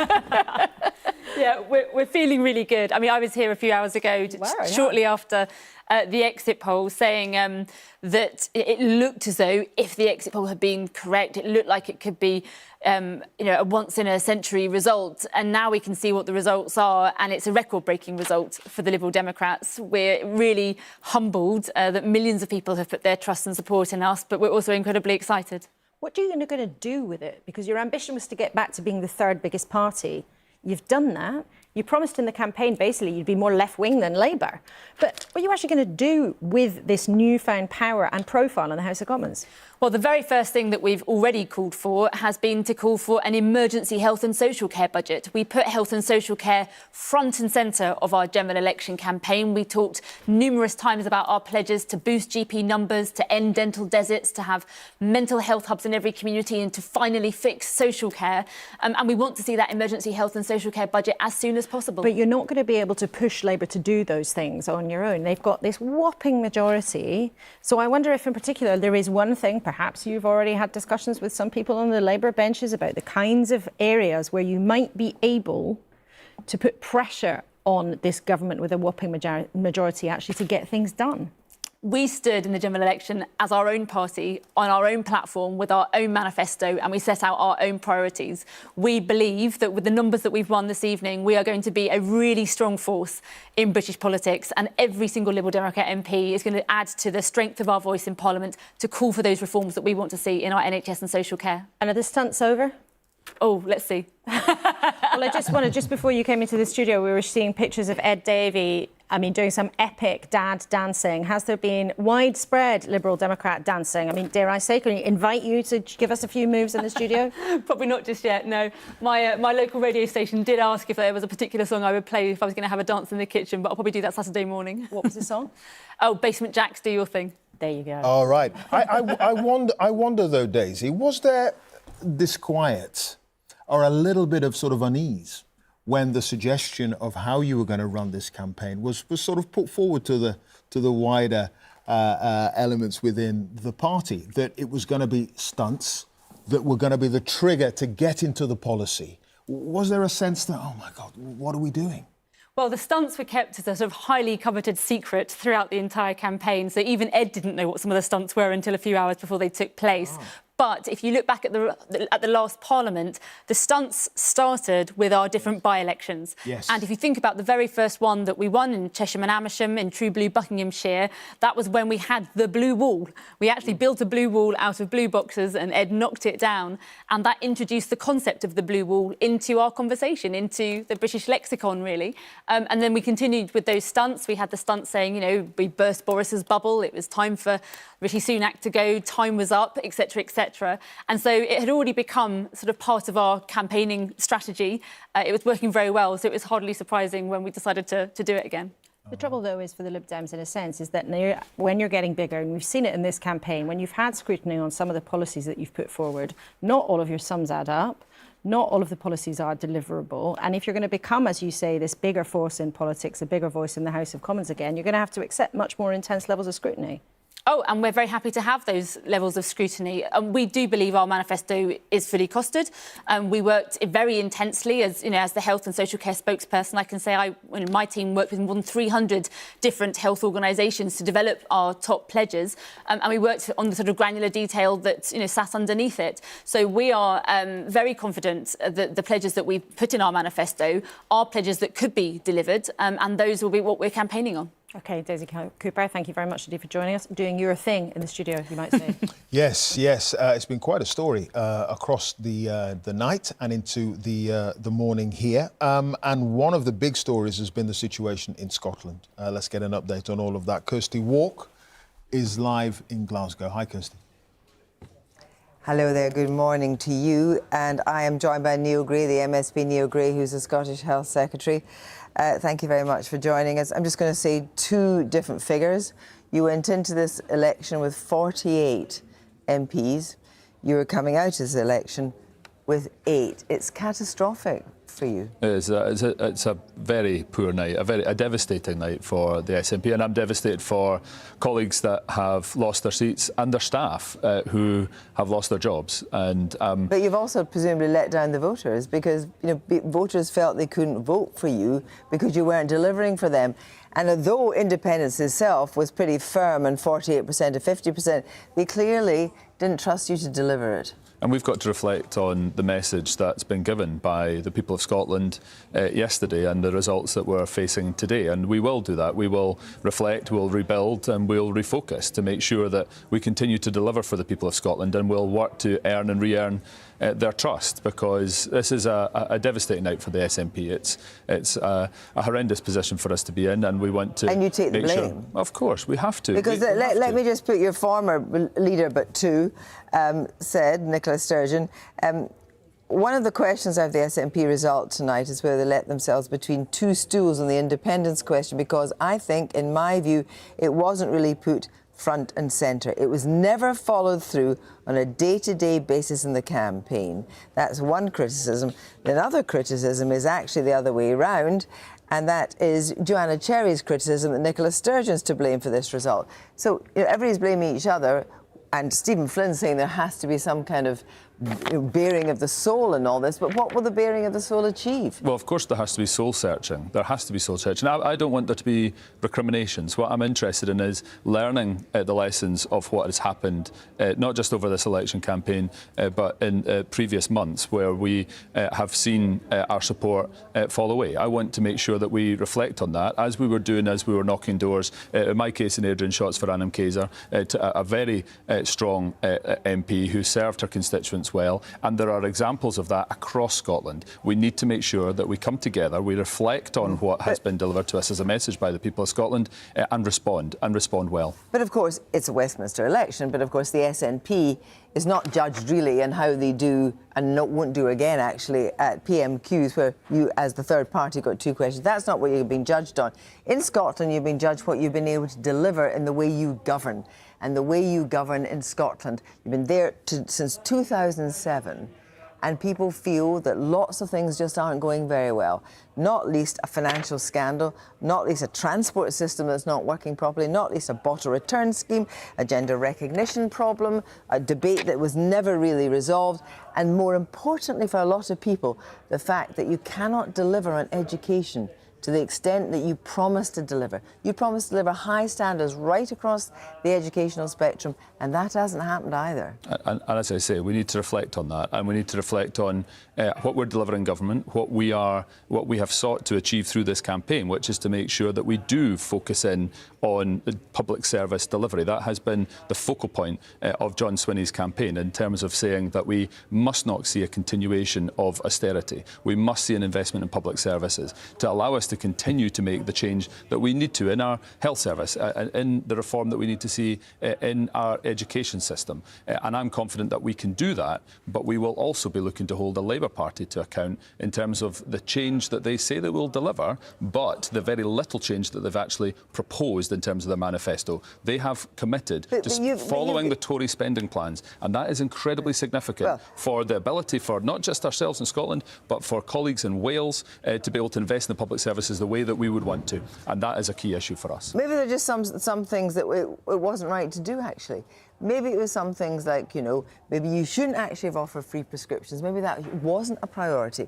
Maybe there are other things in the health service that you could have done. It's devolved. You were varying income tax in order to pay for public services. Maybe you didn't calibrate it properly. Well, I think on 2 of those issues, I was getting very clear support for the free prescription position here in Scotland. And in terms of the issue around income tax, people have told us to take responsibility for our decisions in Scotland. We're absolutely doing that, which is why we're seeking to mitigate 14 years of austerity that's come from a Westminster government by raising £1.5 billion more in revenue here with the powers that we have in order to invest in our public services. Imagine where we would be without that investment, and that's why we need to see an end to austerity elsewhere in the UK as well. Neil Gray, thank you very much indeed. Kirsty, thank you. The SNP's share of the vote in Scotland down to 30%. 20% lower than, I think, in the 2015 election. Incredible. And the two parties, the SNP and the Conservatives, who set off on constitutional adventures, have both been hammered in the general election of 2024.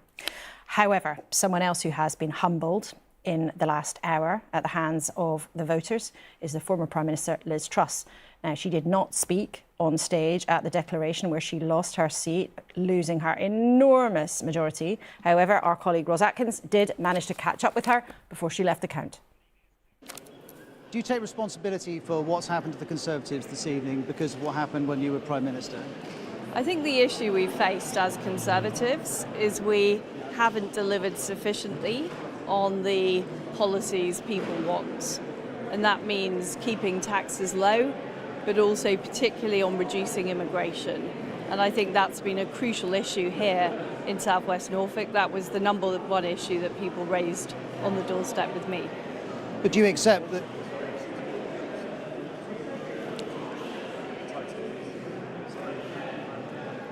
But do you accept that first as a cabinet minister and then for a brief time as Prime Minister, you were part of the people in power who were overseeing those things not being delivered? I agree I was part of that. That's absolutely true.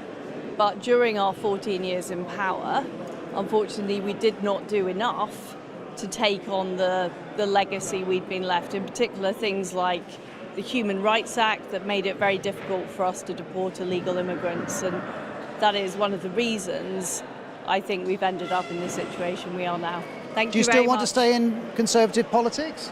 I've got a lot to think about. It's been a very, very hectic few weeks. I haven't slept last night, so give me a bit of time, but I will definitely talk to you again when I've got the opportunity. One more question. Would you like to say sorry to the people of Norfolk because they clearly feel a little left down by you? Your campaign. Ms. Truss?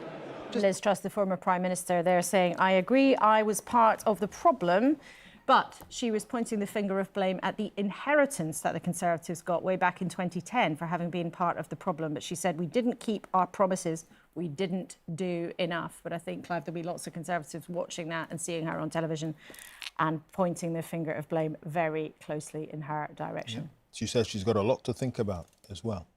So it'll be interesting to see what she does moving forward. But what about the story of the night? Jeremy Vine has been periodically bringing us up to date, and he's now in Downing Street. Hi, Jeremy. Well, and Dawn has arrived here as well. What about that? So, yeah, we've got our wedge here of these Conservative hexagons and some SNP as well. These are Labour's top 300 targets arranged by order of marginality. So as you go down Downing Street, the hexagons get higher, meaning the seats are safer. And I'm going to do a thing now where we can translate the colours from 2019, which is what we're looking at now, into the new colours and see just how much damage Labour did. So have a look here and let's see what happens. So you'll see this wave now rippling down Downing Street. There it comes.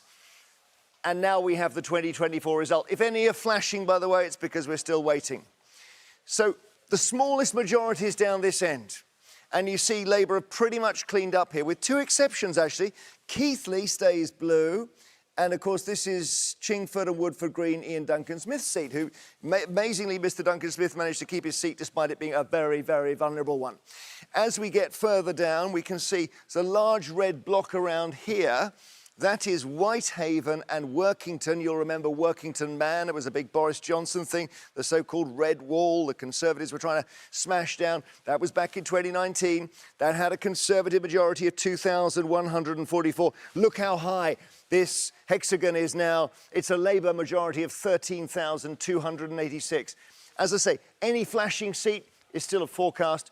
We head down to the end. And here's what you see about the end point, is almost all the Tory seats have had their majorities reduced. So there's nothing as high as it was. A lot of them are now unsafe. They're vulnerable, despite having been the safer ones at this end. That one that's sort of turquoise in the corner just down there is Clacton. So that was a very safe Tory seat, translated by Nigel Farage into a safe-ish reform seat. But you're looking here at the damage done to the Conservative Party's holding of seats and the amount of incursion that Labour has done all the way down this line. And I'll just add one thing, which is that you don't really see SNP yellow here because they took those seats as well. Back to you. Thank you, Jeremy. Stay with us, much more coming up. But this is Election 2024, and it's time for a roundup of all the news where you are. Welcome to Spotlight. The Conservatives have suffered major losses across the region, with both Labour and the Liberal Democrats making huge gains. Cornwall now has no Conservative MPs, and there are 4 Labour MPs and 2 Liberal Democrats. Plymouth saw Veterans Minister Johnny Mercer losing his seat to Labour's Fred Thomas in Plymouth Moorview. In Somerset, the Liberal Democrats have taken all but 1 seat. Conservative Richard Drax has been ousted by Labour in South Dorset, and Dorset West has been taken by the Liberal Democrats. Gemma Woodman has the latest. Win after win after win. It may be a Labour landslide nationally, but let's just say it's been a good night for the Lib Dems in the region.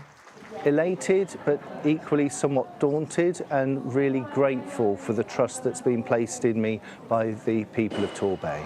Regaining the Torbay seat they lost in 2015 with nearly 19,000 votes. A bitter defeat for the outgoing Conservative. It's really been a disastrous night for the Conservative Party, and we've seen many good colleagues lose their seats. And who helped split that vote? Reform's Gordon Scott. I thought we put in a really good showing here. Lots of hard work from all the volunteers. And it's a slightly different campaign to the other parties. It's been the story of the night. Another quick exit, another Conservative defeat in North Devon. Similar losses in West Dorset and Tiverton and Minehead too. They may have been far and few between, but there were some Conservative victories. Relief as Rebecca Smith took the South West Devon seat. Nevertheless, overall, it was a night of crushing blows. The tide has turned on the Tory sea of blue. No life raft for Scott Mann and Cheryl Murray, who has now lost her South East Cornwall seat to Labour. In Plymouth, a bitter battle between 2 former military men. Johnny Mercer defeated. Congratulations, I hope Fred does very well. The city will now have 2 Labour MPs. We're looking to the future now, aren't we? Tonight's a really positive night. It's about going out and changing people's lives.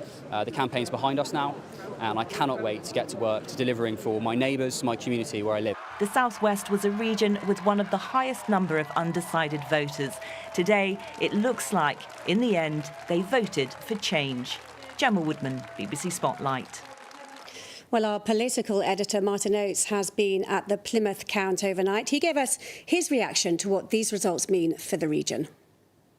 They're clearing up around me here at the count at the Plymouth Life Centre. 3 seats counted here, Plymouth, Sutton and Devonport, a Labour hold. Plymouth Moorview, a decisive gain for Labour from the Conservatives. And South West Devon, once seen as one of the safest Conservative seats in the South West, held by the Conservatives, but now with just 2,000 votes between them and Labour. And that points to the extraordinary picture more widely across the region. Labour not just gaining their target seats and seats they've held before, like South Dorset, but seats they've never held, like St Austell and Newquay. The Liberal Democrats reversing that great annihilation at the hands of the Tories in the 2015 election, and also winning South Devon, for instance, a seat they'd long coveted but never succeeded in winning. This is the biggest electoral earthquake here in the South West for 100 years. Well, one of the big surprises of the night was in South East Cornwall. The constituency now has its first Labour MP ever. Anna Gelderd pushed Cheryl Murray from the Conservatives into second place. Cornwall, for the past 9 years, has been entirely held by the Conservatives. Today, there are no Tory MPs. Here's Spotlight's Tamsin Melville. Well, everything's cleared away already, and at Truro College tonight there's been a real sea change in Cornish politics as the 2 seats counted here both went to Labour. Truro and Falmouth is now represented by Jane Kirkham, beating Conservative Sherilyn McCrory by more than 8,000 votes. And in St Austell and Newquay, a big swing to Labour as Steve Double lost his seat to Noah Law, who said afterwards something big has happened in Cornish politics tonight. Steve Double blamed Reform UK for splitting the vote, the candidate in St Austell and Newquay polling more than 9,000 votes. And while it was good for the Lib Dems in St Ives with Andrew George reclaiming his seat, disappointing for the Lib Dems in both of these seats. And turnout was down in both constituencies. In Dorset, Conservatives Richard Drax and Chris Loder have both lost their seats in South Dorset and Dorset West. Liberal Democrat Edward Morello took the West Dorset seat. I don't think I've processed it yet. It's fantastic. It's a huge result for the party, and I think it's a vindication of the campaign that we've run both in West Dorset and nationally. Ed has been fantastic at making sure we ran a really, really positive campaign, a message of hope, and that's been, translated into a fantastic result here. Right, let's take a quick look at the weather now, and it's looking pretty miserable out there this morning. It'll be a cloudy and damp day with spells of rain and drizzle. The rain will turn heavier this afternoon and into the evening. Temperatures a little below average with highs of 19 degrees. Well, what a night, and you'll be able to get much more analysis on our local radio stations and online. We'll be back in an hour's time. Bye-bye.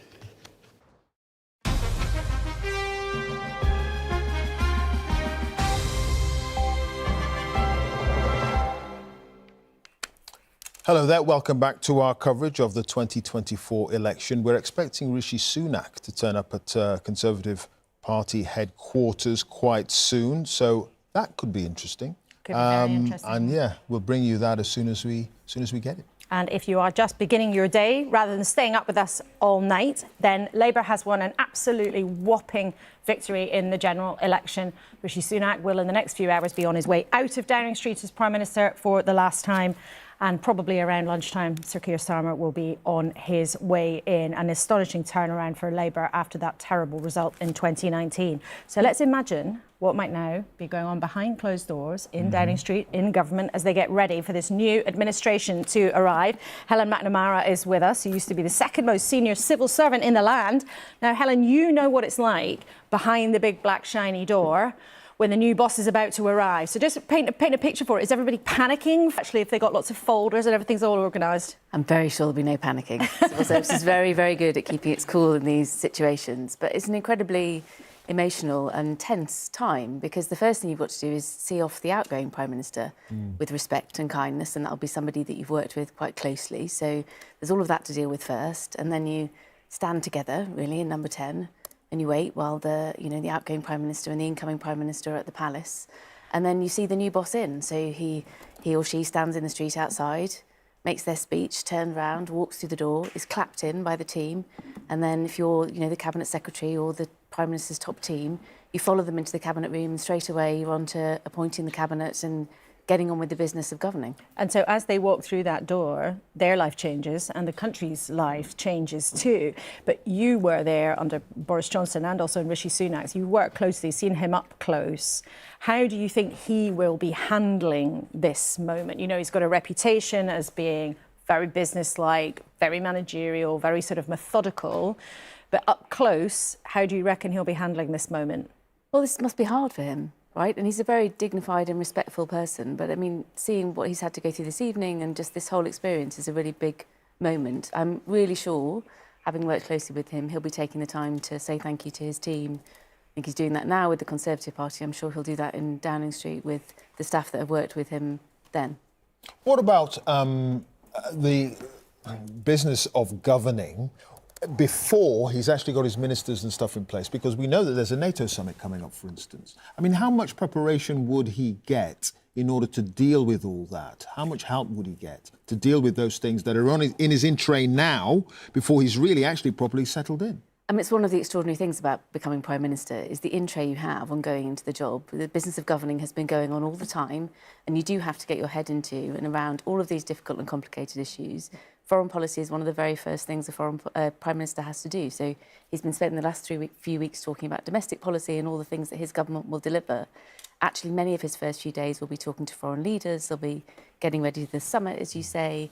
But the civil service is very used to preparing people for these things and will have a very, very well-oiled machine ready to serve him. And one of the interesting things about Keir Starmer's preparation is it's quite some time since he appointed a woman called Sue Gray. You might know Sue Gray's name for being the official who conducted the report into Partygate, who published that report, which was part of the finale of Boris Johnson's time in office. Helen, you will know Sue Gray. She's going to be an incredibly powerful figure. All our viewers this morning might have to get used to hearing a bit about her. What's she like, and is she really the kind of person who you think, actually, if you wanted somebody in charge of government, making it all smooth, making it work, that would be who it was? Because she's got a reputation for being a bit fearsome. I mean, Keir Starmer has an amazing advantage in having Sue Gray in his team, in the same way that Tony Blair had Jonathan Powell. So much as many of his political team won't even have been in Downing Street before, in Sue he's got someone who's deeply familiar with the corridors of power and how it will all work.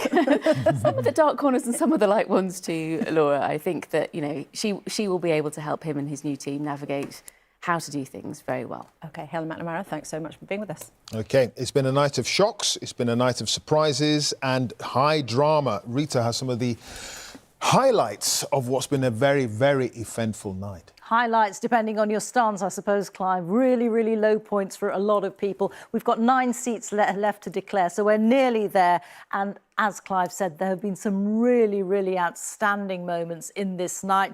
Possibly chief among them is the loss by a former Prime Minister of her seat, Liz Truss, losing in southwest Norfolk. She had a majority of 24,000, over 24,000, and she lost her seat to the Labour Party. Truly remarkable for somebody who was in Downing Street, 2 years ago. Other notable names who've lost their seats: Grant Shapps, Defence Secretary, has held various cabinet positions over the last few years. He's out in Welwyn, Hatfield. Gillian Keegan, Education Secretary, as was. She's out in Chichester. That's a Liberal Democrat gain from the Conservatives. I've got more and more of these. Penny Mordaunt, Leader of the House of Commons, she lost her seat to Labour in Portsmouth. Michelle Donnellan, Science Secretary, she's lost her Wiltshire seat to the Lib Dems. And Johnny Mercer, Veterans Minister, has lost his Plymouth Moorview seat to Labour. I've got a few more to bring you as well. It really has been a shockingly brutal night for the Conservatives. Jacob Rees-Mogg, arch-Brexiter, losing his seat to Labour in North East Somerset.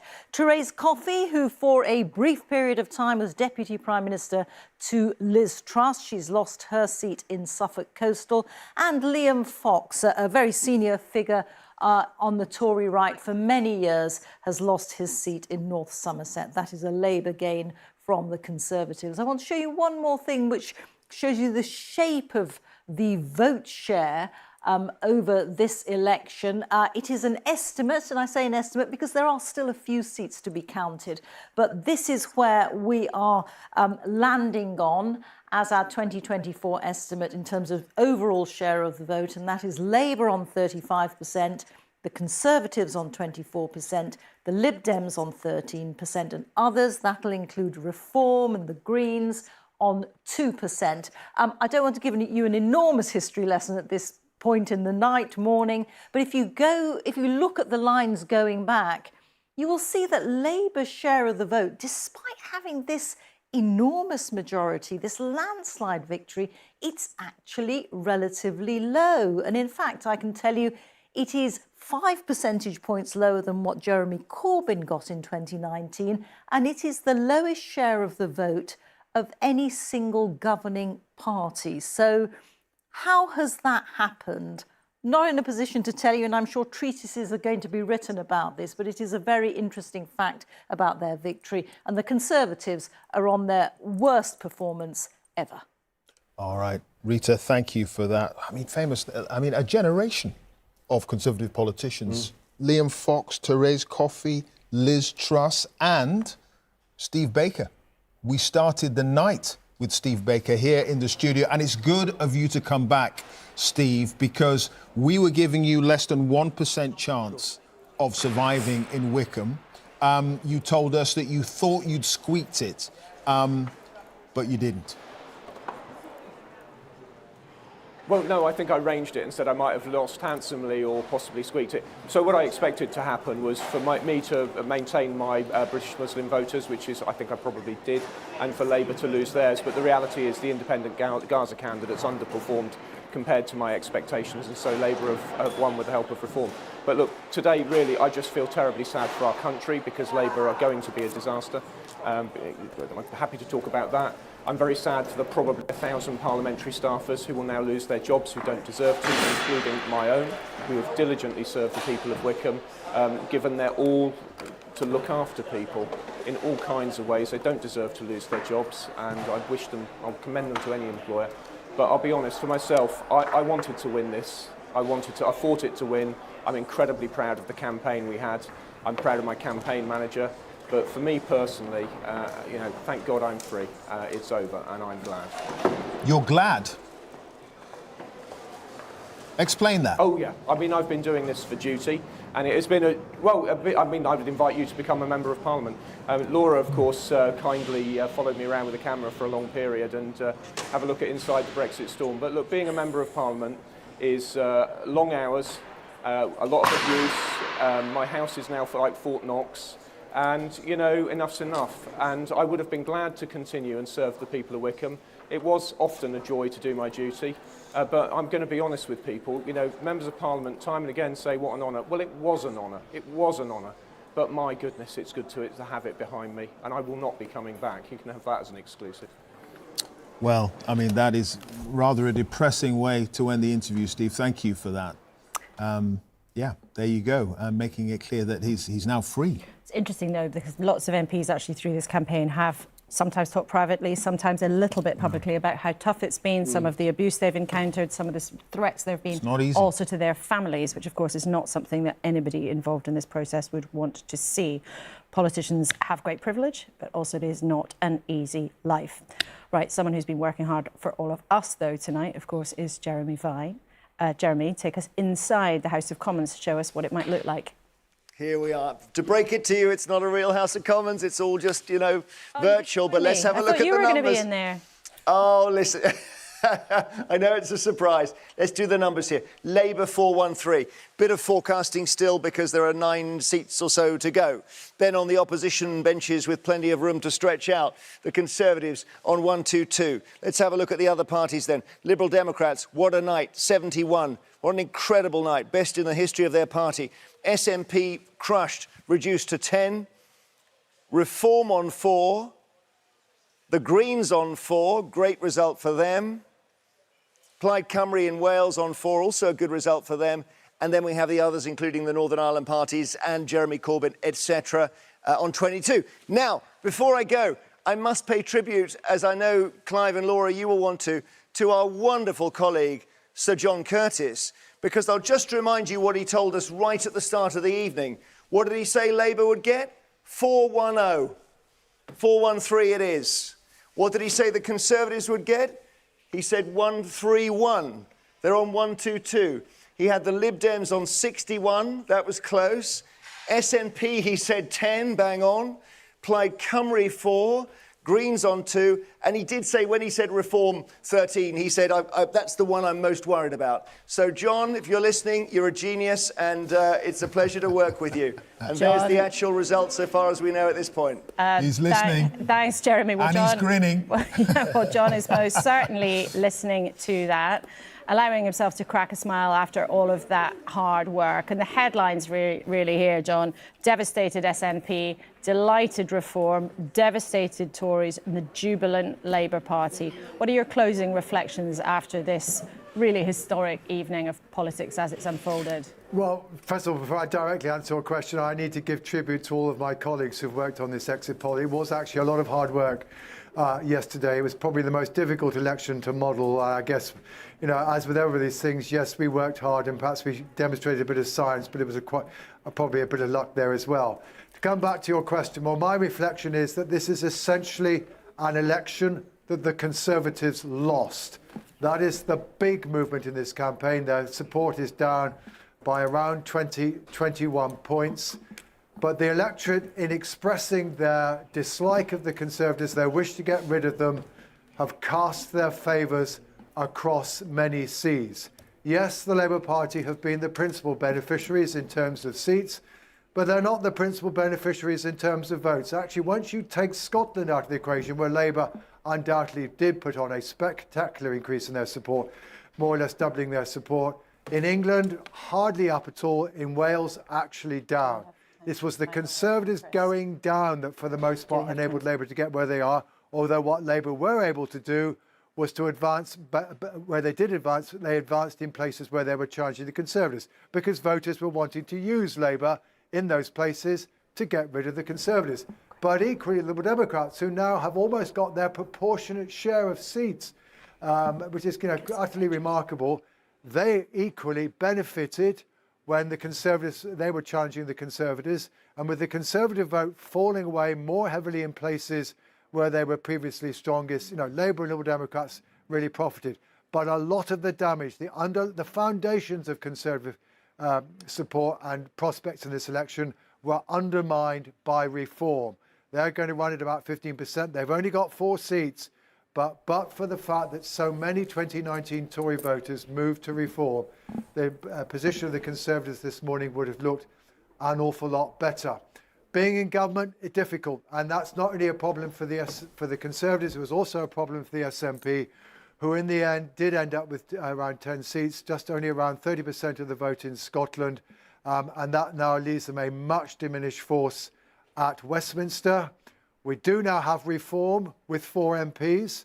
That's now a potential platform for Nigel Farage to use. But the Greens also, they've got their best performance ever, and they've got 4 seats. We are going to have, in a sense, rather than a House of Commons, where we normally expect one big party and another big party on the side, then a few fringe parties, we're going to have one big party on one side and lots of other parties of varying sizes, but of innumerable number on the other side. And to that extent, at least, it's going to be a more fragmented House of Commons, and we'll have to see who managed to take advantage of that situation. All right, Professor Sir John Curtis, thanks to you and your team for, well, frankly, getting it right. Thank you. And through the day on BBC News, on radio, TV, online and everywhere, of course, there'll be more analysis from John, maybe after a couple of hours of kip. But we're shortly going to be leaving you in the very, very capable hands of Sophie Rayworth and John Kay. There they are, ready to go. You look absolutely raring to go, Sophie. Are you ready? It's going to be a big day. What a night you have had, and what a day we have ahead of us, and we are going to be bringing it all to you live. The moment that we see Rishi Sunak return to Downing Street for the last time and then leave when he tenders his resignation to the King, we will be following all of that live, and of course the moment when Sir Keir Starmer makes that same journey to the palace and becomes the new Prime Minister for the United Kingdom. We will bring it all to you live.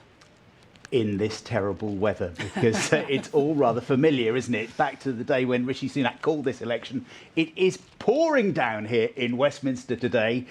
So Carol Kirkwood will also be with us a bit later to tell us whether he might need an umbrella this time.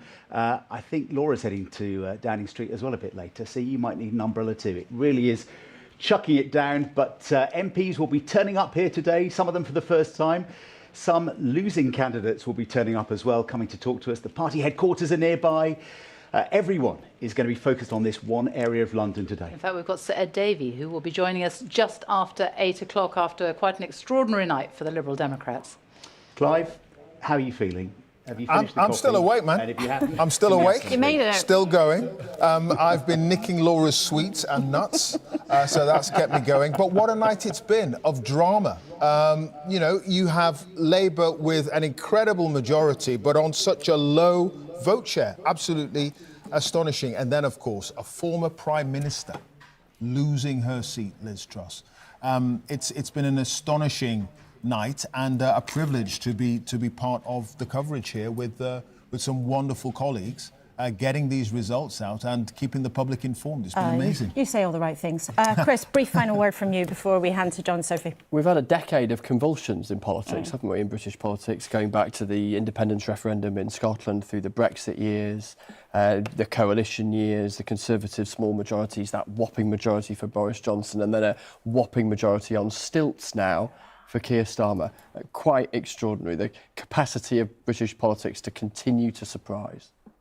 And in terms of that volatility, it does seem maybe the volatility is the new normal, right? Everybody can move around all the time. Nothing is permanent. The evidence substantiates that precisely, doesn't it? In this election, in the previous election, and therefore it's not unreasonable to imagine that that might continue. And so whilst Keir Starmer will arrive in Downing Street with a smile on his face and a whopping majority behind him, he'll be very conscious of that, undoubtedly. Chris, briefly, what do you think the next 100 days are going to bring? It's going to be busy for folk like me, I suspect, and indeed for those going into government. I think what we'll see from Keir Starmer in Downing Street in a couple of hours is a business-like manner and tone. A, because that's his character. B, because he thinks that's the nature of the economic and political inheritance that he's taking on. And C, because I think a nod to the fact that in that share of the vote, considering the scale of Labour's numerical victory in seats, it's pretty modest. So I think there'll be an acknowledgement of that tacitly, that accepts that, yes, he has a whopping majority of the seats, but 30-odd%, 35%-ish of the vote. And then from then, his challenge in the next couple of months will be able to try to show a change in the tone of politics. That's what he's promising. But then very quickly, people want to see some sort of delivery, and that'll be difficult, because a big majority doesn't make some of those big challenges all that much easier. And yet, potentially, as we close, we should just underline an incredible turnaround for the Labour Party from where they were. Whopping, colossal. Every superlative is deserving of throwing out that description, no doubt about it. Okay. Yeah, indeed, for his party, what a job Keir Starmer has done. Well, thank you for being with us as the results have unfolded. Your votes have been counted and politicians' futures and the fate of the nation has been decided. We'd just like to thank everyone here for being with us all night. And that includes Jeremy Vine, of course, Rita, who's been in the studio with us, Chris, of course, our political editor, and Sir John Curtis as well, Kirsty Walk, and everyone, all our reporters and guests from right around the country. And of course, a big thank you to all of you who have watched all night. Later, we will bring you Sir Keir Starmer's journey to Buckingham Palace to accept the King's invitation to form a government. There will be huge challenges ahead. But today, our next Prime Minister will walk into Downing Street, only the 7th Labour Prime Minister in history, the leader of a new government, the start of a new chapter for his party, and the beginning of a new era for us all. Thank you for being with us. Goodbye. And as Big Ben strikes 10, the exit poll is predicting a Labour landslide. Sir Keir Starmer will become Prime Minister with a majority of around 170 seats. Blimey, just take a look and take in those numbers. The Conservative Party, so often an election-winning machine, looks pulverised tonight. I think that an electoral meteor has now struck planet Earth. It is going to be quite the night. We're looking for the first count. We are. We need the first count. And we're hoping that it's going to be one of these counts. We're just going to cut in there because we've got a declaration. 18,837. How would you sum up the evening? There is no way of describing this as anything other than a bad night for the Conservative Party. Laura, I'm fed up with performance art politics. I've watched colleagues in the Conservative Party strike poses, write inflammatory op-eds and say stupid things. I've had enough of it. Grant Shapps there, looking really quite shaken by what has happened to him tonight. Some of the most familiar faces that we've been seeing, certainly over the last Parliament, are gone. The former Prime Minister of the United Kingdom has lost her seat. One has to say, this does look like an election that the Conservatives have lost, and have lost primarily because of the votes they have lost to reform. Believe me, folks, this is just the first step of something that is going to stun all of you. This effectively is the 2024 election result here. All of those seats, blue in England, yellow in Scotland, replaced by Labour red. Labour gains, Labour gains, Labour gains. 18,976. You have voted. It is now time for us to deliver. I don't know if you could tell, but I've rather enjoyed this campaign. We're going to go to Adrian Ramsey, co-leader of the Greens, smiling very broadly there. It's been a good night. That Douglas Alexander is duly elected. James, this is a disaster for the SNP, isn't it? It's a total disaster for the Scottish National Party, Laura. It's not looking good for the SNP. We've been swept aside by the Starmer tsunami. Wales looks once again like a Tory-free zone, the first time in almost 2 decades that the Welsh Conservatives have failed to win any seat whatsoever. The Labour Party has won this general election, and I have called Sir Keir Starmer to congratulate him, and I take responsibility for the loss. But yeah, there we have it at 5:15 in the morning. Rishi Sunak saying it's explicitly. Over. Yeah, that it is over. We can now say with certainty that Labour have won the 2024 general election. We did it!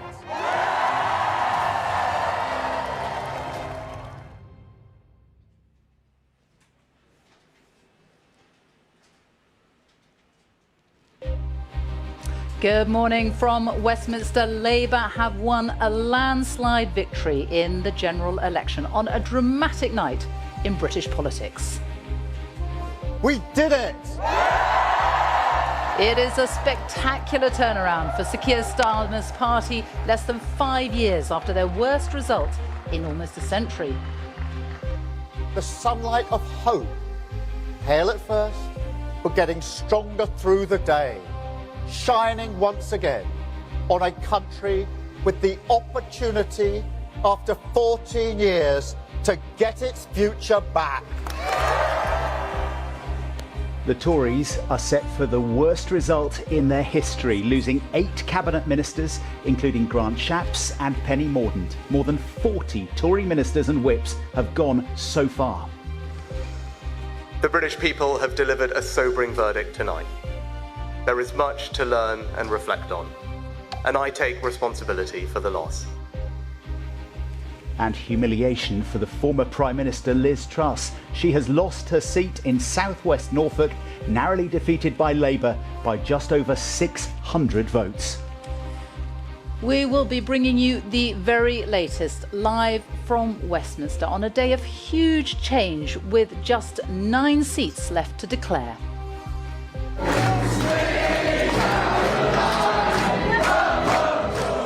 Celebrations for the Liberal Democrats returning more than 70 seats and becoming the 3rd largest party in the House of Commons. A difficult and damaging night for the SNP, according to Scotland's First Minister, down to just 8 MPs as Labour regains dominance in Scotland.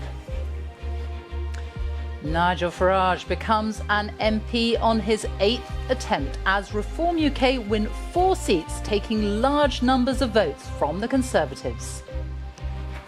And the Greens now have 4 MPs, with the party's co-leader taking Bristol Central from a senior Labour politician. In Wales, Labour won back a string of seats, completely wiping out the Conservatives, with Plaid Cymru winning 4. And in Northern Ireland, Sinn Féin has won the most seats for the first time, but significant losses for the Democratic Unionist Party, including Ian Paisley in North Antrim, a seat held by his family for more than 50 years.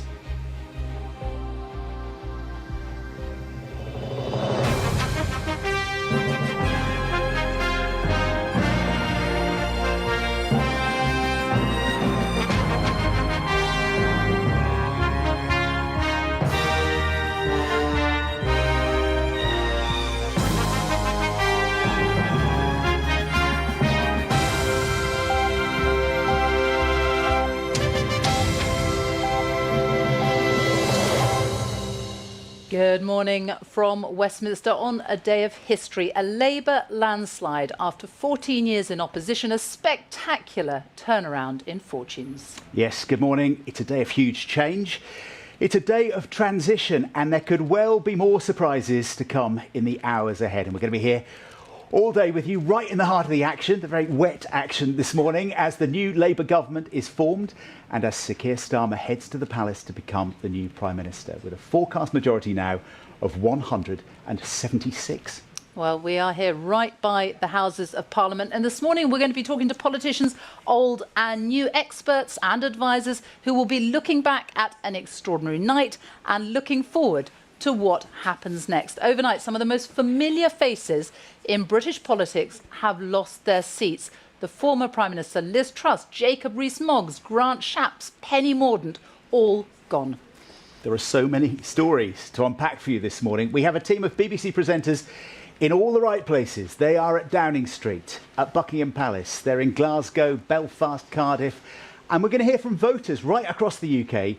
Wherever you live, however you voted, whatever you think of these results that we're showing you this morning, we will guide you through everything as it all unfolds. We certainly will. Now, as we now know, Labour has won the general election by a landslide, with Sir Keir Starmer set to become the next Prime Minister.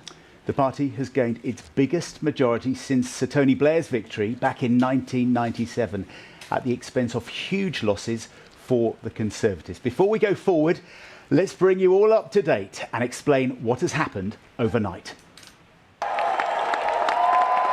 5 a.m. and enter the winner, a new Prime Minister-elect.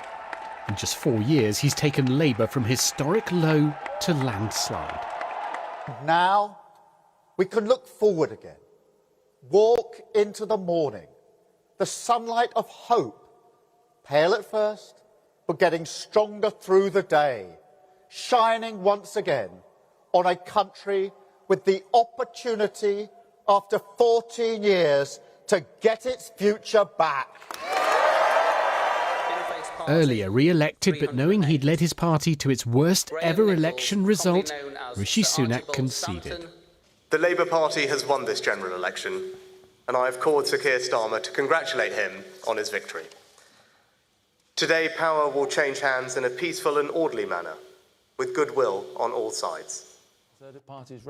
But far from sober, this was humiliating. They're slow hand clapping, apparently, there in King's Lynn. If we can bring it up, there we go. And that must be for the candidate who is not on the stage. And that would be a slow hand clap from those waiting for Rishi Sunak's predecessor as Prime Minister, Liz Truss. On the right of the screen, she sidled in to hear that she'd been voted out, losing to Labour. The issue we've faced as Conservatives is we haven't delivered sufficiently on the policies people want. And that means keeping taxes low, but also particularly on reducing immigration. Elected. The first senior Tory to go was just after midnight. Swindon South, a Labour gain. For Robert Buckland, former Justice Secretary, a lonely walk to end a 14-year career as an MP. Angry, he blamed infighting and incompetence for leaving his party so diminished. I'm fed up of personal agendas and jockeying for position. You know, the truth is now, with the Conservatives facing this electoral Armageddon, it's going to be like a group of bald men arguing over a comb. The Liberal Democrats then ousted the current Justice Secretary, Alex Chalk, and the Education Secretary, Gillian Keegan. Labour defeated Penny Mordaunt, one of the favourites to be a future Tory leader. And another one too, the Defence Secretary, Grant Shapps.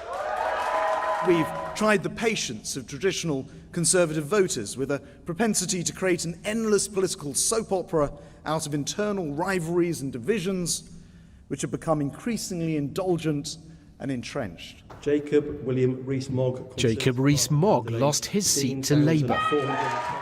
All the while, the Tory party chairman, Richard Holden, looked nervous. By just 20 votes, he scraped through.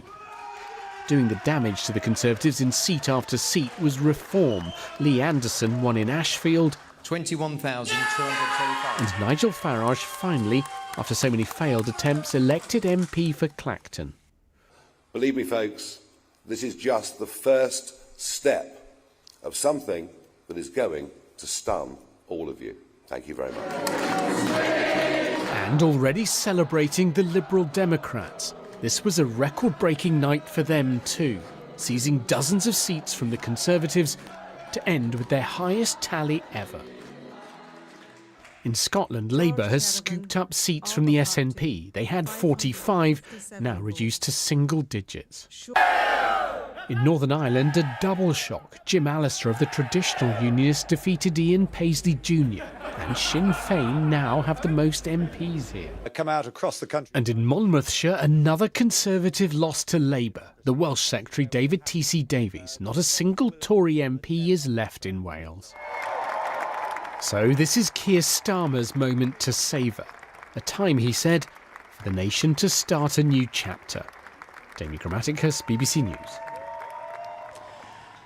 Well, we're going to go right to one of the big winners of the night. Sir Ed Davey, the leader of the Liberal Democrats, joins us here in the studio. What a night for you. It has been fantastic. It's been a record-breaking night. This is a historic step forward for the Liberal Democrats. We will now be the largest third-party force in Parliament for over 100 years. And I think our positive campaign resonated with people, particularly putting health and care right at the centre. And I'm very grateful for all the people who put their trust in us. And we are going to campaign so hard on health and care to repay that trust. 71 seats so far. That was wonderful pictures of you celebrating there a few hours ago. Did you expect that many seats? I didn't actually myself. During the campaign, it looked like we were doing better and better and better. So I thought there could be some momentum. But this is historic and record-breaking. To be the largest third-party force for over 100 years is quite something. And I'm determined that we repay the trust the British people have put in so many Liberal Democrat MPs. With health and care is our top campaign. Of course, campaigning on the cost of living as well, or ending the sewage scandal, all the things we talked about in that election. We're going to take them into Parliament and fight for those issues. We should explain to people watching, if they can't remember what the old Parliament looked like, that you will have 63 more MPs this time. I suppose the fact of the matter, though, is that you've got a Labour Party with, what, more than 400 MPs. So you will be a bigger voice, but how do you make that voice heard? How do you make your presence felt? Well, we take the issues and our manifesto into that Parliament campaign for them. They are our marching orders. We have listened to people about their concerns, and they told us health and care was the top. They told us the cost of living was a big issue. Their local environment, particularly sewage, was a big issue. So we had them in our manifesto. And we're going to fight for the fair deal, that's what we called it, the fair deal that we've campaigned on and won so many MPs on. And every Liberal Democrat MP will fight to be a local champion in their area on health and care. But they'll join a huge number now to make sure our voice is heard, and the voice of carers and the voice of people who need a GP, who need a dentist, who want a better health service. We'll make sure their voice is heard too. What does the Lib Dem opposition look like now? I mean, you certainly, your voice will be heard. You get questions now, Prime Minister's questions, don't you? Two questions because you're the third largest party. That's right. We will put our case week in, week out, and we're going to work so hard to get our voice heard. And, we will make sure that this government is held to account. But we'll put our ideas forward. We're a positive force. And I think one of the reasons we won so many MPs in this election, this record number, is because we campaigned positively. We had ambitious ideas. They were properly costed in our manifesto. I can take you through that if you want me to. You've probably heard enough of it already during the campaign, but people really responded.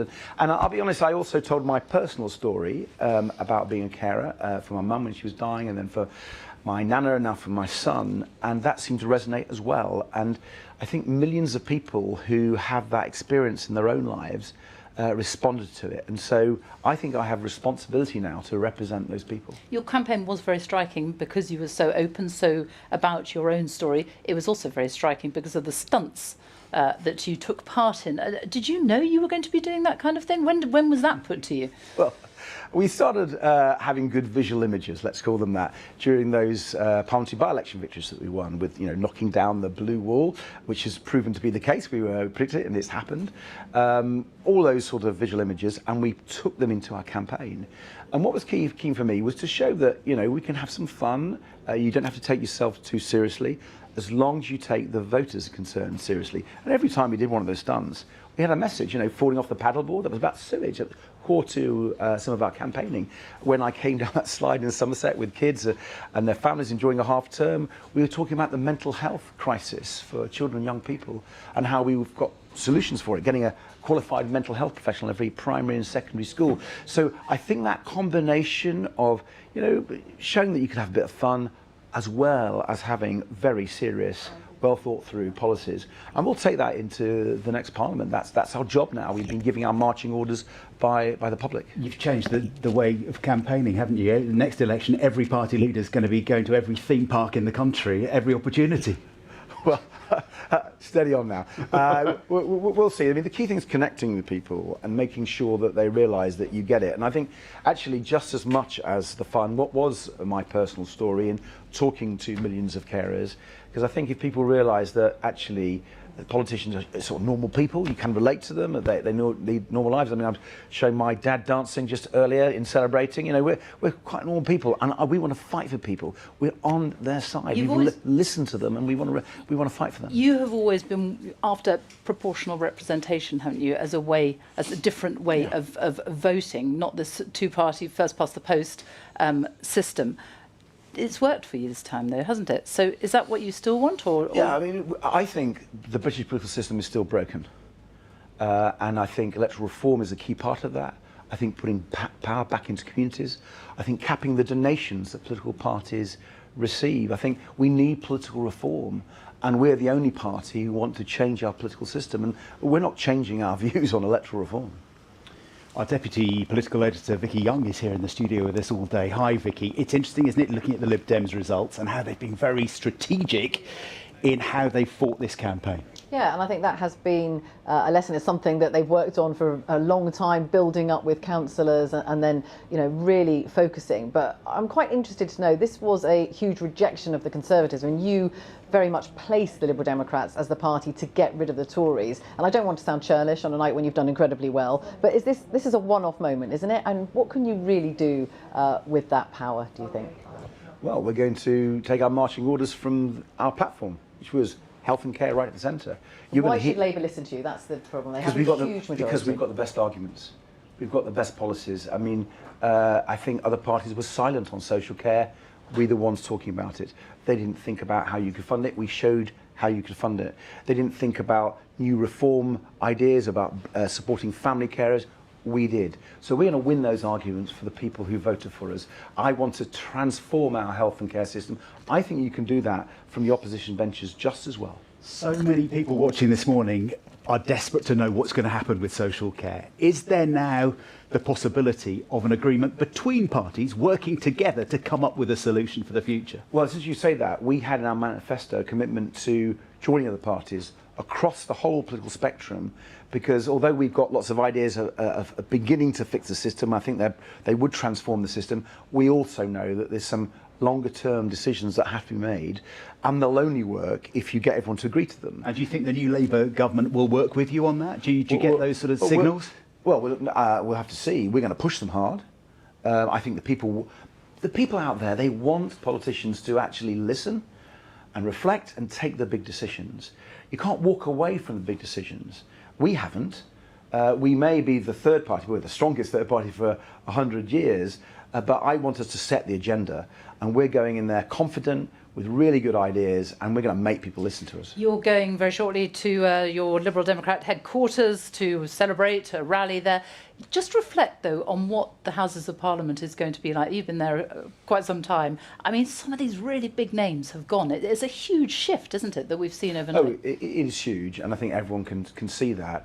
Remember, I first got elected in 1997 when there was another big change, when there was another big Labour majority, and it was the Liberal Democrats on so many issues who held the Labour Party to account on everything from the Iraq War, if you remember that, to actually increasing spending in our schools and our hospitals. So we have a track record on the opposition benches of holding a Labour government to account, pushing them harder. We're going to keep doing that. OK. So, Ed Davey, thank you very much for joining us this morning. Thank you. And congratulations. Vicky, let's reflect on the size, the scale of what has happened overnight? Yeah, I mean, it is hard to overestimate what's happened. And that's partly because, Sir Keir Starmer is only the second politician to win 400 seats in the House of Commons, the first, of course, being Tony Blair. But in some ways, his achievement is even greater than that because he was coming from so far behind. It really wasn't that long ago that Jeremy Corbyn led Labour to a terrible electoral defeat, and he has managed to turn that around and then come out with a huge majority. And then on the other side of it too, this complete and utter rejection of the Conservatives. A former Cabinet Minister today saying it was electoral Armageddon, and they will be obviously looking at what went wrong there. But most of them have said to me privately that they don't feel that the rot set in with Rishi Sunak. The rot set in a long time before that, and it's going to take an awful lot of soul searching for those that are left, and there won't be that many of them, to decide which direction the party goes in after that. I mean, Jeremy Hunt, though, is surprised that he didn't. A lot of people didn't think he'd still be there. But the Liberal Democrats, which was sort of on their list at the high end of it, yeah, they didn't quite get that one. Yeah, he's still going to be around. I mean, he's stood to be leader a couple of times and hasn't got it now. Whether he's going to want to do that again, but he is someone with experience. We were talking earlier about all those politicians who have lost their seats and all those big figures, some that are in the cabinet, were in the cabinet, and some that were formerly in the cabinet. They've all gone. They've lost a huge amount of experience there in deciding what they do next. This place is going to feel and look very different, isn't it? And the smaller parties, we talked about, the Greens with more seats, Reform UK, with seats, those people with voices, in Parliament, not a huge number of MPs, but it does change the debate in that place. Vicky, for now, thank you very much indeed. Don't go anywhere. You're staying there, you're not allowed. Well, we're joined now by the Shadow Education Secretary, Bridget Phillipson. Will you be Education Secretary by the end of the day? Well, that's a matter for Keir Starmer. It would be the privilege of my life to serve as Education Secretary in a Labour government, and all will unfold in the hours to come. What has the night been like for you? It's been an extraordinary night, but most importantly, an historic moment for our country, where after 14 years of all of the chaos and division that we've experienced, all of the turbulence, it's a chance for us to turn a corner. And I am determined that we will usher in a new era of hope and optimism for our country. And we know that means we've got to get on and deliver on what people have voted for. They've put their trust in us. That is a big responsibility, and we're determined to repay that trust. And a huge job to do. Absolutely, absolutely. I mean, it's clear kind of right across the country when we've been out campaigning the scale of the challenge, both in terms of what people see in their day-to-day lives, whether that's NHS waiting lists, fewer police on our streets, the fact that our schools are under enormous pressure. But that's why the commitments we've set out are areas where we're confident that we can get to work on delivering from day one, and we'll be judged on our record and on how we make those promises real. And change is what you promised. Absolutely. How quickly can you deliver that change? Well, the first steps that we set out during the course of that campaign, we'll crack on and we'll get to work on that straight away. But I think people do recognise that our country is in a pretty difficult state at the moment. That's why Keir has talked about a decade of national renewal. But we know that people have put their trust in us. We're determined to make sure that politics is once more about the service of our country, and that's the responsibility that has been entrusted to us over the last 24 hours. Talk about a decade. Less than 5 years ago, we were sitting here and Boris Johnson was potentially looking at a decade in power, and now look at the number of seats the Conservatives have got and look at the size of your majority. It shows how volatile the electorate is these days. You might not have that long to make people happy. No, that's why we're determined to get on with the job straight away and make a difference. Are you worried about people's impatience? I think all of us should reflect on the volatility that is clearly there. We overturned, thanks to Keir Starmer's leadership, and a big result for the Conservatives in 2019. And I think it is testament to Keir's leadership that he's put the Labour Party back in the service of working people once more, and people have put their trust in us. And I do think it is extraordinary that we have been able to win seats that we'd never previously held before. They have never had Labour MPs in all of their history, whether that's Banbury or Hexham. That is an enormous and historic night for us. An enormous number of seats, a big increase in seats, but when you look at the share of the vote, it's only up a little bit on 4.5 years ago under Jeremy Corbyn. We've run a fantastic campaign and I'm really proud of everyone who's been involved in delivering that. And we know the system that we have, how the electoral system in our country works, and we've secured broad support right across our country, yes, here in England, but also in Wales and Scotland too. And I think that gives us that mandate, that coalition, where we can bring our country together once more and put an end to all of the division that we've seen and focus on unifying our nation. But how much of a mandate? That figure there at the top of the list of Labour votes, the turnout, 35% of the electorate voted for you yesterday. How much of a mandate is that? Well, it's on the basis of seats that we fight our elections and on how many MPs are sent here to Westminster, and we have secured an enormous mandate. We do not take that for granted for 1 second. We take absolutely nothing for granted, and we know that in the weeks and months to come, we've got a really big job in demonstrating that people's trust is rewarded and that we have demonstrated the real and tangible change right across our country. It is a very fractured electorate now, though, isn't it? I think what you've seen in some parts of the country is a determination to get the Conservatives out, and there is a real rejection of the Conservatives right across the country. I do have to say, and I've campaigned in lots and lots of seats, a real enthusiasm for Labour. We've won in seats that we have never previously, in hundreds of years, they have never elected Labour MPs, and yesterday people there voted for the very first time to return Labour MPs to Westminster. Do you think, though, with these numbers, that you have the mandate to be radical? I mean, I think it's fair to say you and a lot of your colleagues have been pretty cagey about some of the things you want to do. You've talked there about the problems you think that the country is facing. Lots of people watching this will be looking at universities, for an example, something that's going to be in your in tray immediately if you become Education Secretary. You know, what are you going to do about that, about tuition fees? Will there be public funding for universities there are lots of people worried that some of them are about to go under? So I don't want to get ahead of myself. Let's assume you're going to Education Secretary. I mean, I hope I have that privilege, but these are all matters for our new Prime Minister.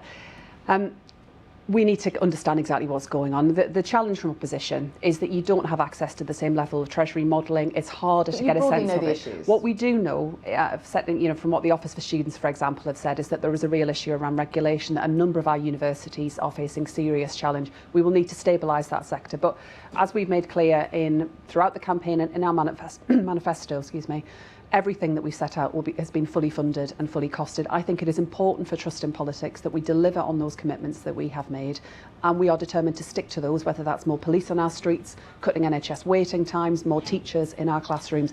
Big changes that would make a real difference to people's lives. One of the things you have promised is 6,500 new teachers. People watching now this morning, parents who are worried about their children in school, how quickly can they see those changes? Because obviously you've got to recruit new teachers, that takes time, they've got to be trained and they've got to be paid for. Well, if I'm fortunate enough to be Education Secretary later today, I'll begin that work. And the first step that we will take in making sure we've got more teachers in our classrooms is to reset that relationship between government and schools. And our brilliant teachers and support staff, for far too long, they have been treated with a lack of respect. They haven't been appreciated or valued for the work that they're doing, and they haven't had a government that has acted on the very real concerns they are raising around workload, around the wider pressures that too many of our children and families face. And that's why in our manifesto we set out commitments around universal free breakfast clubs, for example, around making sure we're tackling the really big housing challenges that lots of families are facing.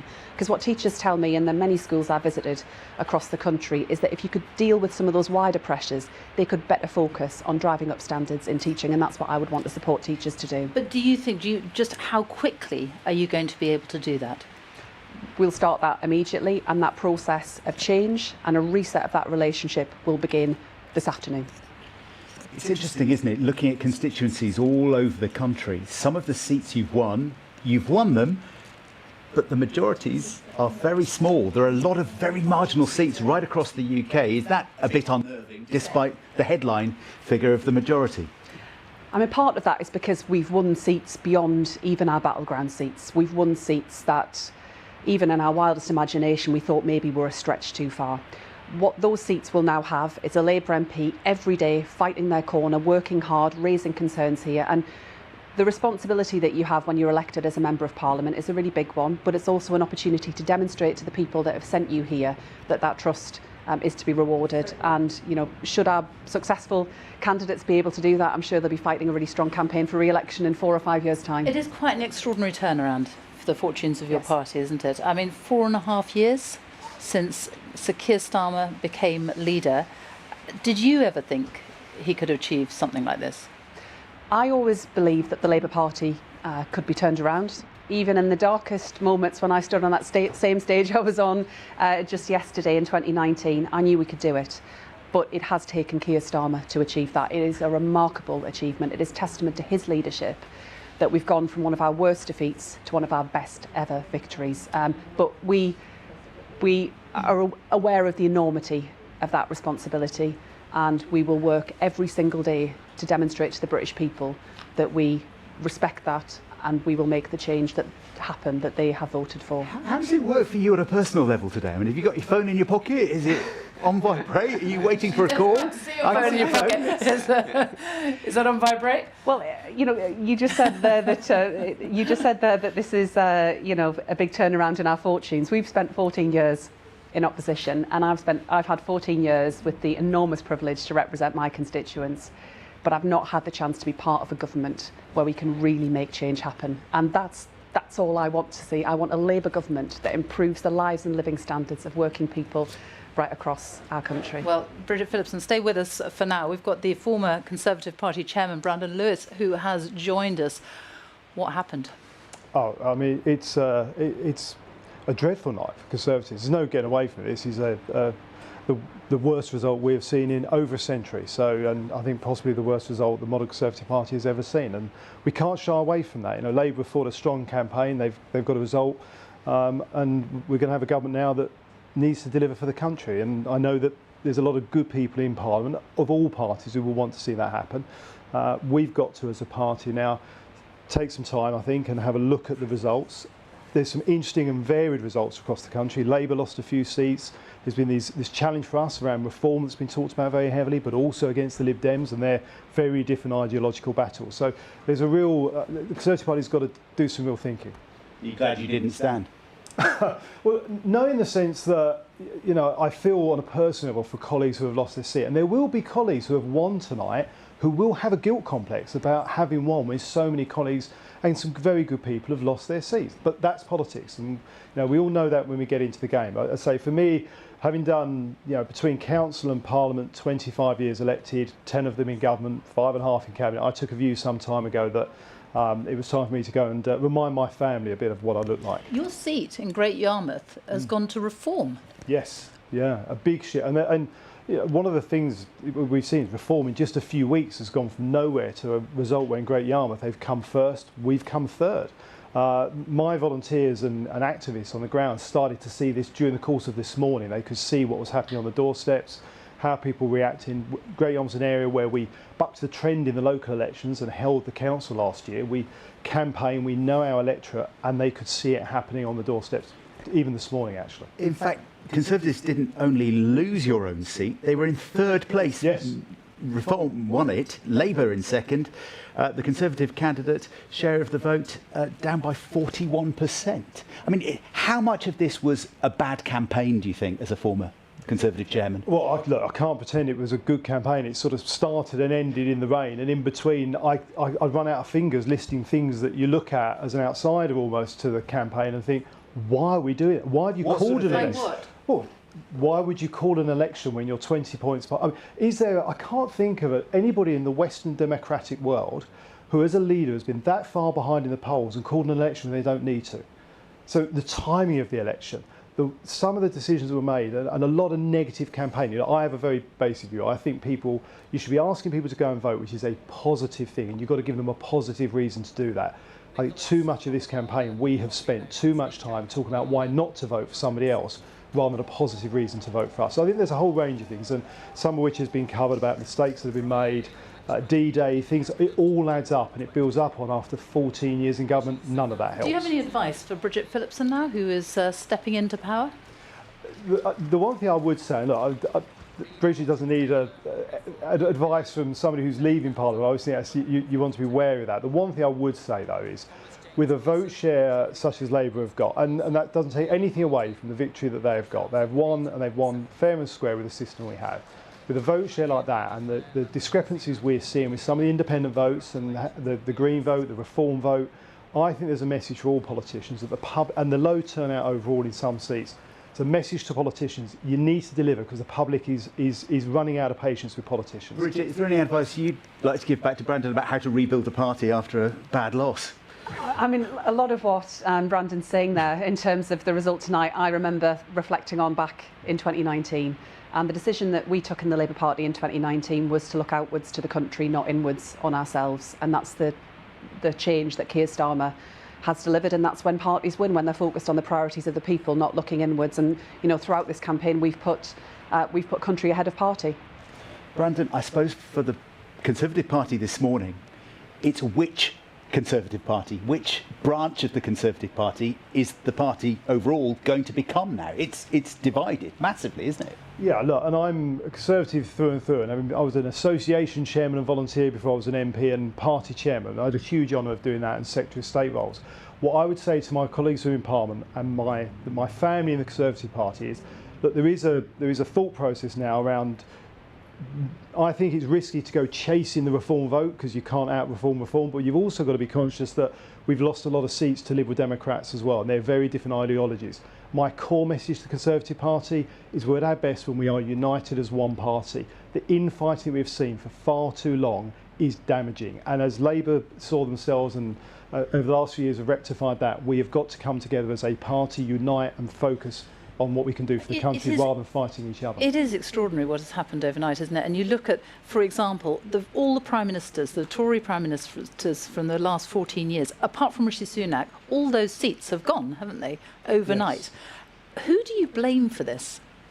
Look, we've all got culpability. We've all played a part. I mean, I've been in government since 2010. So, well, I've been in government since 2012, but in Parliament since 2010. We all have some culpability. But I think ultimately, I think there's a whole range of things you go back to. As I say, I think when you look at how our polling has been affected, sometimes bad decisions in terms of policies can have an impact on polls, but nothing affects our poll rating as much as infighting in the Conservative Party. There's been far too much of that for far too long. Can I ask the your party thoughts? has to unite. We're looking at pictures there of CCHQ and Downing Street. We're going to see Rishi Sunak shortly leave. He will go back to Downing Street and then obviously go to the Palace where he will tender his resignation. Your thoughts for him today? Well, at a human level, it's going to be I would say that Rishi will feel this. I mean, he took responsibility for his account last night. I think you'll see that again today. I think he is somebody who will take responsibility and recognise that he is the leader, he is the Prime Minister, he made this decision, he has to own that decision.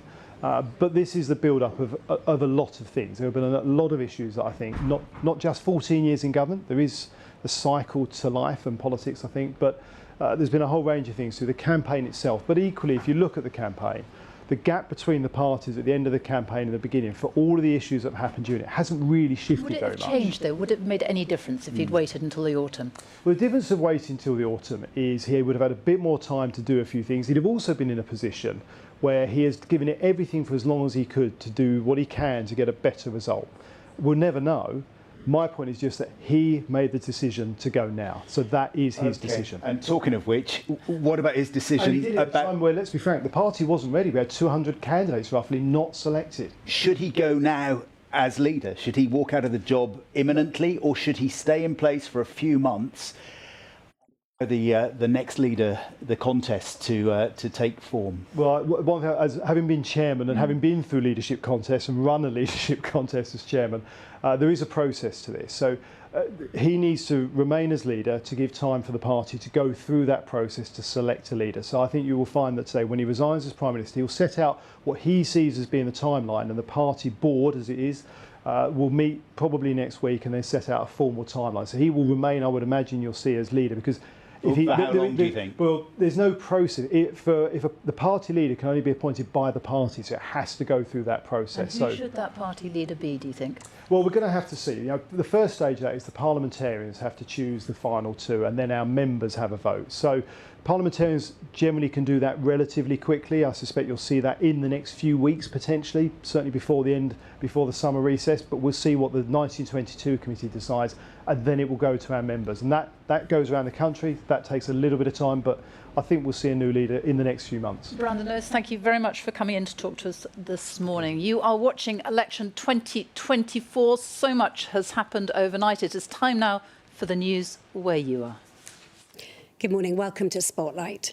The Conservatives have suffered major losses across the region, with both Labour and the Liberal Democrats making huge gains.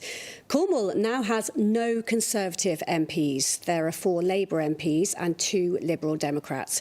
Plymouth saw Veterans Minister Johnny Mercer losing his seat to Labour's Fred Thomas in Plymouth Moorview. In Somerset, the Liberal Democrats have taken all but 1 seat. Conservative Richard Drax has been ousted by Labour in South Dorset, and West Dorset has been taken by the Lib Dems. Gemma Woodman has the latest. Win after win after win. It may be a Labour landslide nationally, but let's just say it's been a good night for the Lib Dems in the region. Elated, but equally somewhat daunted, and really grateful for the trust that's been placed in me by the people of Torbay. Regaining the Torbay seat they lost in 2015 with nearly 19,000 votes. A bitter defeat for the outgoing Conservative. It's really been a disastrous night for the Conservative Party, and we've seen many good colleagues lose their seats. And who helped split that vote? Reform's Gordon Scott. I thought we put in a really good showing here. Lots of hard work from all the volunteers, and it's a slightly different campaign to the other parties. It's been the story of the night. Another quick exit, another Conservative defeat in North Devon. Similar losses in West Dorset and Tiverton and Minehead too. They may have been far and few between, but there were some Conservative victories. Relief as Rebecca Smith took the South West Devon seat. Nevertheless, overall, it was a night of crushing blows. The tide has turned on the Tory sea of blue. No life raft for Scott Mann and Cheryl Myrie, who has now lost her South East Cornwall seat to Labour. In Plymouth, a bitter battle between 2 former military men. Johnny Mercer defeated. Congratulations, I hope Fred does very well. The city will now have 2 Labour MPs. We're looking to the future now, aren't we? Tonight's a really positive night. It's about going out and changing people's lives. The campaign's behind us now, and I cannot wait to get to work, to delivering for my neighbours, my community where I live. The South West was a region with one of the highest number of undecided voters. Today, it looks like, in the end, they voted for change. Gemma Woodman, BBC Spotlight. Well, one of the big surprises of the night was in South East Cornwall. The constituency now has its first ever Labour MP. Anna Gelderd pushed Cheryl Myrie from the Conservatives into second place. What an incredible night. We've literally made history here in South East Cornwall. I am so humbled to be Labour's first MP here. It's an incredible victory, and the team has been absolutely unbelievable. This has been a real team win here. When you're swimming against the tide and the tide is that strong, then you're never going to overcome it. So, you know, thank you, South East Cornwall, because I've had a ball. Well, as we heard in Gemma's piece earlier, South West Devon was held by the Conservatives. Some great colleagues, and I was really looking forward to working with them. They've got a huge amount of experience. I'm the new girl, so obviously it would have been great to have had that those friends in Parliament with me, but we are where we are, and I will keep flying that Conservative flag, be a strong voice. That's what I've always said. I'll be that strong Conservative voice here and stand up for the people of South West Devon. Conservatives Richard Drax and Chris Loder have both lost their seats in South and West Dorset, respectively. Liberal Democrat Edward Morello took the West Dorset seat. He's the first Liberal MP in the area for 139 years. I don't think I've processed it yet. It's fantastic. It's a huge result for the party, and I think it's a vindication of the campaign that we've run both in West Dorset and nationally. Ed has been fantastic at making sure we ran a really, really positive campaign, a message of hope, and that's been, translated into a fantastic result here. Right, let's take a quick look at the weather, and it's looking pretty miserable out there this morning. It'll be a cloudy and damp day with spells of rain and drizzle. The rain will turn heavier this afternoon and into the evening. Temperatures a little below average with highs of 19 degrees. And tonight we will see the rain ease with lows of 10 degrees. Well, what a night. You'll be able to get much more local analysis on your BBC local radio station and on bbc.co.uk. We'll be back in around an hour's time. Hopefully we'll see you then. Bye-bye. Moving in from the southwest through the course of the night, pushing southeastwards, and at the same time we've had a weather front weakening, bringing its rain now turning more showery across Scotland. In between, a lot of dry weather and some of it starting with some sunshine. But through the day, the rain will eventually move away from the southeast, leaving this legacy of cloud, patchy light rain and drizzle, and then heavier rain coming into the southwest later. But for most, dry, bright and sunny for some, with some showers, not as many as yesterday and not as windy as yesterday either. So this is the weather front bringing all this rain tonight and into tomorrow. It pushes northeastwards, taking wet and windy weather with it. You might hear the odd rumble of thunder for a time. Tomorrow starts wet and windy in the east, sunshine and showers in the west, and then into Sunday, widespread showers, but sunshine in between too. Charlie. Carol, thank you very much. We'll hand you back now to London, more election coverage.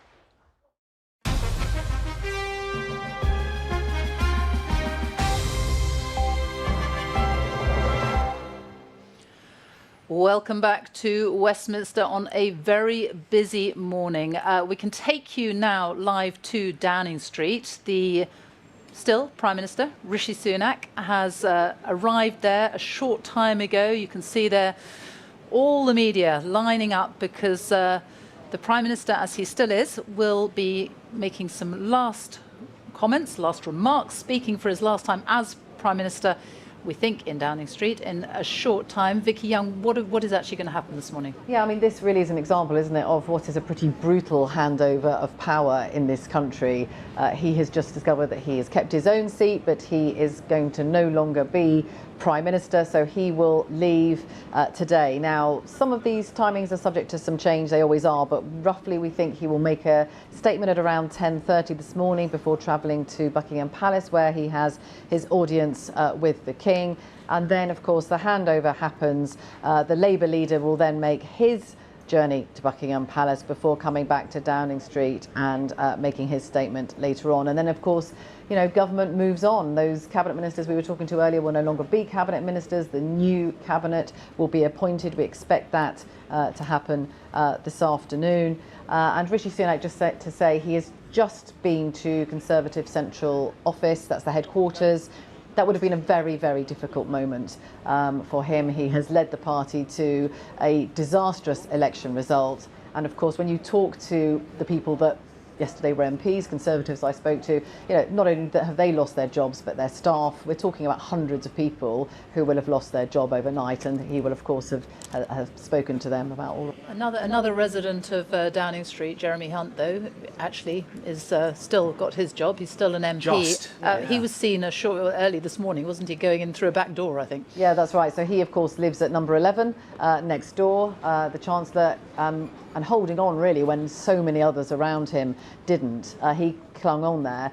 And for him as well as Rishi Sunak, you know, their families live in these places as well. So they are leaving their homes, they are moving out, and by this afternoon there will be other people taking those positions. So it really is a very swift turnover of power.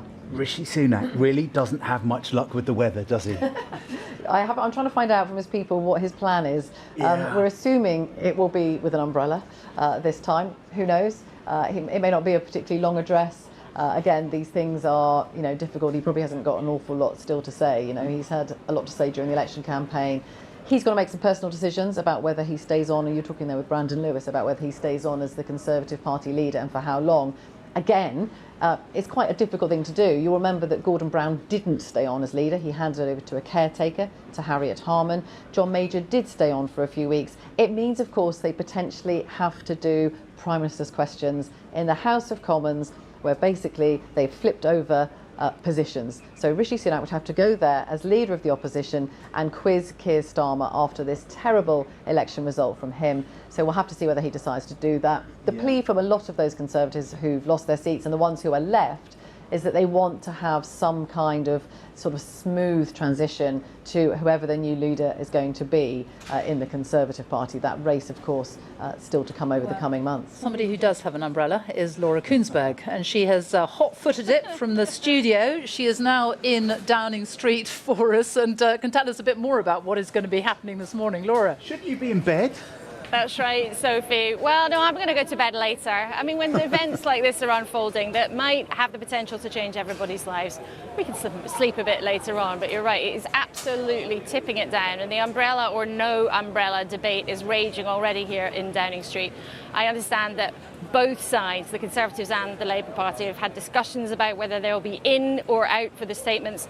I'm sure that Rishi Sunak's team would absolutely not want to have a repeat of that disastrous election launch when he just stood there getting wetter and wetter and wetter, and then during the campaign, well, things went from bad to worse. So I'm sure that his team, who believe that he tried to do the right thing, who believe that he tried to do everything right. We could just seeing pictures of him leaving Conservative headquarters, actually. Should we just listen in to see if there is any stray comment from Rishi Sunak, or if he's just going to dive straight into the car?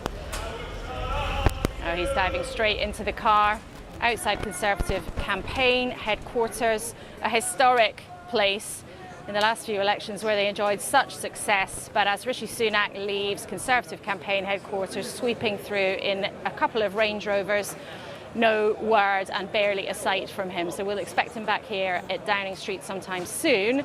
And then if it stops raining, perhaps outside at the lectern. If it doesn't stop raining, well then I suspect that they might choose to do his statement inside. But yeah, it promises this morning to be at Downing Street a morning of momentous occasions. You know, we change prime ministers after elections in the most brutal ways, right in front of everybody's eyes. It's quite the way to get your P45. You just wonder how Rishi Sunak will have been received in CCHQ, as it's known, Tory party headquarters, because there are many people in there who believe that he and his close team ran the campaign in a very poor way, didn't include lots of expertise from the party, and all in all, this is a dreadful morning for the Conservatives. And Laura, an interesting speech when he won his seat in North Yorkshire from Rishi Sunak, where he said that when he's done the formalities today and he's effectively handed in his resignation to the King, he will then go back to his constituency, calling that home and saying that, well, he was talking about the years ahead, wasn't he? No apparent intention of walking away from politics immediately. Well, that's right. He repeated, though, John, something that he had to say during the campaign, that he would stay on as his local MP. And he's talked often of his fondness for North Yorkshire. It was a new part of the world to him and his family when he was first elected not so long ago. But he says they now regard it as home. Says he's looking forward to the privileges of carrying on as a constituency MP. The much more awkward political question for the Tories today is how long does he stay on for the party leader? So as I think you were talking about with Vicky a few minutes ago, there's a few ways of doing it.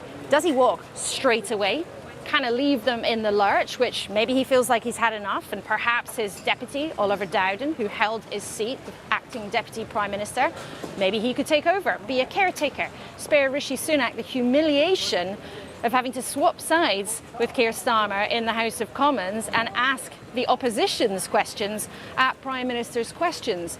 Or does he do what some people in the party would think would be the right thing, not walk away straight away, come out here today, or perhaps tell people inside Downing Street that he will stay on for a while as a kind of caretaker Prime Minister until the Conservative Party can elect a new leader, can get its act together.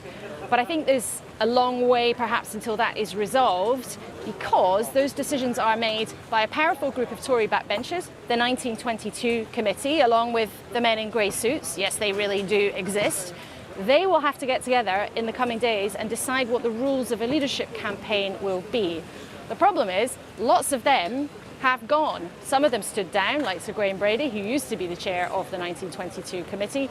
So it is not clear how the Tory party proposes, not just to get themselves back together, but how do they propose to find a new leader and agree that process. Now, I know actually conversations about how to do that have been going on for some time in very small, select groups of people. So it will not be the first time this morning that Conservative grandees, perhaps some party donors, are on the phone or in a room huddled together trying to work out what to do next. But until we know how that plan is going to shape up, it'll be hard to know exactly how long Rishi Sunak is going to serve as the party leader. What we do know for sure is that in a matter of hours, his service as the country's Prime Minister comes to an end. And Laura, of course, number 10 is the home of the British Prime Minister, but it's also the headquarters of government, isn't it? The civil service are based there. That's where the country is run from. So what are all those civil servants up to this morning as they prepare for a new boss, a new government, this very rapid transition in power? Well, huge preparations. I mean, frantic preparations, really. Now, partly because Labour has been ahead in the polls so convincingly for such a long time before the election itself, but also because it's a normal matter of business. What has happened in the last couple of months, actually, is some quite extensive conversations between the shadow teams, as they are known, the opposition's teams, whether they're looking after health, education, defence or the Foreign Office. They've had a series of meetings with civil servants saying, OK, here are our plans. We want you to understand them. How would we go about it as quickly as we can if we are lucky enough to be elected? And as I understand it, that process is really quite advanced. That said, I don't think anything can really prepare a group of politicians who are used to fighting as opposition, who are used to fighting for airtime, who are used to fighting to get the public's attention, who are used to fighting to get their arguments across. I don't think anything can really prepare people for the move from that to a group of people who are suddenly making decisions that will affect all of our lives. And one of the officials who's been involved in the transitions has said to me, look, what happens on days like this is that they come in exhausted, elated. Politicians, they've worked so hard to get here. And then actually, civil servants have to sit them down and say, OK, what do you want to do about this? What do you want to do about that? Here are your options. We'd like a decision, Prime Minister.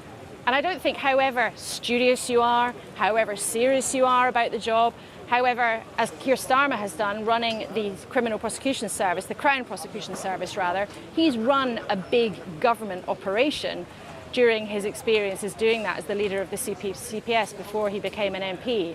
But I don't think all of that preparation could really get anyone ready for that human moment where you walk through that door into the biggest job of your life that you have spent years fighting, giving everything to get, and then suddenly the moment is arrived.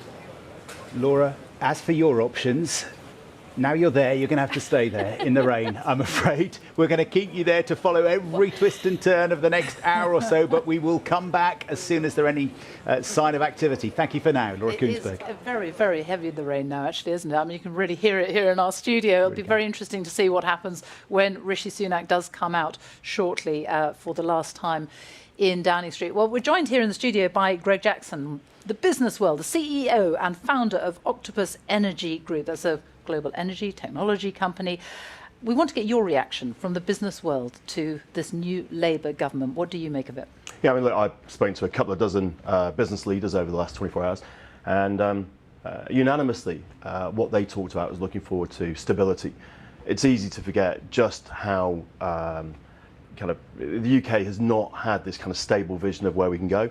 And then I think, particularly in our sector, you know, one of Labour's 5 missions was about green growth. And I think, you know, it's really important that voters backed this idea that we can deliver, you know, for example, cheaper, greener energy by investing in it. And so I think a stable business environment, a stable political environment will help unleash capital in our sector. And, you know, I spoke to the CEO of a bank, you know, said, look, we're looking forward to be able to build houses. So I think what Labour need to do now is hit the ground running with a lot of the reforms, things like planning reform, so we can build this infrastructure. There's hundreds of billions of pounds ready to be invested in the UK. We just need to be able to do it. And the key is to do it quickly for you, isn't it? Yeah, look, I think the problem is in politics, things can get bogged down.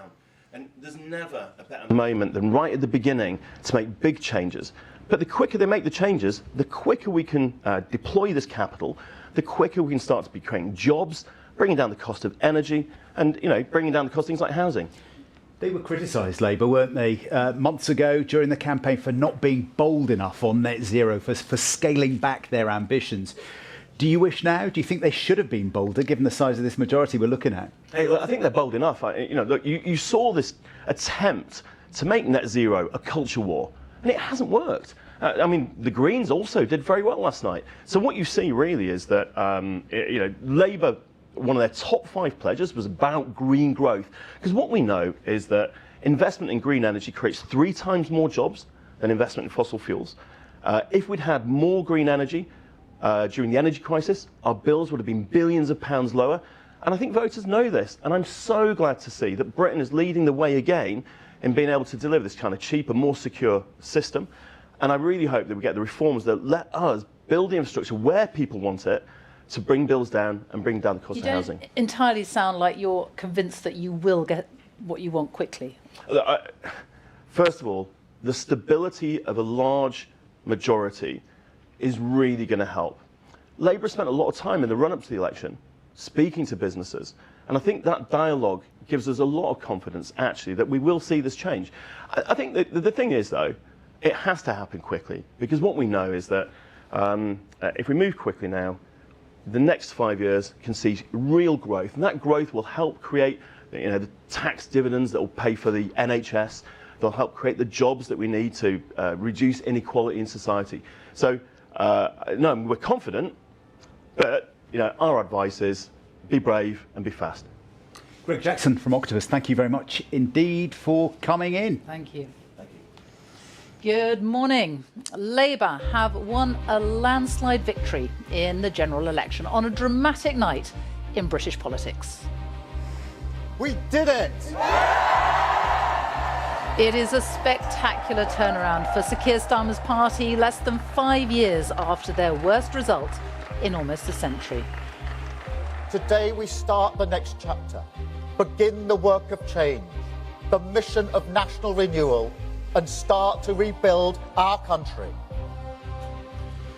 The Tories are set for the worst result in their history, with the former Prime Minister Liz Truss and 8 cabinet ministers among those losing their seats.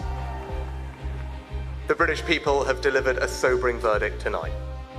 There is much to learn and reflect on, and I take responsibility for the loss. We will bring you the very latest live from Westminster on a day of huge change, with just a handful of seats left to declare.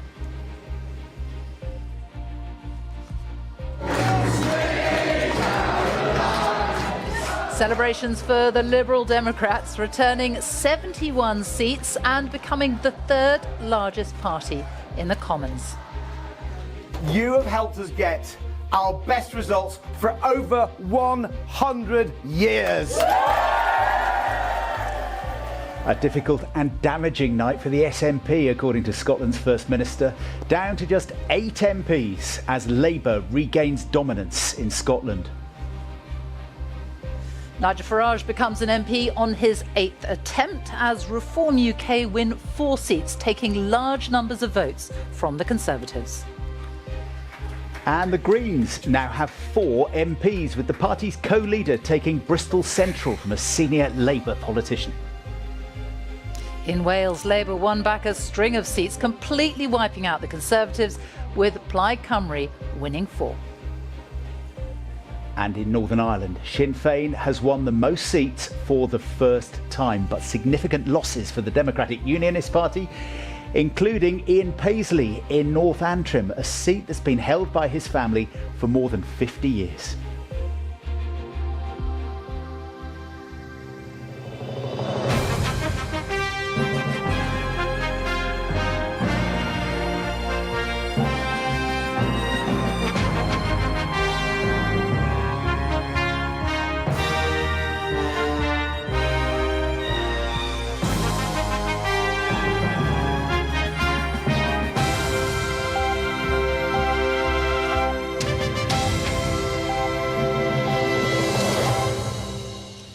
Welcome back to Westminster as the last few results come in after an extraordinary night. We now know that it is indeed a Labour landslide after 14 years in opposition. A spectacular turnaround in fortunes for Sir Keir Starmer's party. I think we've just got 5 more results to go in the next few hours. But beyond that, it is a day of huge change, a day of transition of power. Rishi Sunak is back in Downing Street, just up the road from here at the moment, essentially packing his bags. We're expecting to hear from him in the next hour or so before he heads to Buckingham Palace for an audience with the King. And we're going to be here all day, right in the heart of the very wet action, should be calling it Wetminster, shouldn't we, this morning, as the new Labour government's formed and as Sir Keir Starmer then heads to the Palace. And he returns as our new Prime Minister with a forecast majority, we believe, of 176. Now, we are right by the Houses of Parliament and we will continue to talk to politicians, old and new, experts and advisors who are going to be looking back at an extraordinary night and also looking forward to what happens next. Overnight, some of the most familiar faces in British politics have lost their seats. The former Prime Minister, Liz Truss, Jacob Rees-Mogg, Grant Shapps, Penny Mordaunt, just among the few. Some of them might be coming to Westminster themselves this afternoon. We'll try and grab them because we are in the heart of the action here. And not just here, we've got a team of BBC presenters in all the key places. Laura's at Downing Street. We've got our royal team at Buckingham Palace. We're in Glasgow, Belfast, Cardiff. We're going to hear from voters right across the UK. Wherever you live, however you voted, whatever you think of the results on your screen right now, we will guide you through everything as it happens live here on the BBC. So, as we now know, Labour has won the general election by a landslide. Sir Keir Starmer is set to become the next Prime Minister. The party has gained its biggest majority since Sir Tony Blair's victory back in 1997, and at the expense of huge losses for the Conservatives. We're going to look ahead. But first, grab a cup of tea and let's bring you up to date and explain what has happened while you're asleep. 5 a.m. and enter the winner. A new Prime Minister-elect. In just 4 years, he's taken Labour from historic low to landslide. Now, we can look forward again. Walk into the morning. The sunlight of hope. Pale at first, but getting stronger through the day. Shining once again on a country with the opportunity, after 14 years, to get its future back. Earlier re-elected, but knowing he'd led his party to its worst ever election result, Rishi Sunak conceded. The Labour Party has won this general election, and I have called Sir Keir Starmer to congratulate him on his victory. Today, power will change hands in a peaceful and orderly manner, with goodwill on all sides. But goodwill was not on show a short time ago. Rishi Sunak heckled as he left Conservative Party headquarters in a rainy London. Some, it seems, keen to see him gone. And this, too, was not sober but humiliating. They're slow hand clapping, apparently, there in King's Lynn. If we can bring it up, there we go. And that must be for the candidate who is not on the stage. A slow hand clap from those waiting for Rishi Sunak's predecessor as Prime Minister, Liz Truss. There we go. There she is on the stage. On the right of the screen, she sidled in to hear that she'd been voted out, losing to Labour. The issue we've faced as Conservatives is we haven't delivered sufficiently on the policies people want. And that means keeping taxes low, but also particularly on reducing immigration. Elected. The first senior Tory to go was just after midnight. Swindon South, a Labour gain. For Robert Buckland, former Justice Secretary, a lonely walk to end a 14-year career as an MP. Angry, he blamed infighting and incompetence for leaving his party so diminished. I'm fed up of personal agendas and jockeying for position. You know, the truth is now, with the Conservatives facing this electoral Armageddon, it's going to be like a group of bald men arguing over a comb. The Liberal Democrats then ousted the current Justice Secretary, Alex Chalk, and the Education Secretary, Gillian Keegan. Labour defeated Penny Mordaunt, one of the favourites to be a future Tory leader. And another one too, the Defence Secretary, Grant Shapps. We've tried the patience of traditional Conservative voters with a propensity to create an endless political soap opera out of internal rivalries and divisions, which have become increasingly indulgent and entrenched. Jacob Rees-Mogg lost his seat to Labour.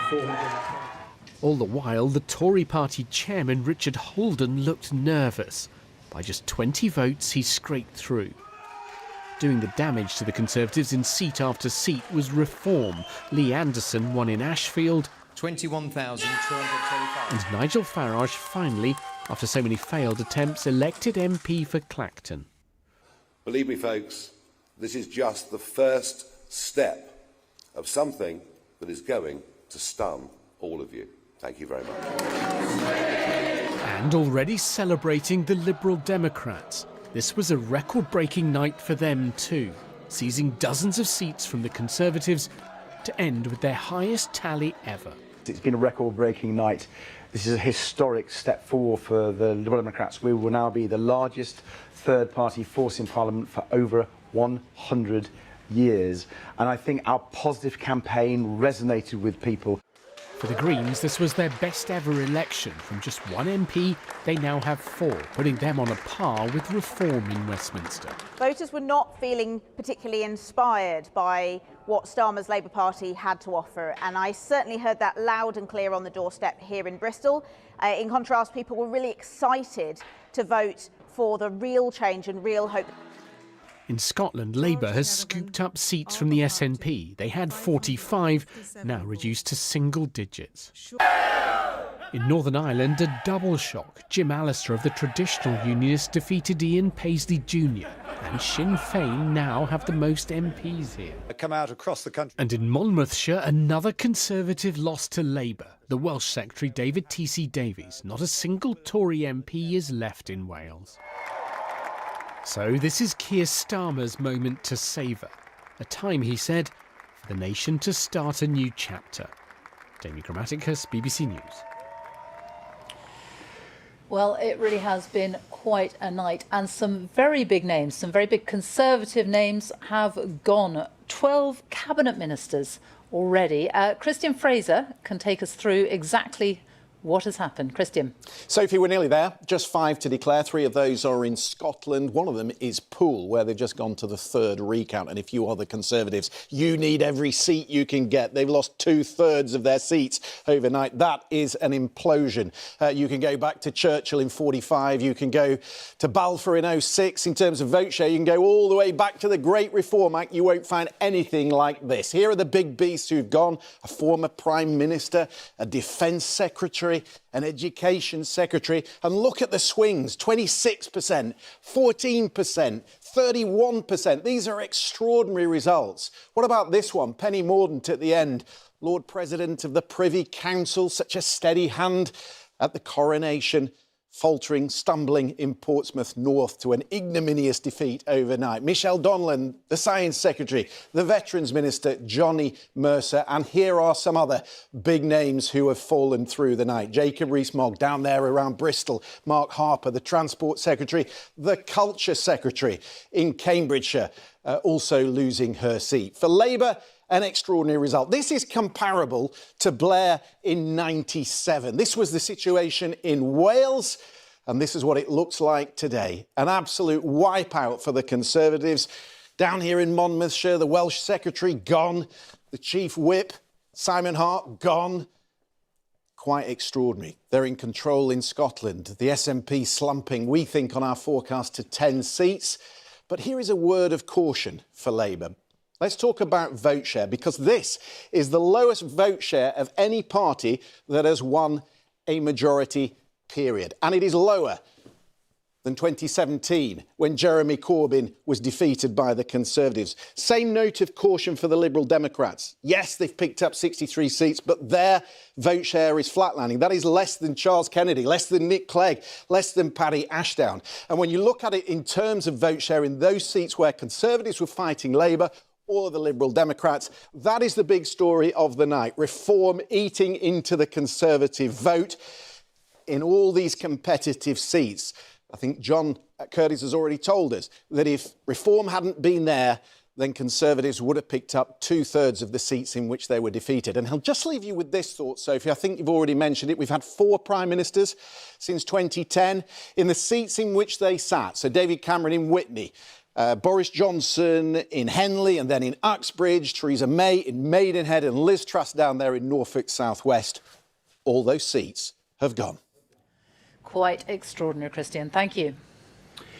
It's 13 minutes past 9. Let's go to Bristol, shall we? Bristol Central, which was won by the Greens and by Carla Denyer, their co-leader. Good morning to you. Congratulations on your result. In fact, it wasn't just there, was it? The Greens have won a record 4 seats across the country. Waveney Valley, North Herefordshire and Brighton Pavilion you held on to as well. You can be honest now the campaign's over. You said you were targeting 4, but did you really expect to win all 4? Thank you. Thanks for having me on, and thank you for the congratulations. Yeah, we were targeting 4. We're very open about how many we thought we could achieve.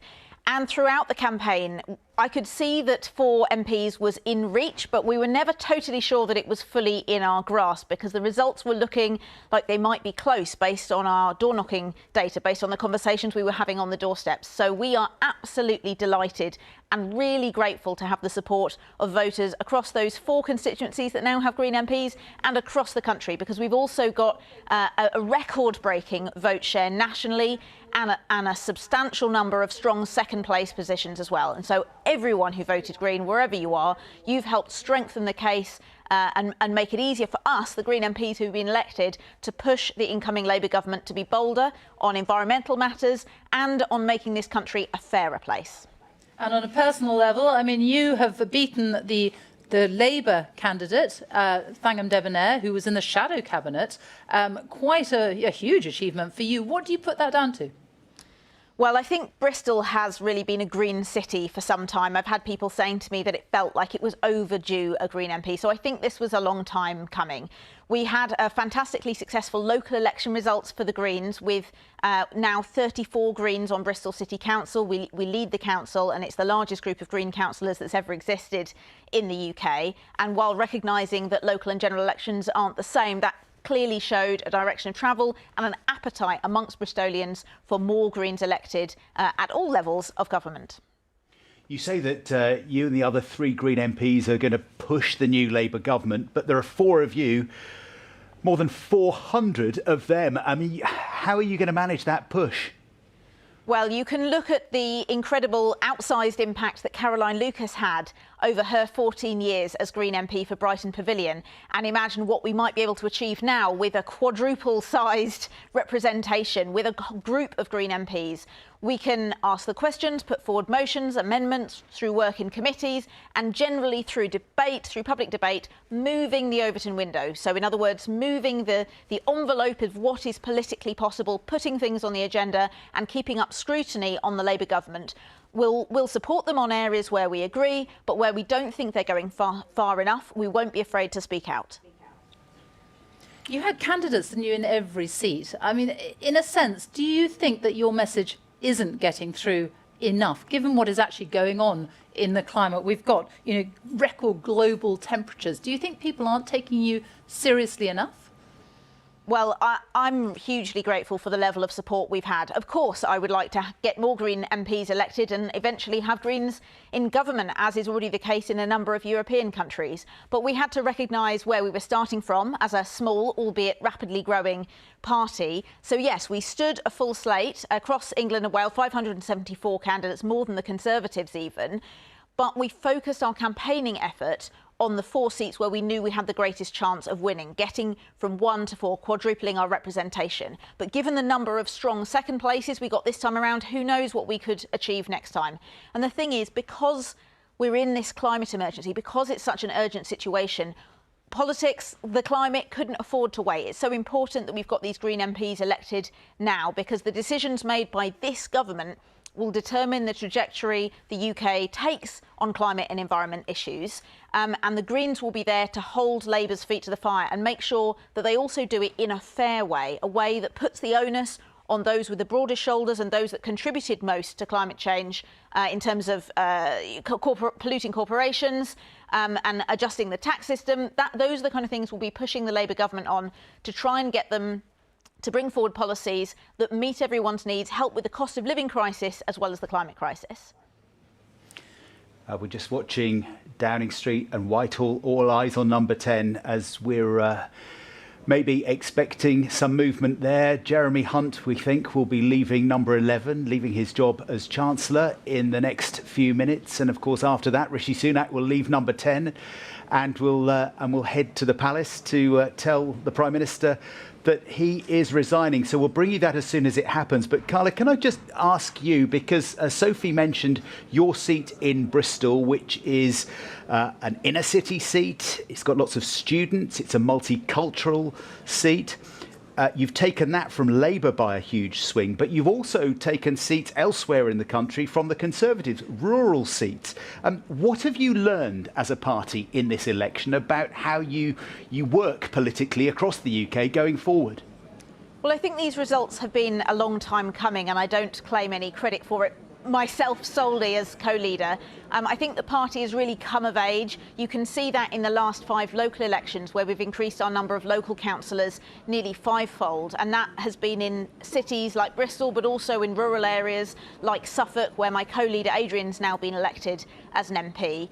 And we're picking up votes from across the political spectrum, different geographies and demographics, because people can see that the Green Party is offering the common sense solutions to the problems we're facing in this country. For example, the absolute scandal of sewage in our rivers and seas is something that everyone is upset about, and yet the Green Party is the only party being honest enough to say that the privatisation experiment with the water companies has failed. And it's common sense, really, because it's a natural monopoly. If you live in the southwest, you can't choose to be supplied by Yorkshire Water. And so we're saying the water companies should come back into public ownership so that our bills can go towards investing in the infrastructure rather than paying big CEO bonuses and shareholder payouts. But the Green Party is the only party offering this policy. So again, there's another example of a topic where we will be pushing the incoming Labour government to open their minds and consider all the options.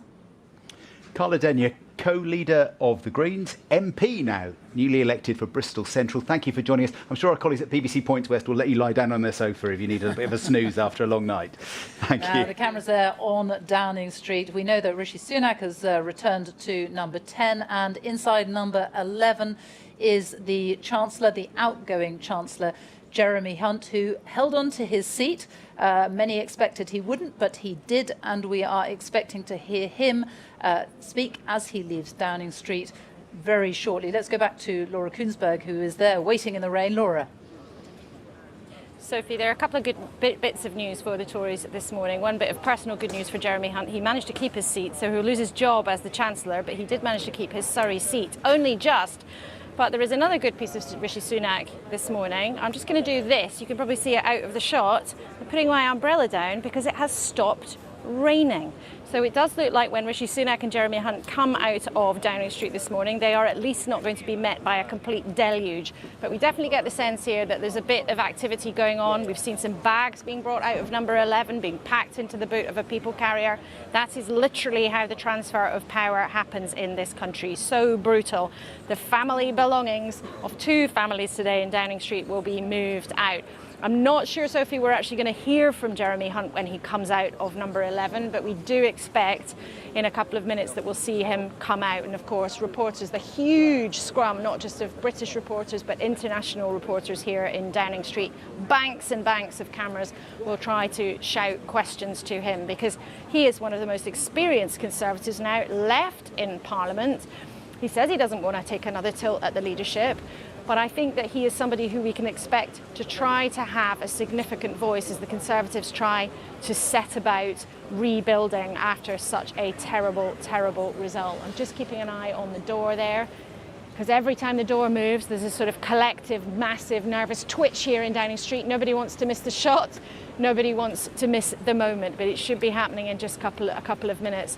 Not coming out with the Chancellor's red box, but coming out to say goodbye after a long, long time in government for Jeremy Hunt. He's held all sorts of jobs. Health Secretary for years and years, Foreign Secretary for a while, latterly the surprise Chancellor, if you like. He was brought in by Rishi Sunak. Forgive me, he was brought in by Liz Truss to steady the ship after the disaster of her time in charge, and then kept on by Rishi Sunak as the 2 men sought to rebuild economic stability in this country. But in the end, That was not to bring them an election victory. It was not to give them another term in office. Laura, it's interesting that during the campaign, Jeremy Hunt was hardly seen, wasn't he, on the national stage? He decided to just pound the streets of his Surrey constituency and try to cling on there, and he did, just by about 1,000 votes. But it was interesting that in an election where everybody was talking about the economy, the cost of living, we didn't really see the Chancellor. Well, that's right. And it is weird if you think about it in that big picture. You know, the Conservatives like to tell people during the election that actually they had an improving record, that actually inflation had fallen, that actually they had helped people with huge amounts of cash to help pay their energy bills during the time when bills were just going up and up and up. But because of their overall precarious political position, Jeremy Hunt, we didn't see him nationally on our screens all the time, because the voters of Godalming and Ash in Surrey were seeing plenty of him banging on every single door, visiting every village fete, going to every single nursery school, primary school, any social gathering going. Jeremy Hunt was constantly posting pictures on social media of him and his family, him and his Labrador out on the campaign trail, pressing the flesh, trying to keep his votes. Also worth knowing, he put an enormous amount of his own personal cash into his efforts to keep campaigning in his seat. Tens and tens and tens of thousands of pounds from his own bank account went into the campaigning efforts to help him hang on. And he this morning is one of the very few big names that is left. Dozens and dozens of Conservative ministers have gone. Those names that you've been talking about already this morning, Grant Shapps, Penny Mordaunt, Jacob Rees-Mogg, people who have been fixtures of the Conservatives' terms in charge are now out. They are no longer serving MPs.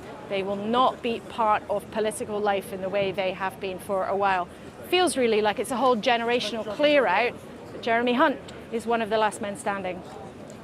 Let's talk to Vicky while we stay on these pictures as well. I mean, it is brutal, isn't it? It's absolutely brutal, this moment in politics, when we see, well, Jeremy Hunt and then Rishi Sunak leave their jobs, their homes. Goodbye.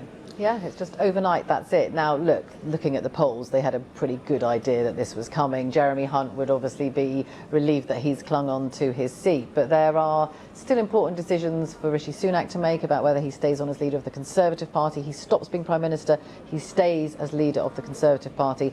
He's got to decide how long for. And I know from speaking to former Cabinet Ministers that he is being urged to try and give a little bit of stability at this time when, you know, they haven't been wiped out completely, but this is a devastating result for them. You know, they have no seats in Wales. They have one or two in very many regions of England. They've never seen anything like it, and there's now going to be an awful lot of soul searching and arguments, crucially, arguments about what went wrong. Now, there are some saying, look, Rishi Sunak ran a bad campaign, he stood out in the rain, he came back early from D-Day. It goes far deeper than that. Yes, they were tactical mistakes, but there are many who feel that the rot set in a long time ago. Some even would go back to saying some of this is still about Brexit. Some of this could be seen as the revenge of the Remainers all these years later. Then there was, of course, COVID and Partygate. You know, Boris Johnson's friends say, well, things started going wrong after he left. That's not true. The opinion polls for the Tories started dropping when he was still in power. And then, as one cabinet minister put it to me yesterday, then, after all of that, economic competence was burnt at the stake by Liz Truss. And we have seen, haven't we, today, that her personal defeat in that incredibly safe Conservative seat really does personify what has happened to this party, and they will now have an enormous row about what went wrong, who was to blame, whether this means they need to embrace Reform UK, that they need to move to the right, or, as Brandon Lewis was saying to us earlier, the fact they've lost so many seats to the Liberal Democrats. Well, you know, moving to the right is not going to win those back. They've got a real problem now about what they do and who takes them through that. And just on a personal level for Rishi Sunak, if he's got this decision to make about what he does next, he says he's going to stay on as an MP. Is he staying on as the leader? But if he does, just in the next few weeks, what he will have to do, PMQs, the King's speech, it will be humiliating for him, won't it? Yeah, it is. I mean, you know, people have approached this differently. John Major did do it. John Major appointed a very quick shadow cabinet in which he was the Prime Minister, he was the Defence Secretary, he was the Shadow Foreign Secretary. So he took on quite a few of those roles just as a brief interim. You can do it like that, and you can do Prime Minister's questions, and there were lots of people who say, well, that is the right thing to do for the party. But Gordon Brown didn't do that. So when he realised that the game was up, that there was going to be a coalition between the Tories and the Liberal Democrats, he left straight away, and they brought in a caretaker leader, Harriet Harman. Now, some Tories are talking about that happening. Someone like James Cleverly, potentially, he has kept his seat. Still, I think, just about the Home Secretary. Someone like that, maybe they could do it for a while. There are lots who don't want to rush into the decision. They feel that this needs a lot of soul searching. They really need to think about what they want to do next. And the difference, we've had a big churn, haven't we, of Tory leaders, but they were in government. They were holding these leadership election campaigns while they were in government. It was incredible. There we go, to watch Vicky. it happening. I think we can go live to Downing Street. Jeremy Hunt, his family, and the dog leaving number 11.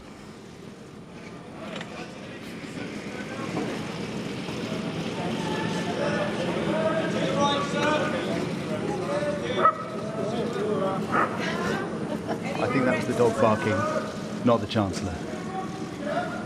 And this is a pattern we've seen before with the children of these senior politicians who are quite often shielded and quite understandably kept away from the cameras. But we saw Gordon Brown do this, didn't we, when he left?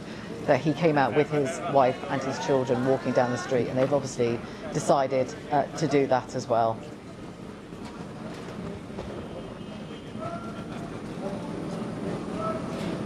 I don't think we've seen the dog before, have we? I think that's a new one as well. We've seen the cat next door, haven't we? I think Larry the cat might be happier. One less dog around. Jeremy Hunt, happy to be an MP. He probably wondered whether that would be the case even this morning, because he was fighting a very tight seat. And he's an incredibly experienced politician. He's been in cabinet for a very, very long time under lots of different prime ministers, and he will surely have quite a big influence over stabilising the party, maybe about its future direction as they decide what to do. He's now a grandee. He is now a grandee, and we don't know whether he would try and go for the leadership again. Who knows? What do you think? I mean, it's a tricky one. He's tried it, hasn't he, twice and lost. I mean, you never know. I mean, the fact that he fought so hard to stay as an MP, that was a surprise to some people. There were lots of others who decided not to stand, pretty much knowing that their seat might be lost, and they decided to not even fight the general election. He made a very clear decision, obviously, to do that, and has managed, in that sense, to pull that off. So there, the Chancellor's car leaving Downing Street for the last time. Jeremy Hunt and his family, children, and the dog. The gates close behind them. The rain does seem to have finally stopped. It has been torrential here in Westminster, which of course is very reminiscent of the day that Rishi Sunak called this election. I think it was 6 weeks and 2 days ago in that torrential rain. It's only 6 weeks. It's only 6 weeks ago. Feels a lot longer. I think Carol Kirkwood is joining us now for the latest on the weather, because a lot of people have their eyes on what is happening in the skies above us. Carol? That's right, Sophie. Well, the heaviest rain has now pulled away, but it's going to be fairly cloudy through the rest of the day with some patchy light rain and drizzle on and off at times. Then later, more rain's coming, so don't put away your brolly just yet. But interestingly enough, we've had 8 general elections since 1997. 7 of them have been in the spring or indeed the summer. And then it's been fine, the weather's been great. But unfortunately, for the last one, which was in December 2019, that was quite different. So you're seeing pictures now of when Tony Blair entered Downing Street on the 2nd of May 1997. It was a warm day, 27 Celsius, and that May was much sunnier actually than average.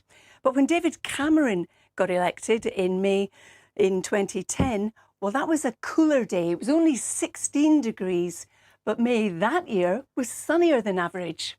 And then it was Boris Johnson's turn. It was much cooler in 2019 when he became Prime Minister. But it was, of course, December, so you'd expect that. The temperature was around 1 Celsius in places, but it was also wet in parts of the UK with around 25 millimetres, that's an inch of rain in some areas of the country. And another couple of interesting facts was it was a really wet one in November 1935 when Stanley Baldwin became PM. Mid Glamorgan and Devon had 62.2 millimetres of rainfall, but the warmest one in stark contrast was when Edward Heath was voted in June 1970. It was 26.9 Celsius in Prestwick. So it's been very varied, and you do wonder if the time of year is chosen specifically for the longer daylight hours and the better weather rather than the winter weather. Carol and dog. And dog. Thank you very much indeed.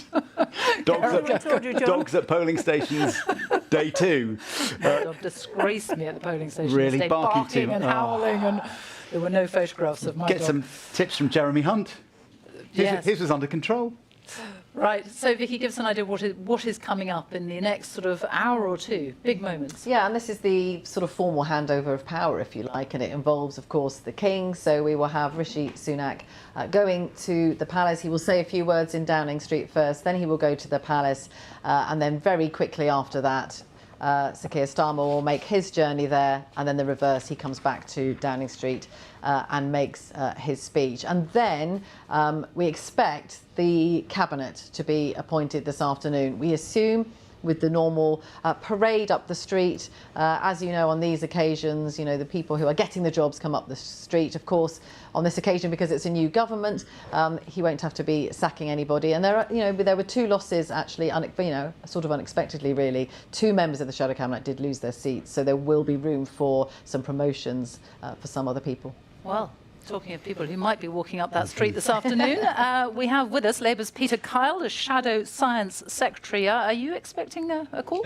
What a sort of question to answer. I'm hoping. Of course I'm hoping. I put my heart and soul into this campaign. I'm really proud of the campaign. I don't think the party staff get mentioned often enough in these sorts of interviews, but I've been working around the country and I've seen messaging, I've seen targeting, I've seen the kind of support for volunteers coming from the staff that I have never seen in politics before. And that goes right to those people in the front line of politics, right up to Keir. And right now, I am so proud of the leadership that Keir Starmer has shown the Labour Party. He proved to the country that he could change our party, get us fit for service, and in doing so, made us fit for a party of government. It was an extraordinary night. What was it like for you? Well, like any politician on election day, you're out on the streets, you're meeting as many residents as possible. I was down there in the city of Brighton and Hove, which is the constituency I represent.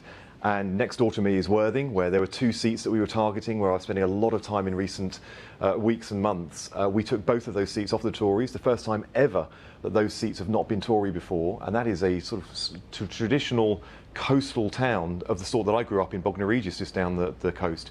To people who live in the southeast, it is quite mind-blowing to think that places like Worthing are now turning so decisively to Labour. And it shows that the Labour Party under Keir Starmer has a central proposition which is magnetic and it is rooted in the priorities of the country, and it has been broadened in all directions because we've taken seats in all different geographies. We will be the first party in 23 years that has had a majority seats in both Wales, England and Scotland. So you can see what Keir has done in his leadership, and I'm really proud of it. At a time when you have won so many seats, what do you think happened to Thangam Debonair, the Shadow Culture Secretary, Jonathan Ashworth, who was so high profile in this campaign? They both lost their seats. What do you think happened there? Even when there's a campaign that is historically successful, as this one is, there is still going to be so much learning from it.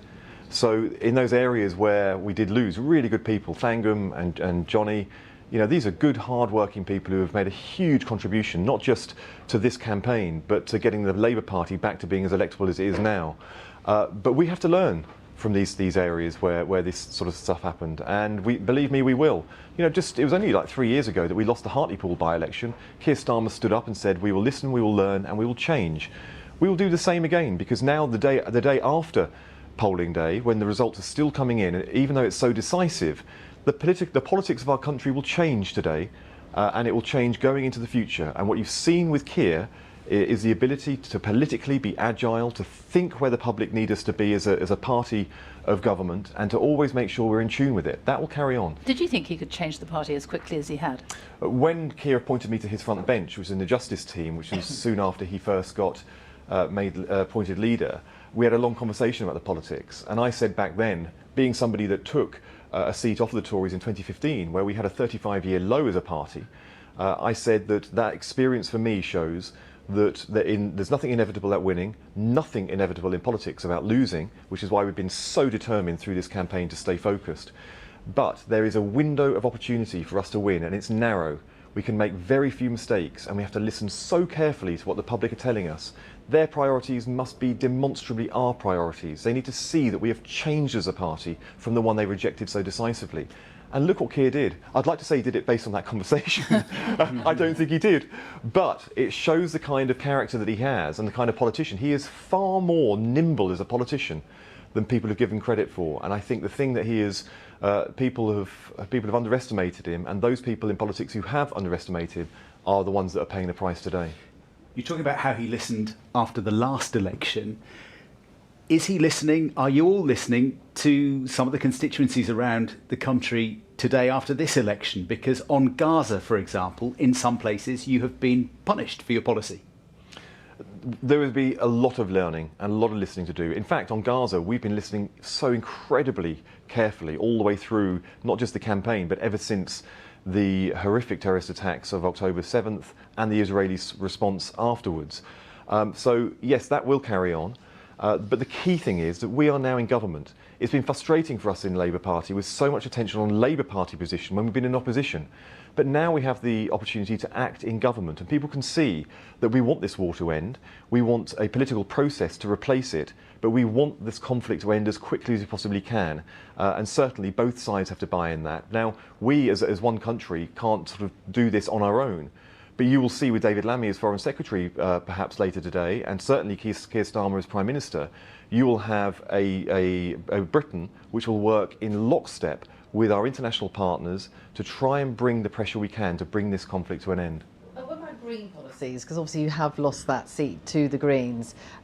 Is that an indication that you haven't been radical enough, maybe, that you haven't inspired people enough? Because again, of course, you've won over 400 votes, a huge majority. I totally get that, but your vote share is not as high as you might have liked for it to be. And I know our system works in the way that it does, but that still does mean that people coming out to vote for you and what they expect you then to deliver, is there an element that there needs to be, or maybe there should be, a little bit more excitement, a bit more radicalism? What you can't do is have the most radical election results for several generations. But was it a rejection of the Conservatives rather than voting for your that we weren't policies? radical enough? Now the two are linked. Now, of course, we got votes where we needed the votes to be.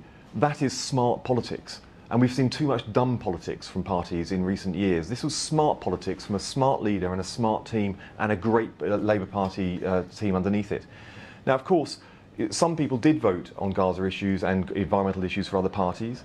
But we have to understand what radical is in this day and age. And that's something that people, I'm afraid, really underestimated in this campaign. Radical, viewed through ordinary people's lives right now, is being able to see a doctor within a week if you're in pain. Radical is being able to send your kids to a school where the roof isn't crumbling in. And radical is working in an economy, having a job where that money will go further into the future than it has today and in the past. These are the lived experiences of people in Britain today on average incomes, living ordinary, hard-working lives. That is what we plugged into. So for people who just said, you're not radical because you don't have enough noughts after every announcement, or your targets aren't 2 years earlier than everything else, that is to detach themselves from what is the lived experiences. And I understand that because of the polls that were used very politically through this campaign, that a lot of people thought there was an inevitability about the Labour Party winning, and therefore they felt able to vote for other parties in order to send us a message. We hear this message, but we will listen to the voices of all people in Britain in the weeks and months going forward, and we will respond. But when it comes to the climate and the transition to clean power and net zero, our policies weren't just radical because of what they were going to do. They were radical because we could get into government and deliver them. Peter Carl, thank you very much. Well, an awful lot of changes here in Westminster. The House of Commons here behind us is going to look very different next week. Jeremy Vine can give us an idea of what it will look like. He's inside, sort of.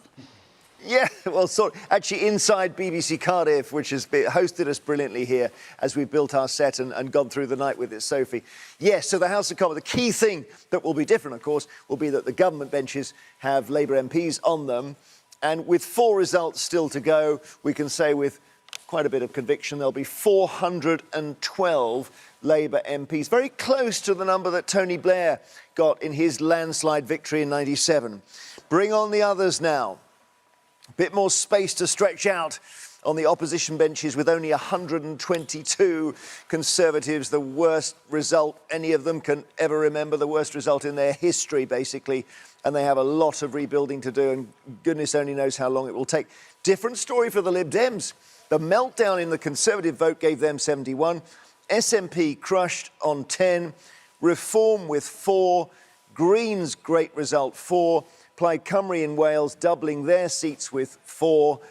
And the others, 23. The others is Northern Ireland, 18, plus Corbyn, plus 4 other independent MPs, which just underlines what an interesting and varied night we've had of it. Of course, the main story is over there on the government benches, and the majority for Keir Starmer's Labour Party, 174.